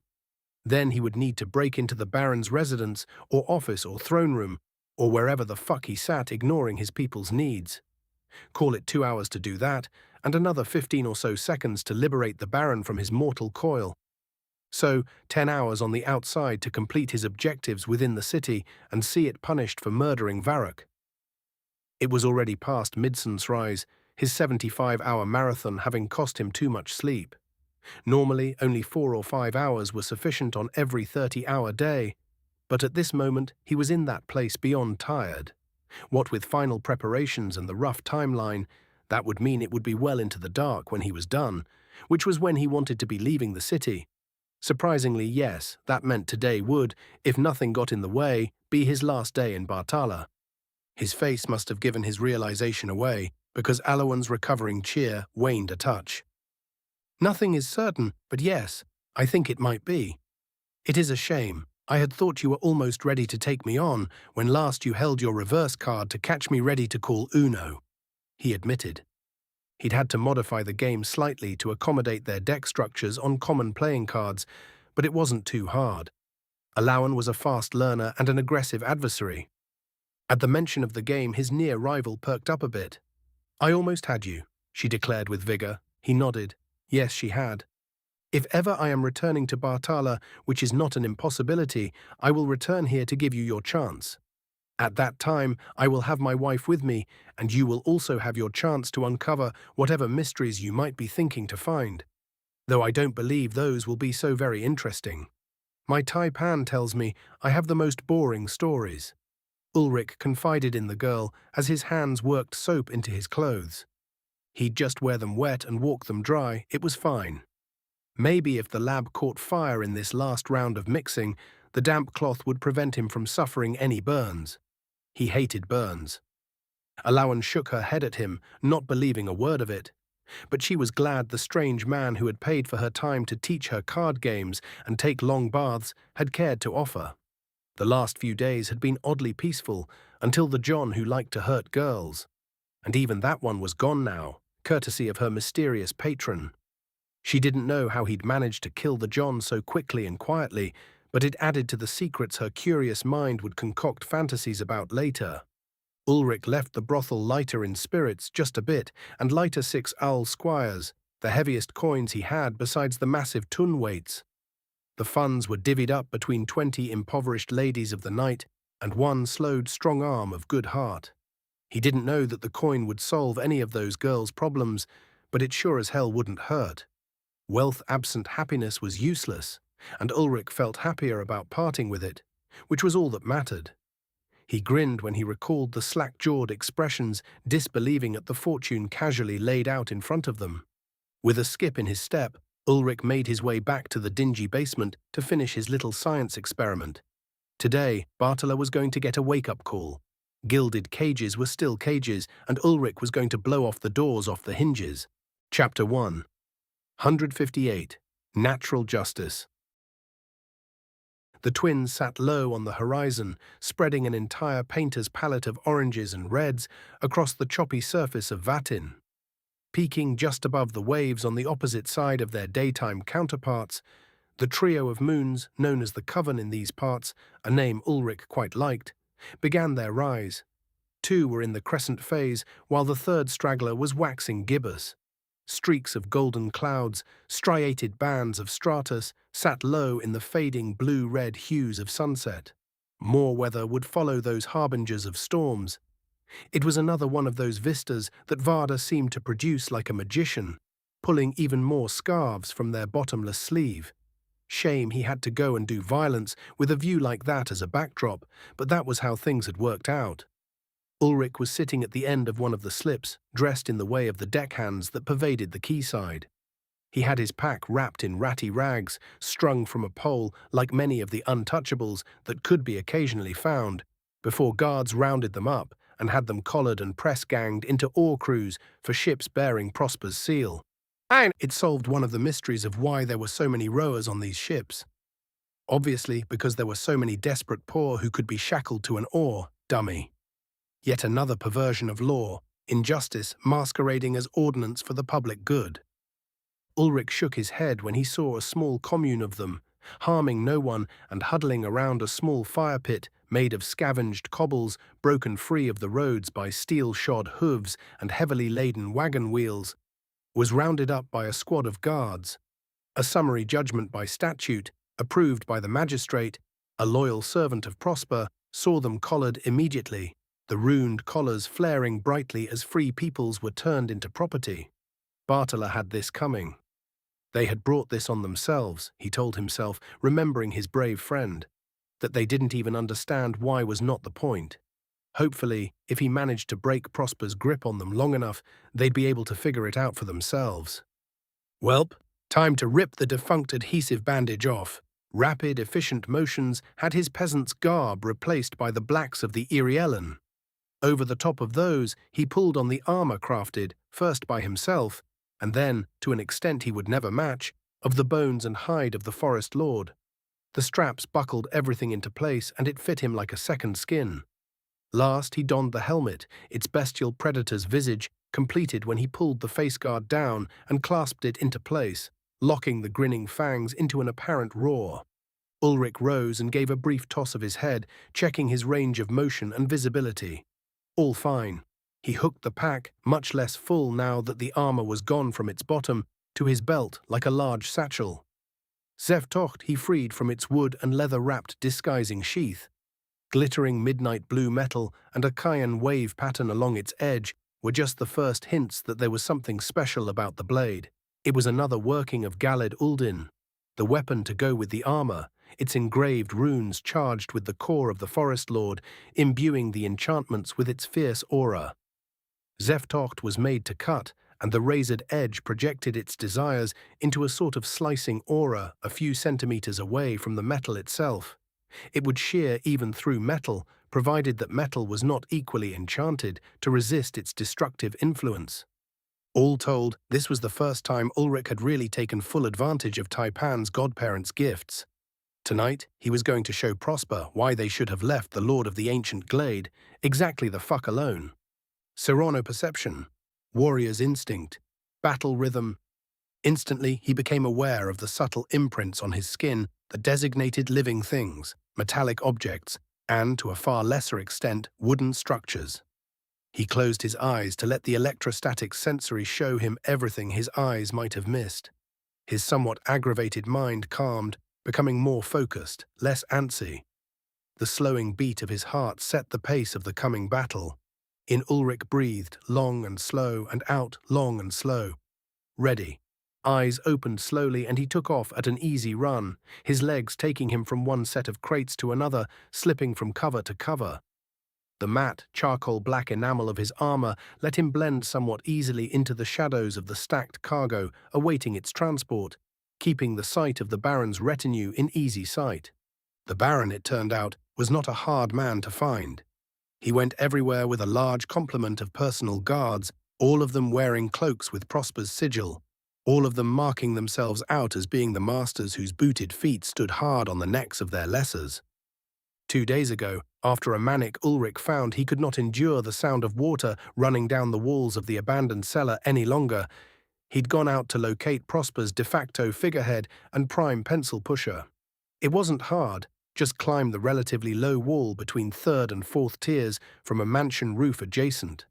Clearly a failure in city planning and security, which he was discovering to be something of a common theme. He had only to find the biggest, poshest, most asshole-ish place possible. Whammo, one Baron located. He'd taken his breaks while explosive charges dried and purification filtrations dripped glacially through their crude papyrus cones into collection glasses, and occupied himself by following the Baron around the city. Every day, around dark 30, the Baron's escort circled him at his lovely estate's gates, and the lot of them headed down to the port, gracing the populace with the sight of what their riches could do when funneled towards a single man. Ulrich made a game of it, seeing how close he could get before anyone shooed the limping beggar away or tried to give him a hard time. He was within spitting distance, once, before anyone thought to wave him off. These men had no sense of self-preservation. Their armor and arms might as well have been made of silk. They were decorative. So certain were they all that they were untouchable that the death of the Magister had shocked them into calling for Prosper's forces to locate and subdue the killer. He'd heard the Baron complaining about delays and qualifications about those reinforcements to the chief of his guards, the only one of the jackboots that gave any semblance of competency. There was trouble down close to the border of some kind. Disjointed reports were sowing confusion. That news had brought a hidden smile to the pretend beggar shadowing the group. Ulrich had placed his charges earlier this afternoon while he haggled for a ship to buy and runners to fetch a wagon. His exit strategy he'd revised upon realizing that he did not need to travel overland and, in fact, that it would not be wise to do so. The open water was far faster, and once he closed the false reef behind him, pursuit would be greatly delayed. From there he could navigate close to the shoreline to the nearest port. He'd beat word transported by land by days, if not weeks. If the city was in something of an uproar over a Magister, it had come apart at the seams when the Baron got whacked publicly. Attention to detail was nearly impossible to avoid while under the influence of the alchemist's little helper. The semi-random twitches just made him more invisible while he stalked his quarry. A pattern emerged that the Baron headed down through the city to collect the shipping manifestos from the docks and to receive their instructions from the Magister of the next city, over from a sort of messenger bird system. Ulrich knew immediately that those birds had to go and had placed a charge there at his earliest convenience. It sat still, wedged between one loose slat and the stone wall beside it, unnoticed. Some drunk sailor, still stinking of raw brandy and wearing a grain sack over his head, had run over terrorizing the birds and setting them loose the day before jumping into the sea to escape the vengeance of the guards and the bird's keeper. Whoever would do such a thing? Now armored and hidden in a cluster of penned beasts, the property of Clan Bitsness, in fact, Ulrich watched from between the bars of the pens as the Baron made his rounds. He withdrew the small platinum rod from his belt pouch and fingered it lightly, thumbing the white crystal embedded in the end of it. Soon, swimming the still cold waters of Vatin was a brisk experience, but none of the galleons and a third of the schooners would not be leaving Bartala ever again.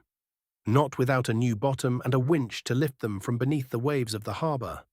Men had yelled at him when he'd been discovered in the water, but had then ignored him when he waved his belt knife and cackled madly.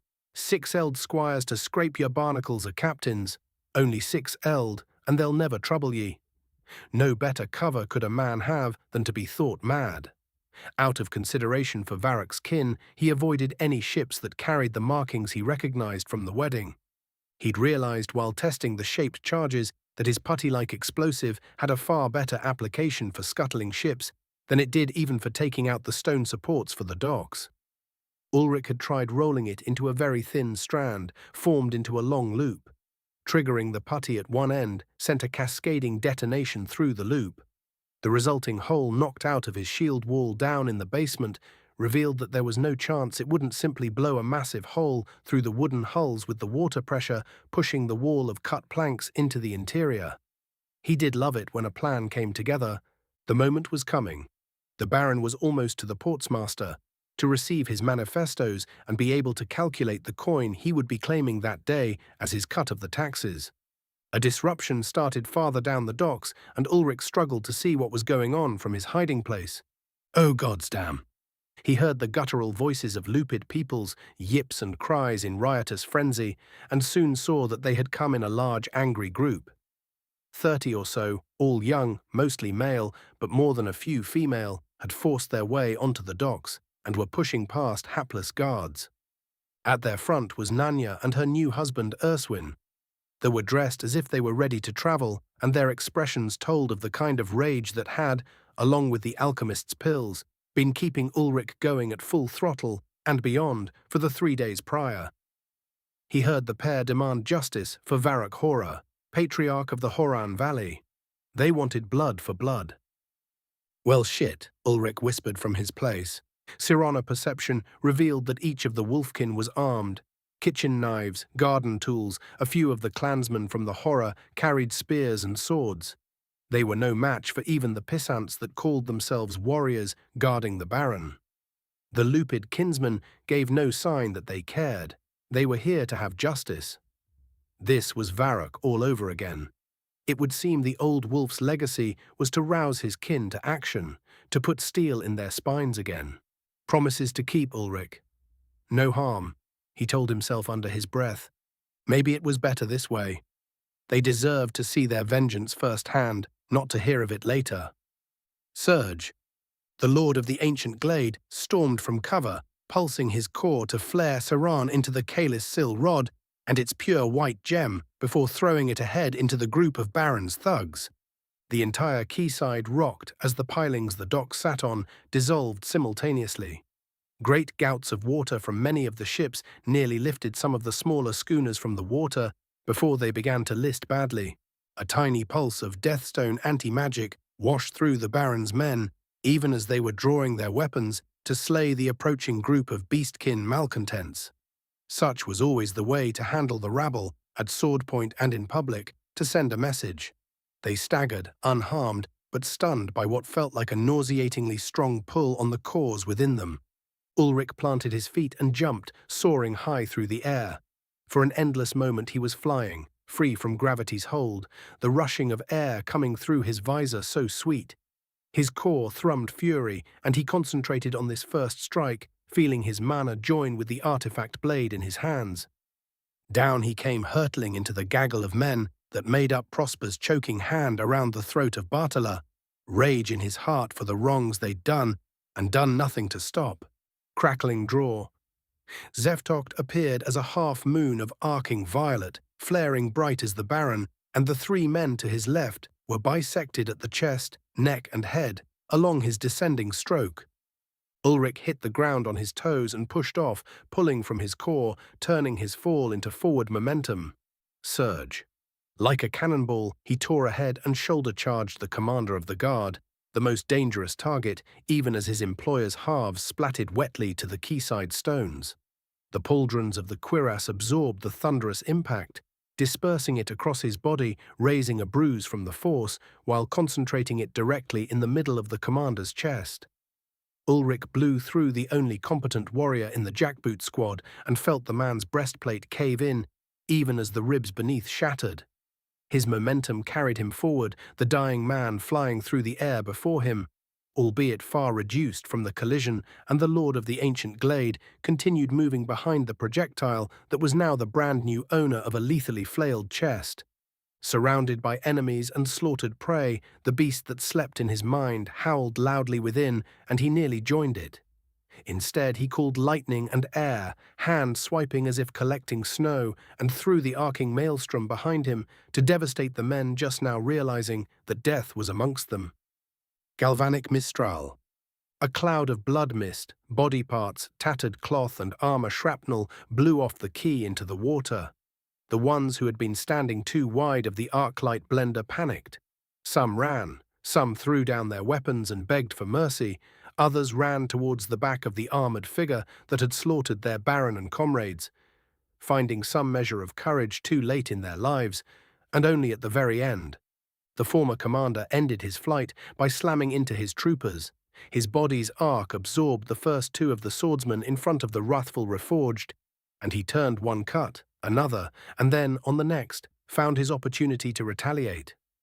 Ulrich caught the unbalanced overhand chop of the frustrated, terrified soldier and turned it to the side with an easy wrist flick that brought his Sith in line for a swift extension of his forearms that took the point of the blade through the faceguard of the man to plunge out the back of his helmet, metal throwing sparks as it was carved apart. He had to take a branching back step to pull away from a cut made towards his neck. The newest opponent in front of him, delayed but not injured by the collision with his former superior. Serono-perception put the awareness of the metal blade coming towards his back into his mind, and Ulrich made the conscious decision to trust Galid Uldin's craft. Instead of trying to stop the strike, he adjusted his balance and took it squarely off his back plate while launching a brutal uppercut stroke at the man who thought to steal advantage while Ulrich dealt with the approaching attack from behind. Mid-swing, the Baron's man opened like a sashimied fish from groin to neck, and the warrior behind him yelled in denial as the blow bounced from Ulrich's armor, leaving no mark upon it. It felt like being hit by a foam bat. "Smith Uldin, you beautiful man, you. I might kiss you," he mused before returning to predator focus. That one wanted another shot at the champ. Re-gripped his hilt and came on with even more force. Ulrich saw the man's arms flare a dim orange and knew he was drawing on his own core's strength. The sword came around again in an overpowered hacking stroke meant to take Ulrich's head. Grinning behind his visor, Ulrich took one hand off the hilt of his weapon and drew on his Ohmic Knight class's store of knowledge, pushing a dense plate of Seron mana into the gauntlet. This had failed once, but only because the enemy had a giant strength. He was certain none of these weaklings had that Svartalfinn's might. Maxwell's parry. Electromagnetic force magnified the impact as he backhanded the incoming sword blades flat, lifting the stroke high over his head, hard enough to tear it from the man's empowered grip, sailing it into the night from its owner's forceful swing. Razored leaves on Zeftocht's hilt stabbed into the man's temple, slammed into it as he countered the errant swing while the disbelieving man tried to figure out what had happened. His grey matter seeping from around the deceptively elegant hilt. A short chopping stroke finished dispatching the disarmed fighter. Two more came on in fanatical abandon, their swords low as if they would take him through sheer desire alone.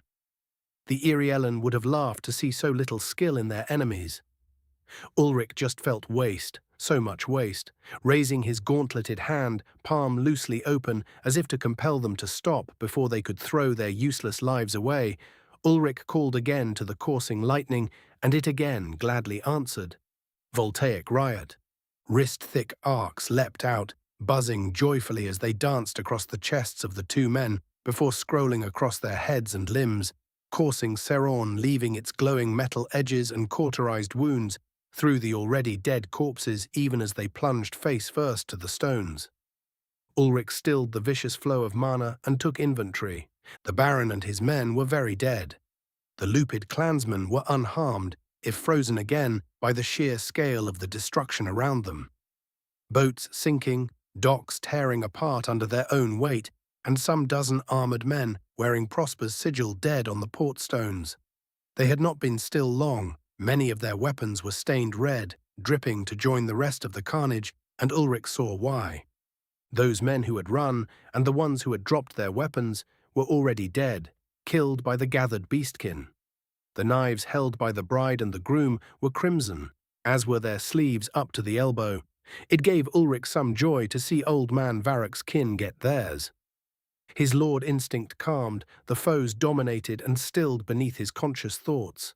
Sometimes Ulrich had to wonder how much of his willingness to throw himself into these things had to do with those instinctual urges. Meh, did it really matter? Ulrich Einar was lord of the ancient glade. The rest of Varda would learn to stop fucking with him sooner or later. The newlyweds approached him slowly, uncertain. He realized he was still holding Zeftocht and lowered the gauntleted hand that had ripped the last two frenzied men apart. "Are you Ulrich, who befriended my grandpa and killed the Magister?" demanded Nanya, with strength in it that would have brought a tear of joy to an old wolf's heart. In response, he raised his visor, revealing his face. A few splotches of other men's blood left streaks on his cheeks and brow.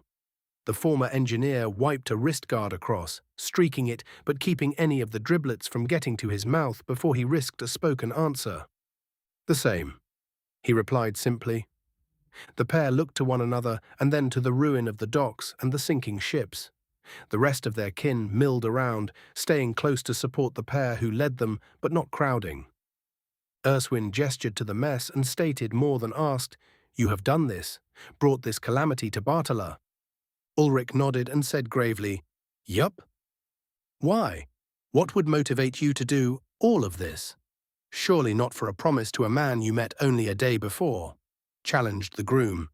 Well, the boy had asked, and Ulrich didn't lie. Because they had it coming.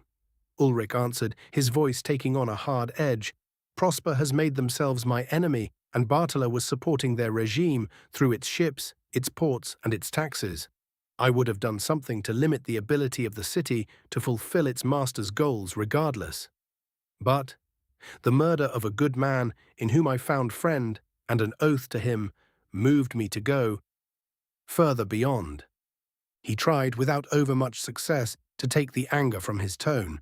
He wasn't mad at these two after all. It didn't help much. Prosper still owed. The pair and the crowd with them looked at him in disbelief that all of this was a single man's doing. It was understandable. Ulrich could do, with what his civilization considered common chemicals, the proper equipment, and a little time, what it would take a dedicated effort of specialized adepts to accomplish without drawing on his core's might. The gift of a life spent hunched over tomes of chemical formula, electron orbital complexes, and metallurgical techniques at the cutting edge of the humanity of his world. Time was against him now, but he figured he'd see if he couldn't pull the wool from their eyes to give them a parting gift of clarity. Varrock would have wanted them to understand the way of things, as he had the cunning old wolf. Your people live in silver-wired cages in this city, he told the pair bluntly, but mostly Erzwin, whose family was exclusively installed within Bartala. They have been under its sway for so long, have compromised so often for the sake of their futures, their children's futures, that they don't even notice that they have become mere tools. Glorified servants with the laws of Prosper forming the slave collars instead of the more obvious ones. Varrock knew this. It is why he turned his clan aside from it, even when it brought them hardship. Ulrich explained. Nanya's eyes widened at that angry summary, so similar to her ancestors' complaints about becoming Prosper's dogs. She had always thought him bitter at his clan's decline in fortunes. But how did this man know any of this? How know you of our clan, or of these lands? The bride asked, becoming suspicious as Ulrich's words and actions began to raise alarm bells. I do not know from where you come, destroyer, but it is not here. Tell us truly, who are you? To answer the first was pain, recalling the grousing elder Lupid telling his clan's tales, his brags, his failures, and all in between. Ulrich couldn't keep the sadness from leaking into his answer of Nanya's question. I know your clan from its elder, Nanya Hora Bitsnez. Your grandfather spent most of an entire night regaling me with all things Hora. He seemed a good sort, in spite of the growling, so I gave him my ear. The old badger chaser spun me the tale of a determined and decent man who loved his kin fiercely. I could not help but listen. Many of the Lupid in the crowd, especially those who had known well the fallen patriarch, grinned their wolfish grins to hear him described as an old badger chaser. It was the sort of thing he would have said of himself. Standing there in armor so near to artifact armor and holding a true artifact sword covered in the gore of his shattered enemies, it seemed like there was little point to hiding. Besides, this was part of his promise. The merchant lords would have a choice, expend effort on lowly Lupid clan peasants who had never done so much as rustle a magister's robes, or direct their will towards finding and killing a threat that had survived their adepts, their hired killers, and now ravaged one of their most profitable trade ports. It was obvious which one they would choose, especially when he went and did the same thing to the next port down the line. Ulrich might be a tiny little hammer, but with Orlathram acting as his anvil, he could still make Prosper bleed. And, to answer the second part of your question, I am Ulrich Einar, Lord of the Ancient Glade. I didn't tell you any lies before. I am also husband of Taipan, who was once daughter of Baldurt Iriel, the Blood Moon. Oh, he added as an afterthought, because it seemed like the event that kicked all of this into motion in the first place, and I guess I'm also the Forest Lord's slayer and somehow the old monster's successor. He told the crowd of beastkin, slightly uncomfortable with all the attention. Eyes widened all around as he made his identity known in the way of the Irielen when it was time for serious business. The wolfkin stared at him in silence, and now he really was uncomfortable. What? It had been a busy year. Husband and wife Lupid exchanged glances again before Nanya shrugged her resignation. It would be like Grandpa to bring along a second, to his only granddaughter's wedding, a lord of the land, and not mention it to anyone. She said, as if that explained everything. Oddly enough, the rest of the gathered beastkin just sort of nodded along in agreement. Ulrich found himself nodding along with them. It did indeed sound like something the irascible codger would do. Loud clanging rose up from the city, deep, sonorous, iron-sounding gongs. Alarm bells. Ulrich realized he'd gotten too caught up in the lovebirds' questions. Time was short. He needed to be gone from this place. Welp, time to go. You people should go, all of you. He suggested to the young lovers who, youth notwithstanding, were leading their pack decisively. Even Erswin, with his compact stature compared to his wife, was showing a solid core of spirit. The old wolf misjudged that one. He's tiny, but he's got a mean streak a league long when his folk are in trouble. That pair was going to do their clans proud, if they survived. Leave Bartala and take all that is of worth to you that you may, Ulrich urged, not wanting them to be here when the inevitable agents from the Gilded Thrones came to raise questions. Tell all who will listen that I have done this because I have, and will do it again elsewhere. I swore to Varrock to keep you from harm, and I will. Destroying this port, in part, was to draw their eyes away from you. But I cannot be everywhere. If you free yourselves of this trap of a city, with your goods, your kin, and your ships, you can live free, doing much as you have done before, but absent Prosper's chains around your necks. That was as much of a plea as he could make. He needed to be gone 5 minutes ago. How will you leave, Ulrich? Erswin asked suddenly, head tilted, as if he'd had a sudden inspiration take him. I have a little dingy out on the edges of the dock, way over yonder. Why? He questioned, impatient. Clock's ticking, he reminded himself. I can do you better, for all you have done for us, for what you have done for grandfather, said the young wolf, determination in his tone.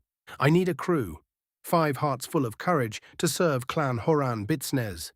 Who will sail into the reef blind? Challenged the next leader of his combined clan. 14, Lupid stepped forward instantly, and the gods love every one of them. Erswin selected his 5 by hand, and the rest looked disappointed to not have been chosen. Take this friend of our clans to shore begone. Man the ship to whatever port he wills it. I would have his word be my own while he stands aboard my ship. Return if you are able, when his need is done. If you do not return, we will sing your songs to our people of heroes that carried the honor of the clans on their backs and bared their fangs to our enemies, no matter the cost. Erswin commanded, his word holy writ to those 5. Ulrich goggled. Holy shit. Now he knew why Nanya had settled for this rather miniature Lupid boy. Napoleon Bonaparte had needed a footstool, but if he had one when he arrayed his forces, the other guy was in for some fucking trouble.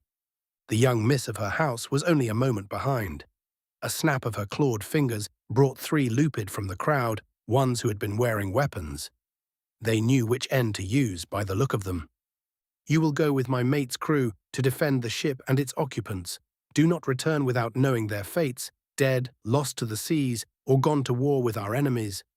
She ordered with no doubt as to whom she considered her enemy now.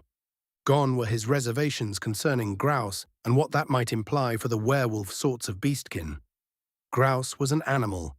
These were men and women of honor. Ah, Varrock. You see this? They had it in them all along, they just needed someone to show them the way. They needed you to show them, by deed instead of word, what a life's weight is. Erswin's chosen sailors gestured for him to follow, and he did, the 3 Horror warriors in tow. Ulrich saw the lovebirds take their folk out from the wreckage of the dockyard. Suddenly, he didn't doubt that his promise to the old wolf would be kept. Varrock's kin would be just fine. Chapter 159, A Pirate's Life for Me. They were sailing towards Prosper from the west to the east. That meant the winds were against them, but the shore begone was a carrack, a sort of intermediate-sized vessel between the gigantic galleons and the smaller, more maneuverable, low-hulled schooners. Its 3 masts had auxiliary sails that caught and turned the wind to be able to sail even against the prevailing air currents. Ulrich wouldn't have thought that 5 professional sailors, 3 somewhat acceptable warriors, and one rookie Glade chief would be able to handle the largish vessel. Reality was, in one of those rare turns, not so disappointing. The crack team guided the running of their carrack like a sculptor guides their chisel. Urswin had picked his men well, as had Nanya. Their captain was a wizard of the wheel, turning the boat so surely into good wind that it seemed like he could see it. On Varda, maybe he could. It took 3 days of learning the ropes, literally, before he was good for much, but Ulrich was pulling his weight now. Tying lines, pulling sail, even helping to rudder through rough surf, he was having maybe the most outright ebullient time of his life. Sailing was now his third or fourth favorite thing. Few things would have surprised Ulrich Einar like discovering that he greatly enjoyed being a pirate. He was a man of letters, learning, careful calculus and scientific rigor. Or had been, and if the last 8 days of travel on the shore begone were to be used as evidence against him, a love for the open seas and disregard for life and limb that would have put him on any sea dog's crew. Vatin was a gift to the world. Harsh, choppy seas, changeable winds, incredibly forceful currents, it had it all. And the storms. Ye gods, the storms. 3 days out from Bartala, shore begone. From his perch on a bit of rigging that had needed tending, under the watchful guidance of one of Clan Bitsner's old salts, he watched the roiling black clouds gather, felt the push of winds that said the weather system was going to blow in on them in a couple of hours. The sailors were taking it seriously, lowering sails, battening down the hatches, or whatever the fuck nautical people were on about when they were making sure the bulkheads were sealed. He finished the knot he'd been working on much more slowly than the canid beastkin. Despite their large, powerful mitts, they were deft from practice. Waves grew choppy, he heard them slapping against the ship. Felt the pitch of the boat change with increasing frequency. The captain of the ship was turning into the waves, riding them more evenly, now that they were decided that going around the blow wasn't going to happen. The nasty business of dark skies ahead was only the tip of the iceberg. The entire horizon was dark, a big one was rolling through. Thusly set in their course, the ship was turned to ride it out. A throaty tenor above him, one of the crewmen sitting in the crow's nest, yelled, "Friend of the clan," to get his attention, then pointed a claw to the deck below while they shouted, "Get below and lash yourself in your hammock. Vatin has a test for us today to see if we are worthy to sail her." He did as ordered.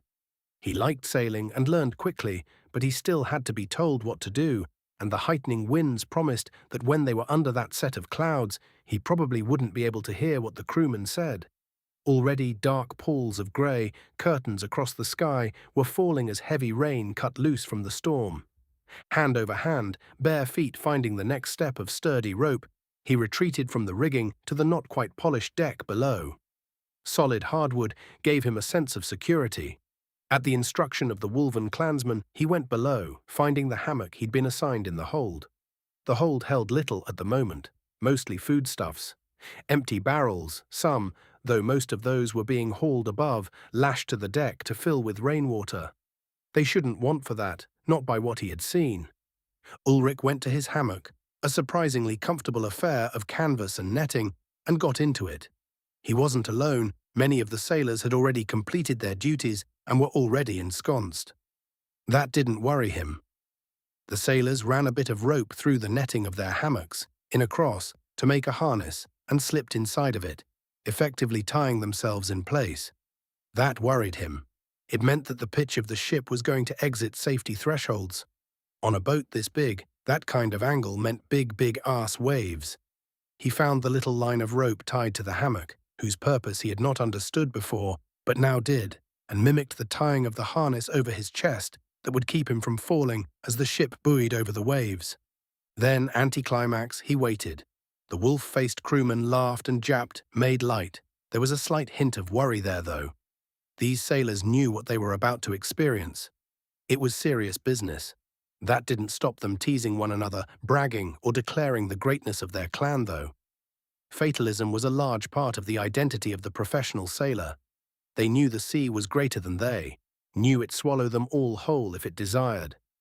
What would be, would be. Which was not, unfortunately, a skill Ulrich had, and he was turning into an anxious mess as the swells beneath the ship began to take on a palpably larger note. and the sound of the wind on the hull grew loud, resonant, like they were inside the body of a cello. "Here she comes now, you mangy sea dogs," the cook taunted. "I hope you ate well before we join the sand below." What a comfort. The cook, a cook by virtue of being the oldest and least physically fit of the bunch, not for any particular gift over a stew pot, as all here knew well, was not wrong about the storm's arrival. Gusting winds pummeled the ship. The sails would have been ripped clean from the rigging had they been up. Even the semi-magical fibers of the rope and canvas used on Varda unable to withstand what had to be at least 200 km/h wind speeds. A gut-wrenching rise lifted the floor 70 degrees, and the daring shouts of sailors filled the hold as Ulrich clenched his hands around the harness, and they rode down what felt like a mountainous wave, his weight held almost entirely by the harness as they fell. Like the roller coasters of the before, the ship barreled down a massive trough before rising up an equally massive crest, the captain at the wheel on deck guiding the shore begone through the teeth of the storm. Rain was sheeting down outside, the roar of it filling the air. The captain must have had gills to breathe out there, he mused between appallingly sudden changes in tilt. Ulrich's core pulsed in his chest, and he looked down between the claw-like hands, gripping harness for dear life, to see why the little magic engine in his body had bucked. Light from a porthole flared brilliant silver, and he knew. Thunder boomed, loud as anything he'd ever heard. Deafening crashes of sound started and did not stop. And here on the open water, in the heart of Prespang, Ulrich was again in the presence of Seran. He felt it, gathering all around. He felt it sitting atop the atmosphere, binding sea to sky. Pulses of his core mirrored by pulses of lightning from the sky, lances of power that split the darkness to the beat of his heart. Time vanished, and it was all Ulrich could do to hang on to himself. Seran was close. The memories of his awakening came back to him fresh, and not knowing what else to do, Ulrich worked his core's energies, forming the shell that was designed to isolate you from outside mana while you stabilized your transforming nexus. Core capacitor. Ulrich shed the mana within himself all once. He emptied himself of the power that chased itself inside him, wrapping it around the ship, eyes closed and unaware of what he did at a conscious level. All he knew was he had to do something, or he was going to vanish, carried away by the storm. Seran was close. The shell, after an eternal moment, snapped together, and the call to oneness became quieter, less insistent. Peals of thunder didn't come any slower, nor did the flashes of light that accompanied the rise and fall of the deck get any dimmer. But he wasn't being stripped away from himself, and just right now, that was good enough. "I'm in a Faraday cage," he half giggled to himself, unheard thanks to the sturm and drang outside. It was an island of safety in a way. Wrapped in his mana, the electromagnetic essence would pass around the ship, would effectively ignore it. They were safe, as long as the ship didn't come apart in the towering waves and drown them all. Hours passed, they had to have, but he didn't know. All his life hung on holding the shell together, maintaining the separation from the force that motivated lightning mana. Ulrich never even noticed when he stopped rocking back and forth in his harness when the pitching waves grew calm. A voice loud right next to him cried, "By my granny's teeth, is it you holding the lightning out?" Ulrich opened his eyes and found the captain, sodden to his bones, fur matted, looking mostly like a drowned dog, looming over him. The others were freeing themselves from their harnesses. It would appear that the worst of the storm was past. He couldn't feel the Prime's influence anymore, not even a whisper. The pulses in his core were gone too. Like unclenching a fist held too long, it was difficult to unwind the shell, but he let it go. Probably," Ulrich said, not completely with it yet. "Sorry." "Ha! Sorry," he says, grinned the wolfish features, and a hand clapped down on the meat of his shoulder, then repeated it 5 or 6 times, pummeling him with enthusiasm as the soggy man laughed uproariously. Many of the other sailors joined in, sharing their captain's gaiety. He was starting to get his head together, in spite of the throbbing ache of holding the shell for so long and draining himself of mana to do it. They were out of the storm. Holy shit. "Come on up then, let's have a look at you. I was certain we were headed for the bottom, cooked before drowned," the Bitsnez shipmaster announced. Clawed hands gently helped him up. A little wobbly, partly because he was in mana exhaustion and that carried with it one hell of a headache, and partly because he was busy putting the experience into perspective, he let himself be guided up the stairs to the ship's lower deck, to the sight of clear blue majesty overhead and only a few scattered wisps of cloud. The seas were calm, Vatin's surface not quite still, but not choppy. "Wow," Ulrich ejaculated, "what a banger." He turned to see the crewmen beginning to ascend to their posts, untying the sails, preparing to get the ship underway again. Ulrich focused his attention on the captain, who wasn't quite dripping water, but who was still most certainly soaked. It worked then. "Saran, it couldn't get through to the ship?" Ulrich asked unnecessarily. Instead of suggesting he might be slow, the captain just nodded his muzzle and turned to look out over the ocean, toward the line of receding black clouds, the storm that had passed them over. "I don't know exactly what you did, friend of Clan Bitsnes, but yes, it worked," the mature beastkin told him, beginning to squeeze out his tail as he did. "Like nothing I ever saw, that one. Lightning fit to fill the skies. I didn't need to feel the waves beneath me. I could see where I needed to go, even through the rain," the grey-furred man said, shaking his head. "I knew we'd had it," the Bitsnes clansman said, laughing at the close shave as the old salts did. "Skylances like that, one hit and I would have been killed. The wheel unattended, we'd have rolled, gotten buckled by the sea, broken up and tossed beneath. And then, just about the time I figured to shit myself, a shimmering violet light encased the ship, and all the lightning that came near traveled to it and vanished into the water." The beastkin looked to him wonderingly and concluded, "I never seen anything like it, and hope not to again." "You and me both, brother," Ulrich agreed, present day, Shore Begone. Shore Begone was a hell of a boat. He'd underappreciated the shipbuilder's art before. Not anymore. 2 more storms the fine vessel had weathered, though nothing like what happened that first time. Ulrich saw more distant ones that might have come close, though. Fortunately, the winds carried them wide. The seas out there, beneath vast thunderheads, saw the fingers of the prime elemental of lightning reaching down to touch the water. Raining bolts that flickered from cloud to wave or danced across the clouds in webs that boggled the mind for their scale. They'd skirted narrowly around a few electrical storms that turned isolated regions of water into a plasma lamp.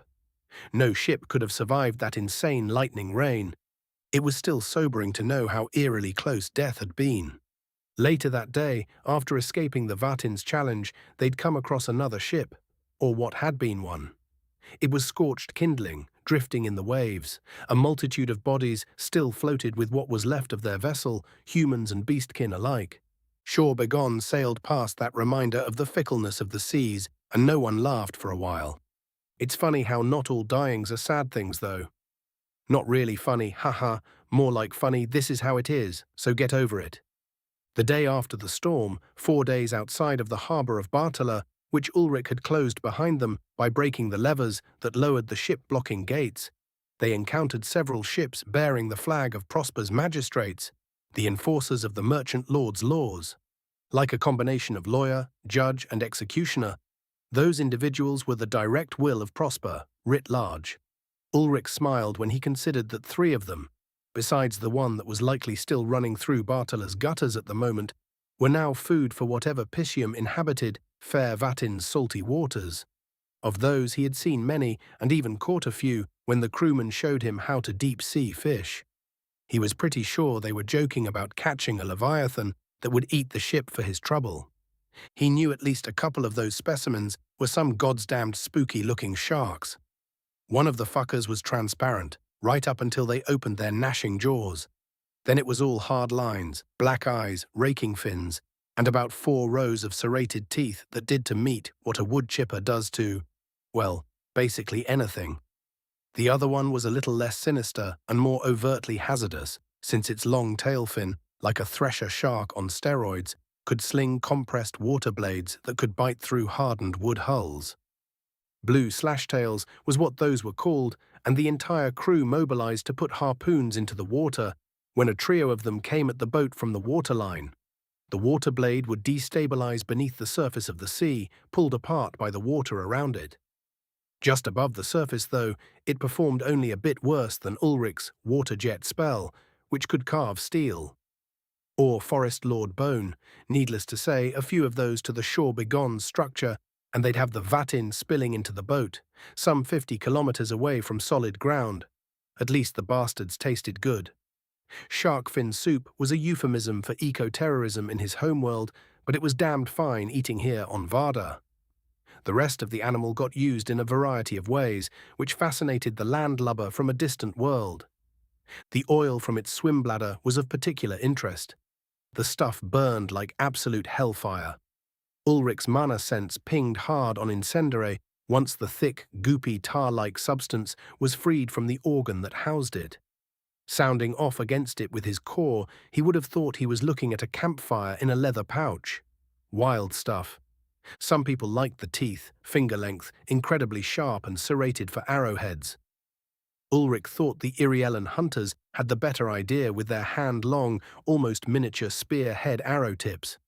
Whatever got shot with one of those stayed shot. Varden monsters didn't like to give you second tries at killing them before they played some nasty trick or another to take you with them. The little teeth did make reasonable shave razors, though, so his beard was kept under control while the crew travelled. Anyhow, his thoughts wandered again. Ulrich had found that, in terms of ship-to-ship battle, if the two ships came to a boarding scenario, he had the ultimate trump card. Stormfire was the pinnacle of ship-destroying technology from a middle range. The magic used lightning mana to ionize the air around a core of fantastically hot fire, feeding the flames as it traveled, heating itself and gaining destructive power until it tore itself apart and evaporated, somewhere in the 400-meter mark. At 250 or so meters, though, the lance of Kiran-infused Incendiary was incredibly violent in its combustion. A wooden vessel hit by the spell form was not seaworthy after, period. That initial hypothesis was tested against those first 4 of Prosper's vessels. The day had started peacefully enough, but the call of their spotter broke that up, sometime early on the 5th day, away from Bartala. "Flags!" shouted the clanswoman from the crow's nest, sending the crew into a frenzy. The captain angled the rudder to take them slightly closer, just close enough for their spotter to identify the flags as being those of Prosper. Once that had been ascertained, the captain asked Ulrich what he wanted to do. "How do you lads feel about piracy when it comes to Prosper's ships?" He answered that question with his own. A good few cheers rose up, and the friendly grin that he'd found a little scary from wolf faces became a little scarier. That grin was not quite as friendly. "Since you offered, friend of Clan Bitsnes," the captain answered and cut the wheel to take them on a course that would cut off the ships. It took a little over an hour and a half to close, even with a good wind. Varda was large and her horizons distant. The spotter cried, "A Magister," large complement of Prosper's thugs to guard him too. After that, a rolling report on the ship's burdens, heavy on armament, light on cargo. Ulrich didn't know how the beastkin on high saw from so far with such precision, but she documented weapons, food, camp gear, even wagons and draft animals, in number and type too specifically to be guessing. It was a fairly easy puzzle to assemble, all the goods that might permit an army supplied by a city as its base to go abroad with heavy supply, such as might be the case if you needed to put down a rebellion of beastkin that had only recently been associated with the killing of several of the agents of a malicious empire. The positions of the crew with regards to piracy sort of hardened up a bit after that.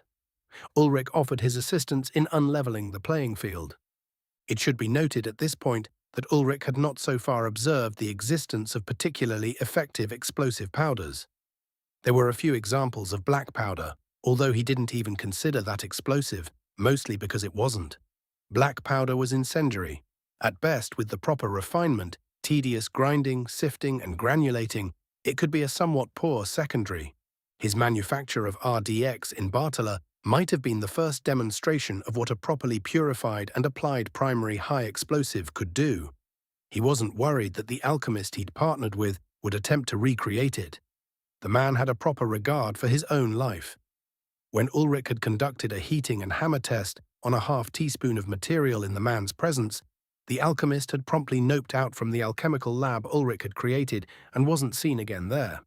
Some people had sense, Varda mostly, seemed to breed a generally more sensible folk. Ulrich suspected that those who didn't manage to create exactly the sorts of accidents that rendered energetics in the before into something of a niche following of weirdos. Just the kinds of people that went on to become organic chemists.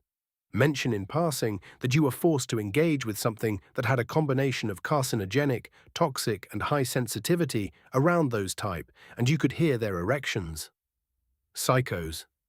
In any case, what Ulrich had not seen on any ship was the presence of cannon. Some pointed questioning of the bosun had it explained that most ship combat was done via ballista, archery, ramming when achievable without destroying or damaging your vessel, and mostly a boarding action with bloody sword and axe work. He took a back seat to the negotiations that were signalled between ships by way of a language of flags, like the signallers on the decks of aircraft carriers, but with a lot more sign language profanity and insults traded. The captain had asked if Ulrich could use his powers to assist in making sure none of those arms or supplies reached the Western Vatin, where they might be used to permit a campaign against Clan Horabitsnaz, and he agreed happily, explaining exactly what services he offered. After being offered a chance to abandon their ships, all but one to carry men, stripped of sails, to await a pickup from another passing craft, an inevitability since these maritime transport highways were much frequented, which offer was rejected. The pair of schooners or ketches, a galleon sitting low and heavy in the water, and a nimble frigate were sent below. A flare of Charon and Incendere, an ineffectual response from the magic-wielding Magister, and the burning vessels were abandoned for the mercy of the seas. He'd like to have been able to say that nobody died except for the Magister, but that would have been a lie. Many men and women who had placed their faiths and lives in Prosper, who had chained their fates to those of the merchant lords in their golden thrones, were lost. Ulrich probably was directly responsible for the deaths of over 100. He hadn't targeted the rowboats, had deliberately given the sailors and warriors an out, but even so, the galleon in particular was carrying a large detachment of soldiers in its berths, and not nearly enough room was on the rowboats to accommodate all those being carried. War is hell. Ulrich wasn't fucking around any longer. He didn't need to observe himself an evil in action to destroy its sources. If the merchant lords were enabling their rule over the independent city-states through the use of this so-called Federated Defense Corps, their own private army, whose main body was right now attempting to fight its way to the Eriellen havens, then everybody in that collective military was his enemy. Similarly, if Prosper used its strangling laws to control food supplies, transportation, communication, and trade, then the magisters who were scattered about seeing to the enforcement of those laws were all targets, extensions of the merchant lord's will. Hence the piracy. 3 more ships bearing magisters and the fires of war were destroyed. Only one accepted the offer to cast off sails and remain adrift for pickup. Those were handed a message to bear to their allies. The Lord of the ancient glade is at war, break with Prosper or join her doom. Melodramatic but appropriate. His terrorizing of the high seas fulfilled 3 distinct purposes: crippling communication, depriving the merchant lords their diffuse presence in Prespang, and taking the ships that fed that fetid empire out of play. Ah, wait, forgot one. It was also incredibly fun. Fun in a wanton destruction kind of way, in the child pushing over a tower of blocks to see them fall kind of way. All his life, the one in the before, he'd kept himself on a tight leash, adherent to the society and nation of his birth.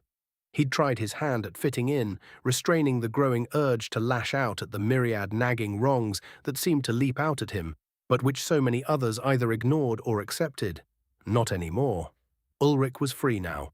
Free to act, to reach out and strike at the wrongs, to destroy the ones that perpetrated them. Even better, he had a foe that liked to wear uniforms. White ones which were easy to spot and hard to miss. "Honor," the captain of the ship cried. The grizzled sea dog, excusing the pun as they were all lupid beastkin, said something in their native tongue before translating, "We have sight of Port Edenshire. Eagle's Perch calls it 15 leagues out. We can be there by sunsdown if the winds hold steady."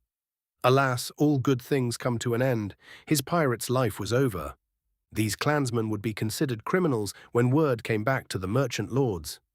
Hopefully, the combined clan Horabitsnez would be well away to the remote, barely tamed lands of the outer reaches. Horan Valley, the much vaunted by Varrock domain of Clan Horror, would not be easy to strong-arm with the Orlathrem tying up most of its forces. Ulrich wasn't so idealistic that he thought there would never be a consequence for the actions of rejecting Prosper's authority, but he wasn't also so naive as to think that it shouldn't be done anyhow.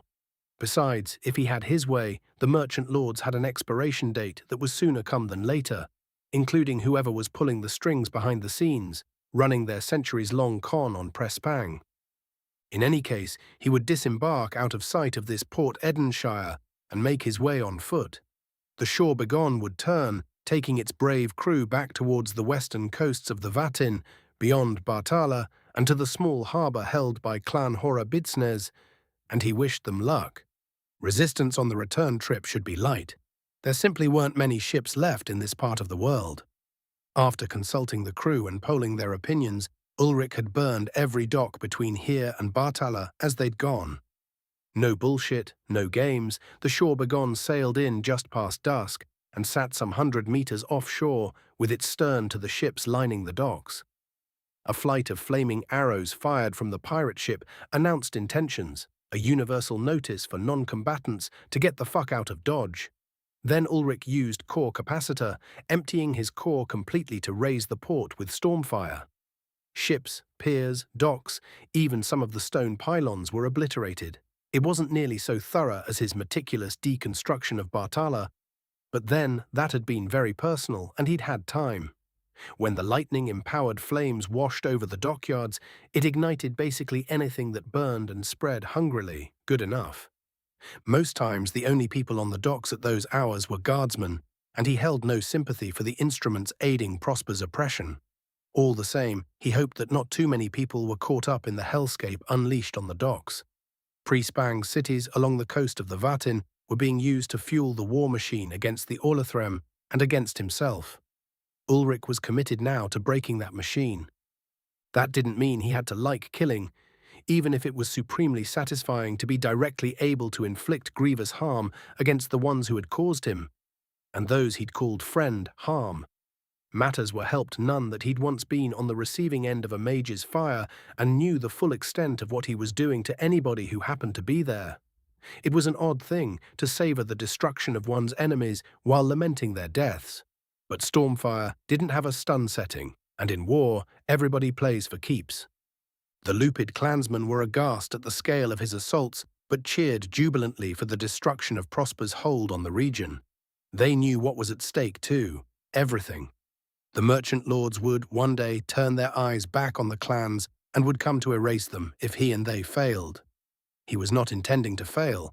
That had gone on for the remaining 12 late spring days of his passage from Bartala, which brought them to this last day out at sea, some 500 nautical leagues from that once great port to here, in the depths of Prespang's highlands.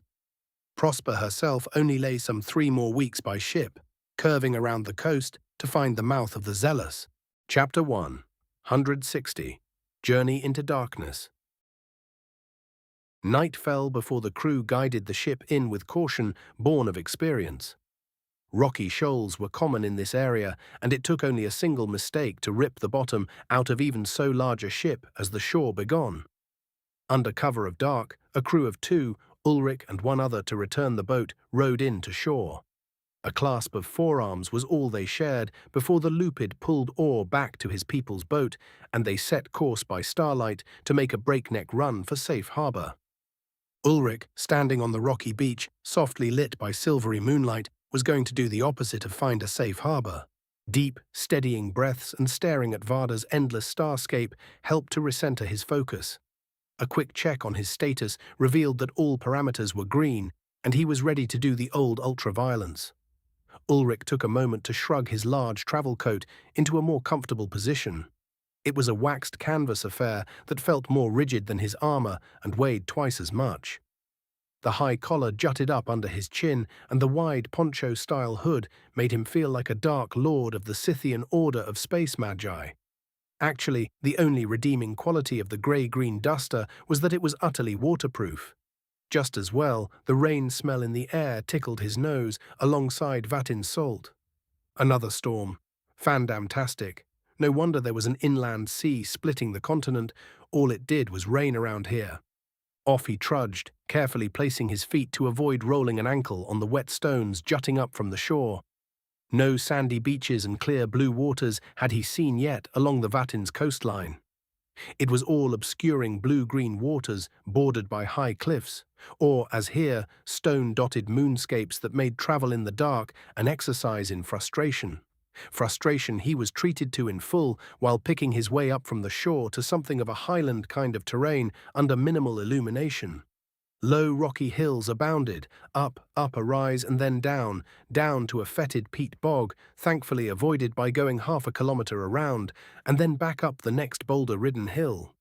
2 hours of dragging himself through the not-quite darkness of a humid spring night in this rugged verticality left him in a foul temper, and that was before the hidden clouds up above dumped torrential, sheeting rain down on him for 3 minutes before tapering off to a merely perpetual drizzle.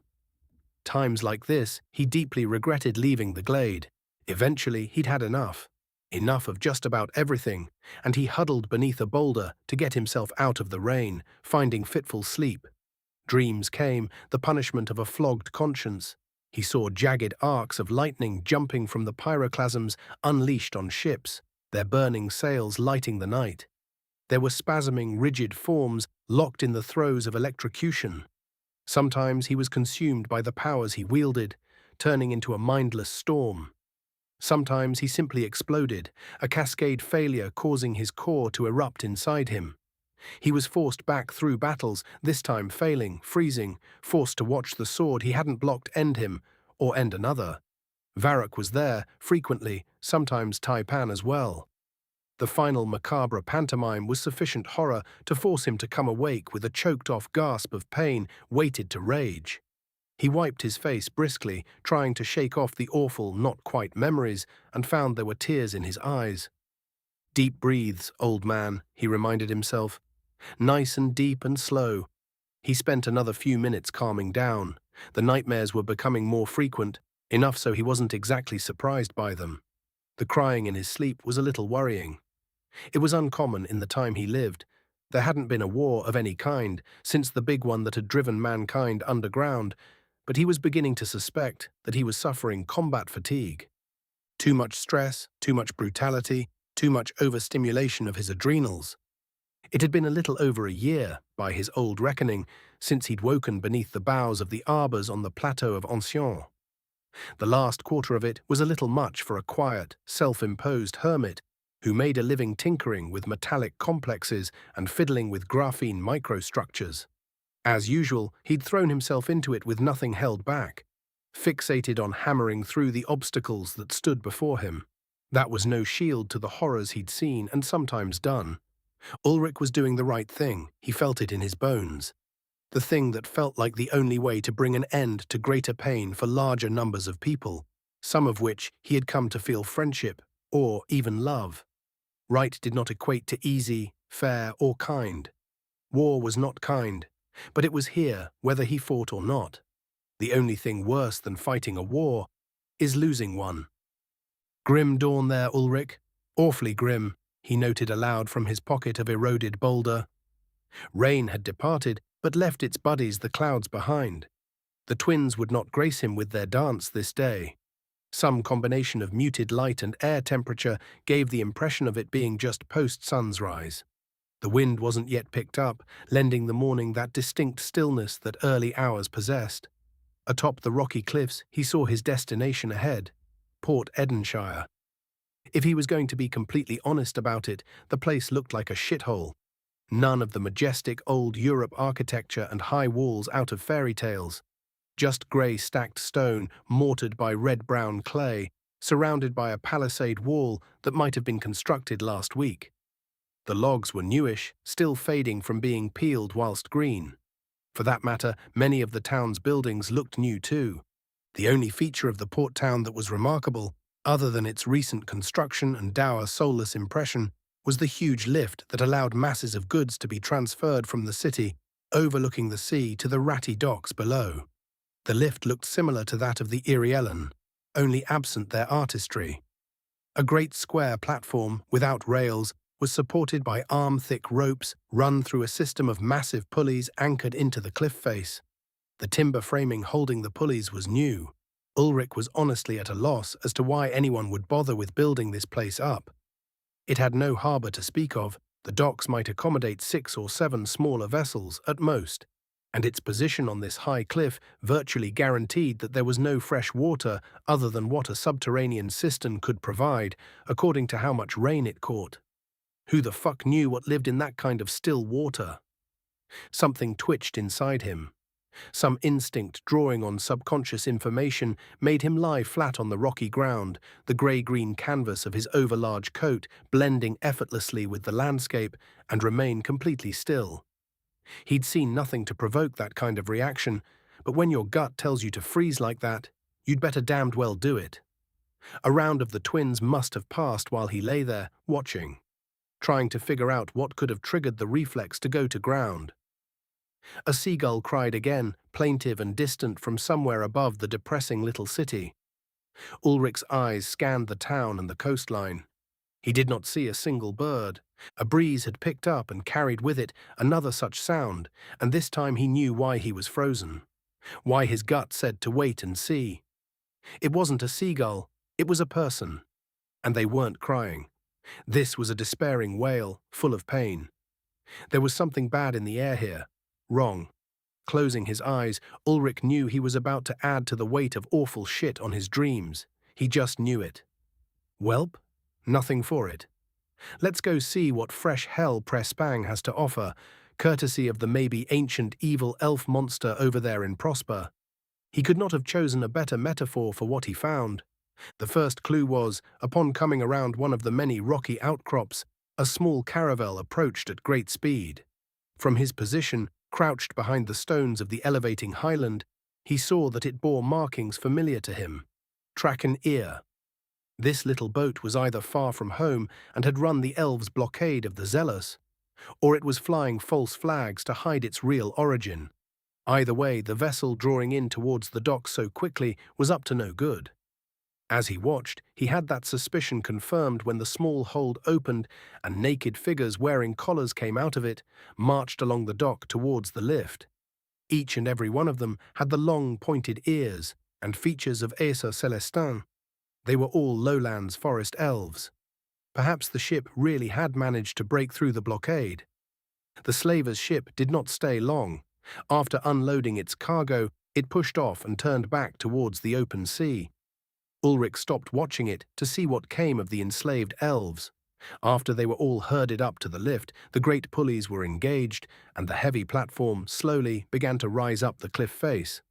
Ulrich changed position. He would lose sight of them soon as his cover also blocked the view of the top of the bluff, the landing point for the lift hidden behind the outcrop. Darting from boulder to boulder, eyes scanning endlessly the hasty palisade, the short guard towers, and any sign of adversary, Ulrich managed to reach a new hidden cleft that gave him a view of the apex of the lift from a spot above it, near to the crest of the Highland Crags.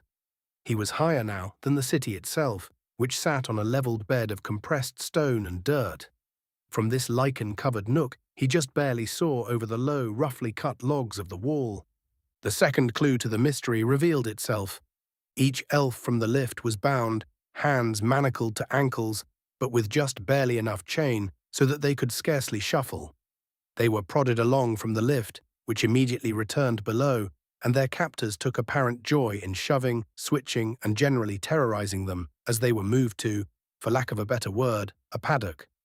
From there, some kind of organizational system split them up, and they were escorted away to be tossed into some of the stone and clay houses, the newer-looking ones. Some of them. Ulrich's third clue as to the nature of this evil place was when a group of elves were roughly pulled over to a set of timbers and summarily crucified, their agony filling the air as he watched. The twisted signboards were then hefted and set upright, bleeding freely onto the mud of the small square next to the paddock. This close, the cries of the hanging elves merely joined the symphony of pain that he was now able to hear clearly. Every now and then, a particularly high, piercing shriek would arise, which was what he had heard from his position farther below the city. With a start, he realized he was shaking. Furious. Already he felt the sharpness, the hardening of his vision to turn the world into a place of over-contrasted geometric edges. Ulrich knew what this place was now. It was a charnel house. It was a place where people were tortured until their souls withered, and the beauty that was the magic of this world was turned into loathsome poison by their suffering. This was a place for creating the bane. "Oh, Varda," he lamented, "look at what they do to your wonders." Mercy died an early death inside him. These people knew exactly what they did. None of them could be allowed to survive. Shivering from the combination of hatred and sympathy for the dying elves, Ulrich sat back against the stone of his nook and cultivated violence. Wails of the tortured, sometimes ending abruptly, finally proved ample fertilizer. It wasn't even mid-sunrise. Head cradled in his arms, he let the baptism in cruelty continue. This is why he was here. To destroy the ones who would do such things, to rip them from Varda's fertile soil by the root and burn them. "Here I go killing again." Smooth, efficient motions he made, unclasped the heavy coat's hood and unbuttoned it, letting it fall away. Next, he dug through his pack and reassumed the armored mantle that would become the last sight of every living being inside those walls that did not wear a collar. There were no innocents down there. Saron raged inside him, driving, while his core hummed ominously. Warrior's instinct, battle rhythm, Serrano perception. Cool clarity of mind descended. Ulrich stopped fixating on the screams and the knowledge of what was happening inside the city and determined his actions. First, get over the wall. His matte black armor did not exactly camouflage him, not under the grey skies and against the granite rocks of daylight. It did somewhat obscure his form, especially when he was running at a speed that would shame an Olympic sprinter, which he now was. Rocky ground blurred beneath him as he kept one hand on his large sword's hilt, keeping it stable on his back as he sprinted from cover in a straight line to the nearest guard tower. The rails lining the open-walled, roofless tower were about 5 meters from the ground. They were only 2 meters above the top of the flat timbers of the palisade, timbers not even cut to points to prevent an attacker from doing what he was about to do. Ulrich jumped, not even needing to enhance his body, to land atop the piss-poor wall. Barely even breaking stride, he then jumped to clear the tower rail. The guard who was huddled inside her cloak against the damp air barely registered the dull thump of his leather boots against the wood. The woman started and opened her mouth to shout, but Ulrich buried her, covering her mouth while he drew his belt knife and ran it through her heart twice. Barely had he completed that before he hopped the rail to drop down to the muddy streets inside the abomination of Port Edenshire. The next guard tower was roughly 100 meters away and facing a different angle, the walls facing the highlands being roughly pentagonal. No shouts or hints of alarm accompanied his murder. His passage into the city was clean and quiet. Taipan would have been proud of him. Sensations of bodies through the wall assailed him, the impressions of the atrocities being committed pressing upon his flesh until he almost cancelled the spell to flee, knowing exactly what was being done to the victims within its range. Move. Ulrich moved, heading towards the next guard tower. He kept low, drifting past the alleys, letting speed be his cover. A mere 20 meters from the guard tower, a man turned the corner of the alley ahead. Without slowing, Ulrich threw his hand up and instinctively purified a measure of Kieran into white mana before tuning it to Calum. White interference. Windblade.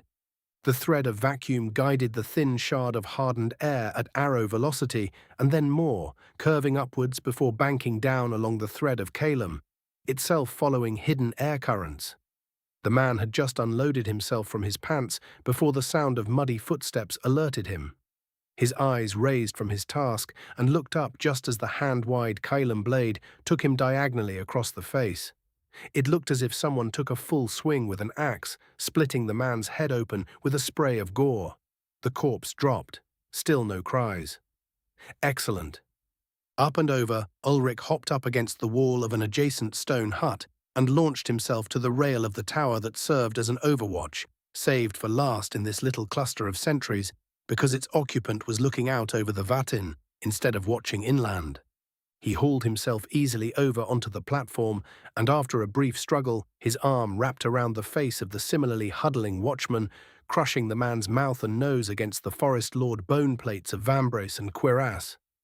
3 strokes of his knife perforated kidney, heart, and lungs before he dropped the body and rolled under the rail to fall back to the interior of Port Edenshire. He was in view from the other posts for no more than a handful of seconds. Still, eventually someone would look around and notice the watchers lying down on the job, and an investigation would reveal his presence. That left him with a dilemma. 2 of the posts down, 3 to go. Or was it better to simply begin destroying the perpetrators within? 2 seconds he crouched there, deciding. The perpetrators, he decided. He'd never clear the guard posts while remaining undetected. As much as his dearly missed wife tried to teach him her art, he wasn't anywhere close to her match at avoiding observation. That he'd done so up to now was already beyond fortunate. What he could do instead was create chaos by freeing the enslaved. Each of the stacked stone huts with their thatched roofs appeared to his electromagnetic senses to hold between 4 and 10 captives and up to 3 tormentors. Ulrich drew Zeftocht from its sheath, wavy lines of cyan metal edge, seemingly hungry to be used. Ulrich leaned back to the corner of one of the huts and concentrated on the positions of the evil fuckers inside. One back to the door, hips waving over a bent-over captive's form, while another watched from the side. Motherfuckers. Spinning around the corner, Ulrich brought Zeftocht down through the lock, the vorpal blade shearing easily through the door, and went through, shoulder low, blasting into the dim light beyond the portal. The rapist died first, a horizontal flick of the Sith severing his spine at the base of his neck, as his head turned towards the sound of Ulrich's entry, and the second was only a second behind, impaled through the chest. The woman's eyes dimmed as she coughed out her last breaths, blood welling from her nose and mouth. There and then, there were no more male or female monsters, just monsters. Ulrich pulled the sword free, unpinning the body from the wall, and he took stock. 7 captives, 3 beaten into unmoving piles, but alive, 2 chained to some kind of torture table, strips of skin missing, a female strapped to some kind of wedge, digging into her crotch with weights hung from her ankles, and then the young boy that was being sodomized. And this was the first goddamned hut. He only threw up a little bit. Grimacing away the horror, compartmentalizing it away to nightmares in the future, he got his act together. "We have no time for delays," Ulrich whispered harshly, rapidly in Elven. "I am from Irielhos, and I come to free you all and destroy this place. Whoever can fight or hold weapon, speak. Whoever cannot, follow behind and help your kin as best as you can. If you cannot move, then stay here. I will send any who are able to take you away from this place once I have finished killing these monsters." Orders given, he began using short, careful strokes of his sword to cut the bindings free from the slaves. The woman moaned softly when he lifted her off the implement, leaving streaks of blood behind. The weight on her legs was appalling.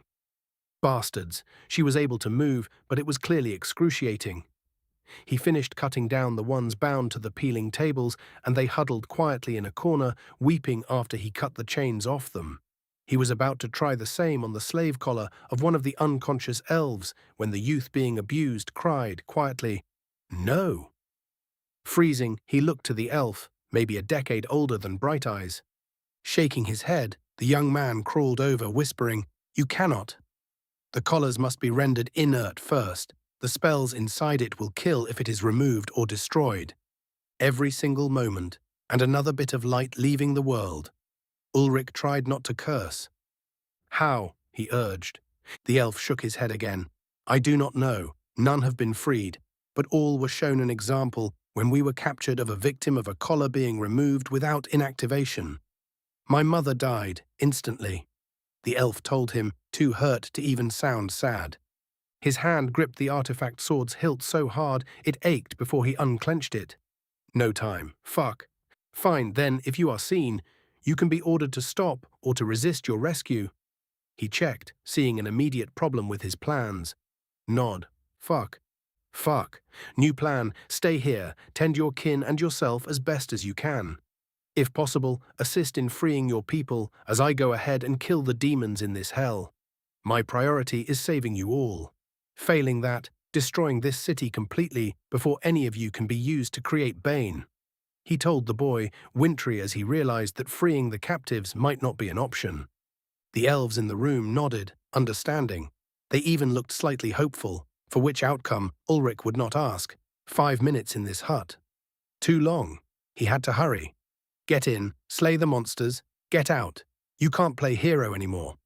Resolved, Ulrich checked the streets down both ways before he repeated the cut and ram tactic before, blowing through into the next little house of horrors. He didn't even look at what was being done to the captives inside. A downstroke of blade to cut the torturer almost in half to the waist, and then out into the muck of the streets. He worked a grid, emptying each hut of Prosper's villains, and had cleared roughly a third of them before bells began to sound and yells rose up. The jig was up. Standing over the most recently gutted torturer, Ulrich readied himself mentally for what was coming. He'd saved himself so far, not tapping his core's strength almost at all. 15 minutes of running flat out was wearing through his stamina though, so he took a few minutes to simply breathe and gather himself. Patience, Ulrich. Do it right. Concentrate. Shouts grew louder and closer as some of the huts were investigated and the dead men found. A long-held breath slowly sighed out of him. Time for the beasts to meet the greater beast. Ulrich tore out of the hut and instantly charged into the backs of 3 men running in the wrong direction down the street. These unlucky ones fell with a single broad stroke, spines severed. Zeftocht was proving its worth, in spades. The blade sheared bone without effort, and the length, once thought a touch over long, allowed it a wide swathe of destruction propelled by Ulrich's full strength. "There, to me, to Ma!" shouted another, who turned the corner and spotted him. The wind blade that drove through his chest was too late to silence him. The aborted yell of alarm brought a small squad of 6 into the street, standing shoulder to shoulder in the narrow confines. Ulrich wasn't going to give them room to breathe. Forwards he dashed.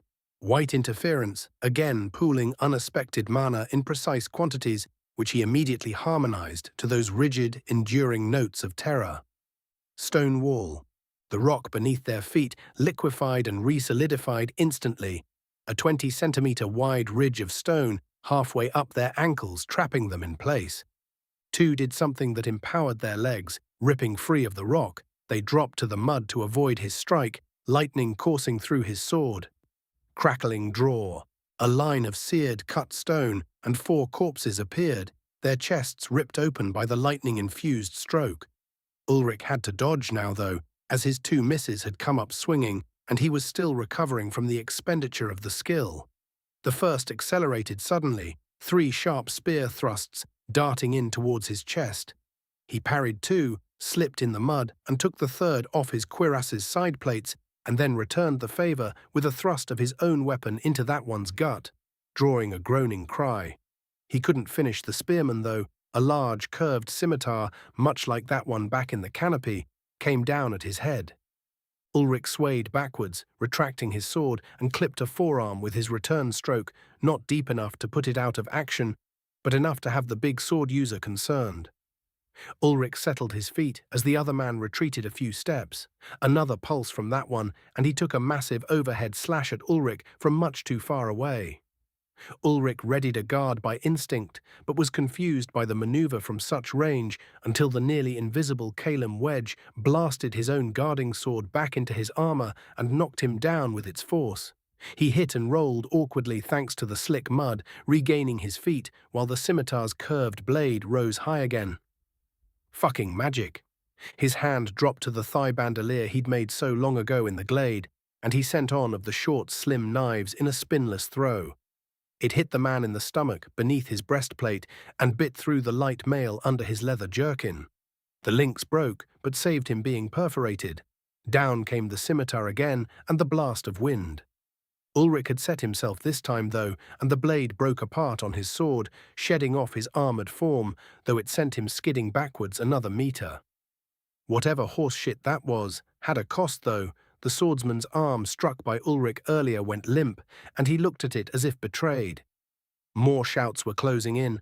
Ulrich needed this one gone so he could reposition and come at them from behind. He drew another throwing knife, this time pulling Sauron's flow into the small projectile. Ulrich willed the charges apart, created the link, from source to sink, and hurled the knife. The swordsman smiled at the ineffectual blade and prepared to bat it aside. Ulrich lifted a hand and stole his smile. Lightning javelin. Thunder shook the thatch roofs, and the jagged violet bolt flashed, taking the swordsman in the chest and arm, blasting him away to lay smoking in the street. If he ever got up, he wasn't going to be happy. Ulrich had no chance to finish either of them. He turned and ran down the streets, the splatter of mud giving away his position as he led the pursuit back towards the lift.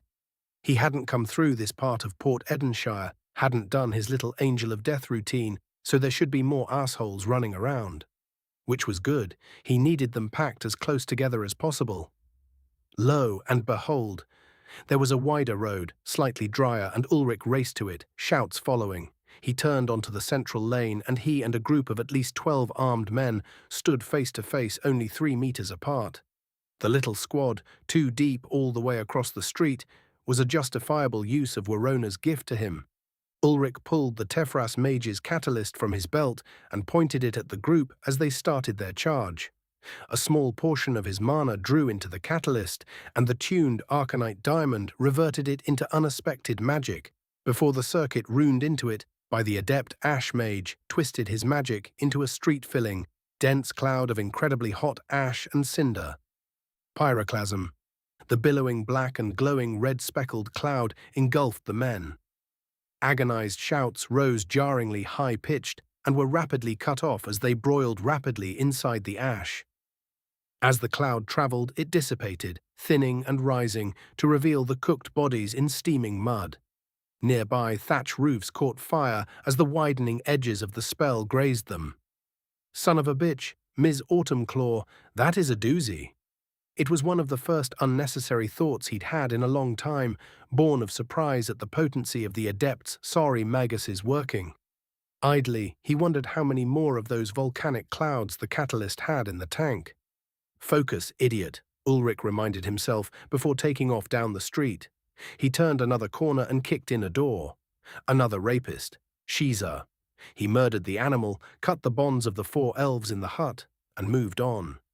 Shouts, commands to find him, and general chaos as the flames on those thatch hut roofs started to spread smouldering embers and smoke drove into the streets, pushed by the eternal winds coming off the Vatine.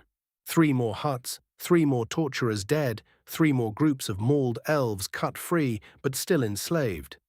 Serrano Perception was carrying his ass, letting him play musical chairs with the soldiers who couldn't figure out how their quarry kept slipping behind them, how they kept being caught isolated. Speaking of which, Ulrich turned the corner in a rush and ran another man through the back. He let the hilt of his sword go and quickly grabbed the head of the second and wrenched it around, breaking the neck loudly. Ripping the blade free, Ulrich was running back towards the wall when his mana sense felt a dense gathering of aquae, water magic, which was growing. Uh-oh. A new challenger appears. A mage was joining the fray. Ulrich had made his way towards the far western watchtower, the opposite side of Port Edenshire, to the one he'd entered. Crouched low, he spotted the tower scout looking for him. The scout jerked upright immediately and pointed in his direction, yelling, "Damn, spotted." Ulrich sped down the alley and almost stepped into the huge puddle that was, somehow, spreading through the streets like creeping frost. Something told him he'd better not touch that water, and he jumped to scramble up one of the huts and crossed the narrow alley by jumping roof to roof. More shouts said he was too visible, but he'd gotten past the mage's trap and was now headed back towards the lift. Mana pulsed and Ulrich threw himself down to mud. Water congealed from the air where he'd been and abruptly flashed to steam. It was a dual spell, a combination of aquae and incendere, or a very subtle bit of magic, using only water. Somebody might know enough kinetic theory of matter to have figured out state manipulation. Dangerous, he realized, dragging himself up to get out of the area. He needed to neutralize that mage. Suddenly, his Serrano perception grew foggy, blurred, as if someone had injected static into it. Fuck. The mage had realized there was some sort of detection being employed and was doing something to the water in the air to spoof it. He let the spell fall away before the mage got smart and introduced false signatures to trap him. Back to doing it old school. Taipan loved this game. Search and destroy, 30-second head start. Ulrich couldn't help but miss his wife for a moment, as odd as that seemed at the moment. All right, sad over, rage on. Ulrich swept past another 2 alleys and kicked in another door, killing the 2 men inside loudly, and immediately stepped out. just in time for 3 armed men in light armor and a fourth wearing a dark trench coat, all too similar to the one that Captain Firecracker had been wearing. "Who, buddy? You stepped in it now." White interference. Cinder Pearl. Ulrich decided to play into the image that he was a pyromancer himself, given the Tefras spell that was more or less the only magic he'd actually been observed using was an offshoot of the more common incendiaire. The 6 blue-white jewels of solid fire spun into burning life, and he sent them rocketing towards the group. The mage raised a palm, and water drew up from the mud lining the streets, turning it to solid clay in an instant and forming a wall of water to intercept his attack. Neat trick, Ulrich had to admit, as his spell hit the wall of water and he grinned beneath his helmet, casting again. Even as the gems detonated, Ulrich reached out with his core and seized the air around the mage, hardening it into a dense and, importantly, insulating shell of Calum. Sky Shield.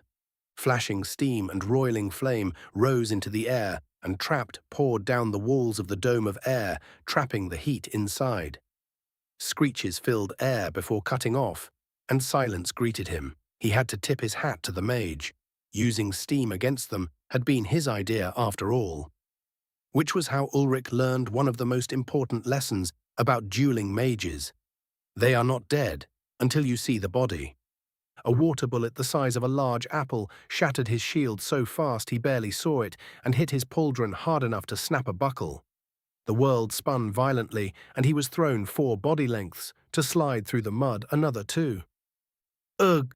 Ulrich moaned quietly, thankful he'd kept a hold on his sword through that. The right shoulder pauldron was undamaged, but hung half off his body, one of the straps and buckles having been torn by the magical strike. That leather was Forest Lord hide, about as tough a material as you'd come across. His entire shoulder area was also bruised to shit. Ulrich's respect for the power of those Aqui spells ratcheted up substantially. Mage uses Water Beam, and it's super effective. Ulrich clambered to his feet, keeping his eyeballs peeled on the dissipating steam cloud. The 3 escorting the mage were cooked. The mage himself, however, was unharmed, though a barrier of clear water was swirling, destabilized by the heat that it had had to dissipate. A barrier, just like Captain Firecracker. He was good. As good as Gotha Senurit, Ulrich would soon find out. The lack of shouts and clamor was good. It meant he'd managed to thin the ranks, didn't have to worry so much about getting shot in the arse. Ulrich focused all his attention on his enemy. Both combatants had the same idea at the same time, now that the other's antagonist was directly before them, and they weren't actively avoiding some form of attack. The Hydromancer's eyes turned white as he peered into Ulrich's Akashic connection. Ulrich didn't even waste the effort to stop him, instead focusing himself on the mage, his being, form, and calling up the hard-faced man's own link to the planet's tapestry. Scan. The flood of information poured into his mind, and he instantly saw the abilities of the mage laid out before him. The only reason he had time to interpret and internalize it was because the mage was doing the same thing for his own information. Seeing the breadth of Ulrich's own imprint into the world called Varda, the Hydromancer, Mr. Ifrudo, the waterlogged torturer of Port Edenshire, was an adept that had foregone any attempt to regain his spells prior to awakening. He was, in the reckoning of those that could call themselves true mages, a cripple. The Aqui adept was also wearing an expression close to naked horror at what appeared before him when Ulrich's status manifested. Good, fuck 'em. Ulrich felt the spell form holding that barrier together like a tapestry of energy bound by will. Relentless, he reached out with his own core and grabbed the working in his metaphysical fist, guided by his mana sense and scores of hours of trying to untangle an archmage's workings, and pulled. The barrier came apart, and the Hydromancer's look of horror was replaced by shock. Instantly, the mage recast the spell, pulling the pool of spilled water back into shape. Ulrich jerked it apart again. Ectila T, counterspelling, required a refined mana sense and the ability to recognize a spell form's overall structure so that you could destabilize it. Only those who had mastered their own mana and its control could reach out to another's. It was hard as shit to do in combat conditions, which was why Gotha had had him practicing the skill while Taipan tried to kick his liver, in between throwing small ice balls at him randomly. Pain was a phenomenal teacher. So was Gotha. Lord Instinct howling, he gave in to the aggression and drew hard on his mana, tearing the third attempt at a barrier apart before spinning up his own power. Siran, endless, chasing, dancing Charon, came easily.